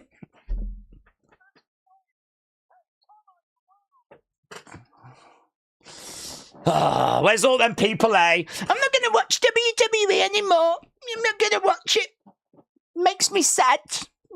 Yeah, well, I hope you miss this. That's what I hope. I hope you miss this. Because some of us have to stick through the bad times to get to the good times. And we deserve the good times. And these are the good times. Kevin Owens making his way down. Look, Sammy freaked out over Gunther's inclusion. He's not freaking out over Kevin's inclusion. He just can't even believe what he's seeing. He can't even believe what he's seeing. Did he not see him backstage anywhere? To be honest, they do bring these people out quite late, don't they? He might have been hiding in a bus or a coach. Mate, what a moment. What a moment.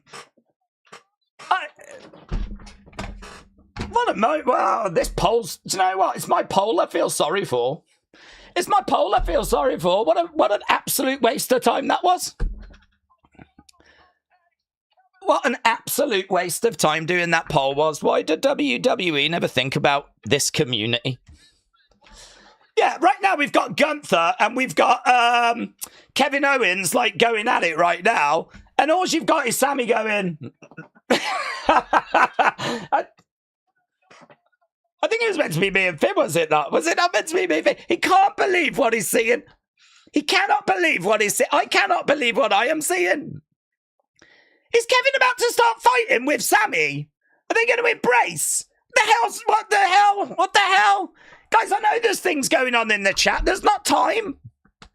We can't talk. They do embrace. Oh my God. He's going to turn on him. Now they're doing the punching, aren't they?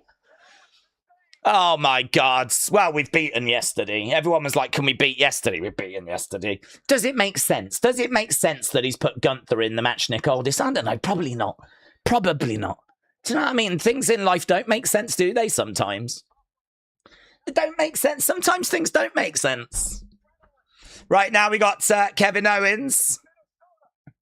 He's going up. Bang. You know, it's a bit like, you know, if my brother's coming round, my mum might tidy the house. Why? What's the point?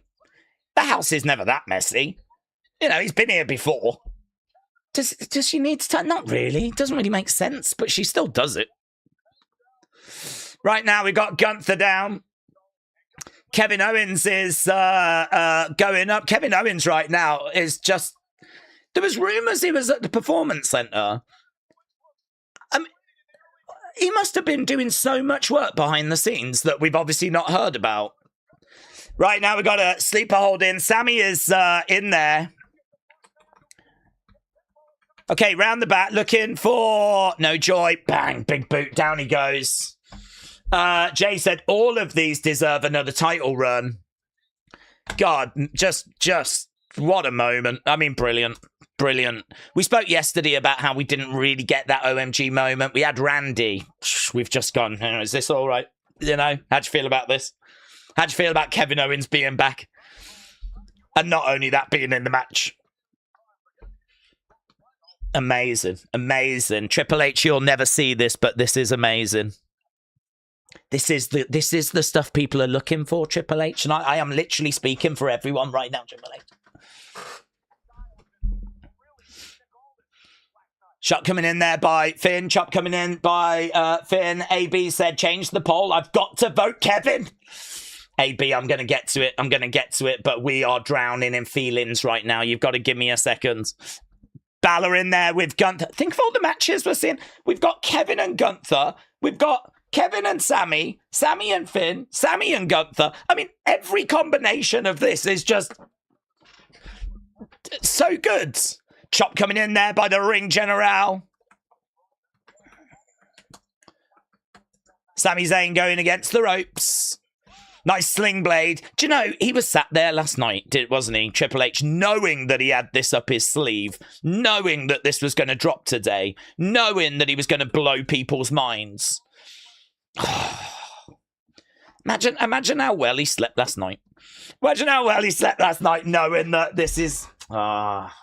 Do you know what I mean? We've got this up our sleeve for tomorrow. Oh, they're going to love it. Right now, we've got Gunther powerbomb there to Finn. All of them would be 5-star matches, said Blake. They would. Into a Boston Crab, but it looks good as well. Into Boston Crab, but Kevin gets in. Big boot there by Kevin. Shots coming in by Kevin. Kick coming into the midsection, stomping away. Down goes the ring general. Ring general goes down. Crowd are cheering away. Okay, who wins? I've got to get this poll done. I still have not even gauged the temperature of what you lot are saying. It might be you lot are there going, this sucks. I was really hoping to see Finn against Sammy in a singles match. And here's me going, I can't breathe! I can't breathe! Top rope Enziguri coming in there by Finn. Right now we got Kevin Owens sat on that top rope looking for a superplex. I don't even know what the match is like. I don't know. Fisherman Buster off the top. Lovely, lovely vintage Kevin Owens as Sammy comes in, chucks Kevin to the outside. 1, 2... Shoulder up. Jared said it's official. They're doing everything to prevent Sammy from getting another shot. Justice for Sammy. Do you know what? There's no way that you can boo Sammy or people can boo Sammy after this. When Sammy comes out on Monday or Friday and talks about how he's being screwed, everyone automatically now has to go, yes. Yes. Actually, I didn't quite see it before, but yes. Turns out you are actually correct. Turns out you have actually been correct all along, yes. Shot coming in there by Finn. Down goes Sammy. Right now, Finn Balor is going up, but Kevin, I mean, I can't even believe I'm saying it. Kevin comes over, knocks him to the outside. Kevin Owens is back. He's up top, comes down, knees up there by Sammy. Catches Owens in the neck. Referee coming over, just check him. Referee telling him to back away a little bit. Let Sammy finish the job. Sammy is looking to back up and he is looking to charge over, but the ring general. Down goes Sammy. Gunther, having worked yesterday, doing double duty, by the way. Balor with a coup de grace. 2. Oh, Gunther just makes the save. Just makes the save. Mate, if Kevin Owens wins this match, we're going to be getting Kevin Owens against CM Punk. Oh, my God. Incredible. It's incredible. Yeah, what an incredible way to start off SummerSlam. Yes, folks, Kevin Owens is a part of this fatal 4-way. Shots coming in. Gunther. 1, 2. Kick out there by Gunther. Super kick there by Kevin. Kick coming in. Bang! Stunner there by Kevin. Stunner by Kevin. Kick, a stunner there to Gunther as well. Another kick, stunner to Sammy. No, Blue Thunderbomb. Blue Thunderbomb gets it. 1, 2. Ah! I tell you, did you see how Kevin took that through Blue Thunderbomb? Really holding his neck. Really, really protecting the neck. Kevin down. I mean, the neck injury is very, very concerning. Crowd are chanting, this is awesome. Oh my God, so good. Coming in. Super kick there by Kevin. Sammy wobbling around. Oh, stunner there to Sammy. Kevin. 1, 2. Oh, Kevin's got it. Oh my God. We're doing CM Punk, Kevin. Kevin has just pinned Sammy, and that is going to put CM Punk on a collision course with Kevin Owens. He is the new #1 contender. Oh my God. Oh my God. And do you know that match, it didn't need loads of time. We know that Kevin obviously is coming back from injury, right? It just needed to be what it was. Chaos, loads of moves, kick outs. It's not gone very long. It didn't need to go very long, but I don't even know what world this is. I don't even know what world this is. This is a different world to the one I was in when SummerSlam started. Yeah? This isn't the same reality that I was in earlier. Wow. Wow. Do we turn it off now, do we? Do we turn it off now and go, yeah, well done. That was, do you know what? Day 2. It beat day 1. Well done.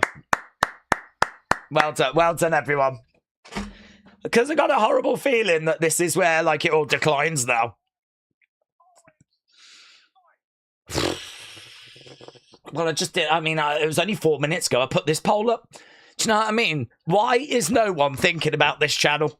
Why is no one taking into account the fact that we're doing good work here that just is a waste of time? Okay, Super Troopers. Oh. Okay, wow. Oh my God. All time on that poll. We've obviously got our next match that's coming up, which I think was the Trick match that they announced in advance. So we've got to get the poll up for that. Who wins? Who wins? Is it going to be Trick or is it going to be Baron? I mean, it is a catch your breath occasion right now. Yeah, you lot have just said all-time 43% for that. KO. And obviously it's the surprise that's doing the heavy lifting. I don't think people are saying the match itself was all-time. I think it's everything kind of wrapped into one, isn't it? So, all-time 43, great 41. 11% said it was good and only 5% said it was bad. It has landed. It has absolutely landed. Which is no great surprise, of course. I mean, I would have expected it to have landed. We are amazingly 23 minutes into SummerSlam. Do you know, I mean, what a fantastic way to start the show where you are absolutely grabbing attention. For anyone that's not watching, that's going to go everywhere right now. And it's going to be, what are you doing? Why are you not tuned in? Have you just seen what's happened? Yeah. If you decided that you were just going to, like, click, oh, I might watch SummerSlam, I might, you know. Well, you've missed that, haven't you now? Yeah. You've missed one of the great moments of the year where Kevin Owens came back completely was... Oh, I didn't see no spoilers for that. I don't know if there's anything doing the rounds today or anything, but I've not seen nothing. There was nothing doing the rounds last night. And today I've been sat here chatting with you guys. I've not been keeping an eye on like the social news that's been coming through, so I have absolutely no idea. Yes, there was chatter that, you know, Kevin was back at the Performance Center. I thought there was a chance that he might come down after the match to sort of confront Sammy or could make his presence felt. But in no way did I think he was about to get added to this match. No flipping way. I've not seen any word on that, no rumor on that. They've done a great job of protecting that. unless, as I said, it's done the rounds today and it's kind of come out, but I don't know. I ain't seen it. There's no one in our chat that's mentioned it.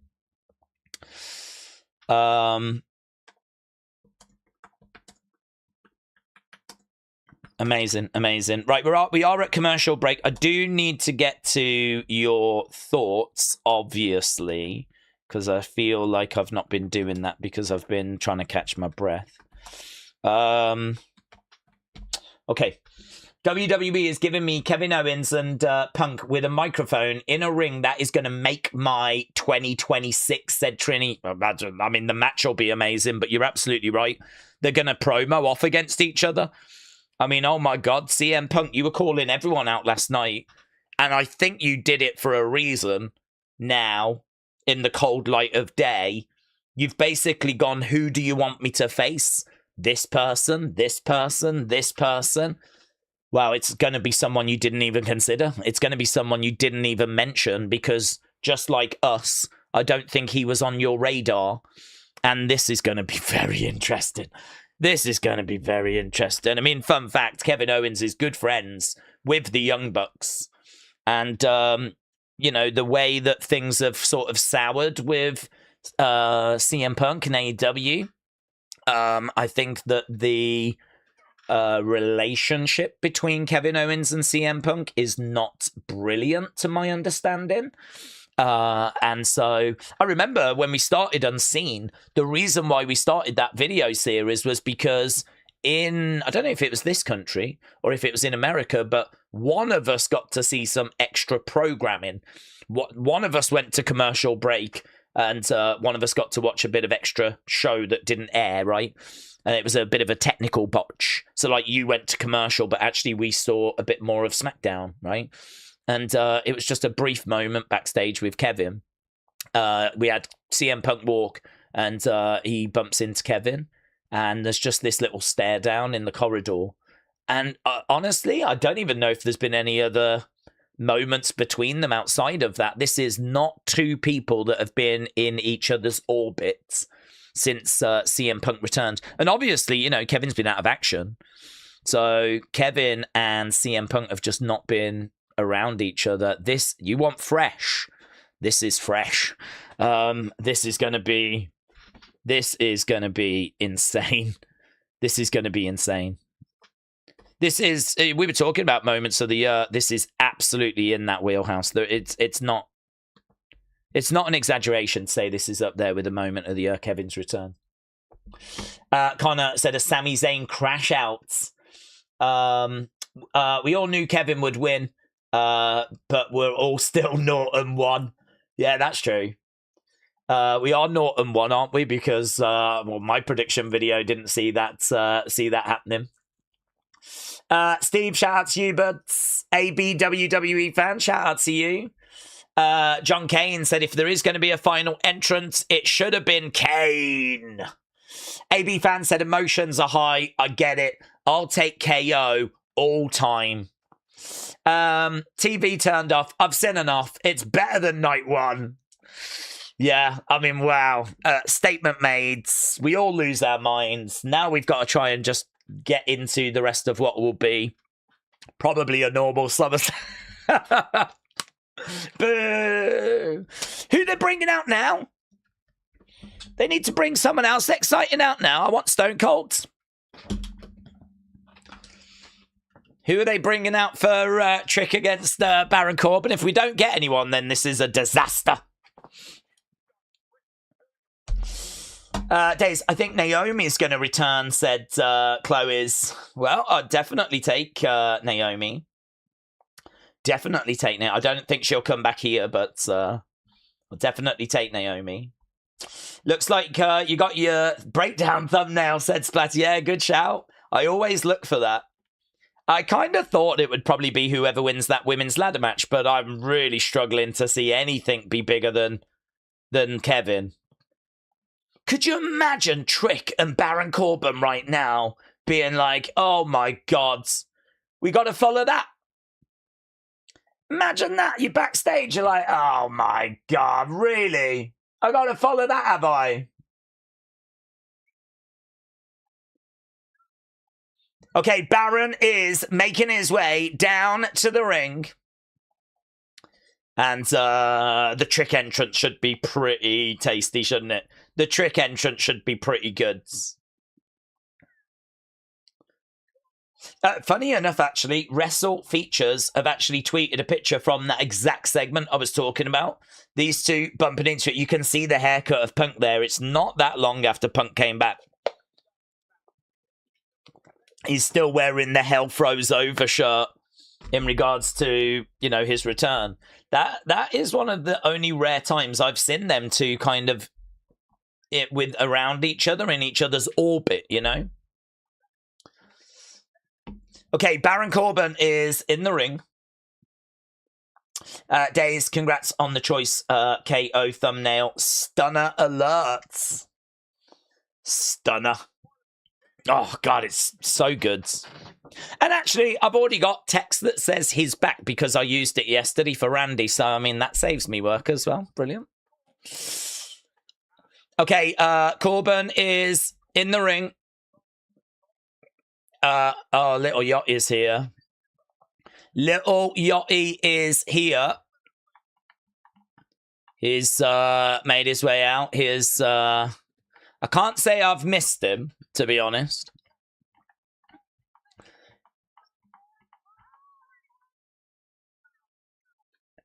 The self-proclaimed best man to ever breathe, Little Yachty. So, Little Yachty is here. I'm going to keep it real.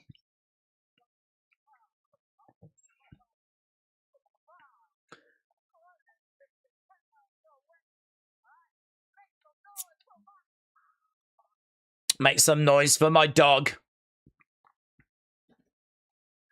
Okay, Trick's music hits. All right. That just gave him a chance to come out. Oh, okay. The jacket's got some... It's been blinged.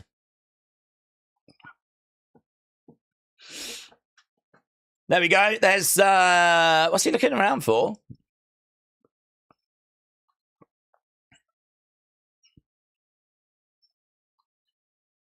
Okay, we've got an aerial shot there of Trick.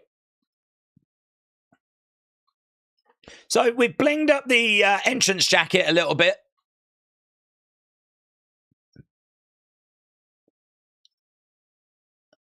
That is a really narrow ramp, isn't it? That walkway with them two walking side by side is really narrow.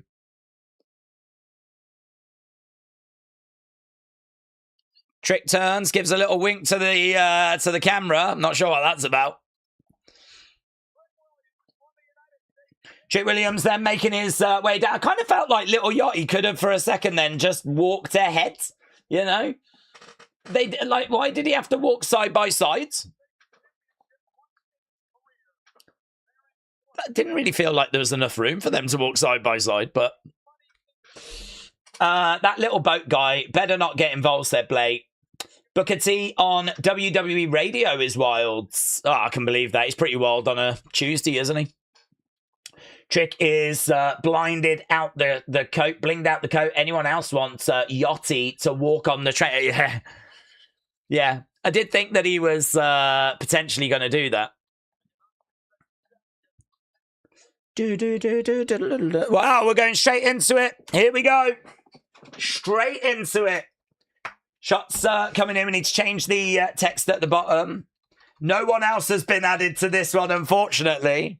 So, Trick Williams against Baron Corbin. We are underway. And there is Trick Chop coming in. There's CM Punk Kevin feud. Randy Cody feud. It's all SmackDown. Is SmackDown finally back? Well, I wouldn't go that far. I mean, it would be lovely if SmackDown was back. But I'll believe it when I see it. SmackDown has not been in a brilliant place for a while, so yeah, it would be great to see that. Okay, right now we got Trick over in the corner. Bang into the barricade goes Baron. Baron into the barricade, the timekeeper's area. Right now, Trick is going under the ring. He's grabbing a table. Table has been brought out. Yeah, table being brought out. I don't think we're... It's not a street fight, this, is it? I suppose Trick doesn't really care, does he? Because if he gets DQ'd, it's not like the end of the world, is it? So he's probably not massively bothered. To the outside, Corbin. Boos are raining down.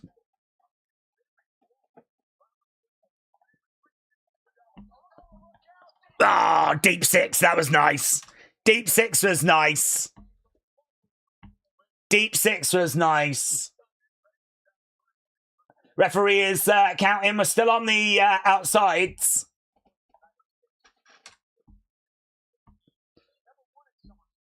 It's never won at SummerSlam. Baron Corbin, did he say? Do you remember, wasn't it Baron Corbin that had to face like Pat in 2022? Right now, yeah, that's deep six. He didn't capitalize on it. He's got Trick Williams over against the barricades. Oh, into the ring post goes Trick. Over the other side, bang, goes into the ring steps. Baron Corbin getting back into the ring. Referee was counting. He's trying to avoid the count out. That table set up on the other side.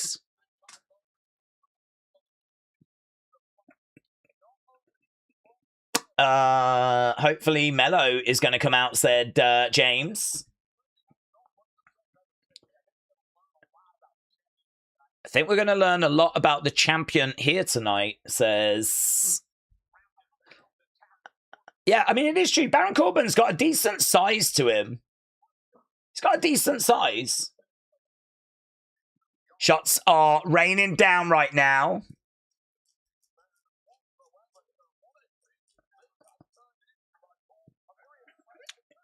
Yeah, quite aggressive.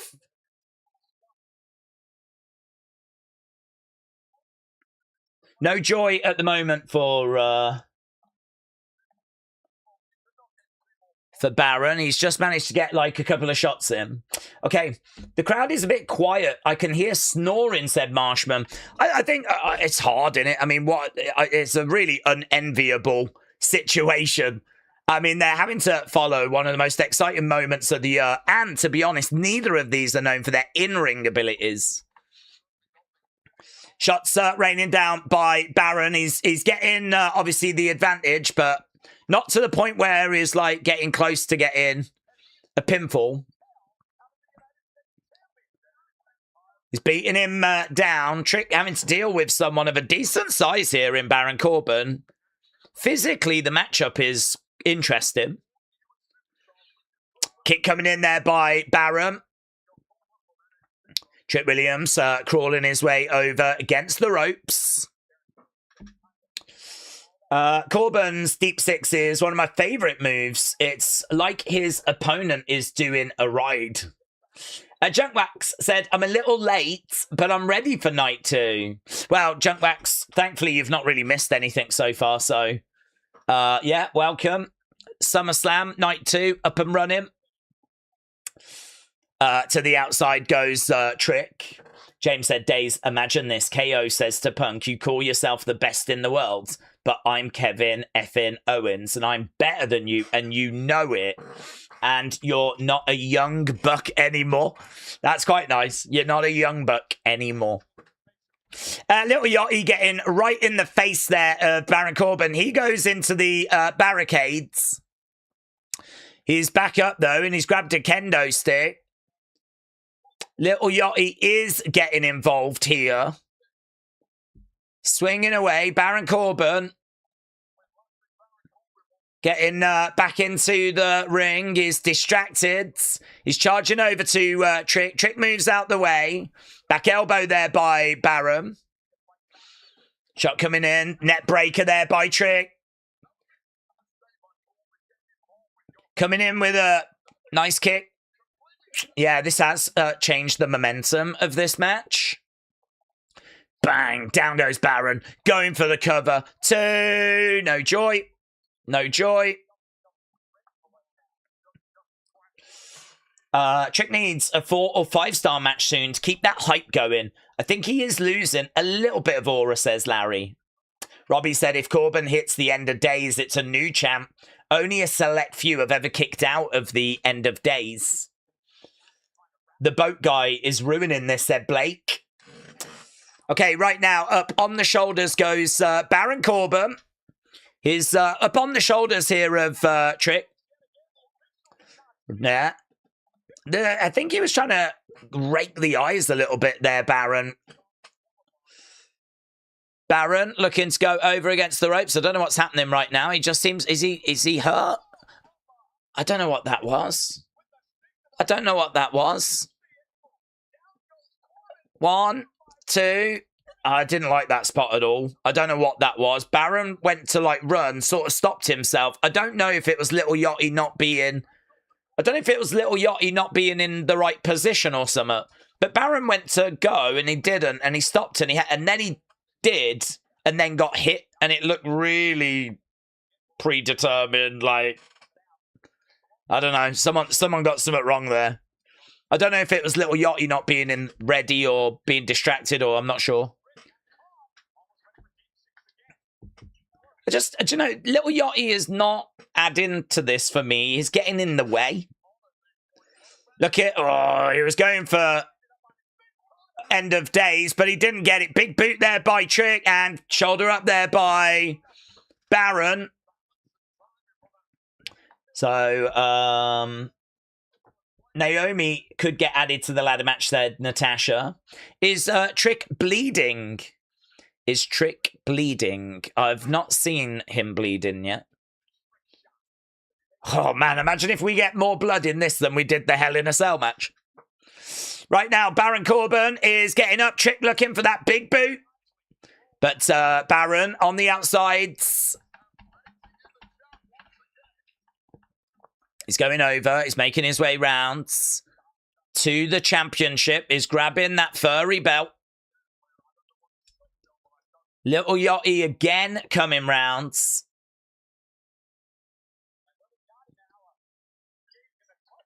Okay, right now we got... He's got him again on the edge of the ring. Trick's coming over. Shot coming in. Little Yachty. Good. Do you know what? I'm glad he went into that table and it didn't break. I'm glad that spot didn't work. Little Yachty goes down. Baron with the belt. Good. I'm glad that he's nailed him. Looking for end of days. I don't know. Is he going to kick out? 2. Oh, no, he hasn't. Baron wins. Baron wins. Wow. Do you know, I don't hate it. I actually don't hate it. I actually don't hate it. Little Yachty gets planted through the table. The table didn't break. He kind of slid off it and ended up hitting the floor. That whole distraction allowed Baron to nail Trick with the championship. And to be honest, I'm kind of hoping this is going to be the end of the Trick Little Yachty pairing, because I just didn't need him around at ringside for this. It was a constant distraction. It was a constant thorn in Baron Corbin's side.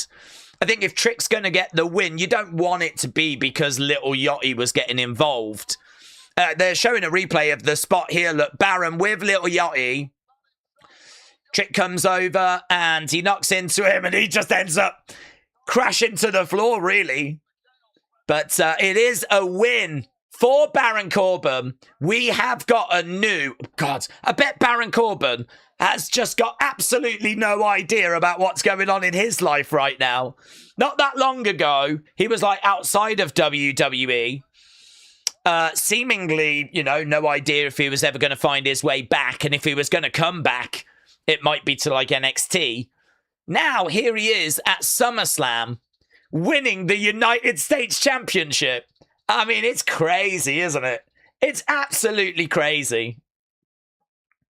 I'm pretty sure he's going to be changing that belt design as well. I'm pretty sure that's gone. There you go. Never give up, guys. Never give up on your dreams. Look at this. Baron Corbin is back. And he is champ. He is champ.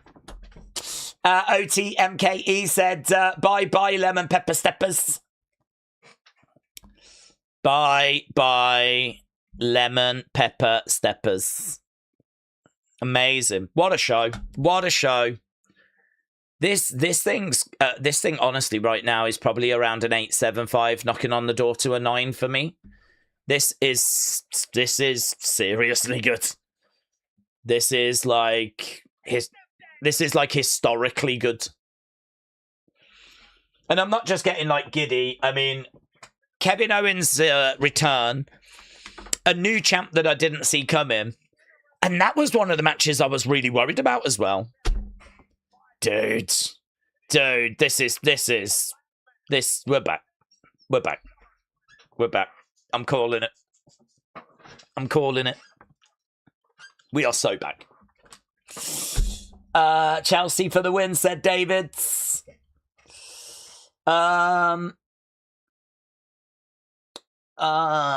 Chick won. Oh, Chick lost. Yeah, he did. Yeah, but he deserved to lose. He deserved to lose. Like, he deserved to lose, in my opinion, because Little Yachty kept getting involved, and actually Baron had the odds stacked against him. I mean, I'm a Trick fan, but I've not been crazy about the Little Yachty pairing, and actually I was really not crazy with his presence here. And I wonder if, like, there's going to be a word that Trick has with Little Yachty following this. You know, Little Yachty's been at WrestleMania, he's been at SummerSlam. Is this where the Little Yachty journey ends now, yeah? And Trick's going to have a word about, I need to focus on myself, right? I know you want to help me, but it ain't worked. And, you know, I wonder if we see him go in a different direction now. And I don't hate Baron with the belt, because there's a lot of great baby faces that can go after that, namely Carmelo, that a lot of people have been frustrated has not been on this card, you know?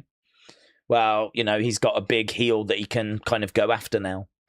Carmelo and Baron. Trick, of course, will still be interested. Elia.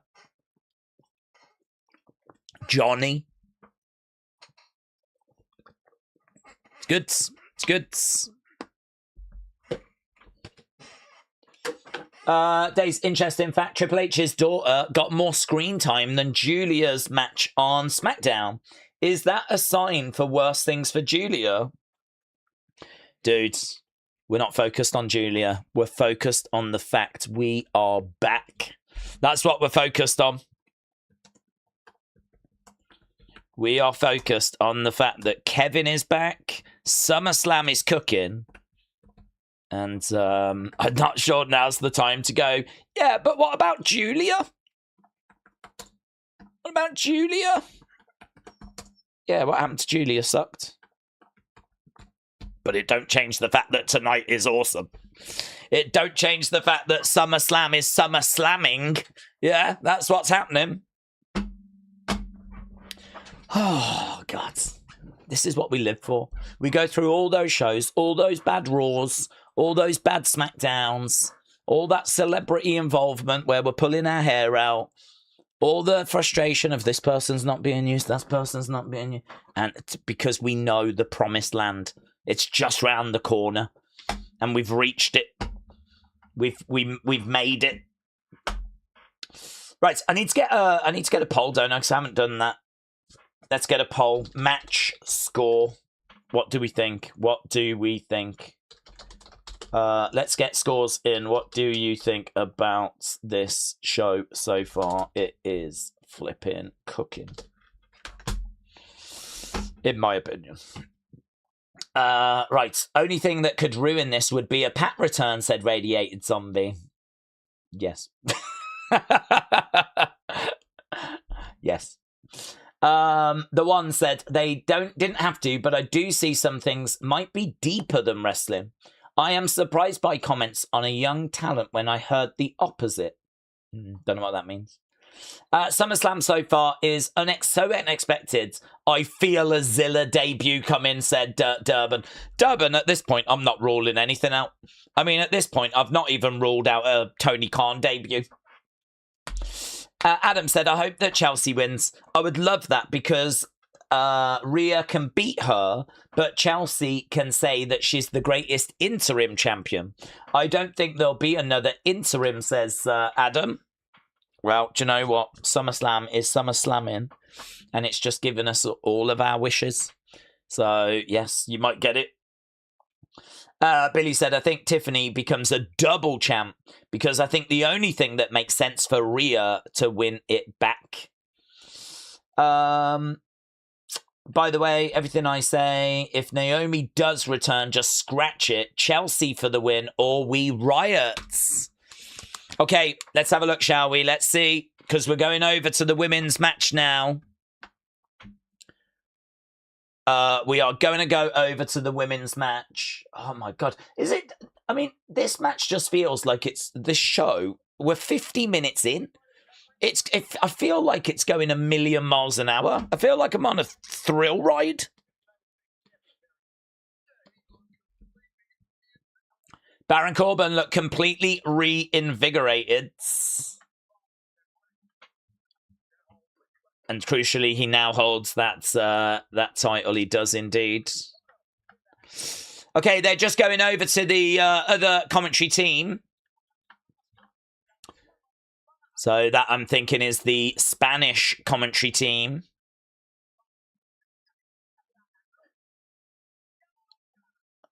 Go, Elga.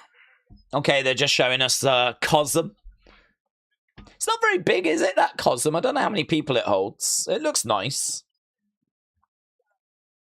Ratchet, shout out to you, my friend. I hope you're doing well. I hope you're enjoying the show so far. It's been a lot of fun. Ratchet said they had to put the strap on Baron. If not, then what was the point in bringing him back? Well, it's a fair shout. I think there was a point in bringing him back in the sense of he is an experienced heel that can work with young talent and, you know, kind of put them through their paces to a degree. You know, he's got a lot of experience under his belt. He's done a lot of PLEs. He knows the expectation. I think that bringing him back and just kind of injecting that onto the card made sense to me. I really didn't think that Trick was losing, honestly. It's a shock to me. But, yeah, you know, Baron picking it up, I really do not mind. I have no issue with him winning it at all. In fact, of the two options, I really like it. So, yeah, it's a good point. Brought him back, and he has picked up a very, very big win. Tiffany is making her way down to the ring. We do need to get to what people think in regards to who's going to win this. We did ask that question earlier. Let's get this ended. Let's get this poll started.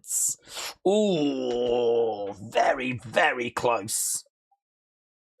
Trick versus Baron, both good and great, came out as 41. Very, very close.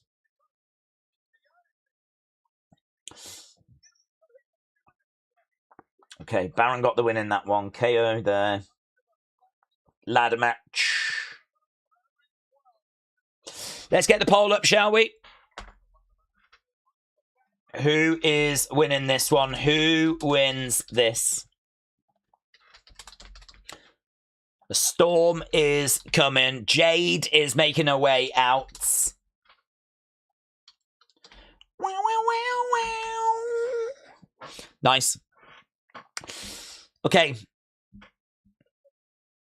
Jade making her way out. She's in purple. It's quite wild gear. Is that like Prince? I'm getting a Prince vibe from that. Was Prince from Minnesota? Is that a Prince tribute? Where's Prince from? Prince. Oh, he was? Okay. All right, she's a big Prince fan, apparently, according to Michael. He was from Minnesota.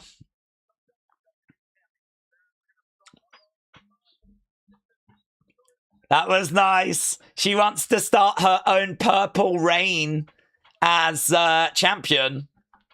Don't hate that. Don't hate that line. She wants to start her own purple reign. Purple rain, purple rain. Okay. Wrong poll. Oh my god, yeah, wrong poll. Oh, I can't cope. I'm still reeling from the open to this show. Who wins? Okay. Tiffany. Jade's. Oh yeah, Chelsea's coming up. Chelsea Green. All right, her mother, her father, and her sister are here. Harry, shout out to you. Said, been a while. Glad to be back, just like Kevin. Do you know, you might find that, actually. You might find a lot of wrestling fans coming back now, just like Kevin came back. You might have a load of people kind of coming back as well.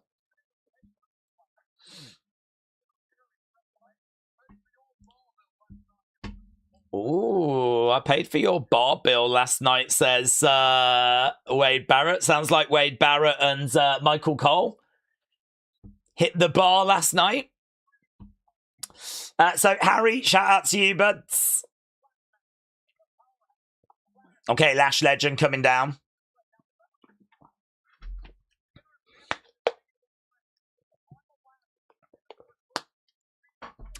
This is going to be good, man. I'm really, really pumped for this. All the ladders around the ringside area. Lash Legend is making her way down to the ring. This should be fun as well. This should be chaotic. I do love a good ladder match. I do love a good ladder match. I'm a stickler for a good ladder match. Charlotte in a ladder match. Are we going to get another afraid to climb moment, said Phoenix. Well, she needs to get over that fear. Here is Charlotte. Here is the Queen.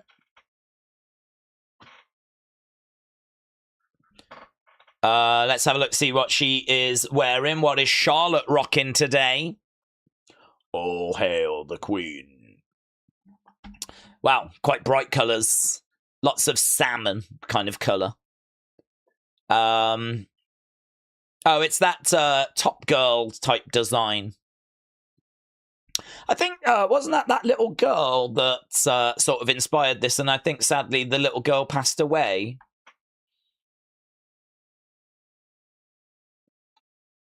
I don't know. Have we seen this robe before? I don't know.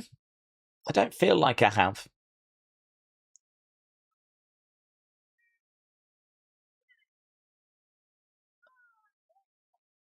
Yeah, I think this gear means a lot to her.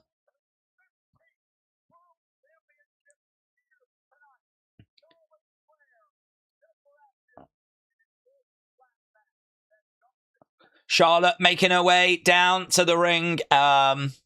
It's a really crazy look. She's got this big kind of piece behind her head.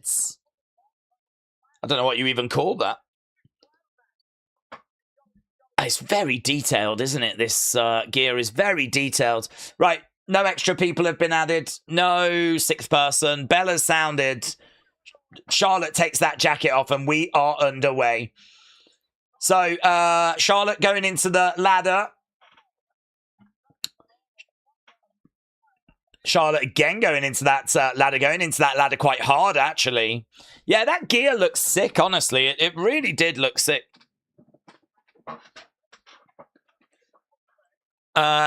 Tiffany gets caught there by Lash. She's going into the ladder. She goes into that ladder hard. Cadet said Charlotte always has amazing gear. Suicide dive there by Chelsea. Chelsea gets slammed into the side of the ladder as well.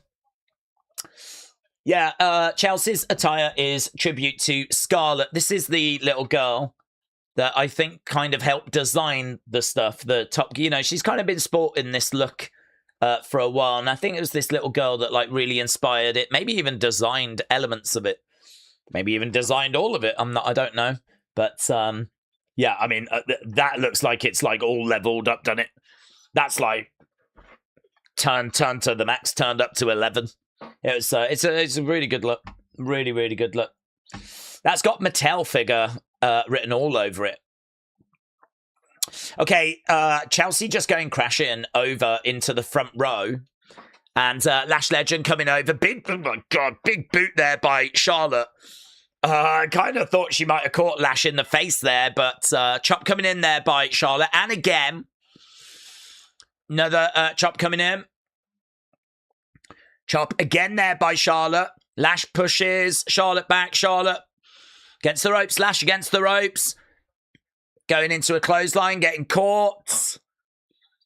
Picking up Charlotte and slamming her onto the ladder. Charlotte's definitely feeling that. Getting slammed down onto a ladder that was down in the ring. Lash kicking out at Charlotte. Kicking her out of the ring, actually. Ratchet said, this is my first stream back in a while. I've been filming and doing loads of social medias for like an upstart indie wrestling promotion. I started producing comedy shows as well. Oh, wow. Well, Ratchet, shout out to you, buds. Yeah, there's lots of people that have kind of stepped away from wrestling that have kind of come back. We've had a few people saying, oh, I've not been here for a while, you know? I think wrestling really has sort of gone through a period where people have just sort of prioritized a few other things in their lives. But SummerSlam will always look to bring those people back. It's the biggest party of the summer, and today is delivering on that. Very much so. Right now, we got Tiffany and Chelsea. Of course, they're working together. They've got a friendship, a union. And Tiffany is unloading on Jade. We have got Chelsea unloading on Lash. Charlotte is recovering on the outsides.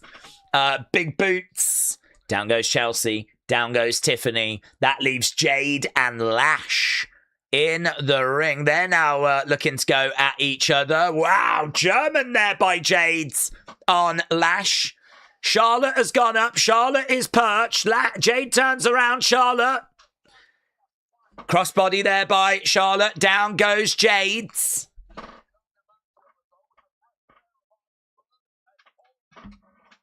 Okay. Bang. Into the midsection. Jade goes to the outside. Daze, do we think we get a moment with Tiffany on a ladder and Chelsea on another ladder? And then they tease what happened last time, said Dad Stuff. Maybe. Yeah, maybe. Right now, we've got Charlotte up and bang.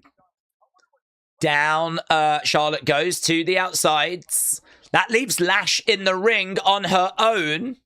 Obviously, feels a bit too early to kind of wrap things up right now, but leaves her in the ring on her own. Going to end the poll so that we can get that off screen. Right now, we've got Lash setting up a ladder. She's going to look to climb up that ladder. Being set up here is Tiffany. Tiffany with a code breaker. Tiffany with a code breaker. Right now, we've got Charlotte getting in the ring. Charlotte.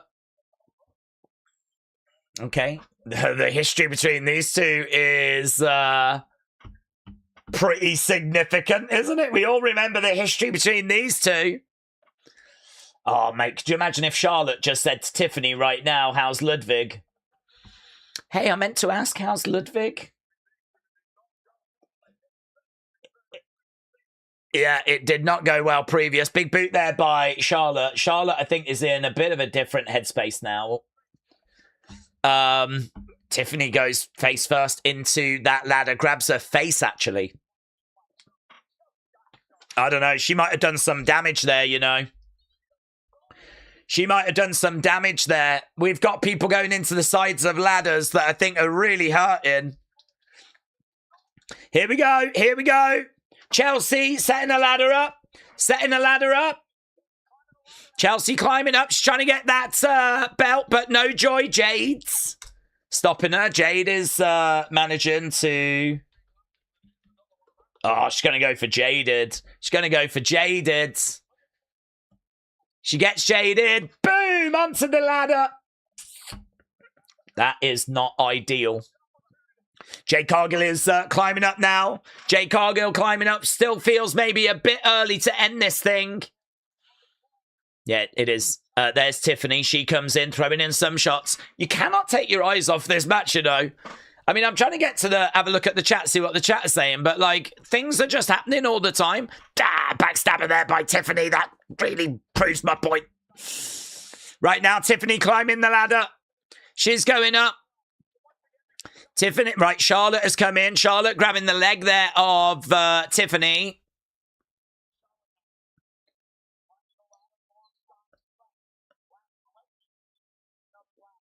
Okay. She goes down.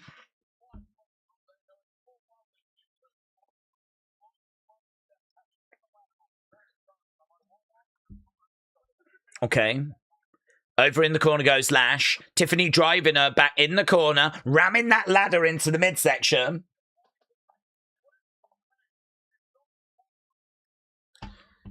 Okay, Tiffany screams out. Smash the like button, said who dat Saints J. Come on, Charlotte, get number 15. Right now we got Lash in the corner. We got Tiffany climbing up.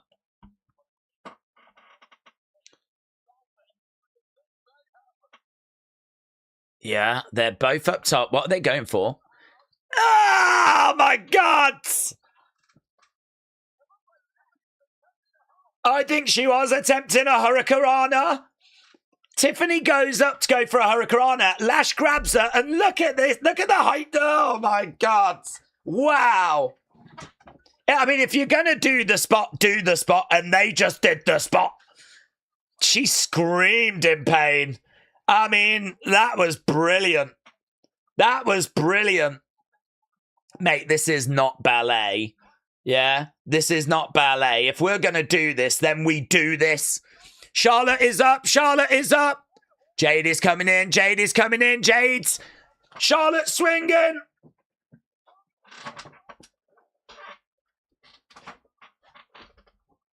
Right now we got Jade and we've got Lash. Charlotte comes down. Where's she going? She's getting, what's happening? They're using, Charlotte gets thrown into a ladder. Oh, big boot there by Lash. Jade goes down.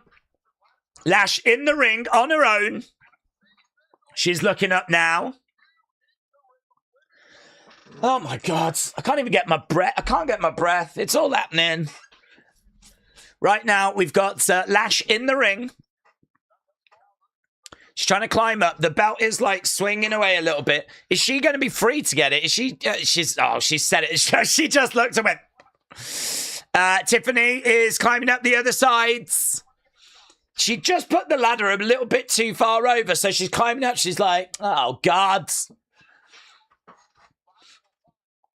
Yeah, right now. That's a nice drone shot, isn't it? Right now, Lash is grabbing the leg there of Tiffany. We haven't seen Chelsea in a while.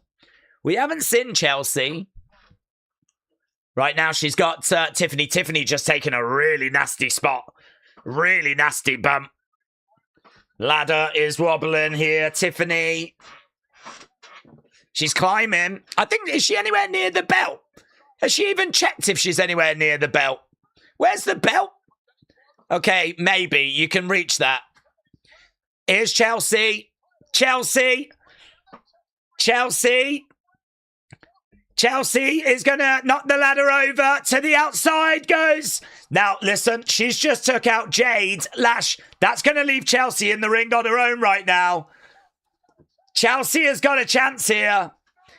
WWE might be about to give the fans the moment that they really want the most, and that is Chelsea getting her hands on a big, big championship. All the other women are down. I don't think anyone's moving. Oh, no!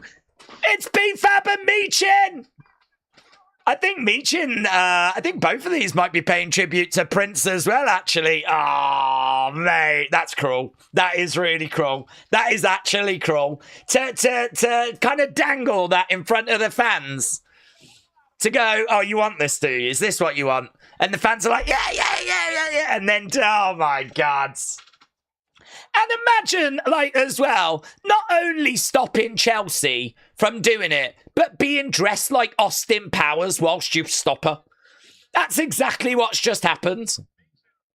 Look at Michin doing some Austin Powers impression. Right now, Jade is climbing up. Charlotte getting in. Charlotte's going to try and stop Jade's. Oh, mate, there's lots of... Chelsea is still upside down at the moment. Okay, Jade is climbing up. Chelsea might not be out of this. She looks out of it, but I don't know that she's out of it. Shot coming in. We got Jade. We got... Yeah, what if these two ladders go like that, leaving Chelsea alone in the ring? She comes round... sits up, starts climbing the ladder again. That could be the spot, couldn't it? That could be the play. Jade knocking Tiffany and Lash off. Now Jade is on the ladder alone. She's just got to climb. Chelsea is on the other side. Oh my God, Charlotte. Yeah, I don't know, man. I don't think Chelsea's out of this. I don't think Chelsea's out of it. Right now, shot coming in there by Jade's. Shot coming back there by Charlotte. You just need that ladder getting out the way, don't you? I think the fans are... they kind of take each other out. Again, it leaves Chelsea on her own. Again, it leaves Chelsea. Chelsea does set up. She does. She's back. Chelsea climbs. It's going to be Chelsea. It is going to be Chelsea. There you go. WWE have pulled the trigger. Mate, it's Feel Good Sunday. That's what this is. It's Feel Good Sunday. I mean, absolute scenes. They teased it. They took it away by having Michin and B-Fab and all of them getting involved. But it is Chelsea that is the interim women's champion. And mate, it's going to land. It'll do well. People will be pleased. Chelsea gets it done.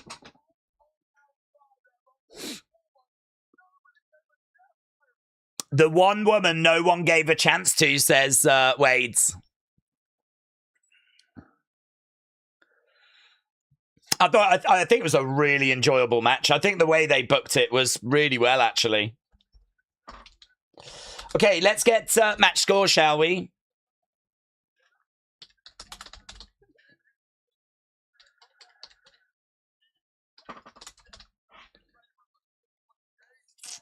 We are back, says Iggy. Street Fighter Ingrid boos. They played with my heart. That was cheeky, wasn't it? It was cheeky. It was cheeky. Coming back to life like a prime Undertaker, says Wade.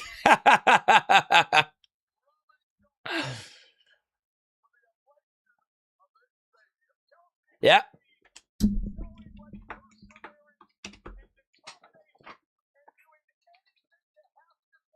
Wow.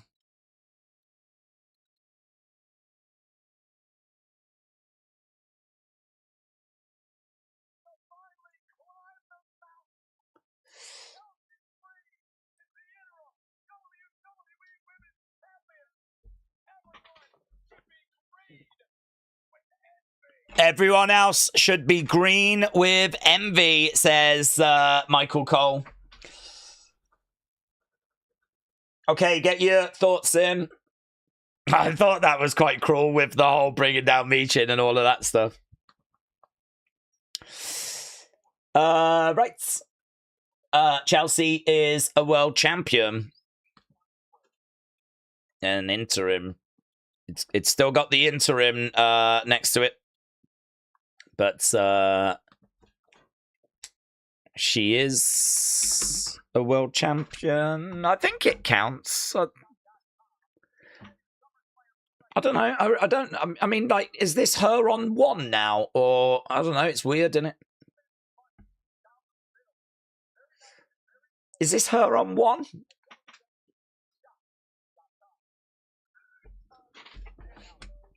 Oh, is it Danhausen next, is it?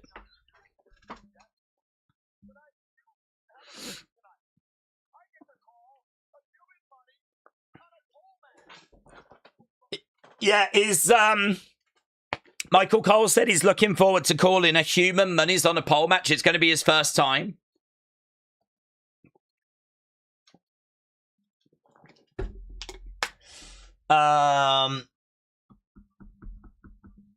Days WWE said it does count as a world title reign. Oh, right. I don't know. Honestly, I don't know. I mean, it's an interim title. It's not the actual title. So, you know, it's not about being moody. It's about being factually correct. And we just don't do interim titles very often.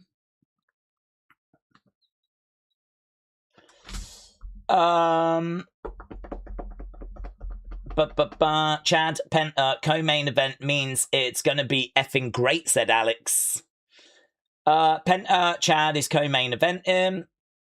I guess it didn't matter if Julia was in, if Chelsea won, said Street Fighter Ingrid's. If I'm not mistaken, hasn't every other champion that's been injured had to relinquish? So why didn't Rhea have to? Yeah, it's been a talking point that we've kind of been covering on our streams. I think she should have relinquished. I think that should have been for the actual belt. I think this whole interim thing is just unnecessary. I think the truth is that we're probably not too far away from Chelsea having to face Rhea. I think if Rhea was going to be out for months and months and months, I think that they would have took the belt off her. I don't think the feeling is it's that serious, but it was just serious enough where she couldn't compete at SummerSlam. So I wouldn't be shocked if Chelsea Rhea is the match that we've got coming up soon. I wouldn't be shocked if it's like a month away or something like that. So, yeah, we will figure out who, you know, is going to be the Women's World Champion moving forwards when we get Rhea and Chelsea. If that match was for the actual belt, then I don't think Chelsea would have won it, said Colin. I don't know. I genuinely don't know. It's an interesting one, isn't it? I mean, would that have changed the booking decision? If that was... Would that have changed it? I don't know. I don't know how good Chelsea's reign will be. It's a hard division to do anything cool in. I don't even know she's going to have time to like really have much of a reign, honestly, because of the fact that I don't think she gets past Rhea. I don't know if this isn't just like, let's just give the fans a moment for tonight, you know? We've all seen how the ticket sales have struggled. We've all seen that the viewership and everything is struggling. Like, sometimes you just give the fans what they want, you know? And to hell with everything else. So, yeah, you're right. It's probably not going to be a good reign. It's probably going to be she'll face Rhea and lose.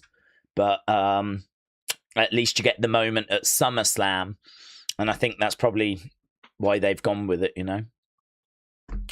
So, I don't know, we'll have to see. I mean, we're obviously just having to put some pieces together, aren't we? Because if it was going to be that Rhea was going to be out for a long time, I don't know why you wouldn't have just put the actual title on the line.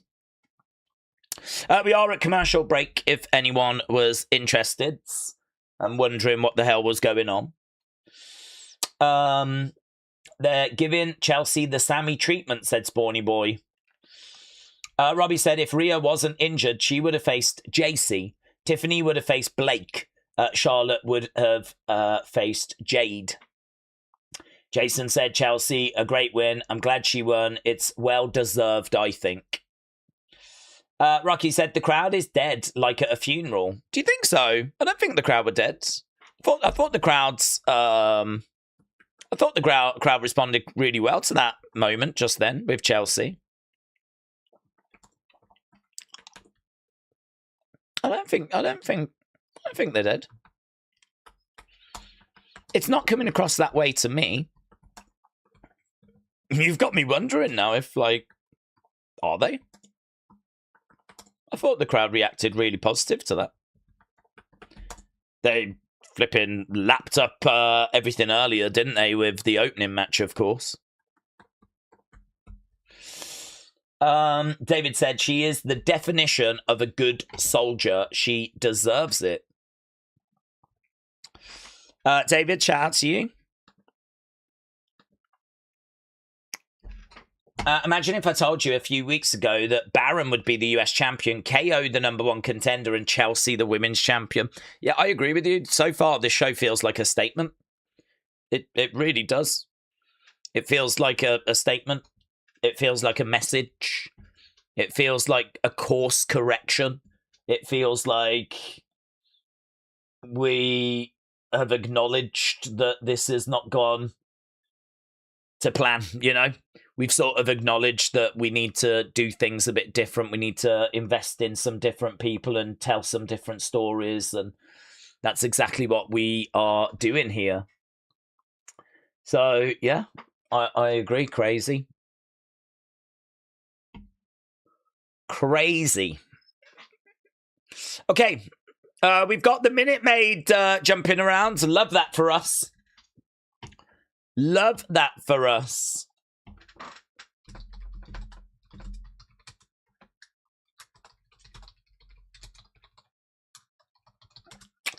Okay. No, the crowd's not dead. Right, okay.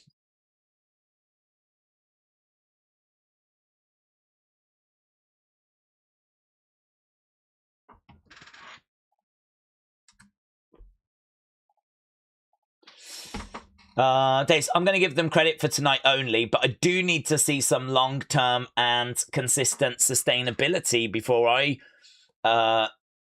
jump back onto any trains. Yeah, that's fine. I can understand that. You can only do each show at a time though, can't you? So, I mean, they are absolutely delivering tonight. And it's going to make me very excited, of course, for where we're going after this in regards to Raw. I mean, Raw's tomorrow. Can't wait for that. I mean, Raw tomorrow is going to be really fun, unmissable. And, of course, we've got SmackDown on Friday, which I'm really looking forward to as well. So all of that is now, I think, going to have a little bit of extra buzz to it coming out of this. Really good. Really, really good. Really good. Really good. It's really, really good. Really good. Really good. Okay, we do have a video package here, you know. Believe it or not. What's this about? We've got a video package here for the Curse Father.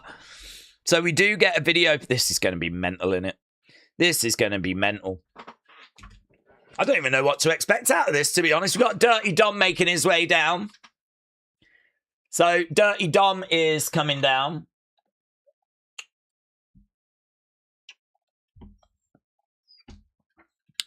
Dun, dun, dun, dun. Here's Dirty Dominic. Dirty Dom.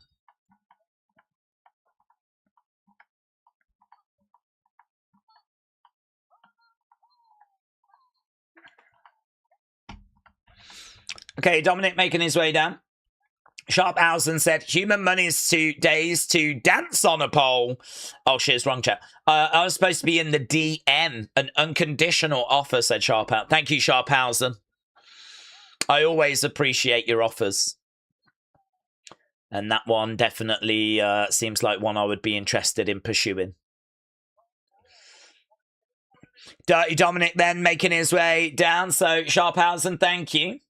Let's end the poll, shall we, for the ladder match. Looks like it's got a great rating. So you lot have come out and said that this is great. And it is great 56, 26, 4, and 14. Okay, so you lot have said that this thing is coming out as great 82.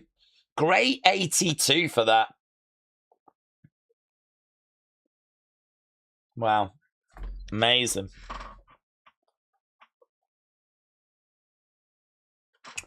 Amazing.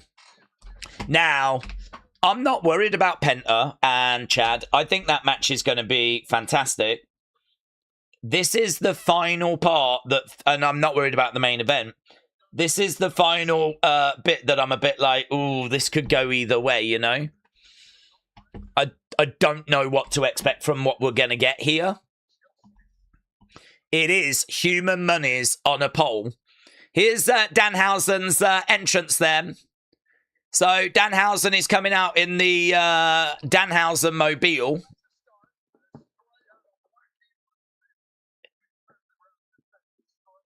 Okay, so he's on his own. You are cursed. I'm surprised he's on his own, actually. I mean, I'm sure we're getting all the bells and whistles during this thing, but...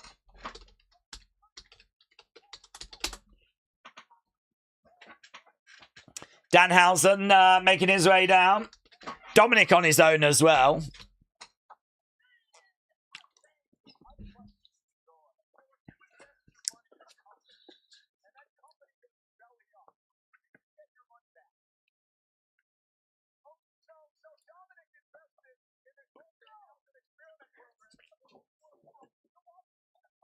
Okay, Michael Cole says, if you invest in a company and the company goes out of business, should you get your money back? Because that's what's happened here.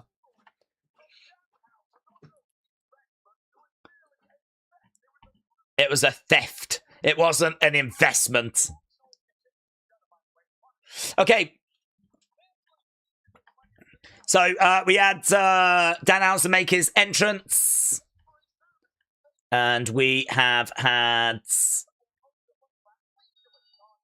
Oh, shots coming in. We are underway. Dominic already climbing up in the corner, and it is just both of them out there on their own at the moment. Danhausen running up to the corner. We've just got a bag of money kind of dangling from a pole. I'd have loved this match as a kid, to be honest. I would have loved this match. Dominic trying to do a 619, no joy. Danhausen picking up Dom. Lovely. Northern Lights. Northern Lights suplex. Going over against the ropes. Bang. Collides into Dominic. And again.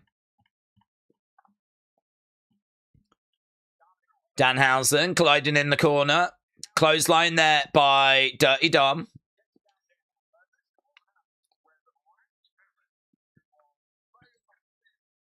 Right now, kicks coming in there by Dominic and Danhausen going over to the corner. Stomps coming in there by Dominic. Dominic's trying to climb up right now. Danhausen in the corner, grabbing a hold of his boots. Kick coming in. Okay, we do have a few Dirty Dom chants, actually. Dirty, Dirty Dom. Dirty, Dirty Dom. Okay, a few Dirty Dom chants. Another suplex.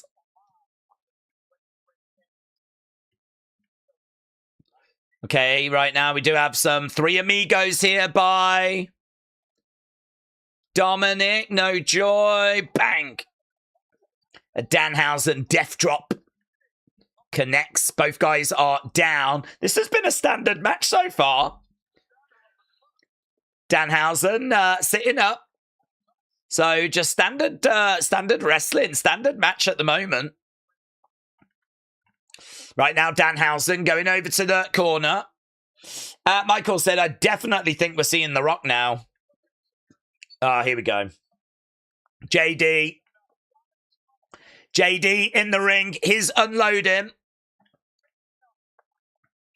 Okay, JD with the big boots. Danhausen obviously knew that Judgment Day were going to get involved. So obviously the question is going to be, what are we going to do about...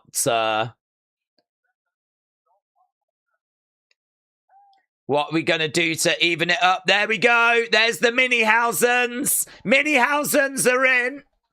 They're kicking away there at JD. JD gets rid of those. Okay, well, if this was the plan, it's not working very well. Bang! Oh my God, he gets slammed down hard, mate. Hard. Oh!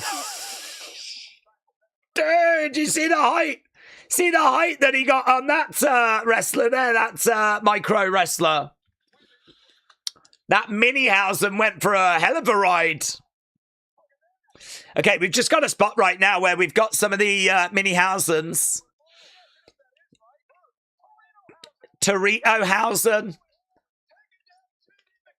We've got Torito Hausen in there right now. Going over against the ropes. Torito Hausen in there with JD into a DDT. Spiked him. Dude, it looked good. Torito Hausen's cooking. Torito Hausen is cooking. Okay, right now they are trying to get all on each other's shoulders. What are we doing here? Is he trying to get the money? Oh, they're trying to work together to get the money. But does it count if they get the money? Isn't it Danhausen that's got to get the money? Does it even matter? It doesn't even matter, does it? What am I on about? Dude, what am I even on about? I'm sat here going, but would that count? How do we feel emotionally about if the Mini-Hausens get it instead of Danhausen? Torito Hausen going over against the ropes. Through the ropes to the outsides. Lands on top of Dominic. Dominic goes down. Okay, Danhausen getting back in the ring. This is okay. This is watchable. I'm not hating this. AB said it was a bad match, that last match, but it was a great result. Shot coming in. JD getting involved. Again, I cannot take my eyes off this. There's so many moving parts now with JD in there and the Mini-Hausens in there. Dominic on the outside. Oh, into the barricade goes that one. Torito Hausen into the barricades.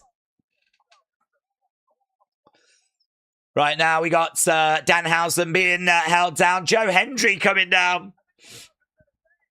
Joe Hendry coming down with a guitar. So Joe Hendry's getting involved. No joy. Kick to the midsection.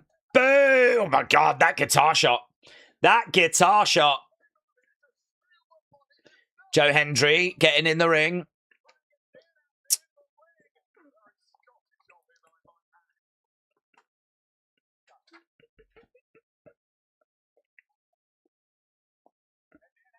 Okay, in the ring is Dominic and... oh, climbing up. Double axe handle there by Danhausen. Dominic and Danhausen exchanging some shots. Shot coming in again to the midsection. Okay, but right now we're back to the actual match here. Dominic trying to get his hands on that human money. Dominic has got it. You are cursed. Oh, Pyro. Pyro. Wow, he took a big bump there, actually. He took a big bump there. That's going to mean Danhausen's going to get the human monies. And he does. Ring the bell. Danhausen wins. Thanks to the You Are Cursed and the Pyro. Lots of moving parts in that one. Joe Hendry coming down. Mini-Hausens. JD. There we go. It is a win for Danhausen. Not the biggest shock in the world, but that was okay. That was all right. I ain't offended by it. Midget Menace said, I think the better story would have been if Charlotte had won, dedicating the win to Scarlett, the little girl that passed, and then rekindling her feud with Rhea. Okay. I think it's going to be a difficult conversation to have that, because I think that Chelsea winning was so popular and it's going to be received so well that I think anyone trying to propose a different alternative ending is not going to really be listened to. But I do hear you on that, actually. I think it's a good point. I think my thoughts on it are kind of what I said before as well, and that is it is Chelsea's moment, but it's also not quite at the moment because it's an interim title, and we know that she's going to have to face Rhea to kind of become the proper outright women's champion. So apparently it's recognized as a world title. To me, there's an asterisk next to it. Like, it's a great moment for SummerSlam, but I don't know, man. I want Chelsea to be the proper women's champion. And this wasn't quite that. So I don't disagree with you, actually, that we maybe could have gone a different direction, but it's landed. People have enjoyed it. And honestly, I'm just loving the good vibes. I'm loving the good vibes. I'm here for the good vibes. We have a lot of streams where people are like really down on the current product, struggling with the current product. So to be in a situation where people are just like, "Oh, this is so good," like there is value to that, definitely. Danhausen is chucking money around right now. That's what Danhausen is doing. There we go. Human money is being thrown around. I don't know if that's real money or if it's the Danhausen money. I think I sort of presumed it was the Danhausen money, but it might be real money. Is it real money? I don't know. Knowing TKO, probably not. Knowing TKO giving out real money, I don't know. Okay, let's get a poll, shall we? Let's see what people thought about the Danhausen match score. It's flying by, isn't it? We're an hour and a half into this show. An hour and a half into the show. I think that was... Was that probably the low point, that match just? I mean, it was fine. We did just get a Survivor Series advert there, I believe. The monies were mixed. It was a mix of real and Danhausen, said LHO, right? Wow. Danhausen gives some money to Nick Khan's kid, apparently. Oh, I doubt he needs the real money. I doubt he needs the real money.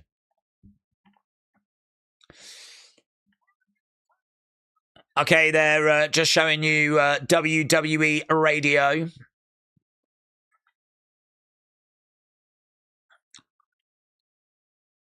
I don't know how I'd feel if I was Michael Cole, to be honest. And the commentators, the fact that we're promoting an alternative commentary. Good though, innit? If you're not watching the show, like if you're at work, brilliant.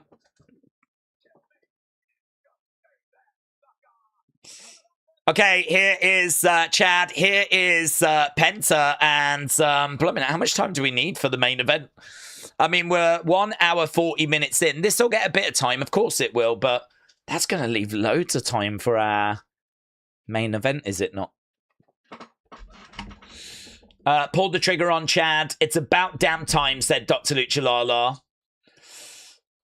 This is going to be a technical masterclass, said V85. A technical masterclass. Dylan, shout out to you, buds. What's your favourite moment for the week? That's got to be Kevin, hasn't it? It's got to be Kevin. The Kevin return was just absolutely flipping mental. Yeah. Kevin by a mile. Returns and title changes. This right here is exactly why we watch WWE. It feels like it's flying by, said AB. It really does. It really does. I mean, We're an hour and like nearly 40 minutes in, and I can't believe it. I agree. I completely agree. It is flying by. The only thing I will say, though, is we have managed to get through 4 matches. We've only got 2 matches left. So, you know, we've got 2 matches and an hour and 20 minutes if we're going to get to that 3-hour mark. No one says we have to get to the 3-hour mark, of course. We might not make the 3-hour mark, but yeah, it is. It's absolutely flying. Days, I've been screaming for Gable to be pushed for years, so I'm happy that he's going to get his moment, said Thoughts. Thought, Chad, to you? I do need to get some work done, says Dr. Luchalala, so I don't mind if it finishes early.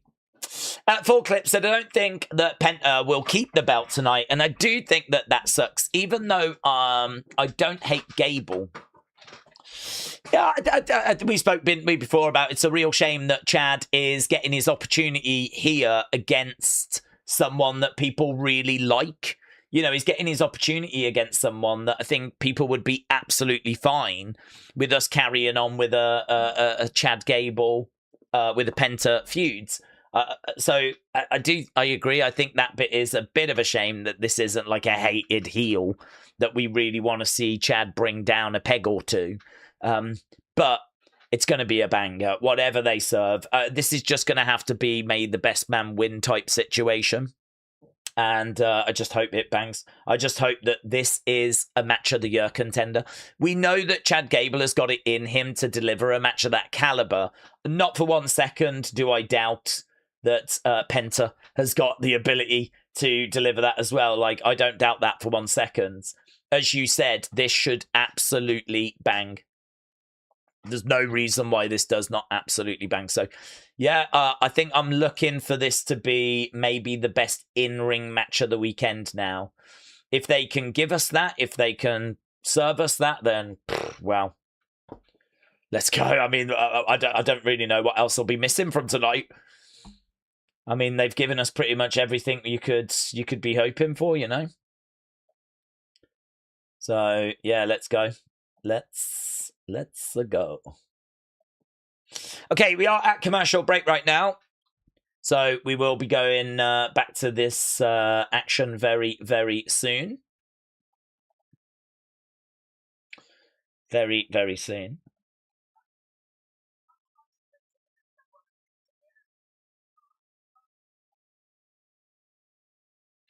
Okay. Days, do we think we see The Rock tonight? I don't know, but I don't have the expectation of seeing The Rock. I'm not coming into this thinking that, yes, we're getting The Rock tonight or anything like that. I think probably it's better to go into this with the expectation that actually we don't get The Rock tonight. But tonight has been so crazy, I'm not ruling anything out right now. I mean, after the main event, whoever wins, after the main event, I think we're all going to be sat there waiting to see what's about to happen, you know? To see if The Rock's going to come out or whatever. I'm not going to expect it, but it could happen. And it has been an absolutely crazy show so far. It's a night of craziness. Solo yeeting, that was great. Solo yeeting was really great. Ray Phoenix is going to come out and help Penta, said Dinky. Okay, right now we have just got a glimpse of... I don't even know what this is promoting. What is this?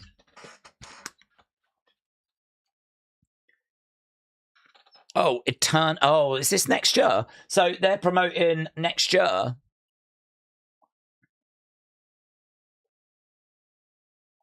More fan experiences to be announced. So Eternal Glory and Stand and Deliver and quite a few things that are coming up next year around WrestleMania time in Madison Square Garden. Okay, we're promoting WWE Club WWE. And obviously we'll be underway with this next match very, very soon.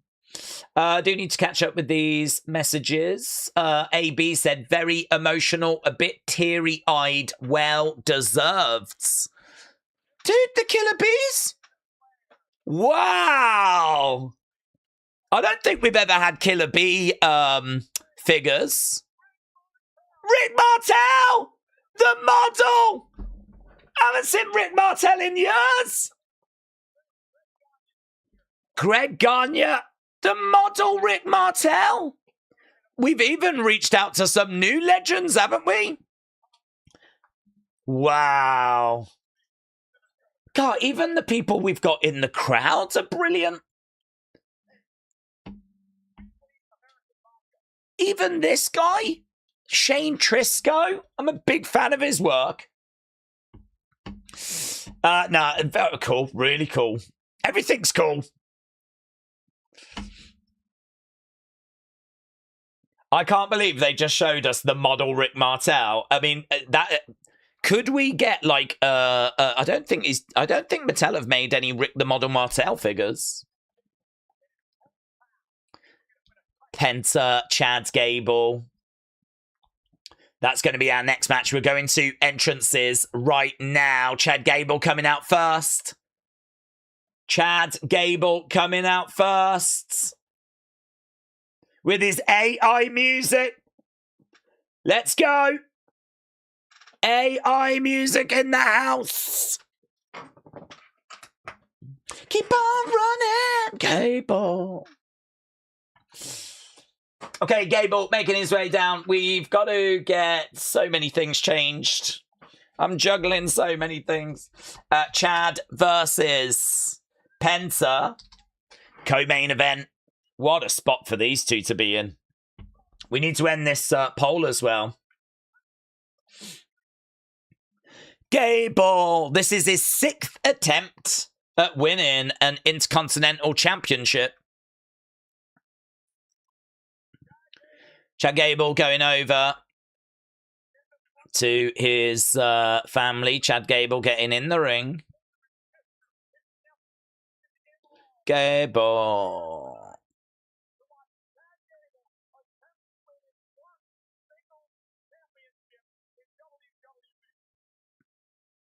Okay, Chad getting everyone to kind of clap along with him here, and people are joining in, you know. People are joining in. LA Joey said, shout out to our currency consultant, LA Joey. LA Joey, shout out to you, buds. Hope you're enjoying SummerSlam.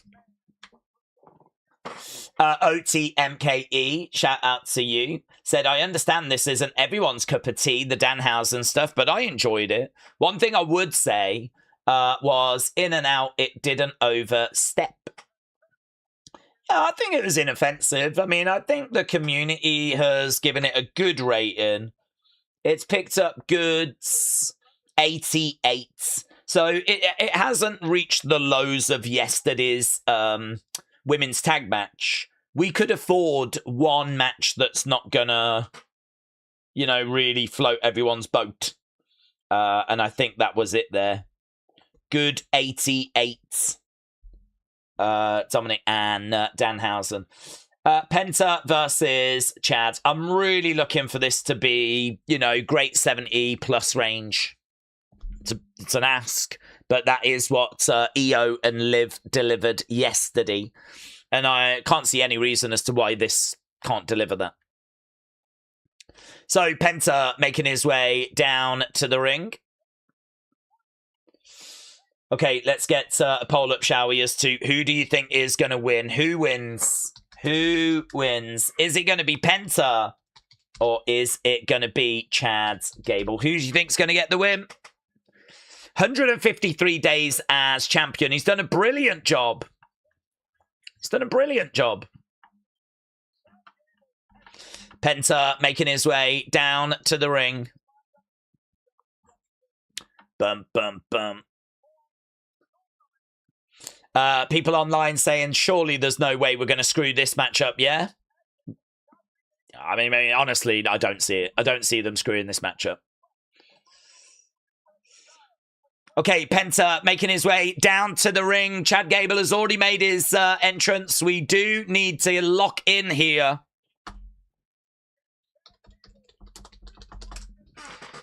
Can Chad Gable rewrite this novel? I can't believe we just saw the Killer Bees and Rick Martel. I mean, it's so weird, isn't it? Like, the Killer Bees, to me, are obviously from that golden era, right? They're a proper 80s WWF tag team. And we're just so far removed from that. It just feels at times like a completely different company. But, same with Rick Martel as well. At times it can really feel like this is just a completely different company. It's really nice to see them and, you know, keep that link to the past there, you know? And we honestly, I mean, we just never see them. We never see the Killer Bees. We never see Rick the Model Martel. Normally it's the same faces in the crowds. Trish, you know? The $1 Million Man. It's those kinds of names. So it's honestly, it's really cool to see some different faces. Marvin, shout out to you. Days, are we going to go 3 for 3 with title changes? I think it's probably the favourite option, isn't it? I've got to think that Chad's coming into this as favourite. Okay, bell has sounded, and there's a sign in the crowd that says, if Gable loses, we riot. That is what the sign in the crowd says. Gable, Gable, Gable, Gable.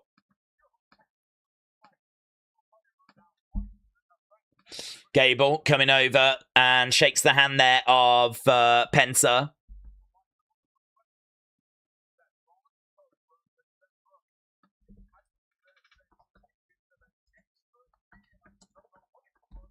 Okay, right now we got Chad circling around, locking up there with Penta.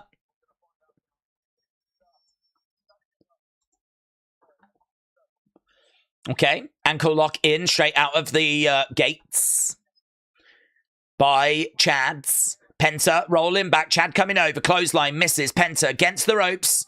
Nice takeover there by Penta. Looking for a clothesline. Chad straight back up. The pace of this is already like, yeah, we're right. We're right in the wheelhouse, mate.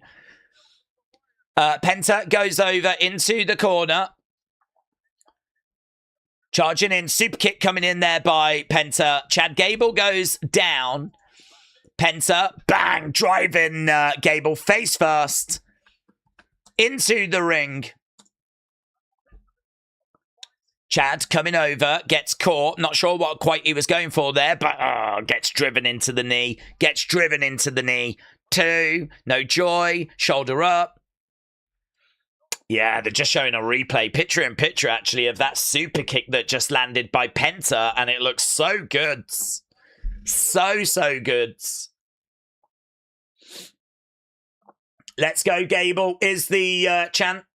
WWE Creative Humor said, oh no, did we accidentally just book a proper pro wrestling match for this show? I wonder if Creative are feeling like, guys, have we made a mistake? I think we might have booked actually a match that might deliver. Here we go. Penta coming off the ropes. Bang, look at that German. Look at that German. And again, bang, hitting another one. Jeff Throok, shout out to you, my friends. Look at this. It's Suplex City here by Chads. It is Suplex City. We said goodbye to Mr. Suplex City yesterday. We've got a new Mr. Suplex City here. Right now, swing and a miss there by Penta. Chad goes over in the corner, and we're selling a little bit of a shoulder thing there. Kick coming in. Penta capitalizing. Penta in the corner, going up, going over. Looking for a backstabber. He's got knees in the back there of Chad, but no joy. Bang, going down. He was going for that backstabber. Didn't get it. Chad goes up, moonsaults. Comes down on Penta, but I think Penta managed to catch Chad as he came down, looking for the cover. Shoulder up. Shoulder up. So right now we've got Chad's down. Penta, yeah, it was. As he did that moonsault, bang! There was a kick coming into the midsection, wasn't there? Okay, right now, kick coming in there by Penta, takes the legs away there by Chad, goes up, looking to crash down. Gets his boots up, comes over, rolls up Penta, into an ankle lock. Into an ankle lock. He goes over that top rope there, Chad. Spills to the outside. We are locked in here as Penta. Big air. Big air. Mate. I mean, they've been going for a few moments now, and there's been lots of action here. Pace of this is really good. Look at that. Big air there by Penta. Comes crashing down there on Chad. Boom. Lovely. Jared said, not so much in promos or funny segments, but would we say that Chad is this generation's Kurt? I mean, I suppose in-ring wise, yes, is the closest we've got as being, you know, a former Olympian that has got that pure in-ring ability. Oh! Penta driver to kick out. Kick out. But as you've already pointed out, there was so much many more facets to Kurt. He was more than just that in-ring wrestling ability, you know. He had the charisma, he had the humor, and that was a big part of what made him him. Right, The Rock is overrated, said Fred. I hope he'll bring nothing to WWE. He doesn't need to appear tonight. Chop coming in there by Penta. We're back in the ring. Shot coming back there by Chad. Penta goes down. Yeah, right now we got a big shot coming in. A big chop there by Penta. That buckles the legs of Chad, who responds with a shot back of his own. He's up on his feet. Oh, chop coming in there. Ah, chop coming back. And again. Unload him. Unload him. Super kick there by Penta. Chad goes down. Penta coming in. Oh, lovely throw there by Chad's. Penta goes down. Going for the cover. 1, 2. And shoulder up. Shoulder up. Chad's got a bit of blood on his head, you know. Chad's got a little bit of blood. So this is getting real. This is getting real. Right now we got Chad climbing up. Sleepy Dad Giant said, this is my last super chat. I get timed out every time. Get timed out every time. Chad and Gable are a vibe. Go Roman at Rich Rods. Yeah, Sleepy Dad Giant, shout out to you, buds. This is a vibe. And it's a lovely pace as well. As we say, you can't take your eyes off this match. 1, 2. Kick out there by Chad's. Yeah, he's selling this shoulder injury, and I can't quite tell if it's legit or if he's just selling, but I know the wound on his head is legit. As we said, more blood in this than what we got in Hell in a Cell. Pace of this has been fantastic. Kick coming in there by Penta. Right now, Chad is down. He's grabbing a hold of his arm. Penta with another kick coming in. Yeah, you know, and the blood is really going to add to this as well, because it's really making me believe that Chad is really in a war. This is not easy work in there. Busted open, blood on his foreheads. Penta is over in the corner, coming in, going over. Mexican Destroyer does not land. No. Oh my God. Ankle lock is in. Ankle lock is in. Ankle lock is in. It's not in. Penta coming over in the corner. Chad's charging in. He gets put on that top turnbuckle chop, but he grabs the arm. Draping armbar. Draping armbar over the rope. Okay, bit of damage done. Bit of damage. Chad getting back into this now. Blocks the shot. Kick to the midsection there by Penta. Kick to the midsection. Penta in the corner to the outsides. Penta is on his feet. Duck underneath, looking for a German. No, on the edge of the ring. That's the hardest part of the ring. So Chad with a German on the edge of the ring. And it's so far for me, this is landing. This is delivering. They are working.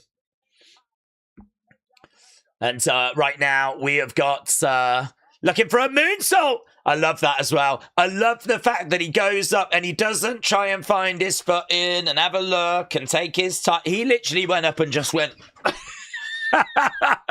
Do you know what I mean? It feels like a real fight. And I like the image of Chad in the background on the screen. The flying headbutt there by Chad. Trying to go for the cover too. Penta, of course, gets his shoulder up. So, yeah, Sleepy Dad Giants, I agree with you. This is a vibe. This very much is a vibe. German suplex on the outside. Love the moonsault to the outside. Flying headbutt in the ring. But cannot get that 3 count yet. Right now, going for that cover. Getting that 2. And right now, over in the corner, we've got Chad with Penta. Penta being set up. Big right hand coming in there by Chad Gable. Chad Gable climbing up. Going up to that top rope, looking for a superplex. He's got Penta in position for this superplex. He goes to the outsides. Right now, Penta going, oh, Mexican Destroyer. I don't think he got all of it, but a Mexican Destroyer. 1, 2, kick out, kick out. El Grande said, this is a classic. This is exactly what I love about wrestling. I agree. This is just... I keep coming back to it, and I probably shouldn't, but I do wish that Penta was like a heel. You know, if he'd done a heel turn or something, and he was like hated heel, and we had that dynamic. That's the only thing that's missing for me here. Other than that, it's a banger. Right now, we got ankle lock in here by Chad's. Penta, middle of the ring. Ankle lock is in. Penta, middle of the ring. Ankle lock in. Twisting on that ankle. Penta gets to the ropes. Drags him back. Drags him back. Penta in big trouble. Oh! Oh, he goes down. Oh, he's tapping. He taps. The ankle lock does it. Wow. Do you know... Brilliant match. Brilliant match. But I wonder if there'll be a few people saying it should have gone a touch longer. I mean, I felt we could have done another 5. It doesn't matter. I mean, look at this moment right here. It really doesn't matter. Chad Gable.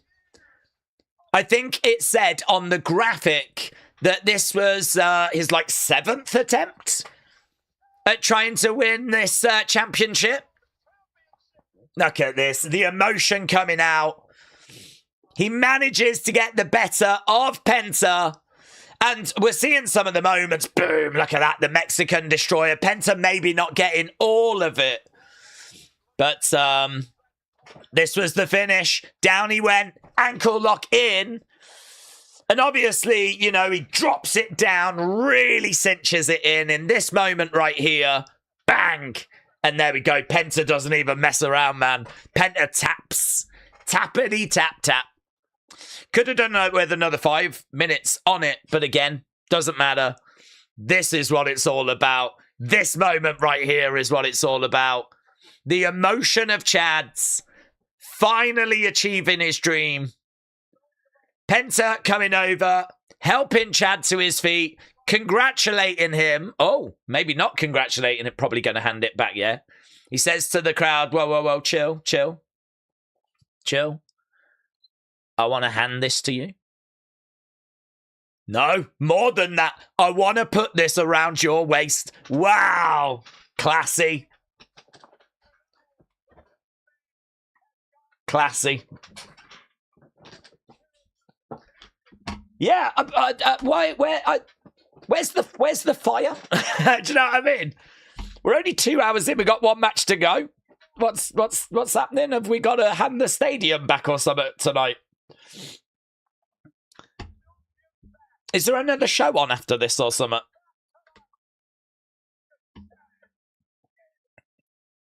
Okay, let's get a poll, shall we? Perhaps it had plenty of time, and perhaps it was just so good I wanted a bit more. I don't know.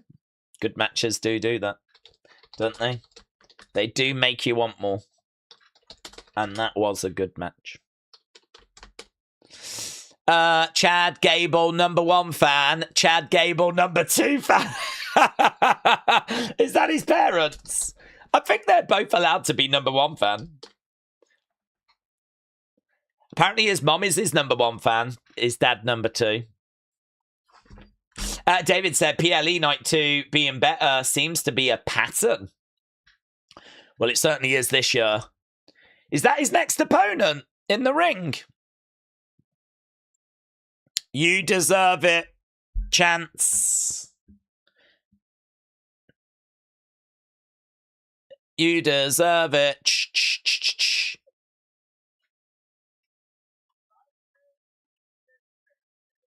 My name is Chad Gable. Ah.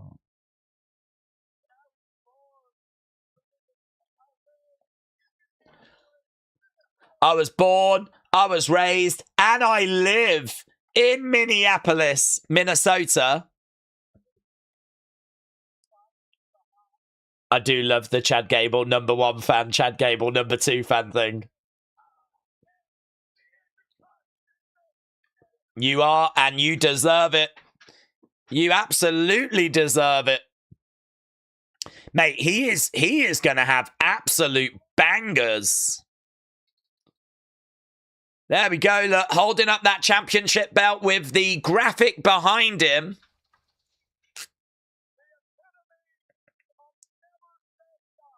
Amazing. I love his son as well in wrestling gear.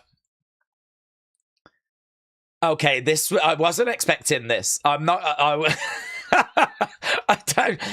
Is this that person looks quite big? I feel like he's about to murk Chad Gable, isn't he?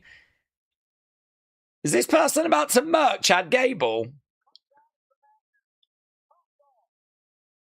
Or is this just like some... He's very tall though, isn't he, this guy?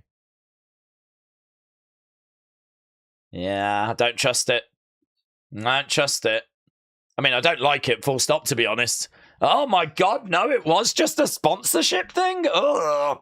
Ugh. Oh, I really don't like that. Ugh.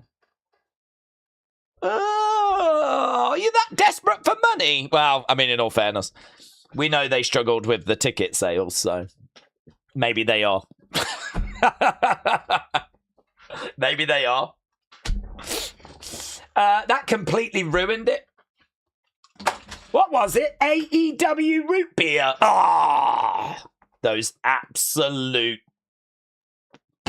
I knew they'd find a way of ruining this moment. I knew it. You can't trust them, can you? Those AEW... I'm not going to swear. I could. I'm not going to. Right, guys. Apparently Triple H has got, like, dinner tonight or something with Stephanie. So, I mean, he's got... I mean, I know you want a wrestling show, but we've got to get out of here quick, right?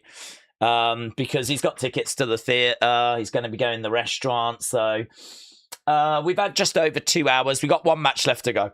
And yeah, we are literally on the verge of our main event. And then we're going to wrap this thing up.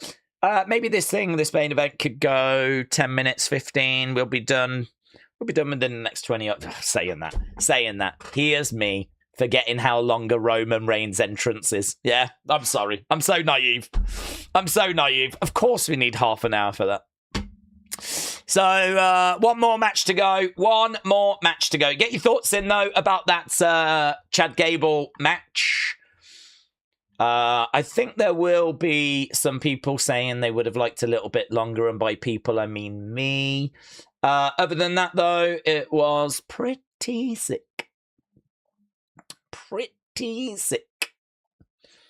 Is there a bit of a down because of the stupid AEW root beer man? Yeah, probably.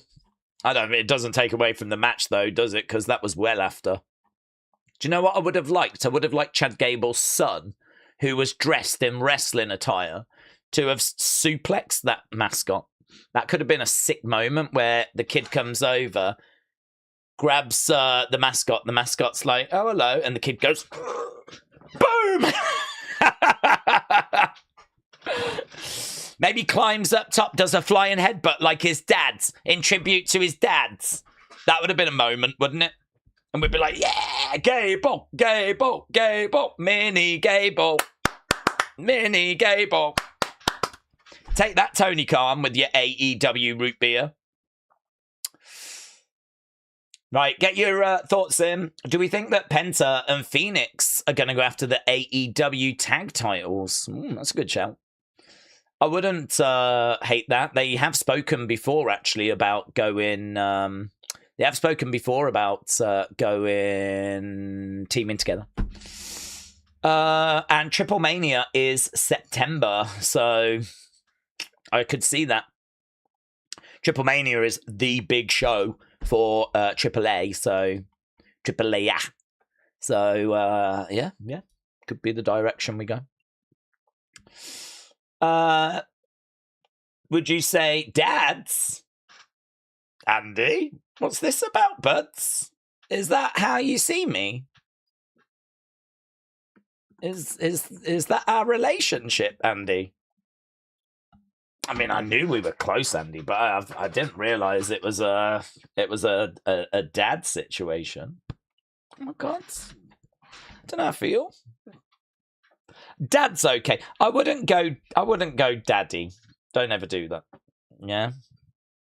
I mean, I know you've done it occasionally in the DMs, and to be honest, I have always ignored it. But, well, I don't know. You know, I'm all right. This is okay. I've been called worse, trust me.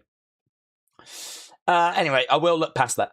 Dad, would you say that this is the greatest night in the history of our... Well, son, I think it's certainly a very strong night in the history of our sport, yes. I think it's certainly a very enjoyable night in the history of our sport. And I think it's one of the strongest nights that WWE has had this year or last year. I think you can put both years together.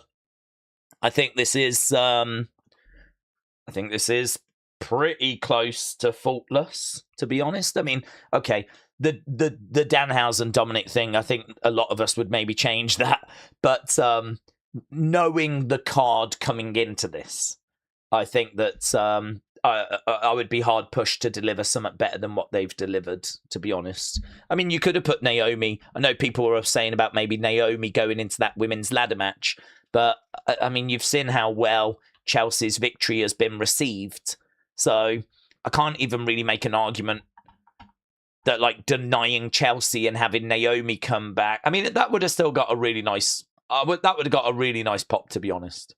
But, I don't know.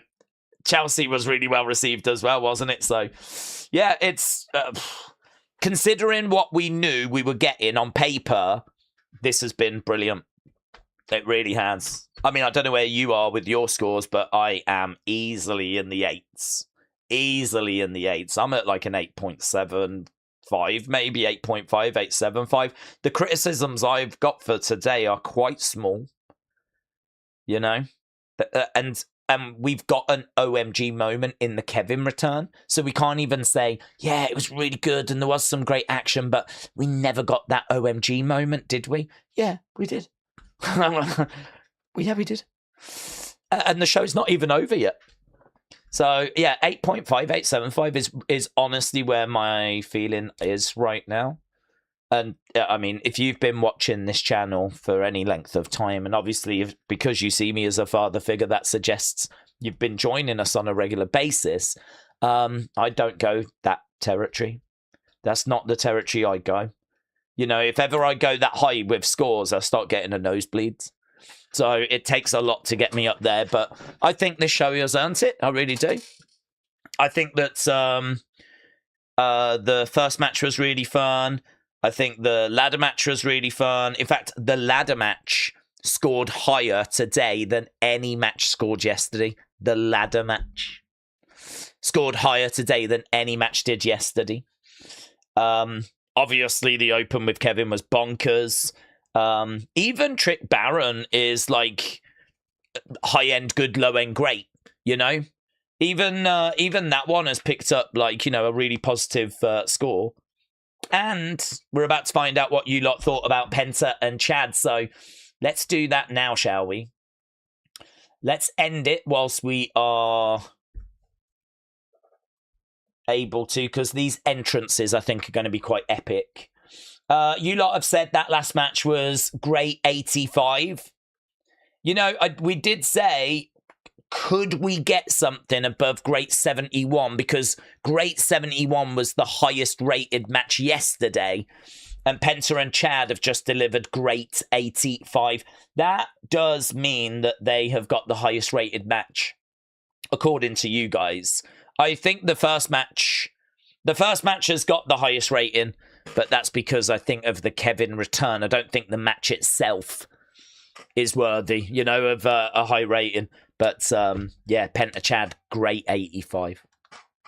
Okay, we got some Boomer on a table. I've got to pay attention to this. I don't know who this Boomer is. Is that the man that was inside the costume? That's nice. It's nice, actually. It's nice that we've let a fan kind of jump onto the table and just, hype the crowd up a little bit. That's classy. That's probably the Minute Maid fan of the night that we've given that to, so. Wrestle Features said, I might be overreacting, but I don't think every major WWE moment has to be for sale. The ending felt like it existed on TV to plug that sponsor. It came across as awkward and flat. Leave moments alone without commercializing them. It was still hell of a match, so bit of a pushback there in regards to, obviously, the cringe sponsorship moment, I don't disagree with that, but it's not going to be something that's going to really affect my score, to be honest. I'm not going to get upset about that. Ratchet said, WWE has turned us all into a weeping widow tonight. Well, I've cried. I've cried. I'm having to rehydrate to get some liquid back into my body. Yeah. It's been brilliant. And do you know what? I think what would be nice is hopefully people will come away from this kind of maybe finding a bit of that love for this again that kind of has maybe gone missing for some people. I think it's gone missing for a lot of us in recent times. There's been some dark times. It's been some dark times. I mean, do you remember when Joe Hendry and Danhausen did a song? Dark times. So, yeah, I think it'll be nice, actually. This is just going to be that injection of optimism, that injection of good vibes, that injection of positivity that we needed. I need them to stick the landing, right? That's what we need now, yeah? Don't do anything dumb. It actually doesn't even matter who wins. I don't mind if it's Seth or Roman. They can't really go wrong there. But just, I don't know,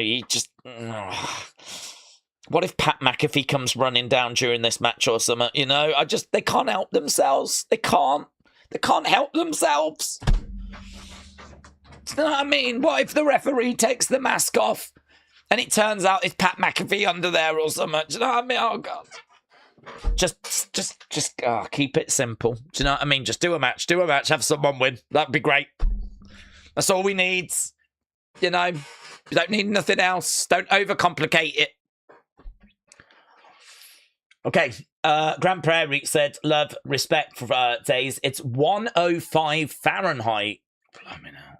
41 centigrade in Texas. Oh my God. Grand Prairie, shout out to you, buds. Shout out to you. I'm amazed that you're able to type. And you haven't just straight up melted. So, shout out to you, buds. Oh my God, we are doing a Shield entrance. Wow.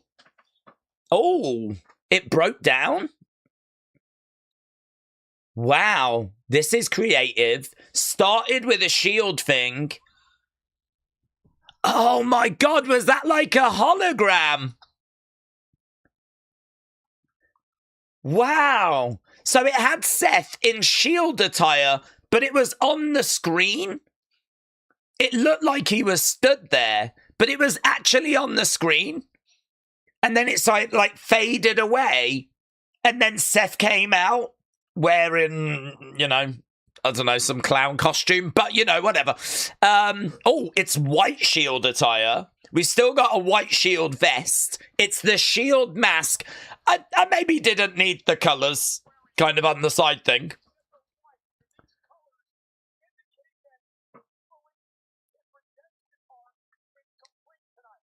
The colours indicate that his redemption arc is complete tonight.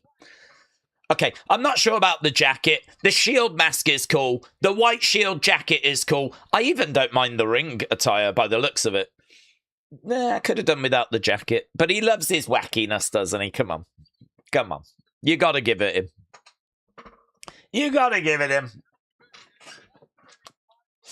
That was kind of cool with Shield, and then it was like a hologram, and do you know what I mean? Okay, Seth, get in the ring. Sleepy Dad Giant said ads are becoming cringy. WWE, come on! I know, that is going to be a talking point. Imagine if after everything that happens, my thumbnail that I end up going with is of the mascot. The mascot that's flipping just got involved in the end of the Chad Gable situation. I could have the mascot's face and I could have him drink it. What was I don't even know what it was. I don't even know what they were advertising. I don't want to know either. I don't want to know. Not interested. Your marketing ain't going to work on me. That's not true. Probably will, actually. Okay, Seth has made his way down. It was pretty unique, pretty interesting entrance. Seth in the ring. Ballyho Dome, shout out to you. This super chat is brought to you by Mug Cola. That's the best cola. Ballyho Dome, shout out to you. I hope you're doing well. I'm guessing that is Mr. Rotella with his Ballyho Dome. If you are politically minded, Rumble. I'm going to point you in that direction. Okay, Seth is in the ring. Ballyho Dome, thank you. Really appreciate it. Hope you're well. Hope you're enjoying the show. We are just waiting for Roman to make his way down. Seth in the ring. We got Roman Reigns' chance, obviously. Really making him wait here. Really making him wait. Roman Reigns. Roman Reigns, the tribal chief. About to make his way down. Here we go. The music hits. The music hits. OTC, graphics. There's nothing on the entranceway. There was no Street Fighter intro. That was asked earlier because Roman is also in that film. So there was some people thinking, and, you know, I thought it was a good shout, that maybe we do something Street Fighter related, because we did promote it yesterday. But when it comes to Roman Reigns, we actually don't mess around with those things. If your name's Chad Gable, you got to dance with a bulldog. If your name's Roman Reigns, you come walking out on your own like a badass. Roman with that championship in his hands. No clutter on stage. No props. No special bits. Seth is getting the full tribal chief experience. That's what he's getting. The full tribal chief experience. In fact, we're all getting the full tribal chief experience. Grant Prairie said, my keyboard and face is indeed melting. I could understand. 105. Tell you what, though, I think we're all melting with how hot today has been with this WWE show. There is Seth. There is Roman. Roman standing in the entranceway, looking over at Seth. Seth in the ring, waiting for Roman to make his way down. And I've been really looking forward to this match. I mean, I really do think this match is...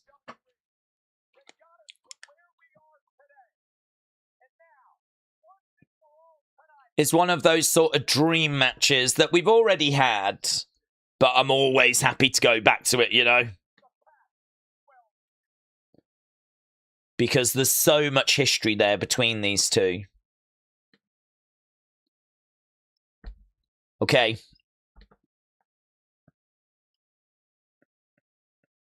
Roman making his way down. Now, have we done the poll, have we?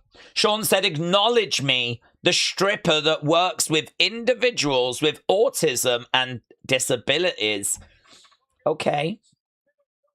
Sean, shout out to you. I acknowledge you. I didn't realise you did both at the same time, though. That does paint you in a slightly different light. Do you know what I mean? I'm not sure I can support that.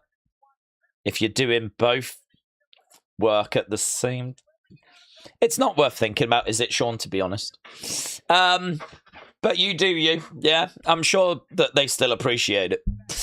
Seth in the ring, Roman stepping inside. Let's get a poll and see who you lot are thinking is picking up the victory here. Austin, hello. Roman wins tonight, no doubt. And then Oba shows up, said Austin. Oh. Oh. That's interesting.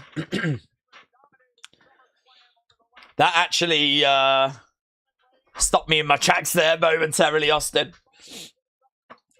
We've had so many people asking about Rock. We haven't actually had an Oba mention. Oba coming out tonight.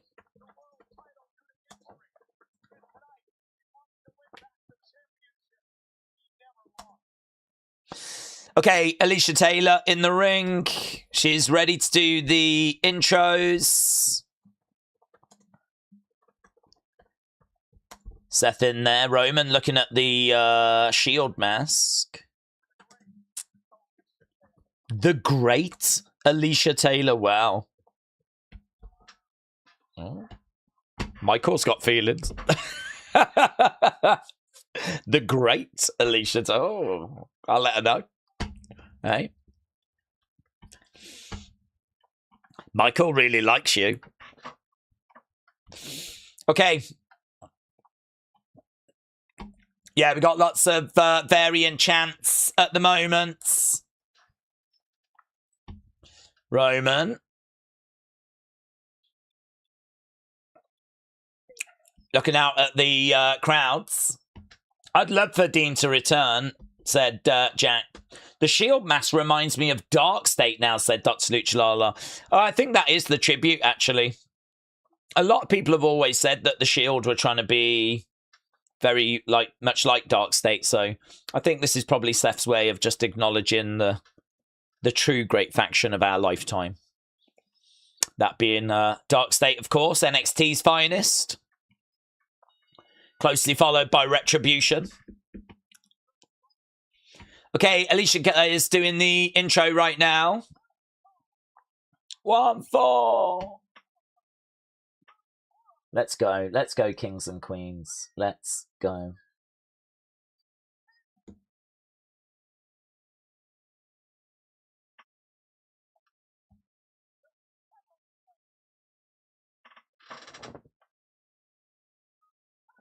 From Davenport, Iowa.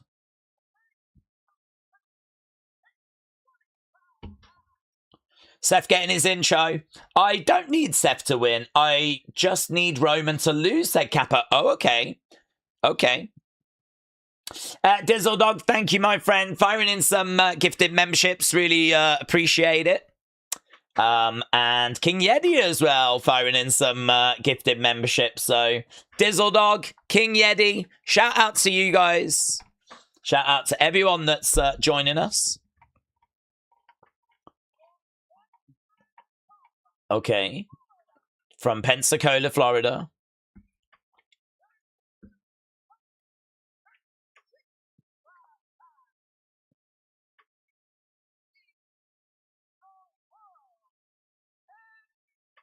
Roman stepping forwards. Seth looks a bit dumb, said Bo. Yeah, I actually think when he takes that jacket off and it's just the ring gear, I think he's going to look really good. I think he's going to look really good when it's just the ring gear. I think the ring gear is looking quite crisp, quite sharp. Roman getting his intro, holds up that championship.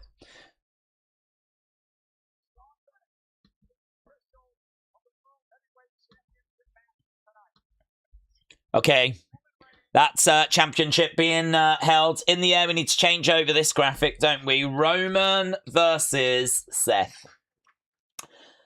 They're going to give this match plenty of time. Of course they are, and of course they should.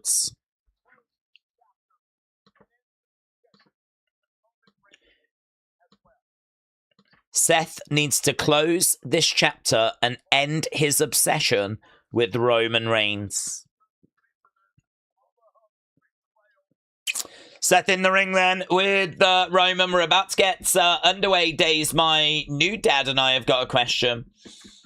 Can we make these moderators feel like they deserve it? Well, leave it with me.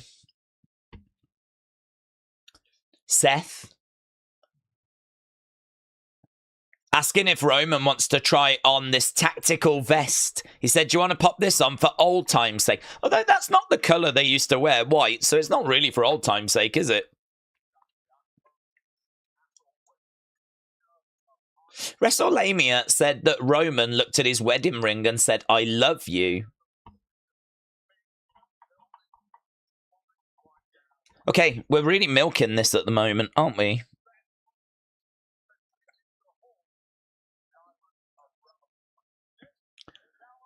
This just took quite a while to get to this with the announcements and everything. Bell has sounded, and we are about to get underway.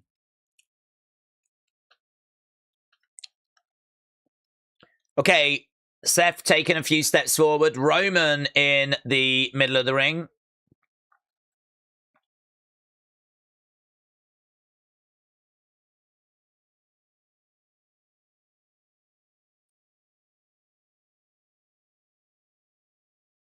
What's he saying? I wish I could lip read. Sleep Dad Giant said Seth has got a secret weapon in the vest. He's going to try and use it later. Interesting.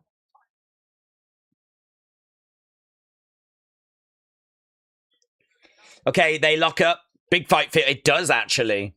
It does. I think the one thing about milking this and making it, like, stretching it all out and everything, it does give it that big fight feel, I agree.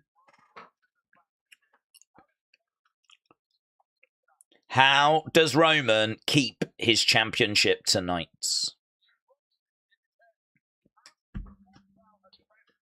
He's got to block out the noise, says Wade. Seth getting driven back to the corner. Roman in the corner. Creative need a new idea. There's too much ending of stories for me, said Shining Wizards.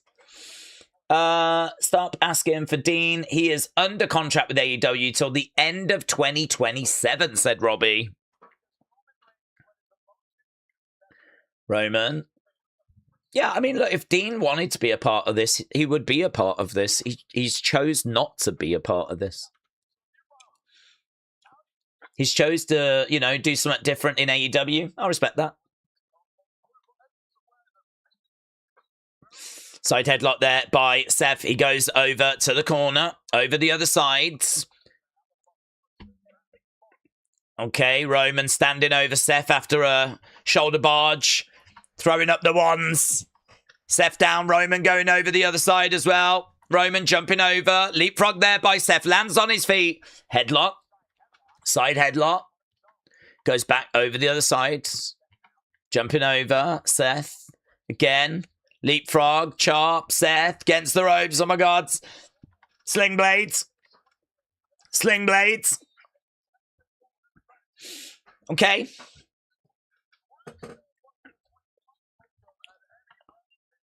Yeah, they're both kind of enjoying a few moments in this open, so both are doing a little something.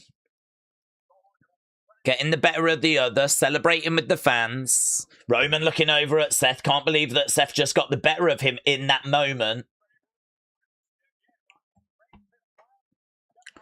Chop coming in there by Seth. Jabs coming in there by Seth. Shots coming in by Seth. He's got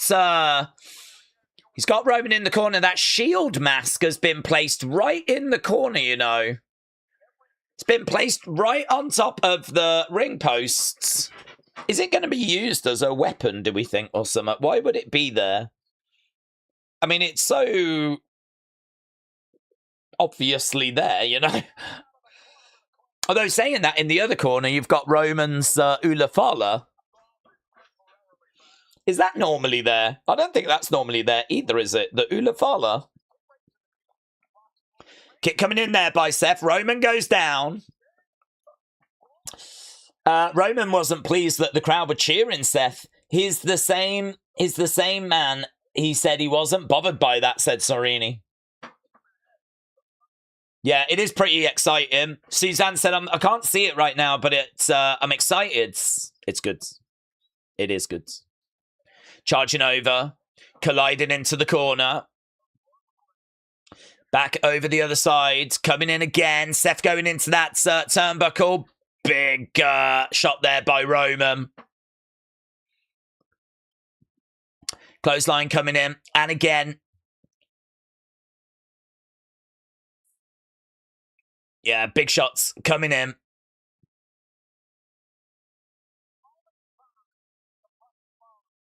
Roman unloading on Seth in the corner.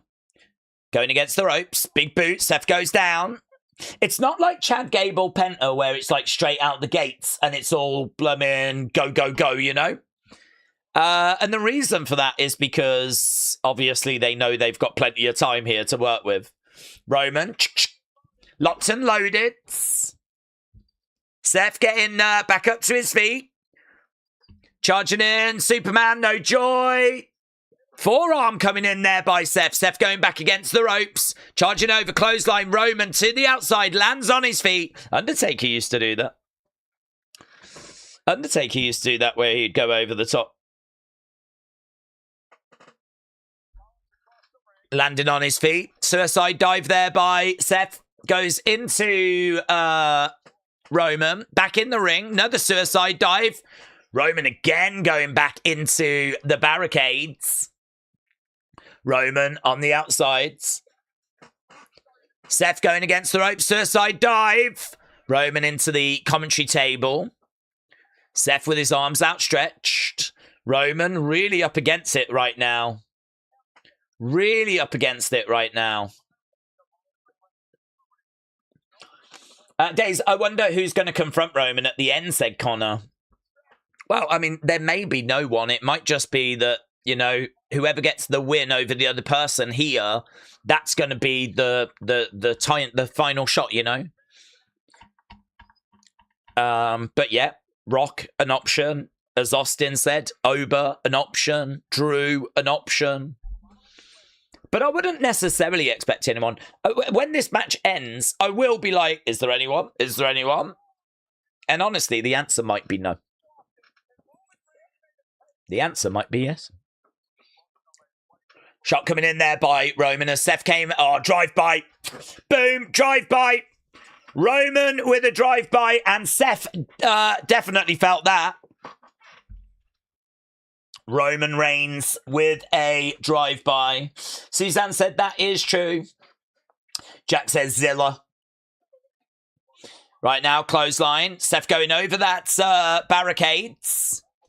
Seth over the barricades. Into the crowds. Roman jumping over the barricades. Okay, so we're in the crowd now. There's, yeah, and the commentators are saying there's going to be a lot of leeway here. So Roman Reigns and Seth Rollins are fighting in the crowd, and the fans obviously are losing their minds over that. Shot coming in there by Seth. I mean, this is special, isn't it? Imagine being in the crowd for this. You're seeing Roman Reigns and Seth Rollins exchanging blows in the crowds.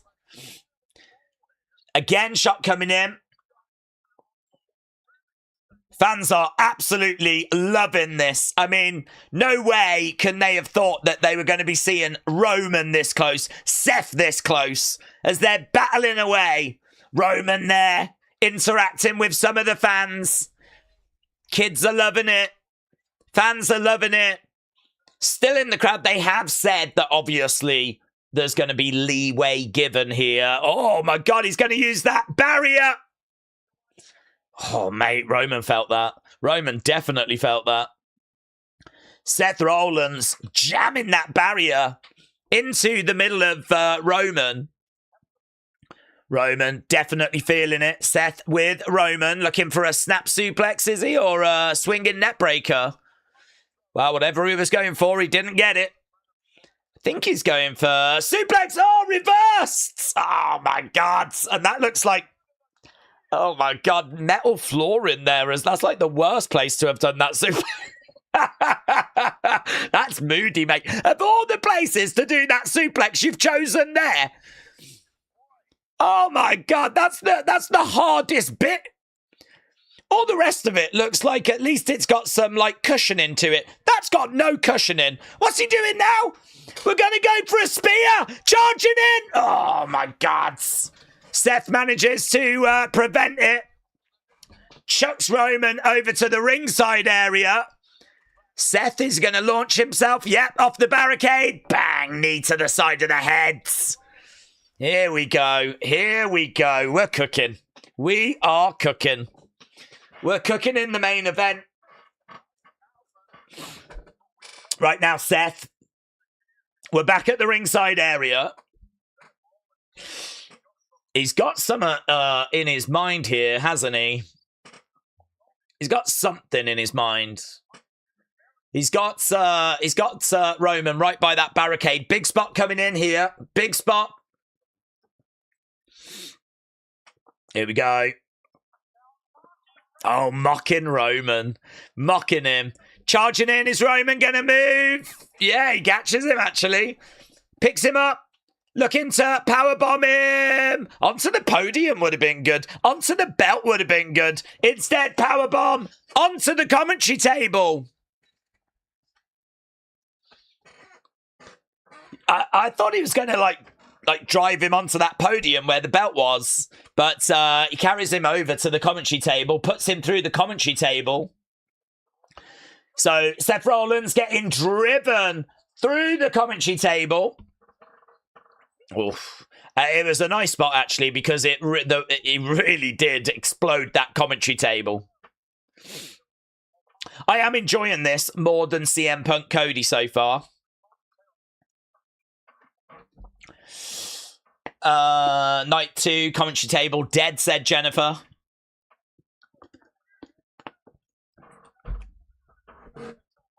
Roman is having some fun, actually. Roman enjoying himself here. Okay, right now we're stripping the other commentary table. We're stripping the other commentary table. Seth is still down through the one.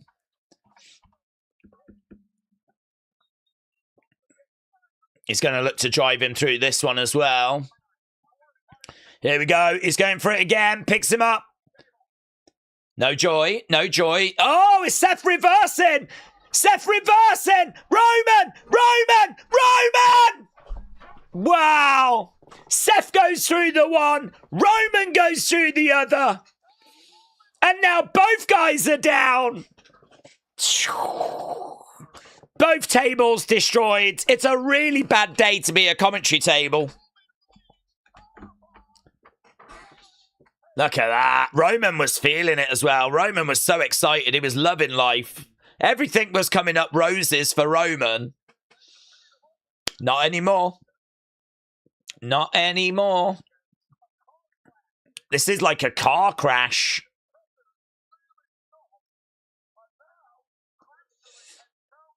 Yeah, counter started. I mean, oh my God, could you imagine if this is a double count out? Could you flipping imagine? Could you imagine? Could you imagine the reaction if this is a double count out? Oh, part of me wants to see it, actually. Part of me wants to see it because I want to see the crash out. I want to see people absolutely losing their mind. They did what? We're up to 8. 9. Here we go. Here we go. Here we go. Ah. Boo.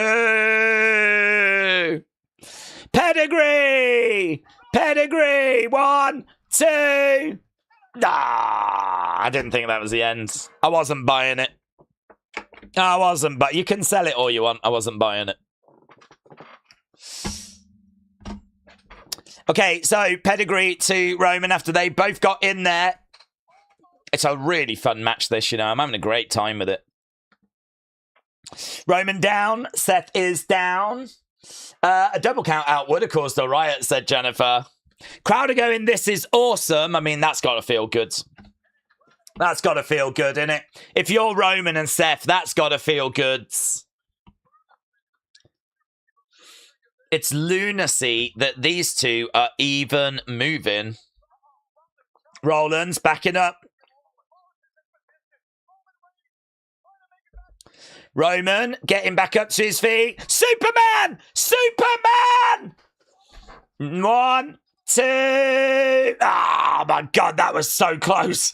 Oh my, that was 1, 2. I mean, it was. Oh, he couldn't have left that any later. He couldn't have left that any later.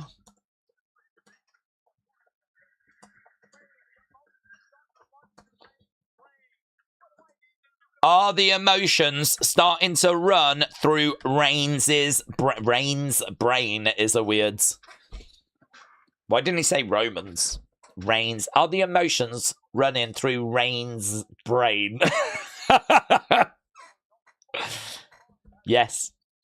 Reigns' brain has got lots of emotions. Reigns is down. Seth is down. Okay, Roman is the first one to kind of move, get back to his knees. He's looking over at Seth, shaking his head.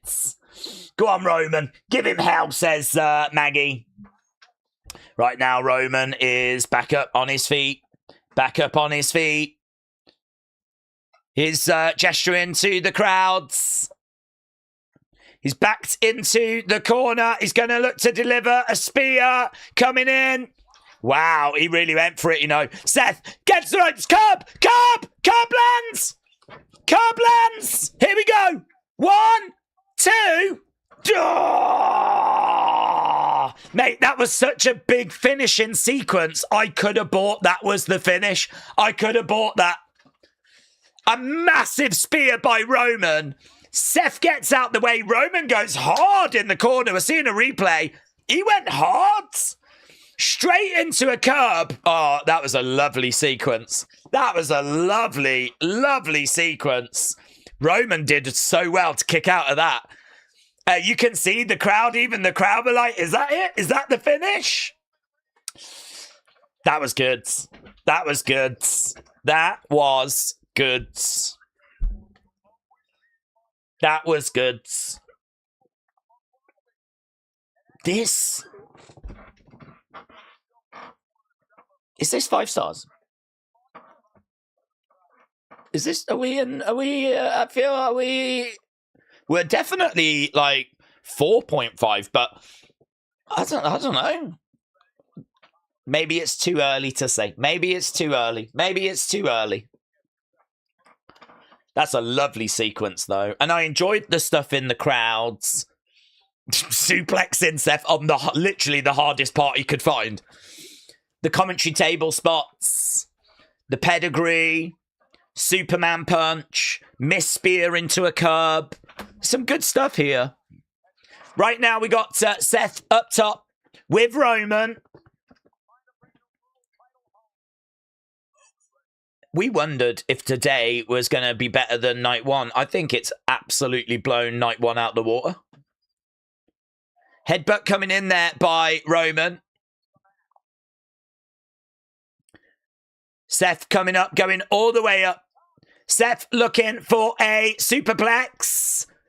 He's up top with Roman. Big superplex. Big superplex. No, he was trying for the Falcon Arrow, but a guillotine. Guillotine. Roman with the guillotine. Guillotine is in. Guillotine is in. Oh, it's middle of the ring as well. He's going to fade.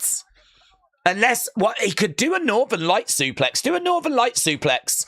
All you got to do is, like, bridge him over.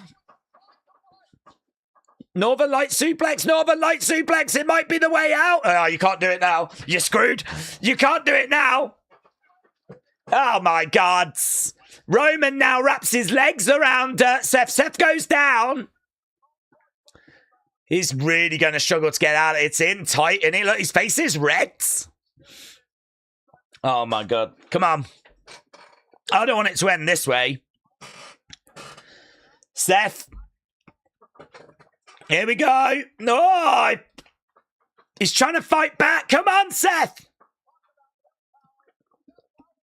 I don't want it to end this way. Yeah. He's managed to get to a standing base.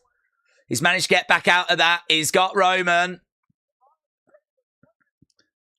And both guys on their feet. Suplex. No. Roman goes down behind. It's a little sloppy, but into a spear. Spear by Roman. 1, 2. Oh, my God. That was close as well. That was close as well. That was close as well. Blimey now. Spear there. Shh. That was close. This is really good stuff, man. This is really good stuff. This is really good. I feel this has got a big fight feel, and it feels like you're watching something that matters. It feels like you're watching, it could go either way, which is funny because I don't feel that way. I feel like Roman's winning, but I'm the one, says Roman. It's just magic, isn't it? It's just magic. Magic when these two compete against each other. You're number 2, says Roman. I've told you before, you're number 2. Is this the classic? Is this the classic? Is this the match that's going to be in the Countdown Top 50 in the future? The match we were looking for? I mean, you could make an argument Penta Chad might do that, but I think it's a touch too short. I don't even know if it was. It just felt short. It might not have been short, but it just felt short because it was so good. But this is like, I'll happily come back to this in the future. I'll happily rewatch this in the future. Roman going against the ropes. Seth on his feet. Ah, spear by Seth! Roman came off the ropes, but it was Seth that hit Roman with the spear. 1, 2. We've had some lovely kickouts, you know. We've had some lovely kickouts, and they're so last second as well. They're so last seconds. Oh, my God. So it was Roman, look, that hit the ropes, but it was Seth that hit the spear. And, you know, every close pinfall has just got people, like, the reaction, they keep cutting to the crowds, people, like, popping up like Pop-Tarts. It's people, like, jumping out their seats like this. Oh, my God. We've had Roman say to Seth, you're number 2. You're number 2. You think I'm number 2? I'm effing something. There was an F. There's effing and jeffing right now. There's some effing and jeffing. It's because they make you number 1. Pointing to the back, they make you number 1. Oh, I love that. I love that. You're not really number 1. It's only because they make you number 1. Seth now in control. He's picking up Roman. He's going to go for a buckle bomb here. He's going to go for a buckle bomb. He's gone for it. He's got it. Oh, my God. Oh, my God. No, no curb. No curb. He's got him, picking him up, powerbomb. Buckle bomb to Seth. Roman with a curb by Roman. Roman, 1, 2. Oh my God, we're in 5 stars. We're in 5-star territory. Oh my God, 5 stars. I've lost my voice. I don't even know where my voice has gone. What's happened to my headphones? Oh, what a sequence. I'm loving all the trash talking. Oh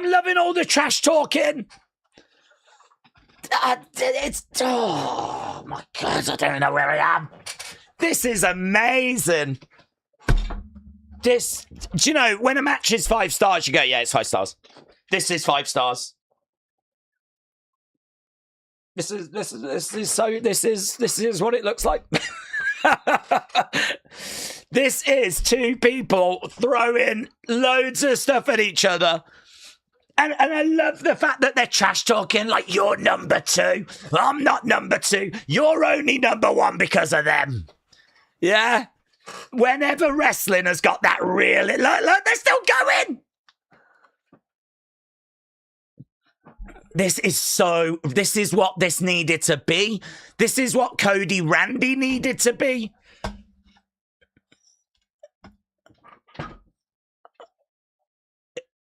It's only ever been me and you.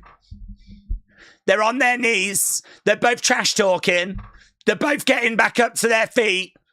Middle of the ring right now. Hit me like an effing man. You can hear Seth swearing. Hit me like an effing man. Hit me. He throws a shot back. They're exchanging blows right now. I mean, this is amazing. This is amazing.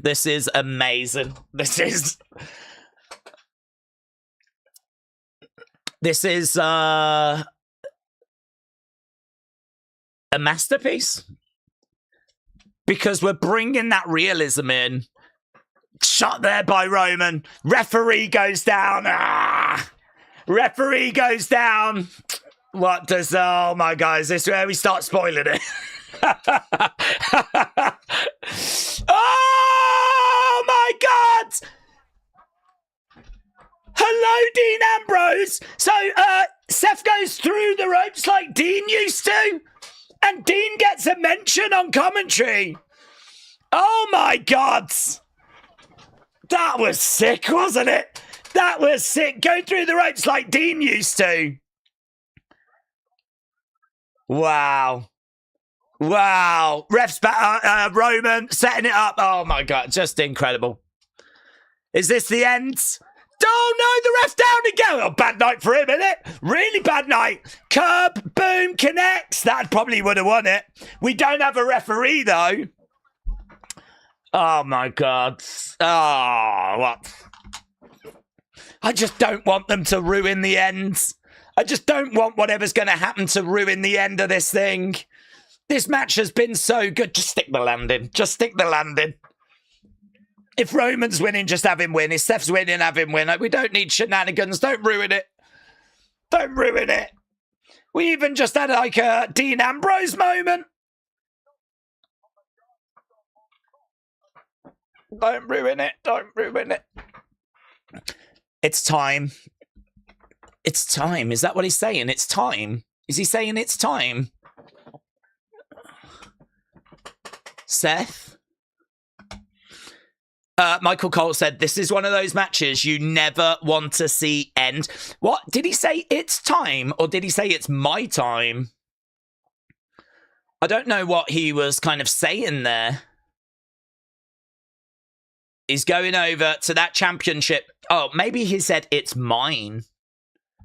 And he's gone over to the championship belt. Does he want a chair? Okay, we're doing a callback to that bit, right? We're doing a callback to that. Okay, fine. Do I need it? Not really. Is it going to ruin anything? No. The steel chair. The weapon that started it all.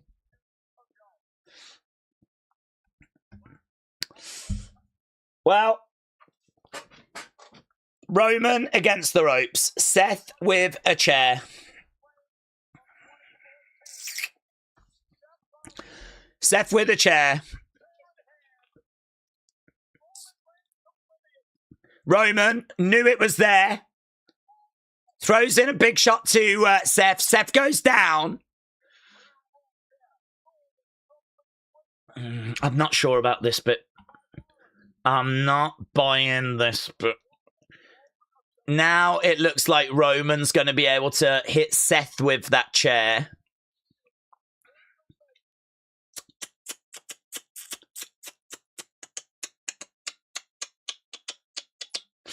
Okay. We're milking it. We got Seth on his feet. Roman with the chair. Everyone, the crowd are on their feet. It does feel like a moment, this. Roman with the chair. Is he going to throw the chair away? Because that would be good, wouldn't it? I don't need to. Yeah, look, Seth's saying, come on. That's nice. That is actually quite nice. Roman has the opportunity to hit Seth with the chair, and Roman throws the chair away. Roman has moved past that moment. And to be honest, I had as well. And I think a lot of people had moved past that moment. We don't need that anymore. That is in the past. Right now, we've got Roman and we've got Seth in the middle of the ring. Are they just going to go and just unload on each other? Is that what we're going to do? They are. We are quite deep into this match, and this is where we are right now.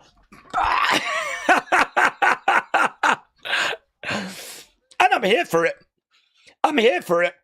Shot there by Seth. Roman unloading, brawling away. Pop, pop, pop, pop, pop, pop, pop. Who is going to be the last man standing? That's what this is going to come down to. Shot there by Roman. Is a shot coming back there by Seth? Bang, it does. Roman against the ropes. Coming back off. Shot coming back there by Roman. Bang, another big shot coming back there by Seth. He's saying to Roman, come on. He throws a shot back. Referee has been out the way for a while now. Come on, Roman. Slapping away at Roman. I'm kind of liking this bit, actually. Kind of liking this bit. Slapping away like this. Headbutt there by Roman. Headbutt again. What is the finishing sequence that they've got lined up for this? Kick, quick kicks coming in. Oof.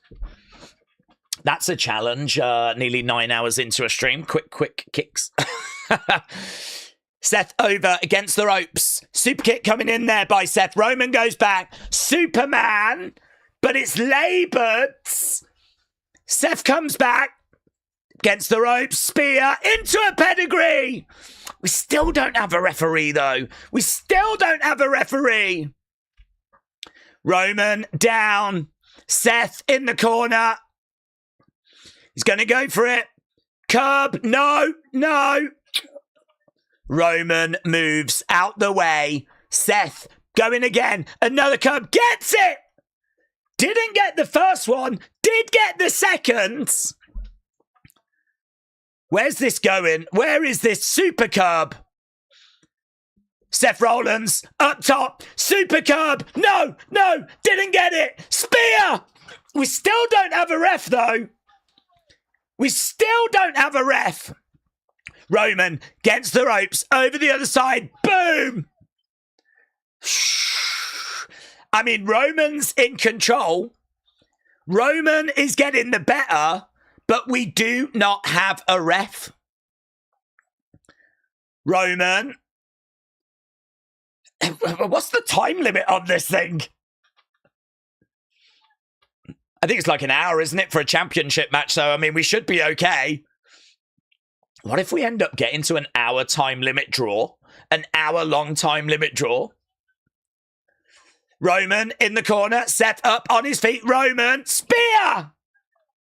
There's no ref. Oh, there is a ref. There is 1, 2.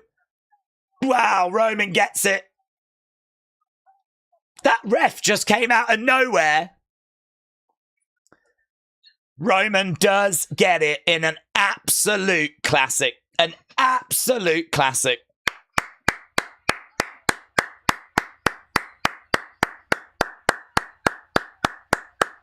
That's all you can do, innit?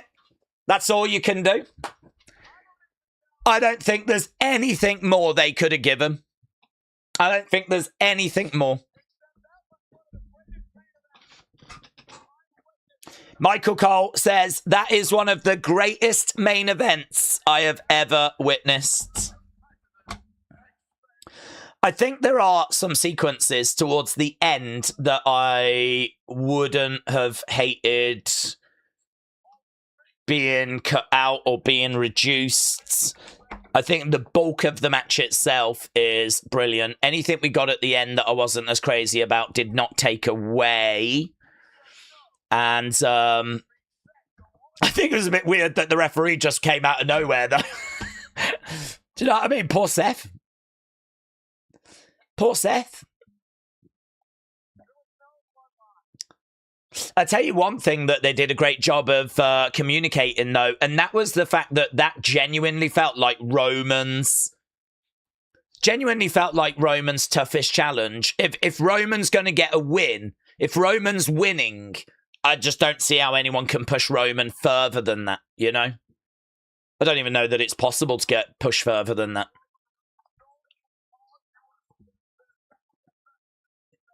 Wow. Okay. Let's get scores, shall we? Roman Reigns retains, like we thought he would. Well, I suppose we need to pay attention in case anything else happens, don't we? Brilliant. I was at the 5-star range. I think I might have some questions about the end. Oh, it's tricky, though. That is tricky now. Yeah.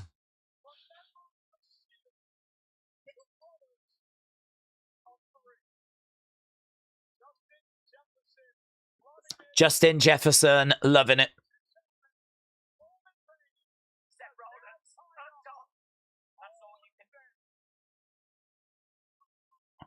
Everyone knows. Seth's in the corner. He's obviously going to be gutted. The one thing that he had over Roman has been, like, taken away.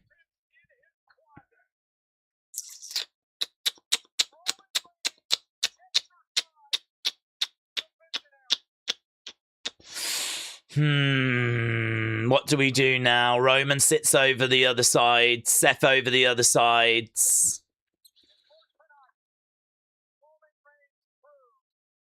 a nice visual, isn't it? With them both sat in each corner.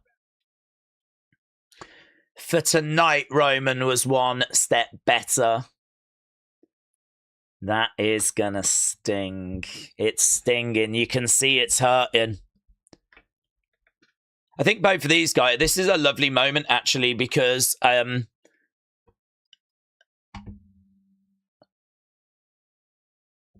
Seth looking a little emotional momentarily. Roman looking a little emotional. I think there was a moment there of them just sitting in that moment. Roman gets up on his to his feet. He's going to extend the hand, isn't he? Oh, I think he's done more than extend the hands. He's extended out the fist. Obviously, a callback to when they were both in the Shields. And you got to do it, haven't you? I mean, you've got to do it. Seth and Roman will always be united because of the Shields. Seth coming over, looking at that Shield mask. Looking at Roman with the Shield fist. And that's nice, isn't it? A big pop there.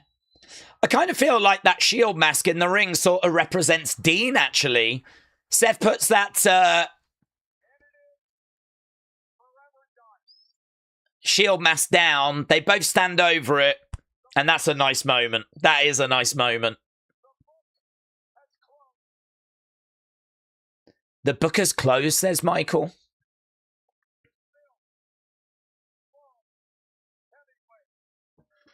Wow. Does feel like we just witnessed something pretty epic with that match and what's gone down after.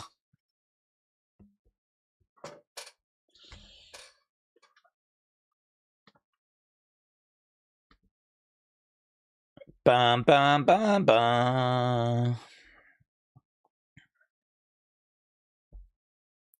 Seth making his way up the ramp.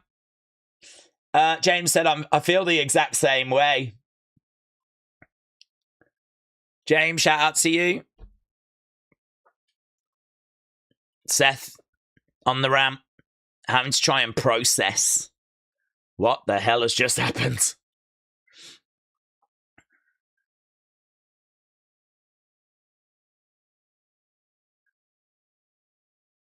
That looks interesting, isn't it? That look from Roman is interesting. Roman just looking at Seth. He has the shield mask in his hand. And he sort of looks at Seth as Seth is walking away. And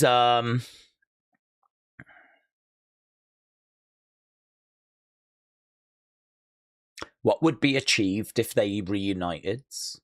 What would be achieved if this match led to them joining forces?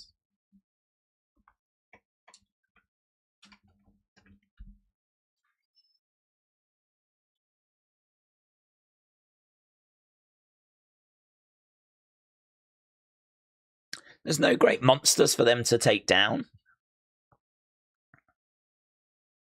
There's no great issue for them to have to overcome outside of, say, Oba, you know, who's a babyface.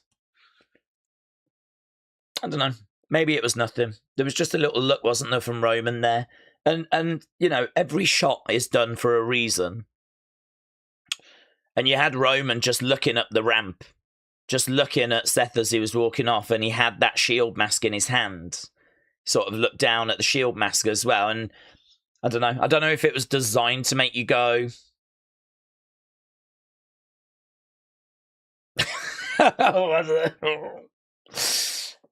Probably not. We've got the bloodline and all of that, haven't we? But well, amazing. Maybe the Shield isn't quite over, said Jim. Well, you can't get Moxley because, as we said, you know, he's over in AEW. You could run with Seth and... I mean, it would be nothing for Roman to say to Jimmy and Jay and Jacob, you know, you go tear it up. You go do you. Yeah, I've got some other things to attend to, but I don't see it happening. I don't see it happening. Well...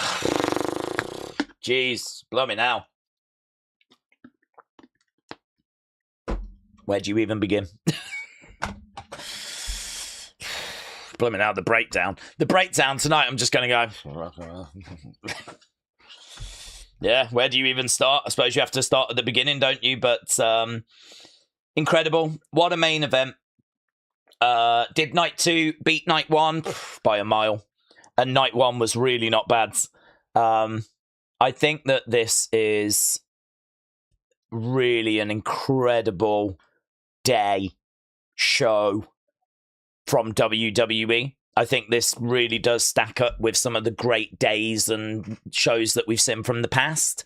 Trying to put it in a ranking right now would be absolutely impossible, but that's one of the strongest days that I've seen WWE deliver for years. I mean, honestly...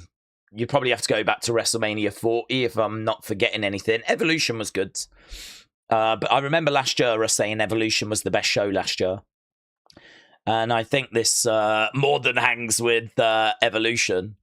So, I mean, you've got a real classic there. I won't be shocked if in the future that Seth Roman match is going to feature in countdown lists, right? That's what we were looking for. I think for me, the Chad Penta match just obviously falls short of like featuring, but I mean, ladder match, great 82. Chad Penta, great 85. Trick Baron, probably around great 51 with the new champion crowns. Kevin Owens winning the opening match. Didn't even expect him to obviously be coming back. The low point today is Dominic and Danhausen. I don't even think that really offended. It wasn't bad where it was like unwatchable or, you know, offensive or anything along those lines. But I think it was just not to the same standard of everything else that was on today. And everything else that was on today seemed to just absolutely hit it out the park. So it's an absolutely incredible day. We do have some interview here with Roman, Jackie Redmond. Let's see.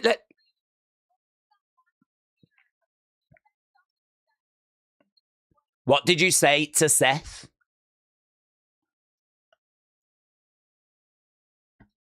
It's always been me and you. That's what I said to Seth.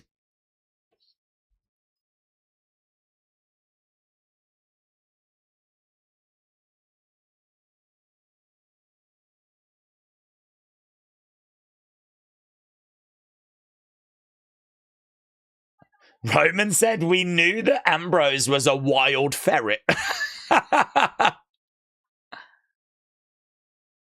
Wow.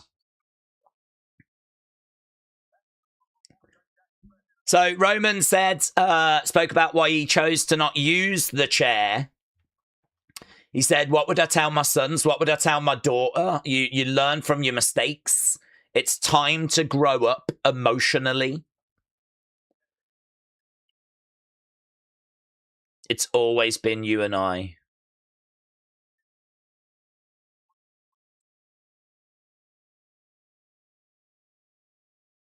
Yeah, I think the general consensus is this has absolutely landed.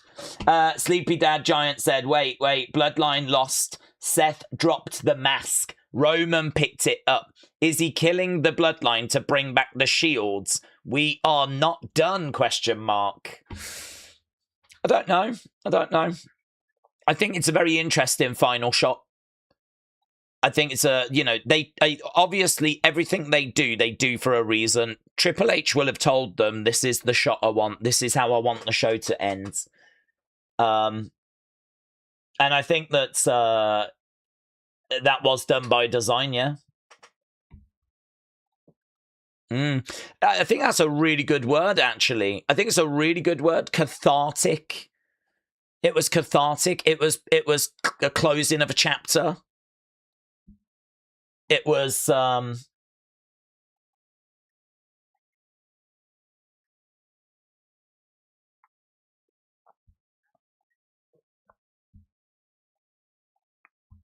yeah. Two best in the world putting on a classic. Yeah, I do agree with that. I do agree. The word we use the word masterpiece as well. I do agree.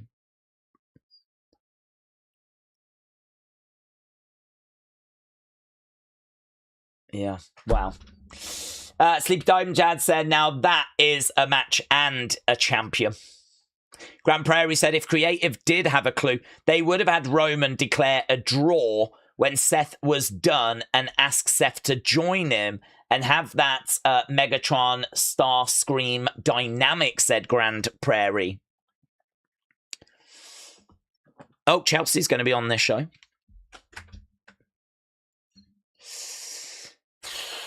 Do you know, it's weird. Would a time limit draw have been the worst? I'm not sure. Or some sort of draw. Is this a match that needed a winner?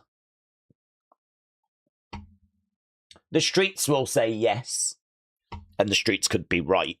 But I'm actually not. I wouldn't have been against this being a time limit draw or something like that. We're nowhere near time limit, though. I think I've just heard it went about 33 minutes. Time limit on a championship match is going to be an hour. So, I mean, we were nowhere near getting to a time limit draw. But amazingly, in the history of wrestling, we actually did a lot of time limit draws, and we don't ever do them. So as much as a time limit draw might be seen as a cop-out, it's actually not a finish that we get that often. And really, this does feel to me like a match where it would have sat okay with me, actually. I mean, this is two people trying to outmaneuver each other. And what if you do get to the point where you've just given everything and neither guy has got anything left to give and neither guy can get that win over the other because they're both just done? I wouldn't have hated it. I think the majority of fans would have seen it as a cop-out, though. I think it would have had that cop-out vibe, and it might have ruined the rating of the match. This is going to be in that 5-star territory, and rightfully so. And so I think they probably made the right decision. I think they probably made the right decision with going with the winner. And to be honest, I'm not shocked. I'm not shocked that Roman got the win. I think we all expected Roman to get the win. So I'm not shocked that Roman got the win. Yeah, I would worry that people would see the time limit draw as a cop-out. But actually, for me personally, this you could have done it and I would have been okay with it. But I think the masses probably would not. This should have been a last man standing, said Davids. And then what, have both get counted down for 10 type situation. That could have been sick, actually. That could have been really good. Both get counted down for 10. Yeah, it's, I don't know. I don't really want to dwell on that too much because I think that will really divide opinion. And I think we don't need to focus on something that hasn't happened when we've just had something that has that was so good, you know? Mox needs to make a Wild Ferret t-shirt, said that guy, Matt. Yeah, that was a hell of a line, wasn't it? That was a hell of a line. Wild Ferret. John Moxley, we always knew he was a wild ferret. We always knew it was going to be me and Seth that were going to have to hold this down. Yeah, he should.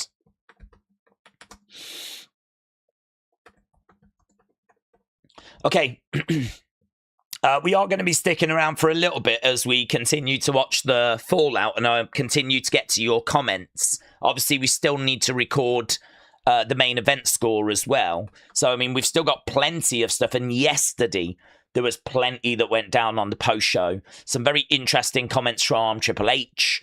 Obviously, we'll be hearing from Chelsea. We may be hearing from Seth. Roman, I really don't know. But I'm sure there's going to be plenty of reaction coming up here. And I mean, we might be hearing from Kevin Owens, actually. I mean, that would be incredible, wouldn't it? We are seeing the people coming out. Loads of fans, obviously. Just trying to get that final WWE goodness. Get these headphones on. It is Kevin. It is Kevin.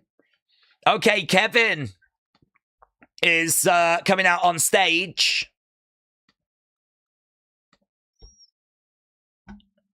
That was awesome, says Pete Rosenberg.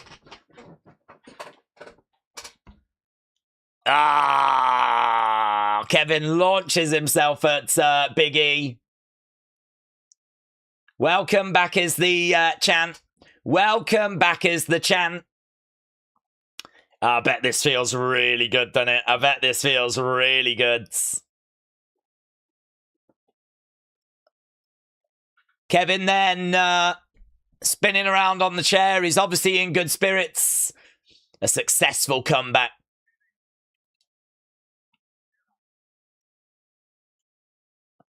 Okay, we've just seen cinema.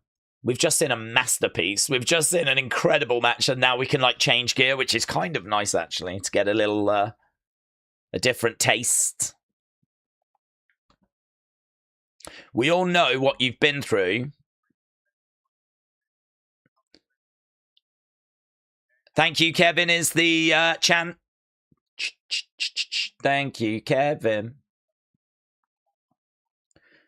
So they're saying it was a real special moment.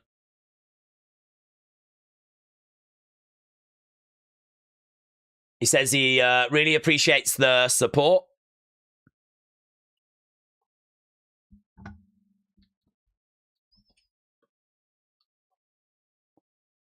It was a rough road.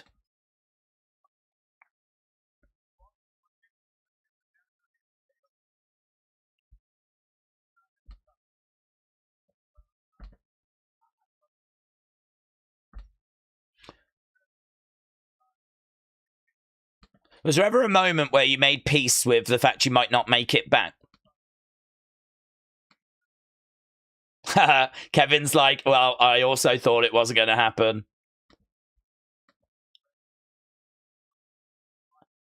And I certainly did not make peace with it.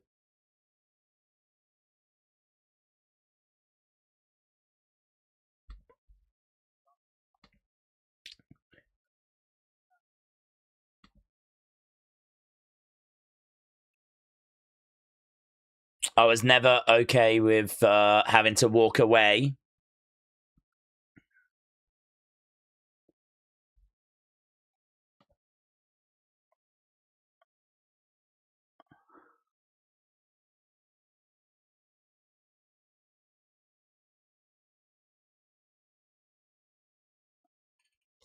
Apparently a few weeks ago, he did a scan and it showed what they were hoping to see. So Kevin sort of revealing there that it was not that long ago, actually. God, that's incredible, isn't it? I mean, he must have so much ring rust. I mean, that's the least of his problems, but...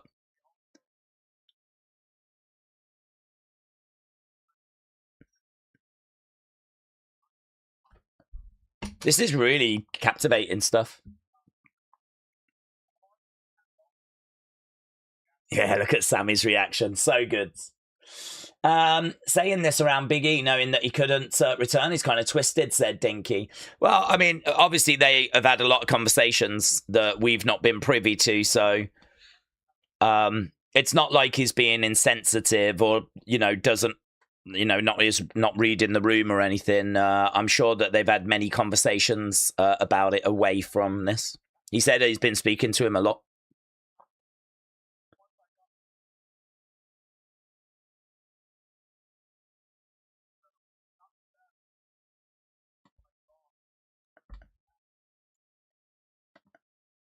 Gunther. I don't know the guy. Finn Balor.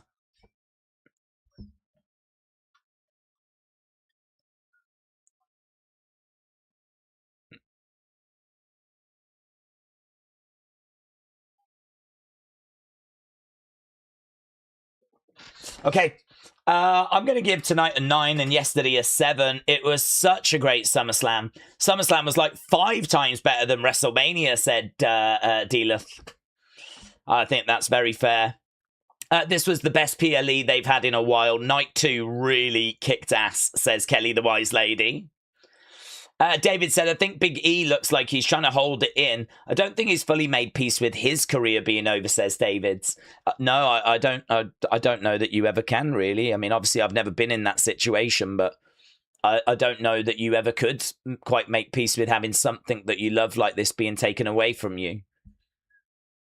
I would imagine that he really does understand.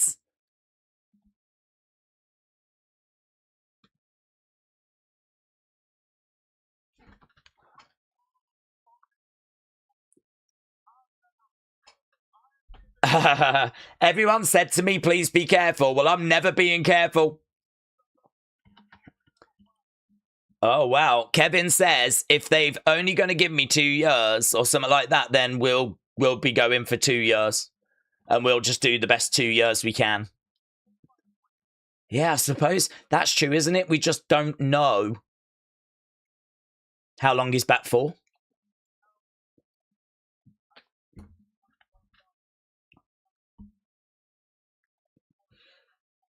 I want to say this. You deserve it, Chance.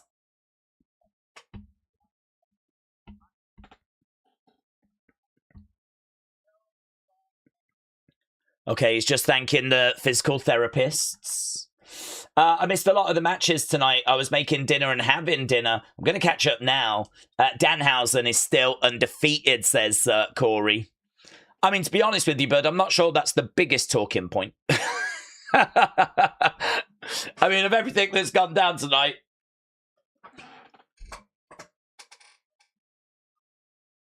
Oh, Rebel getting a mention.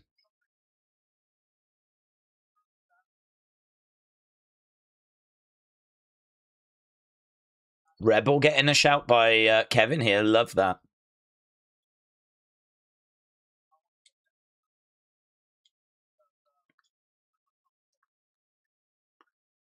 And the panel applauds. That's lovely, that is.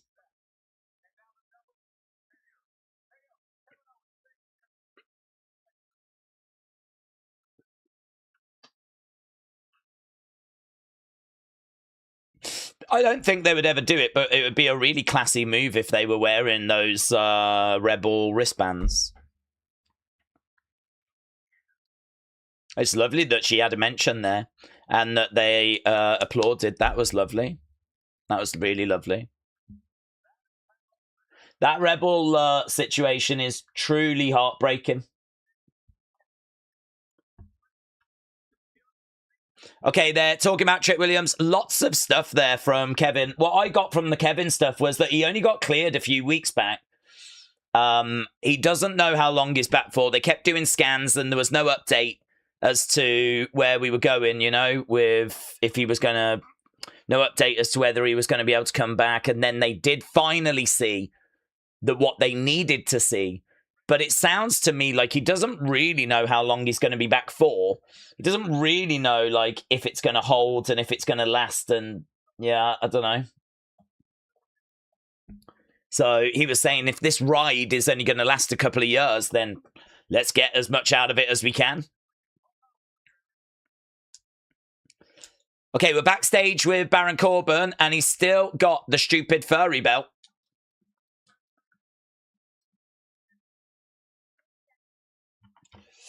KO just giving the first real episode of Unreal, said Raylan. Jason said, KO Punk, wow, that is going to be a great match. Yes. Guys, can we just think about me and the breakdown and how horrific this is going to be? I mean, can you even remember everything that's happened so far?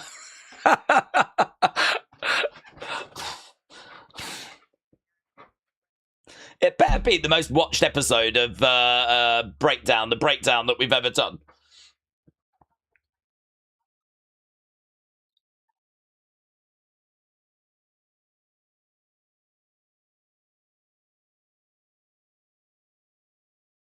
Baron Corbin said, I think this belt is still pretty new, and I'm really looking forward to ripping every bit of fur off this belt.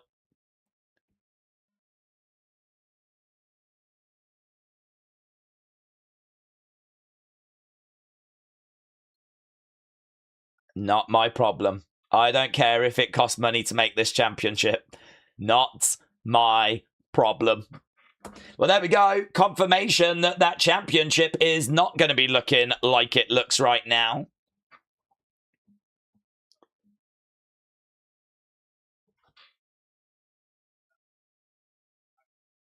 That's interesting from Biggie. Biggie says, was Baron coming back to be a bit of a gatekeeper? Well, it's clear that's not the case now. He's here to win championships. I knew that Roman was going to win. I just hope they don't do what they did last time, getting the bloodline back together. Now we've got Jacob instead of Solo, and Roman's champ. Do we think it'll work again? It's a good question. It's a really good question. Will the bloodline work now? I think the bloodline can work. I think the bloodline is a faction that's built on reality, and it's obviously genuinely their family. And I think that wrestling, when it does have a bit of truth in it and a bit of reality in it, then, you know, real magic can be made. And I think you've seen that at SummerSlam with Roman and Seth. And actually, I think there is a real rivalry there. I think there is not a hatred, but a professional jealousy. And I think there is a bit of animosity, dare I say, and I'm sure at times it's felt like hatreds. And I think we were seeing a lot of that coming out in the match.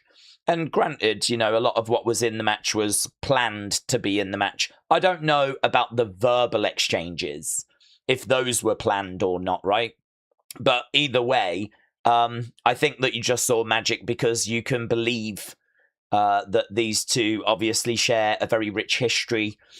It's a very complicated history, if you will, what with them being in a faction, coming out, trying to outdo each other. Roman obviously getting a lot more success than Seth. And Seth, in the build said that I realized we're not running the same race. And that's true, isn't it? I think Roman has had a lot of success that obviously Seth might never quite enjoy. But Seth has still had one hell of a career compared to all the other superstars that have been before and will come after. Seth is still one of the great WWE superstars. So I think, can the bloodline work? Yes, because I think it shares a lot of what we've just said, and that is reality and depth and meaning. It's just, are we going to tell the right story? Are we going to take it into the right direction? I can't answer that. But I think that you've got something that worked before. I think you've got something that can definitely work again. I think it's anchored in reality, which I think always gives you a chance to really dig a bit deeper than just a surface level story. And I really hope it does work. I think WWE needed the bloodline to work when we came out of the pandemic. It needed a big story at that time. And I think it needs a big story at this time as well. SummerSlam is going to inject positivity into the fan base. Enthusiasm, momentum, good vibes, some of those good vibes that were missing. If you wanted a restart, a refresh, I don't think it's an exaggeration to say that today has delivered that. But you got to capitalize on it. And if we are going to proceed with the bloodline, you're going to need it to deliver. So can it? Yes. Will it? I don't know. I hope so. I hope so. Danhausen has made his way out. I don't know what Danhausen is saying. Danhausen just talking.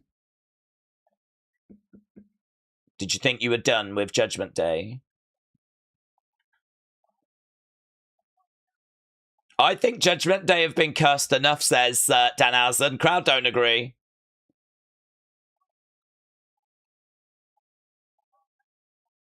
We're going to take it day by day.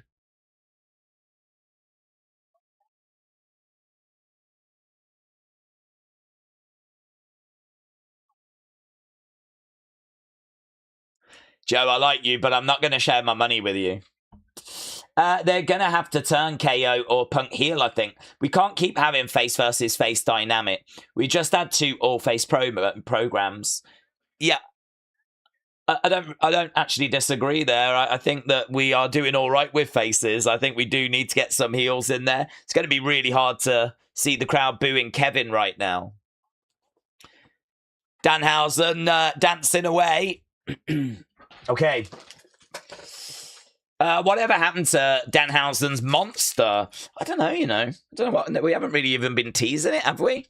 He's just been sort of still there under the cloth in the background, so I don't know. Have they even got an answer as to where that's going? I genuinely have no idea. I don't know. Is it just going to be something that pays off, like, well off into the future? Whatever happened? Oh, we answered that. I will say the Danhausen match was the one thing that prevented this from being a perfect 10, said Benny. It is heartbreaking. Yeah, the ALS is horrific. WWE fan said Kevin Owens return, Corbin as the new champ, Chelsea as the new champ, Chad Gable as the new champ, Dominic and Danhausen entertained. The main event, wow, this isn't a great show. This is an amazing show. Yep. I mean, I just don't know. I don't really have any disagreement, to be honest with you. This was this feels like if WWE was to just pull the trigger on everything. Do you know what I mean? If WWE was to just go, right, what would people like here? They'd like Chad, do it. What do people want here? Chelsea, do it. What would people like here? 5-star banger. Roman win, do it. What would people like here? Kevin Owens back, do it. Maybe Baron doesn't quite fit that, Baron winning, but it's still a new champ, innit? Still a new champ. Okay, they're just showing Chelsea picking up the victory. She's going to be coming out and speaking next. So Chelsea is going to come out and speak.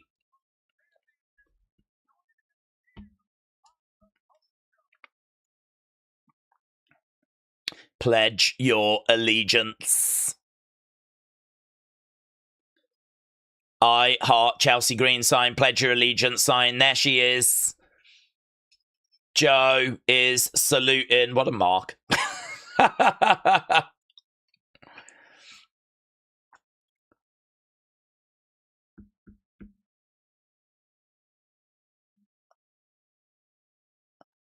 Okay.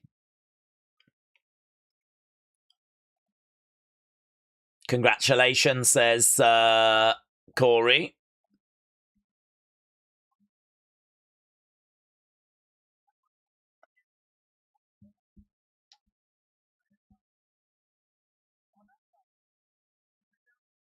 Okay.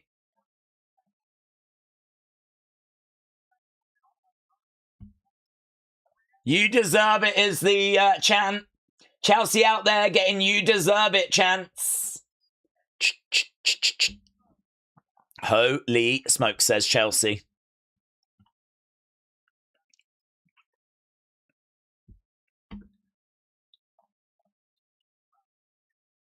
Just showing Matt Cardona his posts.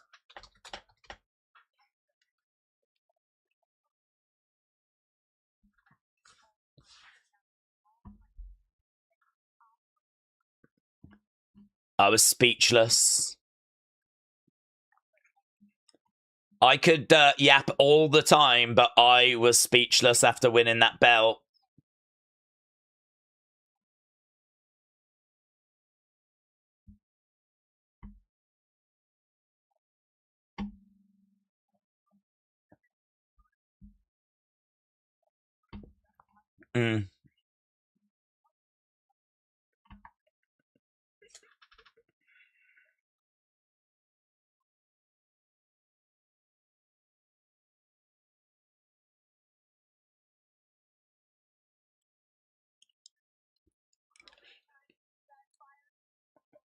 When Triple H hugged me, I thought, this is 13 years in the making. And how many times did you guys fire me?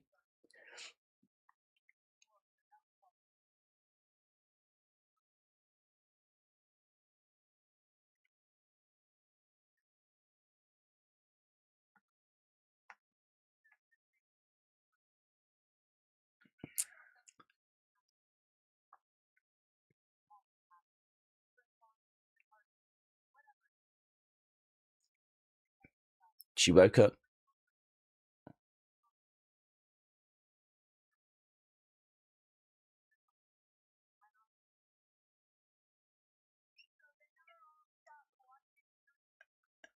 The Canadian Airlines all went on strike today. That's got USA chance now. USA, USA.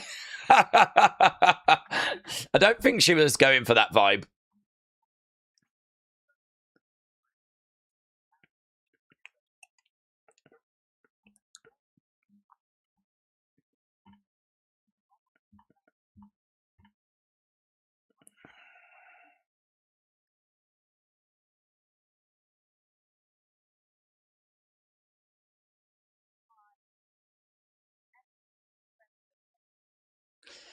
Des, I think Roman not hitting the chair on Seth is like Roman finally letting go. I think Roman is trying to prove to the fans and the people in the back that he doesn't need help, says Sean.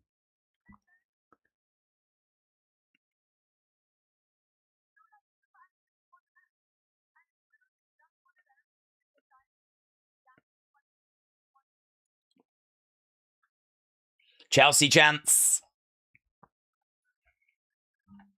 I'll tell you what you are. You are the interim champion.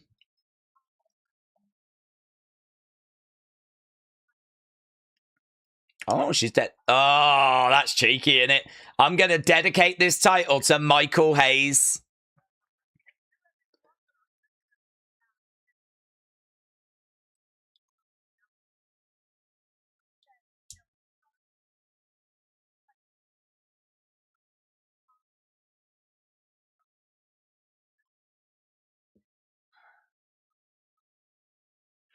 It's the Chelsea World Domination era.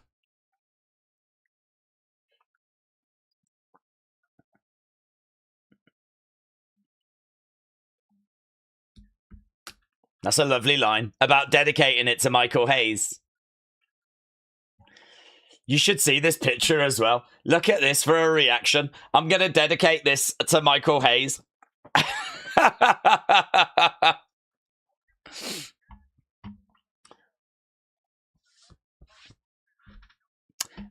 It's for everyone, says Chelsea. Okay. This is crazy. It's a difference of opinions in our community. Our fans are negative. Why is it always other fans are negative? Why is it like that? I don't know what you mean. There's people out there not enjoying the show. Oh, that's not what I'm seeing. That's not what I'm seeing. On my feed, it's good vibes. It's good vibes. Roxy's going to take that title, says Ian. I don't even know if she's going to be able to defend it.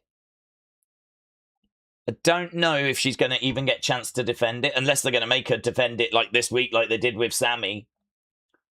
I mean, did they do that so she had a moment?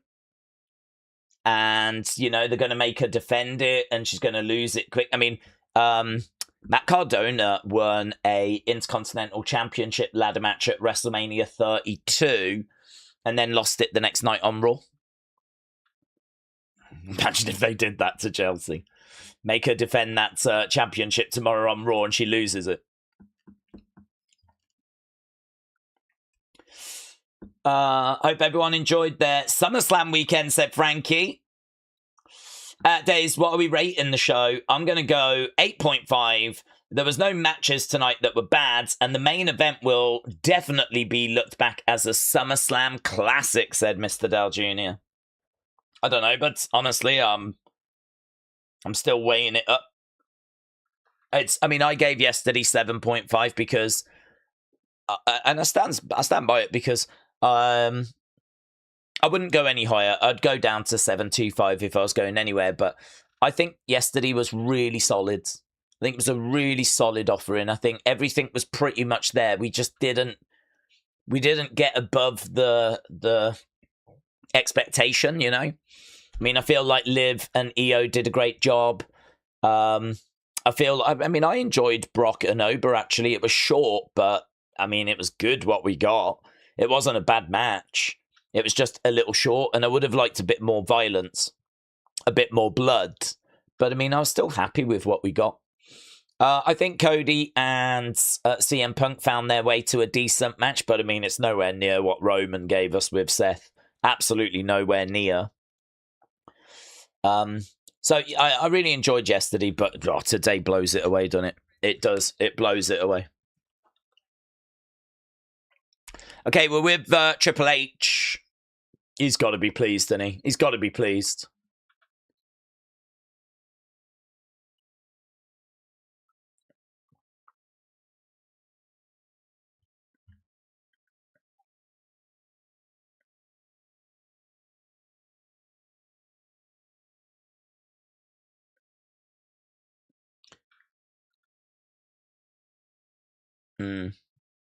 Triple H said, I was here for the very first ideas of the Shield.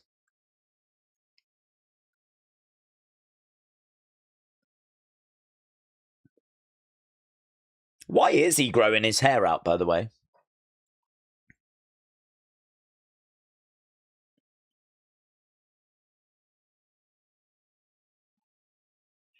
if that was the final chapter, it absolutely delivered.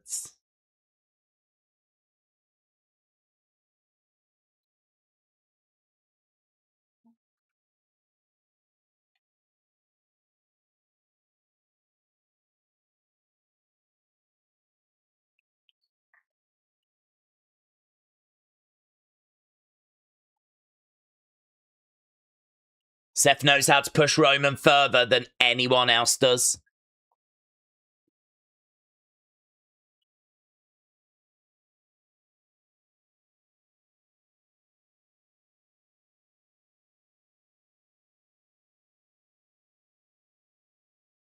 Mm. Mm.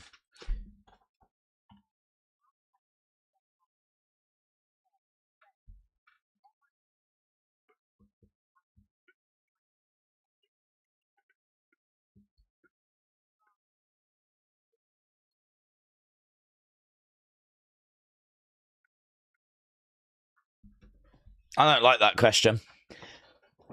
I know that she works for them, so she can't really ask. But when she said, you said something last night at the press conference that I think people would like to hear you expand upon. I really thought we were going to dig back into, you know, people creating their own momentum and, you know, get over first, then push. Because that's been a big talking point today. It would be good to circle back to that, but instead it's like, did anyone shine for you today? Do you know what I mean? Do you think anyone stood out today? This is just going to let him glaze the performers in it that was on the show. I mean, you're not going to get hard-hitting journalism, are you, from Jackie Redmond, Kathy Kelly? I mean, they can do it, but they're both in-house, aren't they?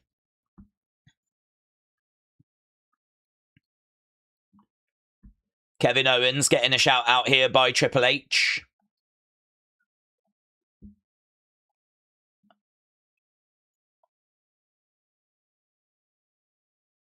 Yep, Kevin, CM Punk.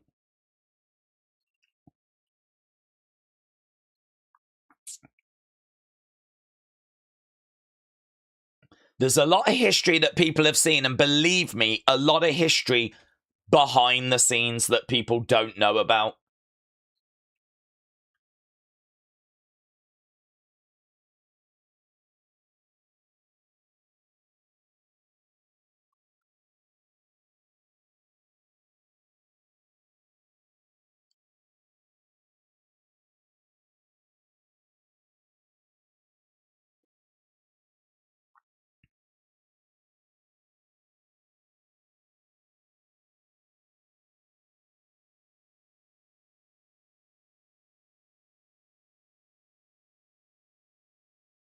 So, Chelsea with a career-defining moment, says Triple H. Okay. I wonder why they didn't announce the attendance. I don't think there's anything really to brag about.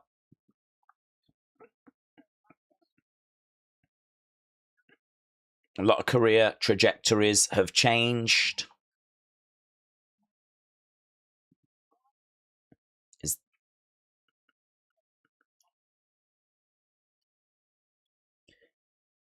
Is there one moment that is going to have the biggest impact?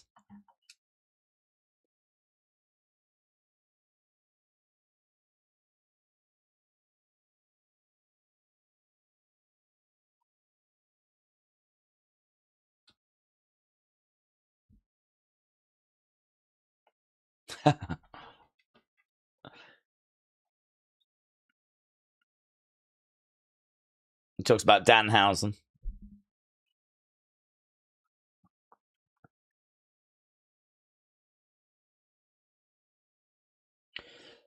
What is Kevin's path now? Well, it's going to be CM Punk, isn't it? He's won the number one contenders match, so next stop is going to be CM Punk. Well, maybe not next stop, but it's the big future stop. I blame Green Shirt Guy for not bringing his extended family to the show, said Cleveland. Shining Wizard said there'll be 100 comments to get through on the opinions video. Yeah.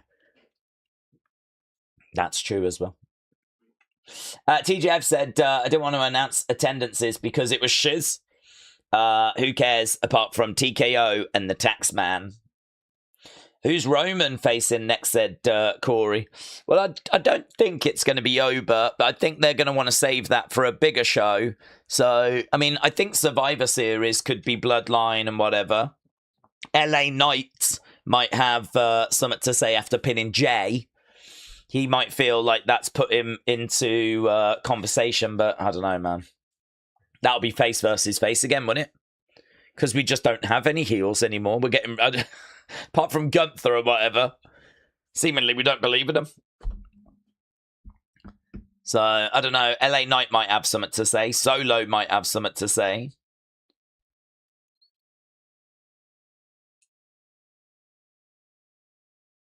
Drew could come back and have something to say if Drew's coming back anytime soon.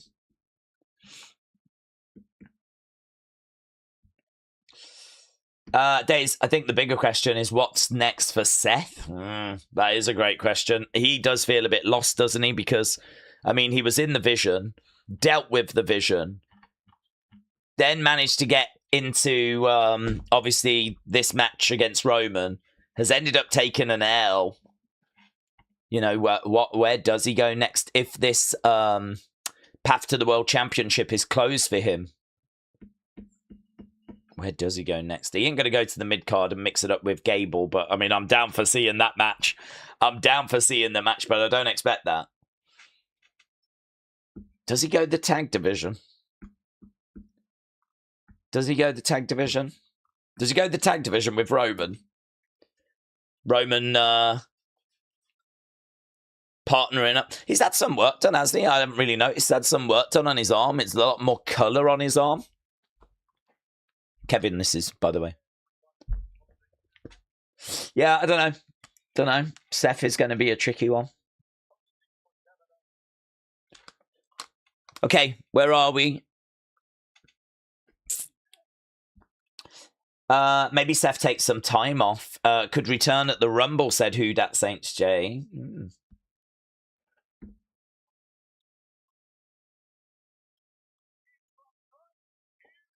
Oh, here's Gable. Here's Gable.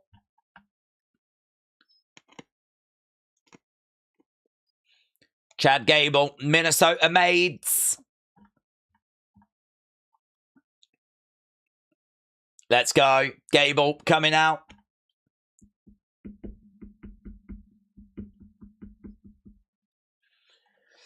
Is he going to be? I don't know. I don't know how many people we've got coming out. I don't know if there is like Seth or anyone after this. Rebel is trending right now.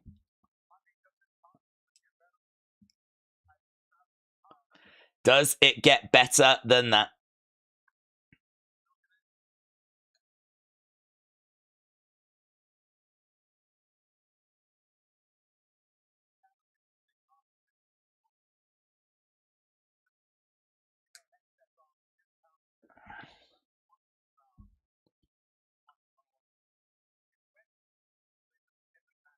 When the end of the match happens. Oh.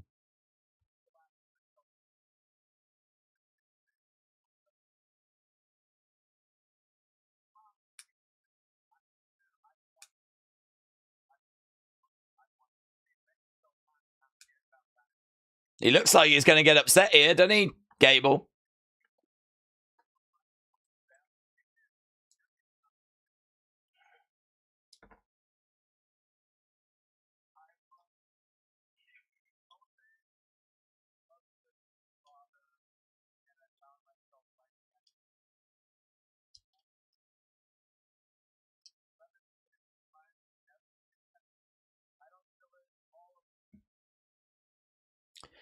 Shorty G gets mentions.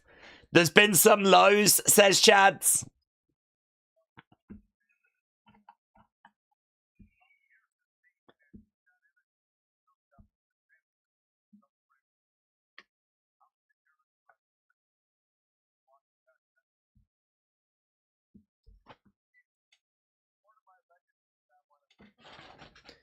Yeah, his son's got the exact same gear, hasn't he, as his dad's. Lots of tears and lots of emotion.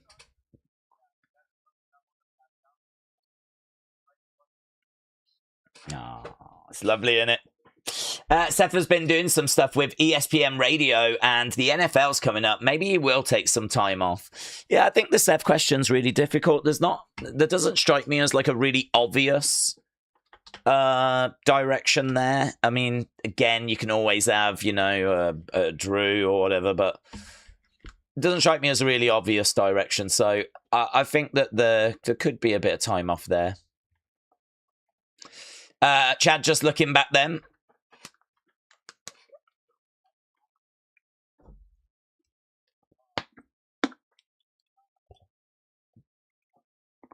He's talking about how it was God's plan.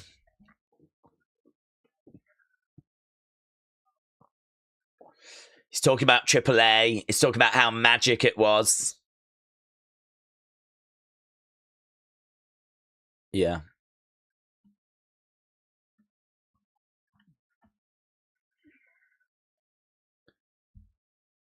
The Shorty G moment getting a mention's pretty fun.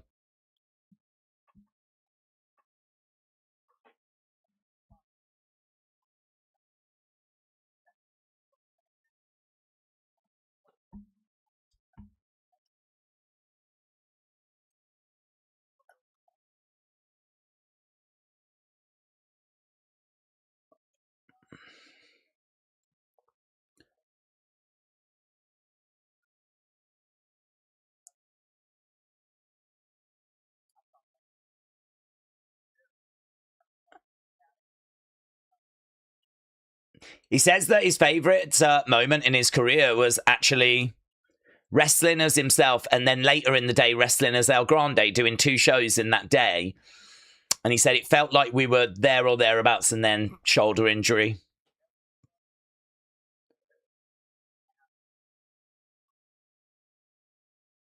Yeah. Judgment Day, says Corey. There isn't really much to Judgment Day, is there? I mean, Judgment Day is made up of Dominic Mysterio and JD McDonough. I don't think I'd be looking for Dominic Seth. I think Seth needs something really juicy.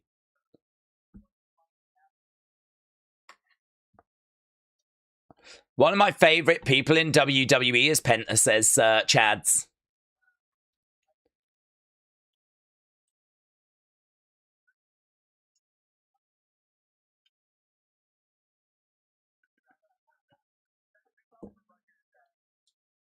Penta's about the coolest guy I've ever met. It's really hard to feel cool in there when you're wrestling Penta.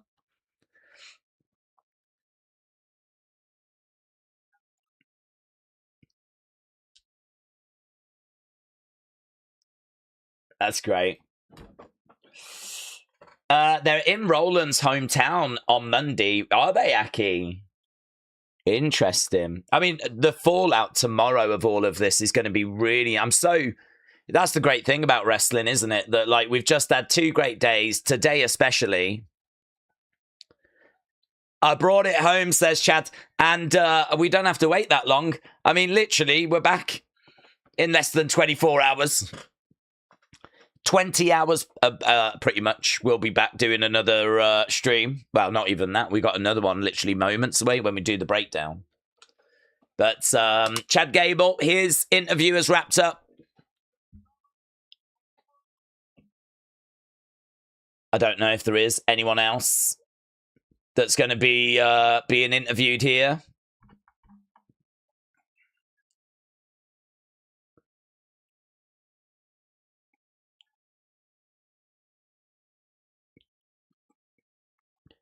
Chad Gable having fun with the fans.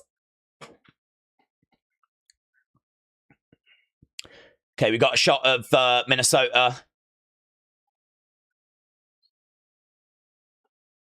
I don't know. We got a video package now. I don't really want to go until we know that everything is done and dusted, you know?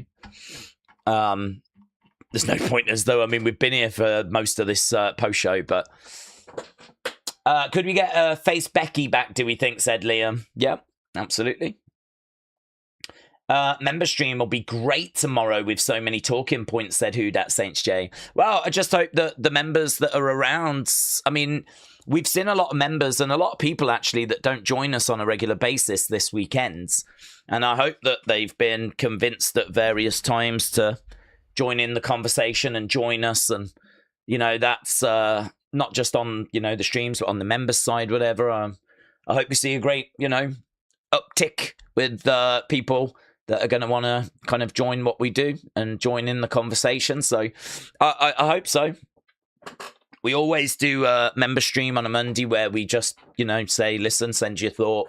I'll take thoughts. I'll take comments. I mean, we can dig into questions, theories. If someone, you know, wants to expand on anything that's already been discussed, like this was mentioned, can we dig into that? Whatever. Yeah, whatever. That's what we do. I've said before, like before the shows start, we do quite heavy conversation because I think there's so much to talk about and so much people want to talk about that, you know, we can fill hours and hours and hours and hours that we could have started another 2 hours before we did, and we would have filled that as well. So we're never going to be short of talking points. But obviously when the show starts, then it flips and it's more about reaction. It's more about talking about what we're getting, talking about, you know, what we're seeing, where it's going. So, you know, we have both of those elements to the streams. I know there's like other channels that kind of really rock up and just do the reaction side, but I really love the conversations we have before. I think we have some really good chats. So we'll be doing that again later. Of course we will. We always start 2 hours before Raw, 2 hours before NXT, 2 hours before SmackDown, 2 hours before countdown shows and whatever. So, you know, we tick those boxes. And yeah, no, I really appreciate everyone joining us because, you know, it allows us to have those conversations. As I said, I think we have some really good chats. So, and I think it's lovely as well that we go on a journey because we've been on a journey. I think wrestling fans have been on a journey where, you know, there has been some serious negativity around. I feel like we've been sort of battling and trying to push back a bit against that because, yeah, you can be glass half empty, but you can also be glass half full. And you're still in the same situation. And we've tried over these past few weeks in particular to be a bit more glass half full because SummerSlam was coming up. And I think there are some things happening that felt like there were some green shoots that were there. It felt like pieces were being put in place for something to happen. And I'm not saying that, you know, that's now led us to SummerSlam, but what I am saying is that this SummerSlam has delivered, and maybe the good vibes and the more positive vibes that we were feeling as we headed to SummerSlam, hopefully now that is out just in the wider fan base, you know, because I think after this weekend there is plenty to be excited about. There's plenty to be positive about, and it's certainly going to reflect in my breakdown. Of course it is. I hope it reflects out in the wider world. What I'm seeing is a lot of positivity. So, yeah, I've got to be honest, I'm really looking forward to getting stuck into some conversation. I'm really looking forward to kind of doing the breakdown, doing the opinions video, resting my voice, coming back tomorrow. SummerSlam done. Where are we going now? What are we doing now? What's happening now? And kind of getting stuck into that. AB said, do we think that Seth might move to SmackDown? I don't know, but I honestly, I think Seth is, I think it's a tricky one. I don't think there's anything really obvious for him. I mean, a lot of people have moved to SmackDown. Finn's moved to SmackDown. And, you know, Kevin's come back and is the number one contender for CM Punk's title, which makes me think he'll be on SmackDown. And Gunther moved over to SmackDown. So I feel like SmackDown might be covered. So I don't know that he moves over to SmackDown. But equally, I can't give you a good answer of what there is for Seth over on Raw. I think it's okay for Seth to sort of ask about, I don't know what my future looks like now.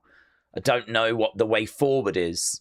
I don't even quite know who I am right now. I think it's okay for him to ask those questions. I think it's okay for him to take a break if he so wanted to. I think it'd be okay for him to just, go off, spend some time with the family, kind of come back later in the year. That's an option, isn't it? That is an option. I'm intrigued about how this is playing out, said AB. Yeah, I am as well. Because I think there are options on the table, and I'm not quite sure which one they're going to take, to be honest. Do you put him into like a bit of a mid-card feud? Does he go up against a Rusev? Does a Bronson Reed come back?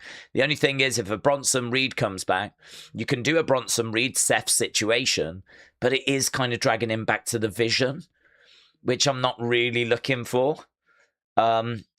Maybe Seth could do something with AAA, and, that could be different. That might get the creative juices flowing, where, he kind of does something over there and it ties in with Raw, and maybe that's an option. I don't want to see him do anything with any Vision members. Not really interested in him against Rusev. Maybe he could do something with Ethan. Maybe Ethan could be interesting, because that would really help raise Ethan's profile. Could we see Seth cutting a promo and Ethan Page interrupting? Would that be something? I mean, it would do something. Is that a good enough follow-up, though, to what we've just done with Roman? I don't think anything's going to be able to follow up what we just did with Roman, so perhaps we shouldn't worry about that. Ethan is an excellent heel. He's a great talker. I think using Seth to put a bit more of a spotlight onto Ethan could might be a positive, might not be a negative. So, I don't know, I agree. I'm interested. At the moment, I don't see him going to SmackDown. I don't see him going to SmackDown. I think he'll probably stay on Raw or take a break. And he said, Days, it might sound controversial, but I do think Roman has proved himself to be one of the best in-ring performers of all time. He is underrated in that aspect. Yeah, I think the reason why he's underrated is because of the feeling that he only gets the job done when people help. The bloodline help. I think that's the feeling.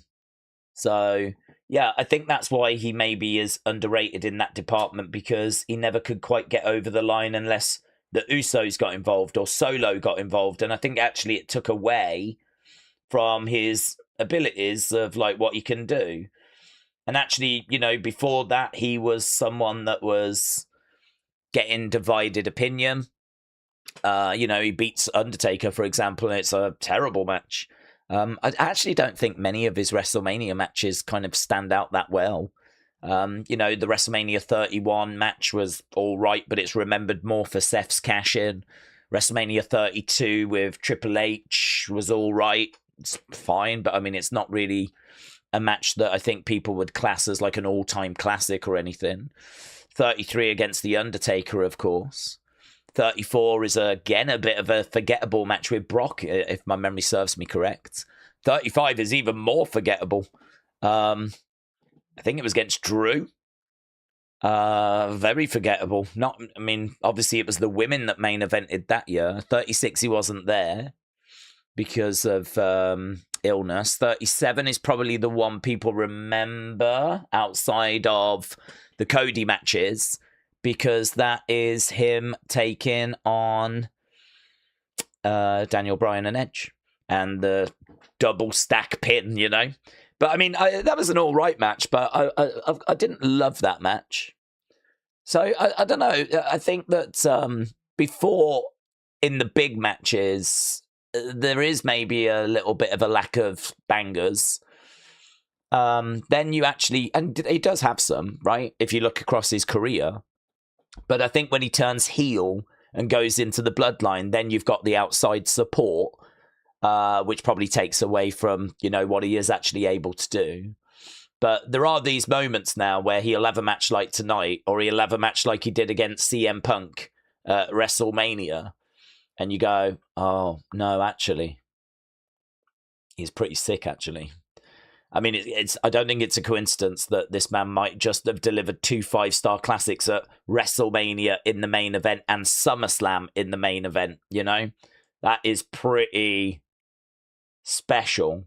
I mean, that has to put him up there with some of the greatest in-ring performers of all time. I'm not going to say he's Bret Hart, but I am going to say that if you have a match at WrestleMania and deliver a Dave Meltzer 5 stars, and I only say a Dave Meltzer 5 stars because we know Dave can be quite harsh when it comes to scoring.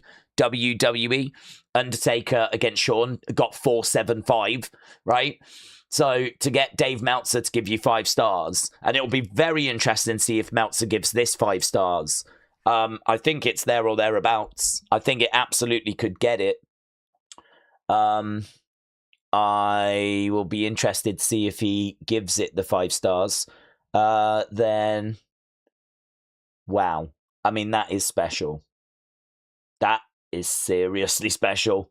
To get a 5-star match out of WrestleMania and out of SummerSlam, and not from WWE fans, but from Dave Meltzer saying it. That would be pretty incredible, actually. I'll be very interested to see what Meltzer gives it. Not that Meltzer's the be-all and end-all, but I will still be interested. Most of the matches were good, but the PLE format needs to change. It needs to be a bit more organic. We want more than just good matches and commercials, said RTX. I think people miss the shine-in. Top stars are fine. No belt doesn't hinder a character, said Who Dat Saints J. Days, the only idea I've had for Seth is maybe him and Becky with the AAA mixed tag belts. Oh, I wouldn't hate that. That could be pretty fun. I wouldn't hate that. Bishop said, what did Meltzer give Mask versus Mask? I think he gave it 5.25. I think he went over 5 stars for Mask versus Mask. But you have now inspired me to have a look. Although I can't remember the name of the show that it was on, to be honest.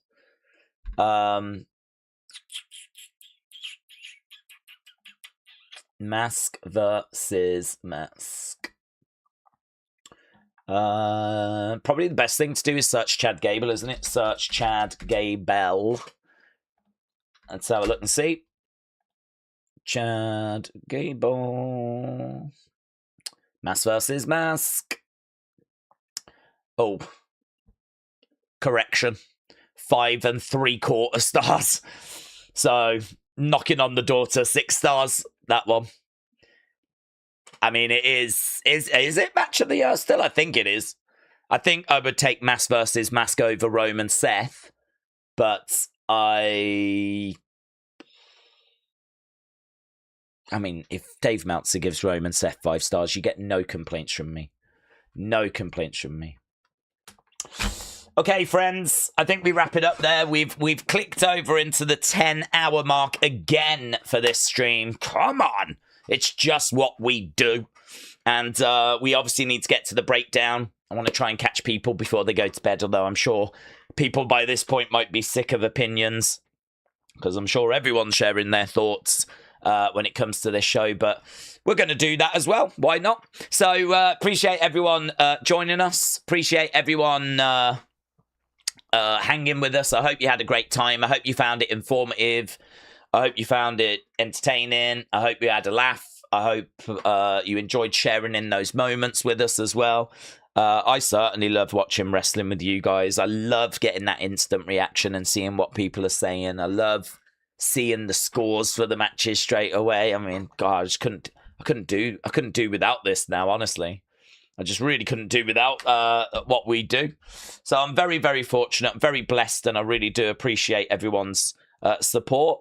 I can tell you that the main event has been over 1,000 votes, 57% all time. If you can get over 1,000 votes and get 57% all time as the score, I don't see how that gets that just is a straight 5-star match, isn't it?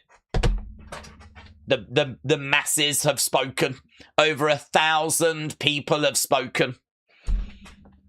It's just a 5-star match. I don't even need Dave Meltzer to tell me. Awesome. Right, I'm going to get ready for the breakdown. Thanks for joining. Appreciate it. Have a good day on Monday, and I will see you later as we get ready for Raw.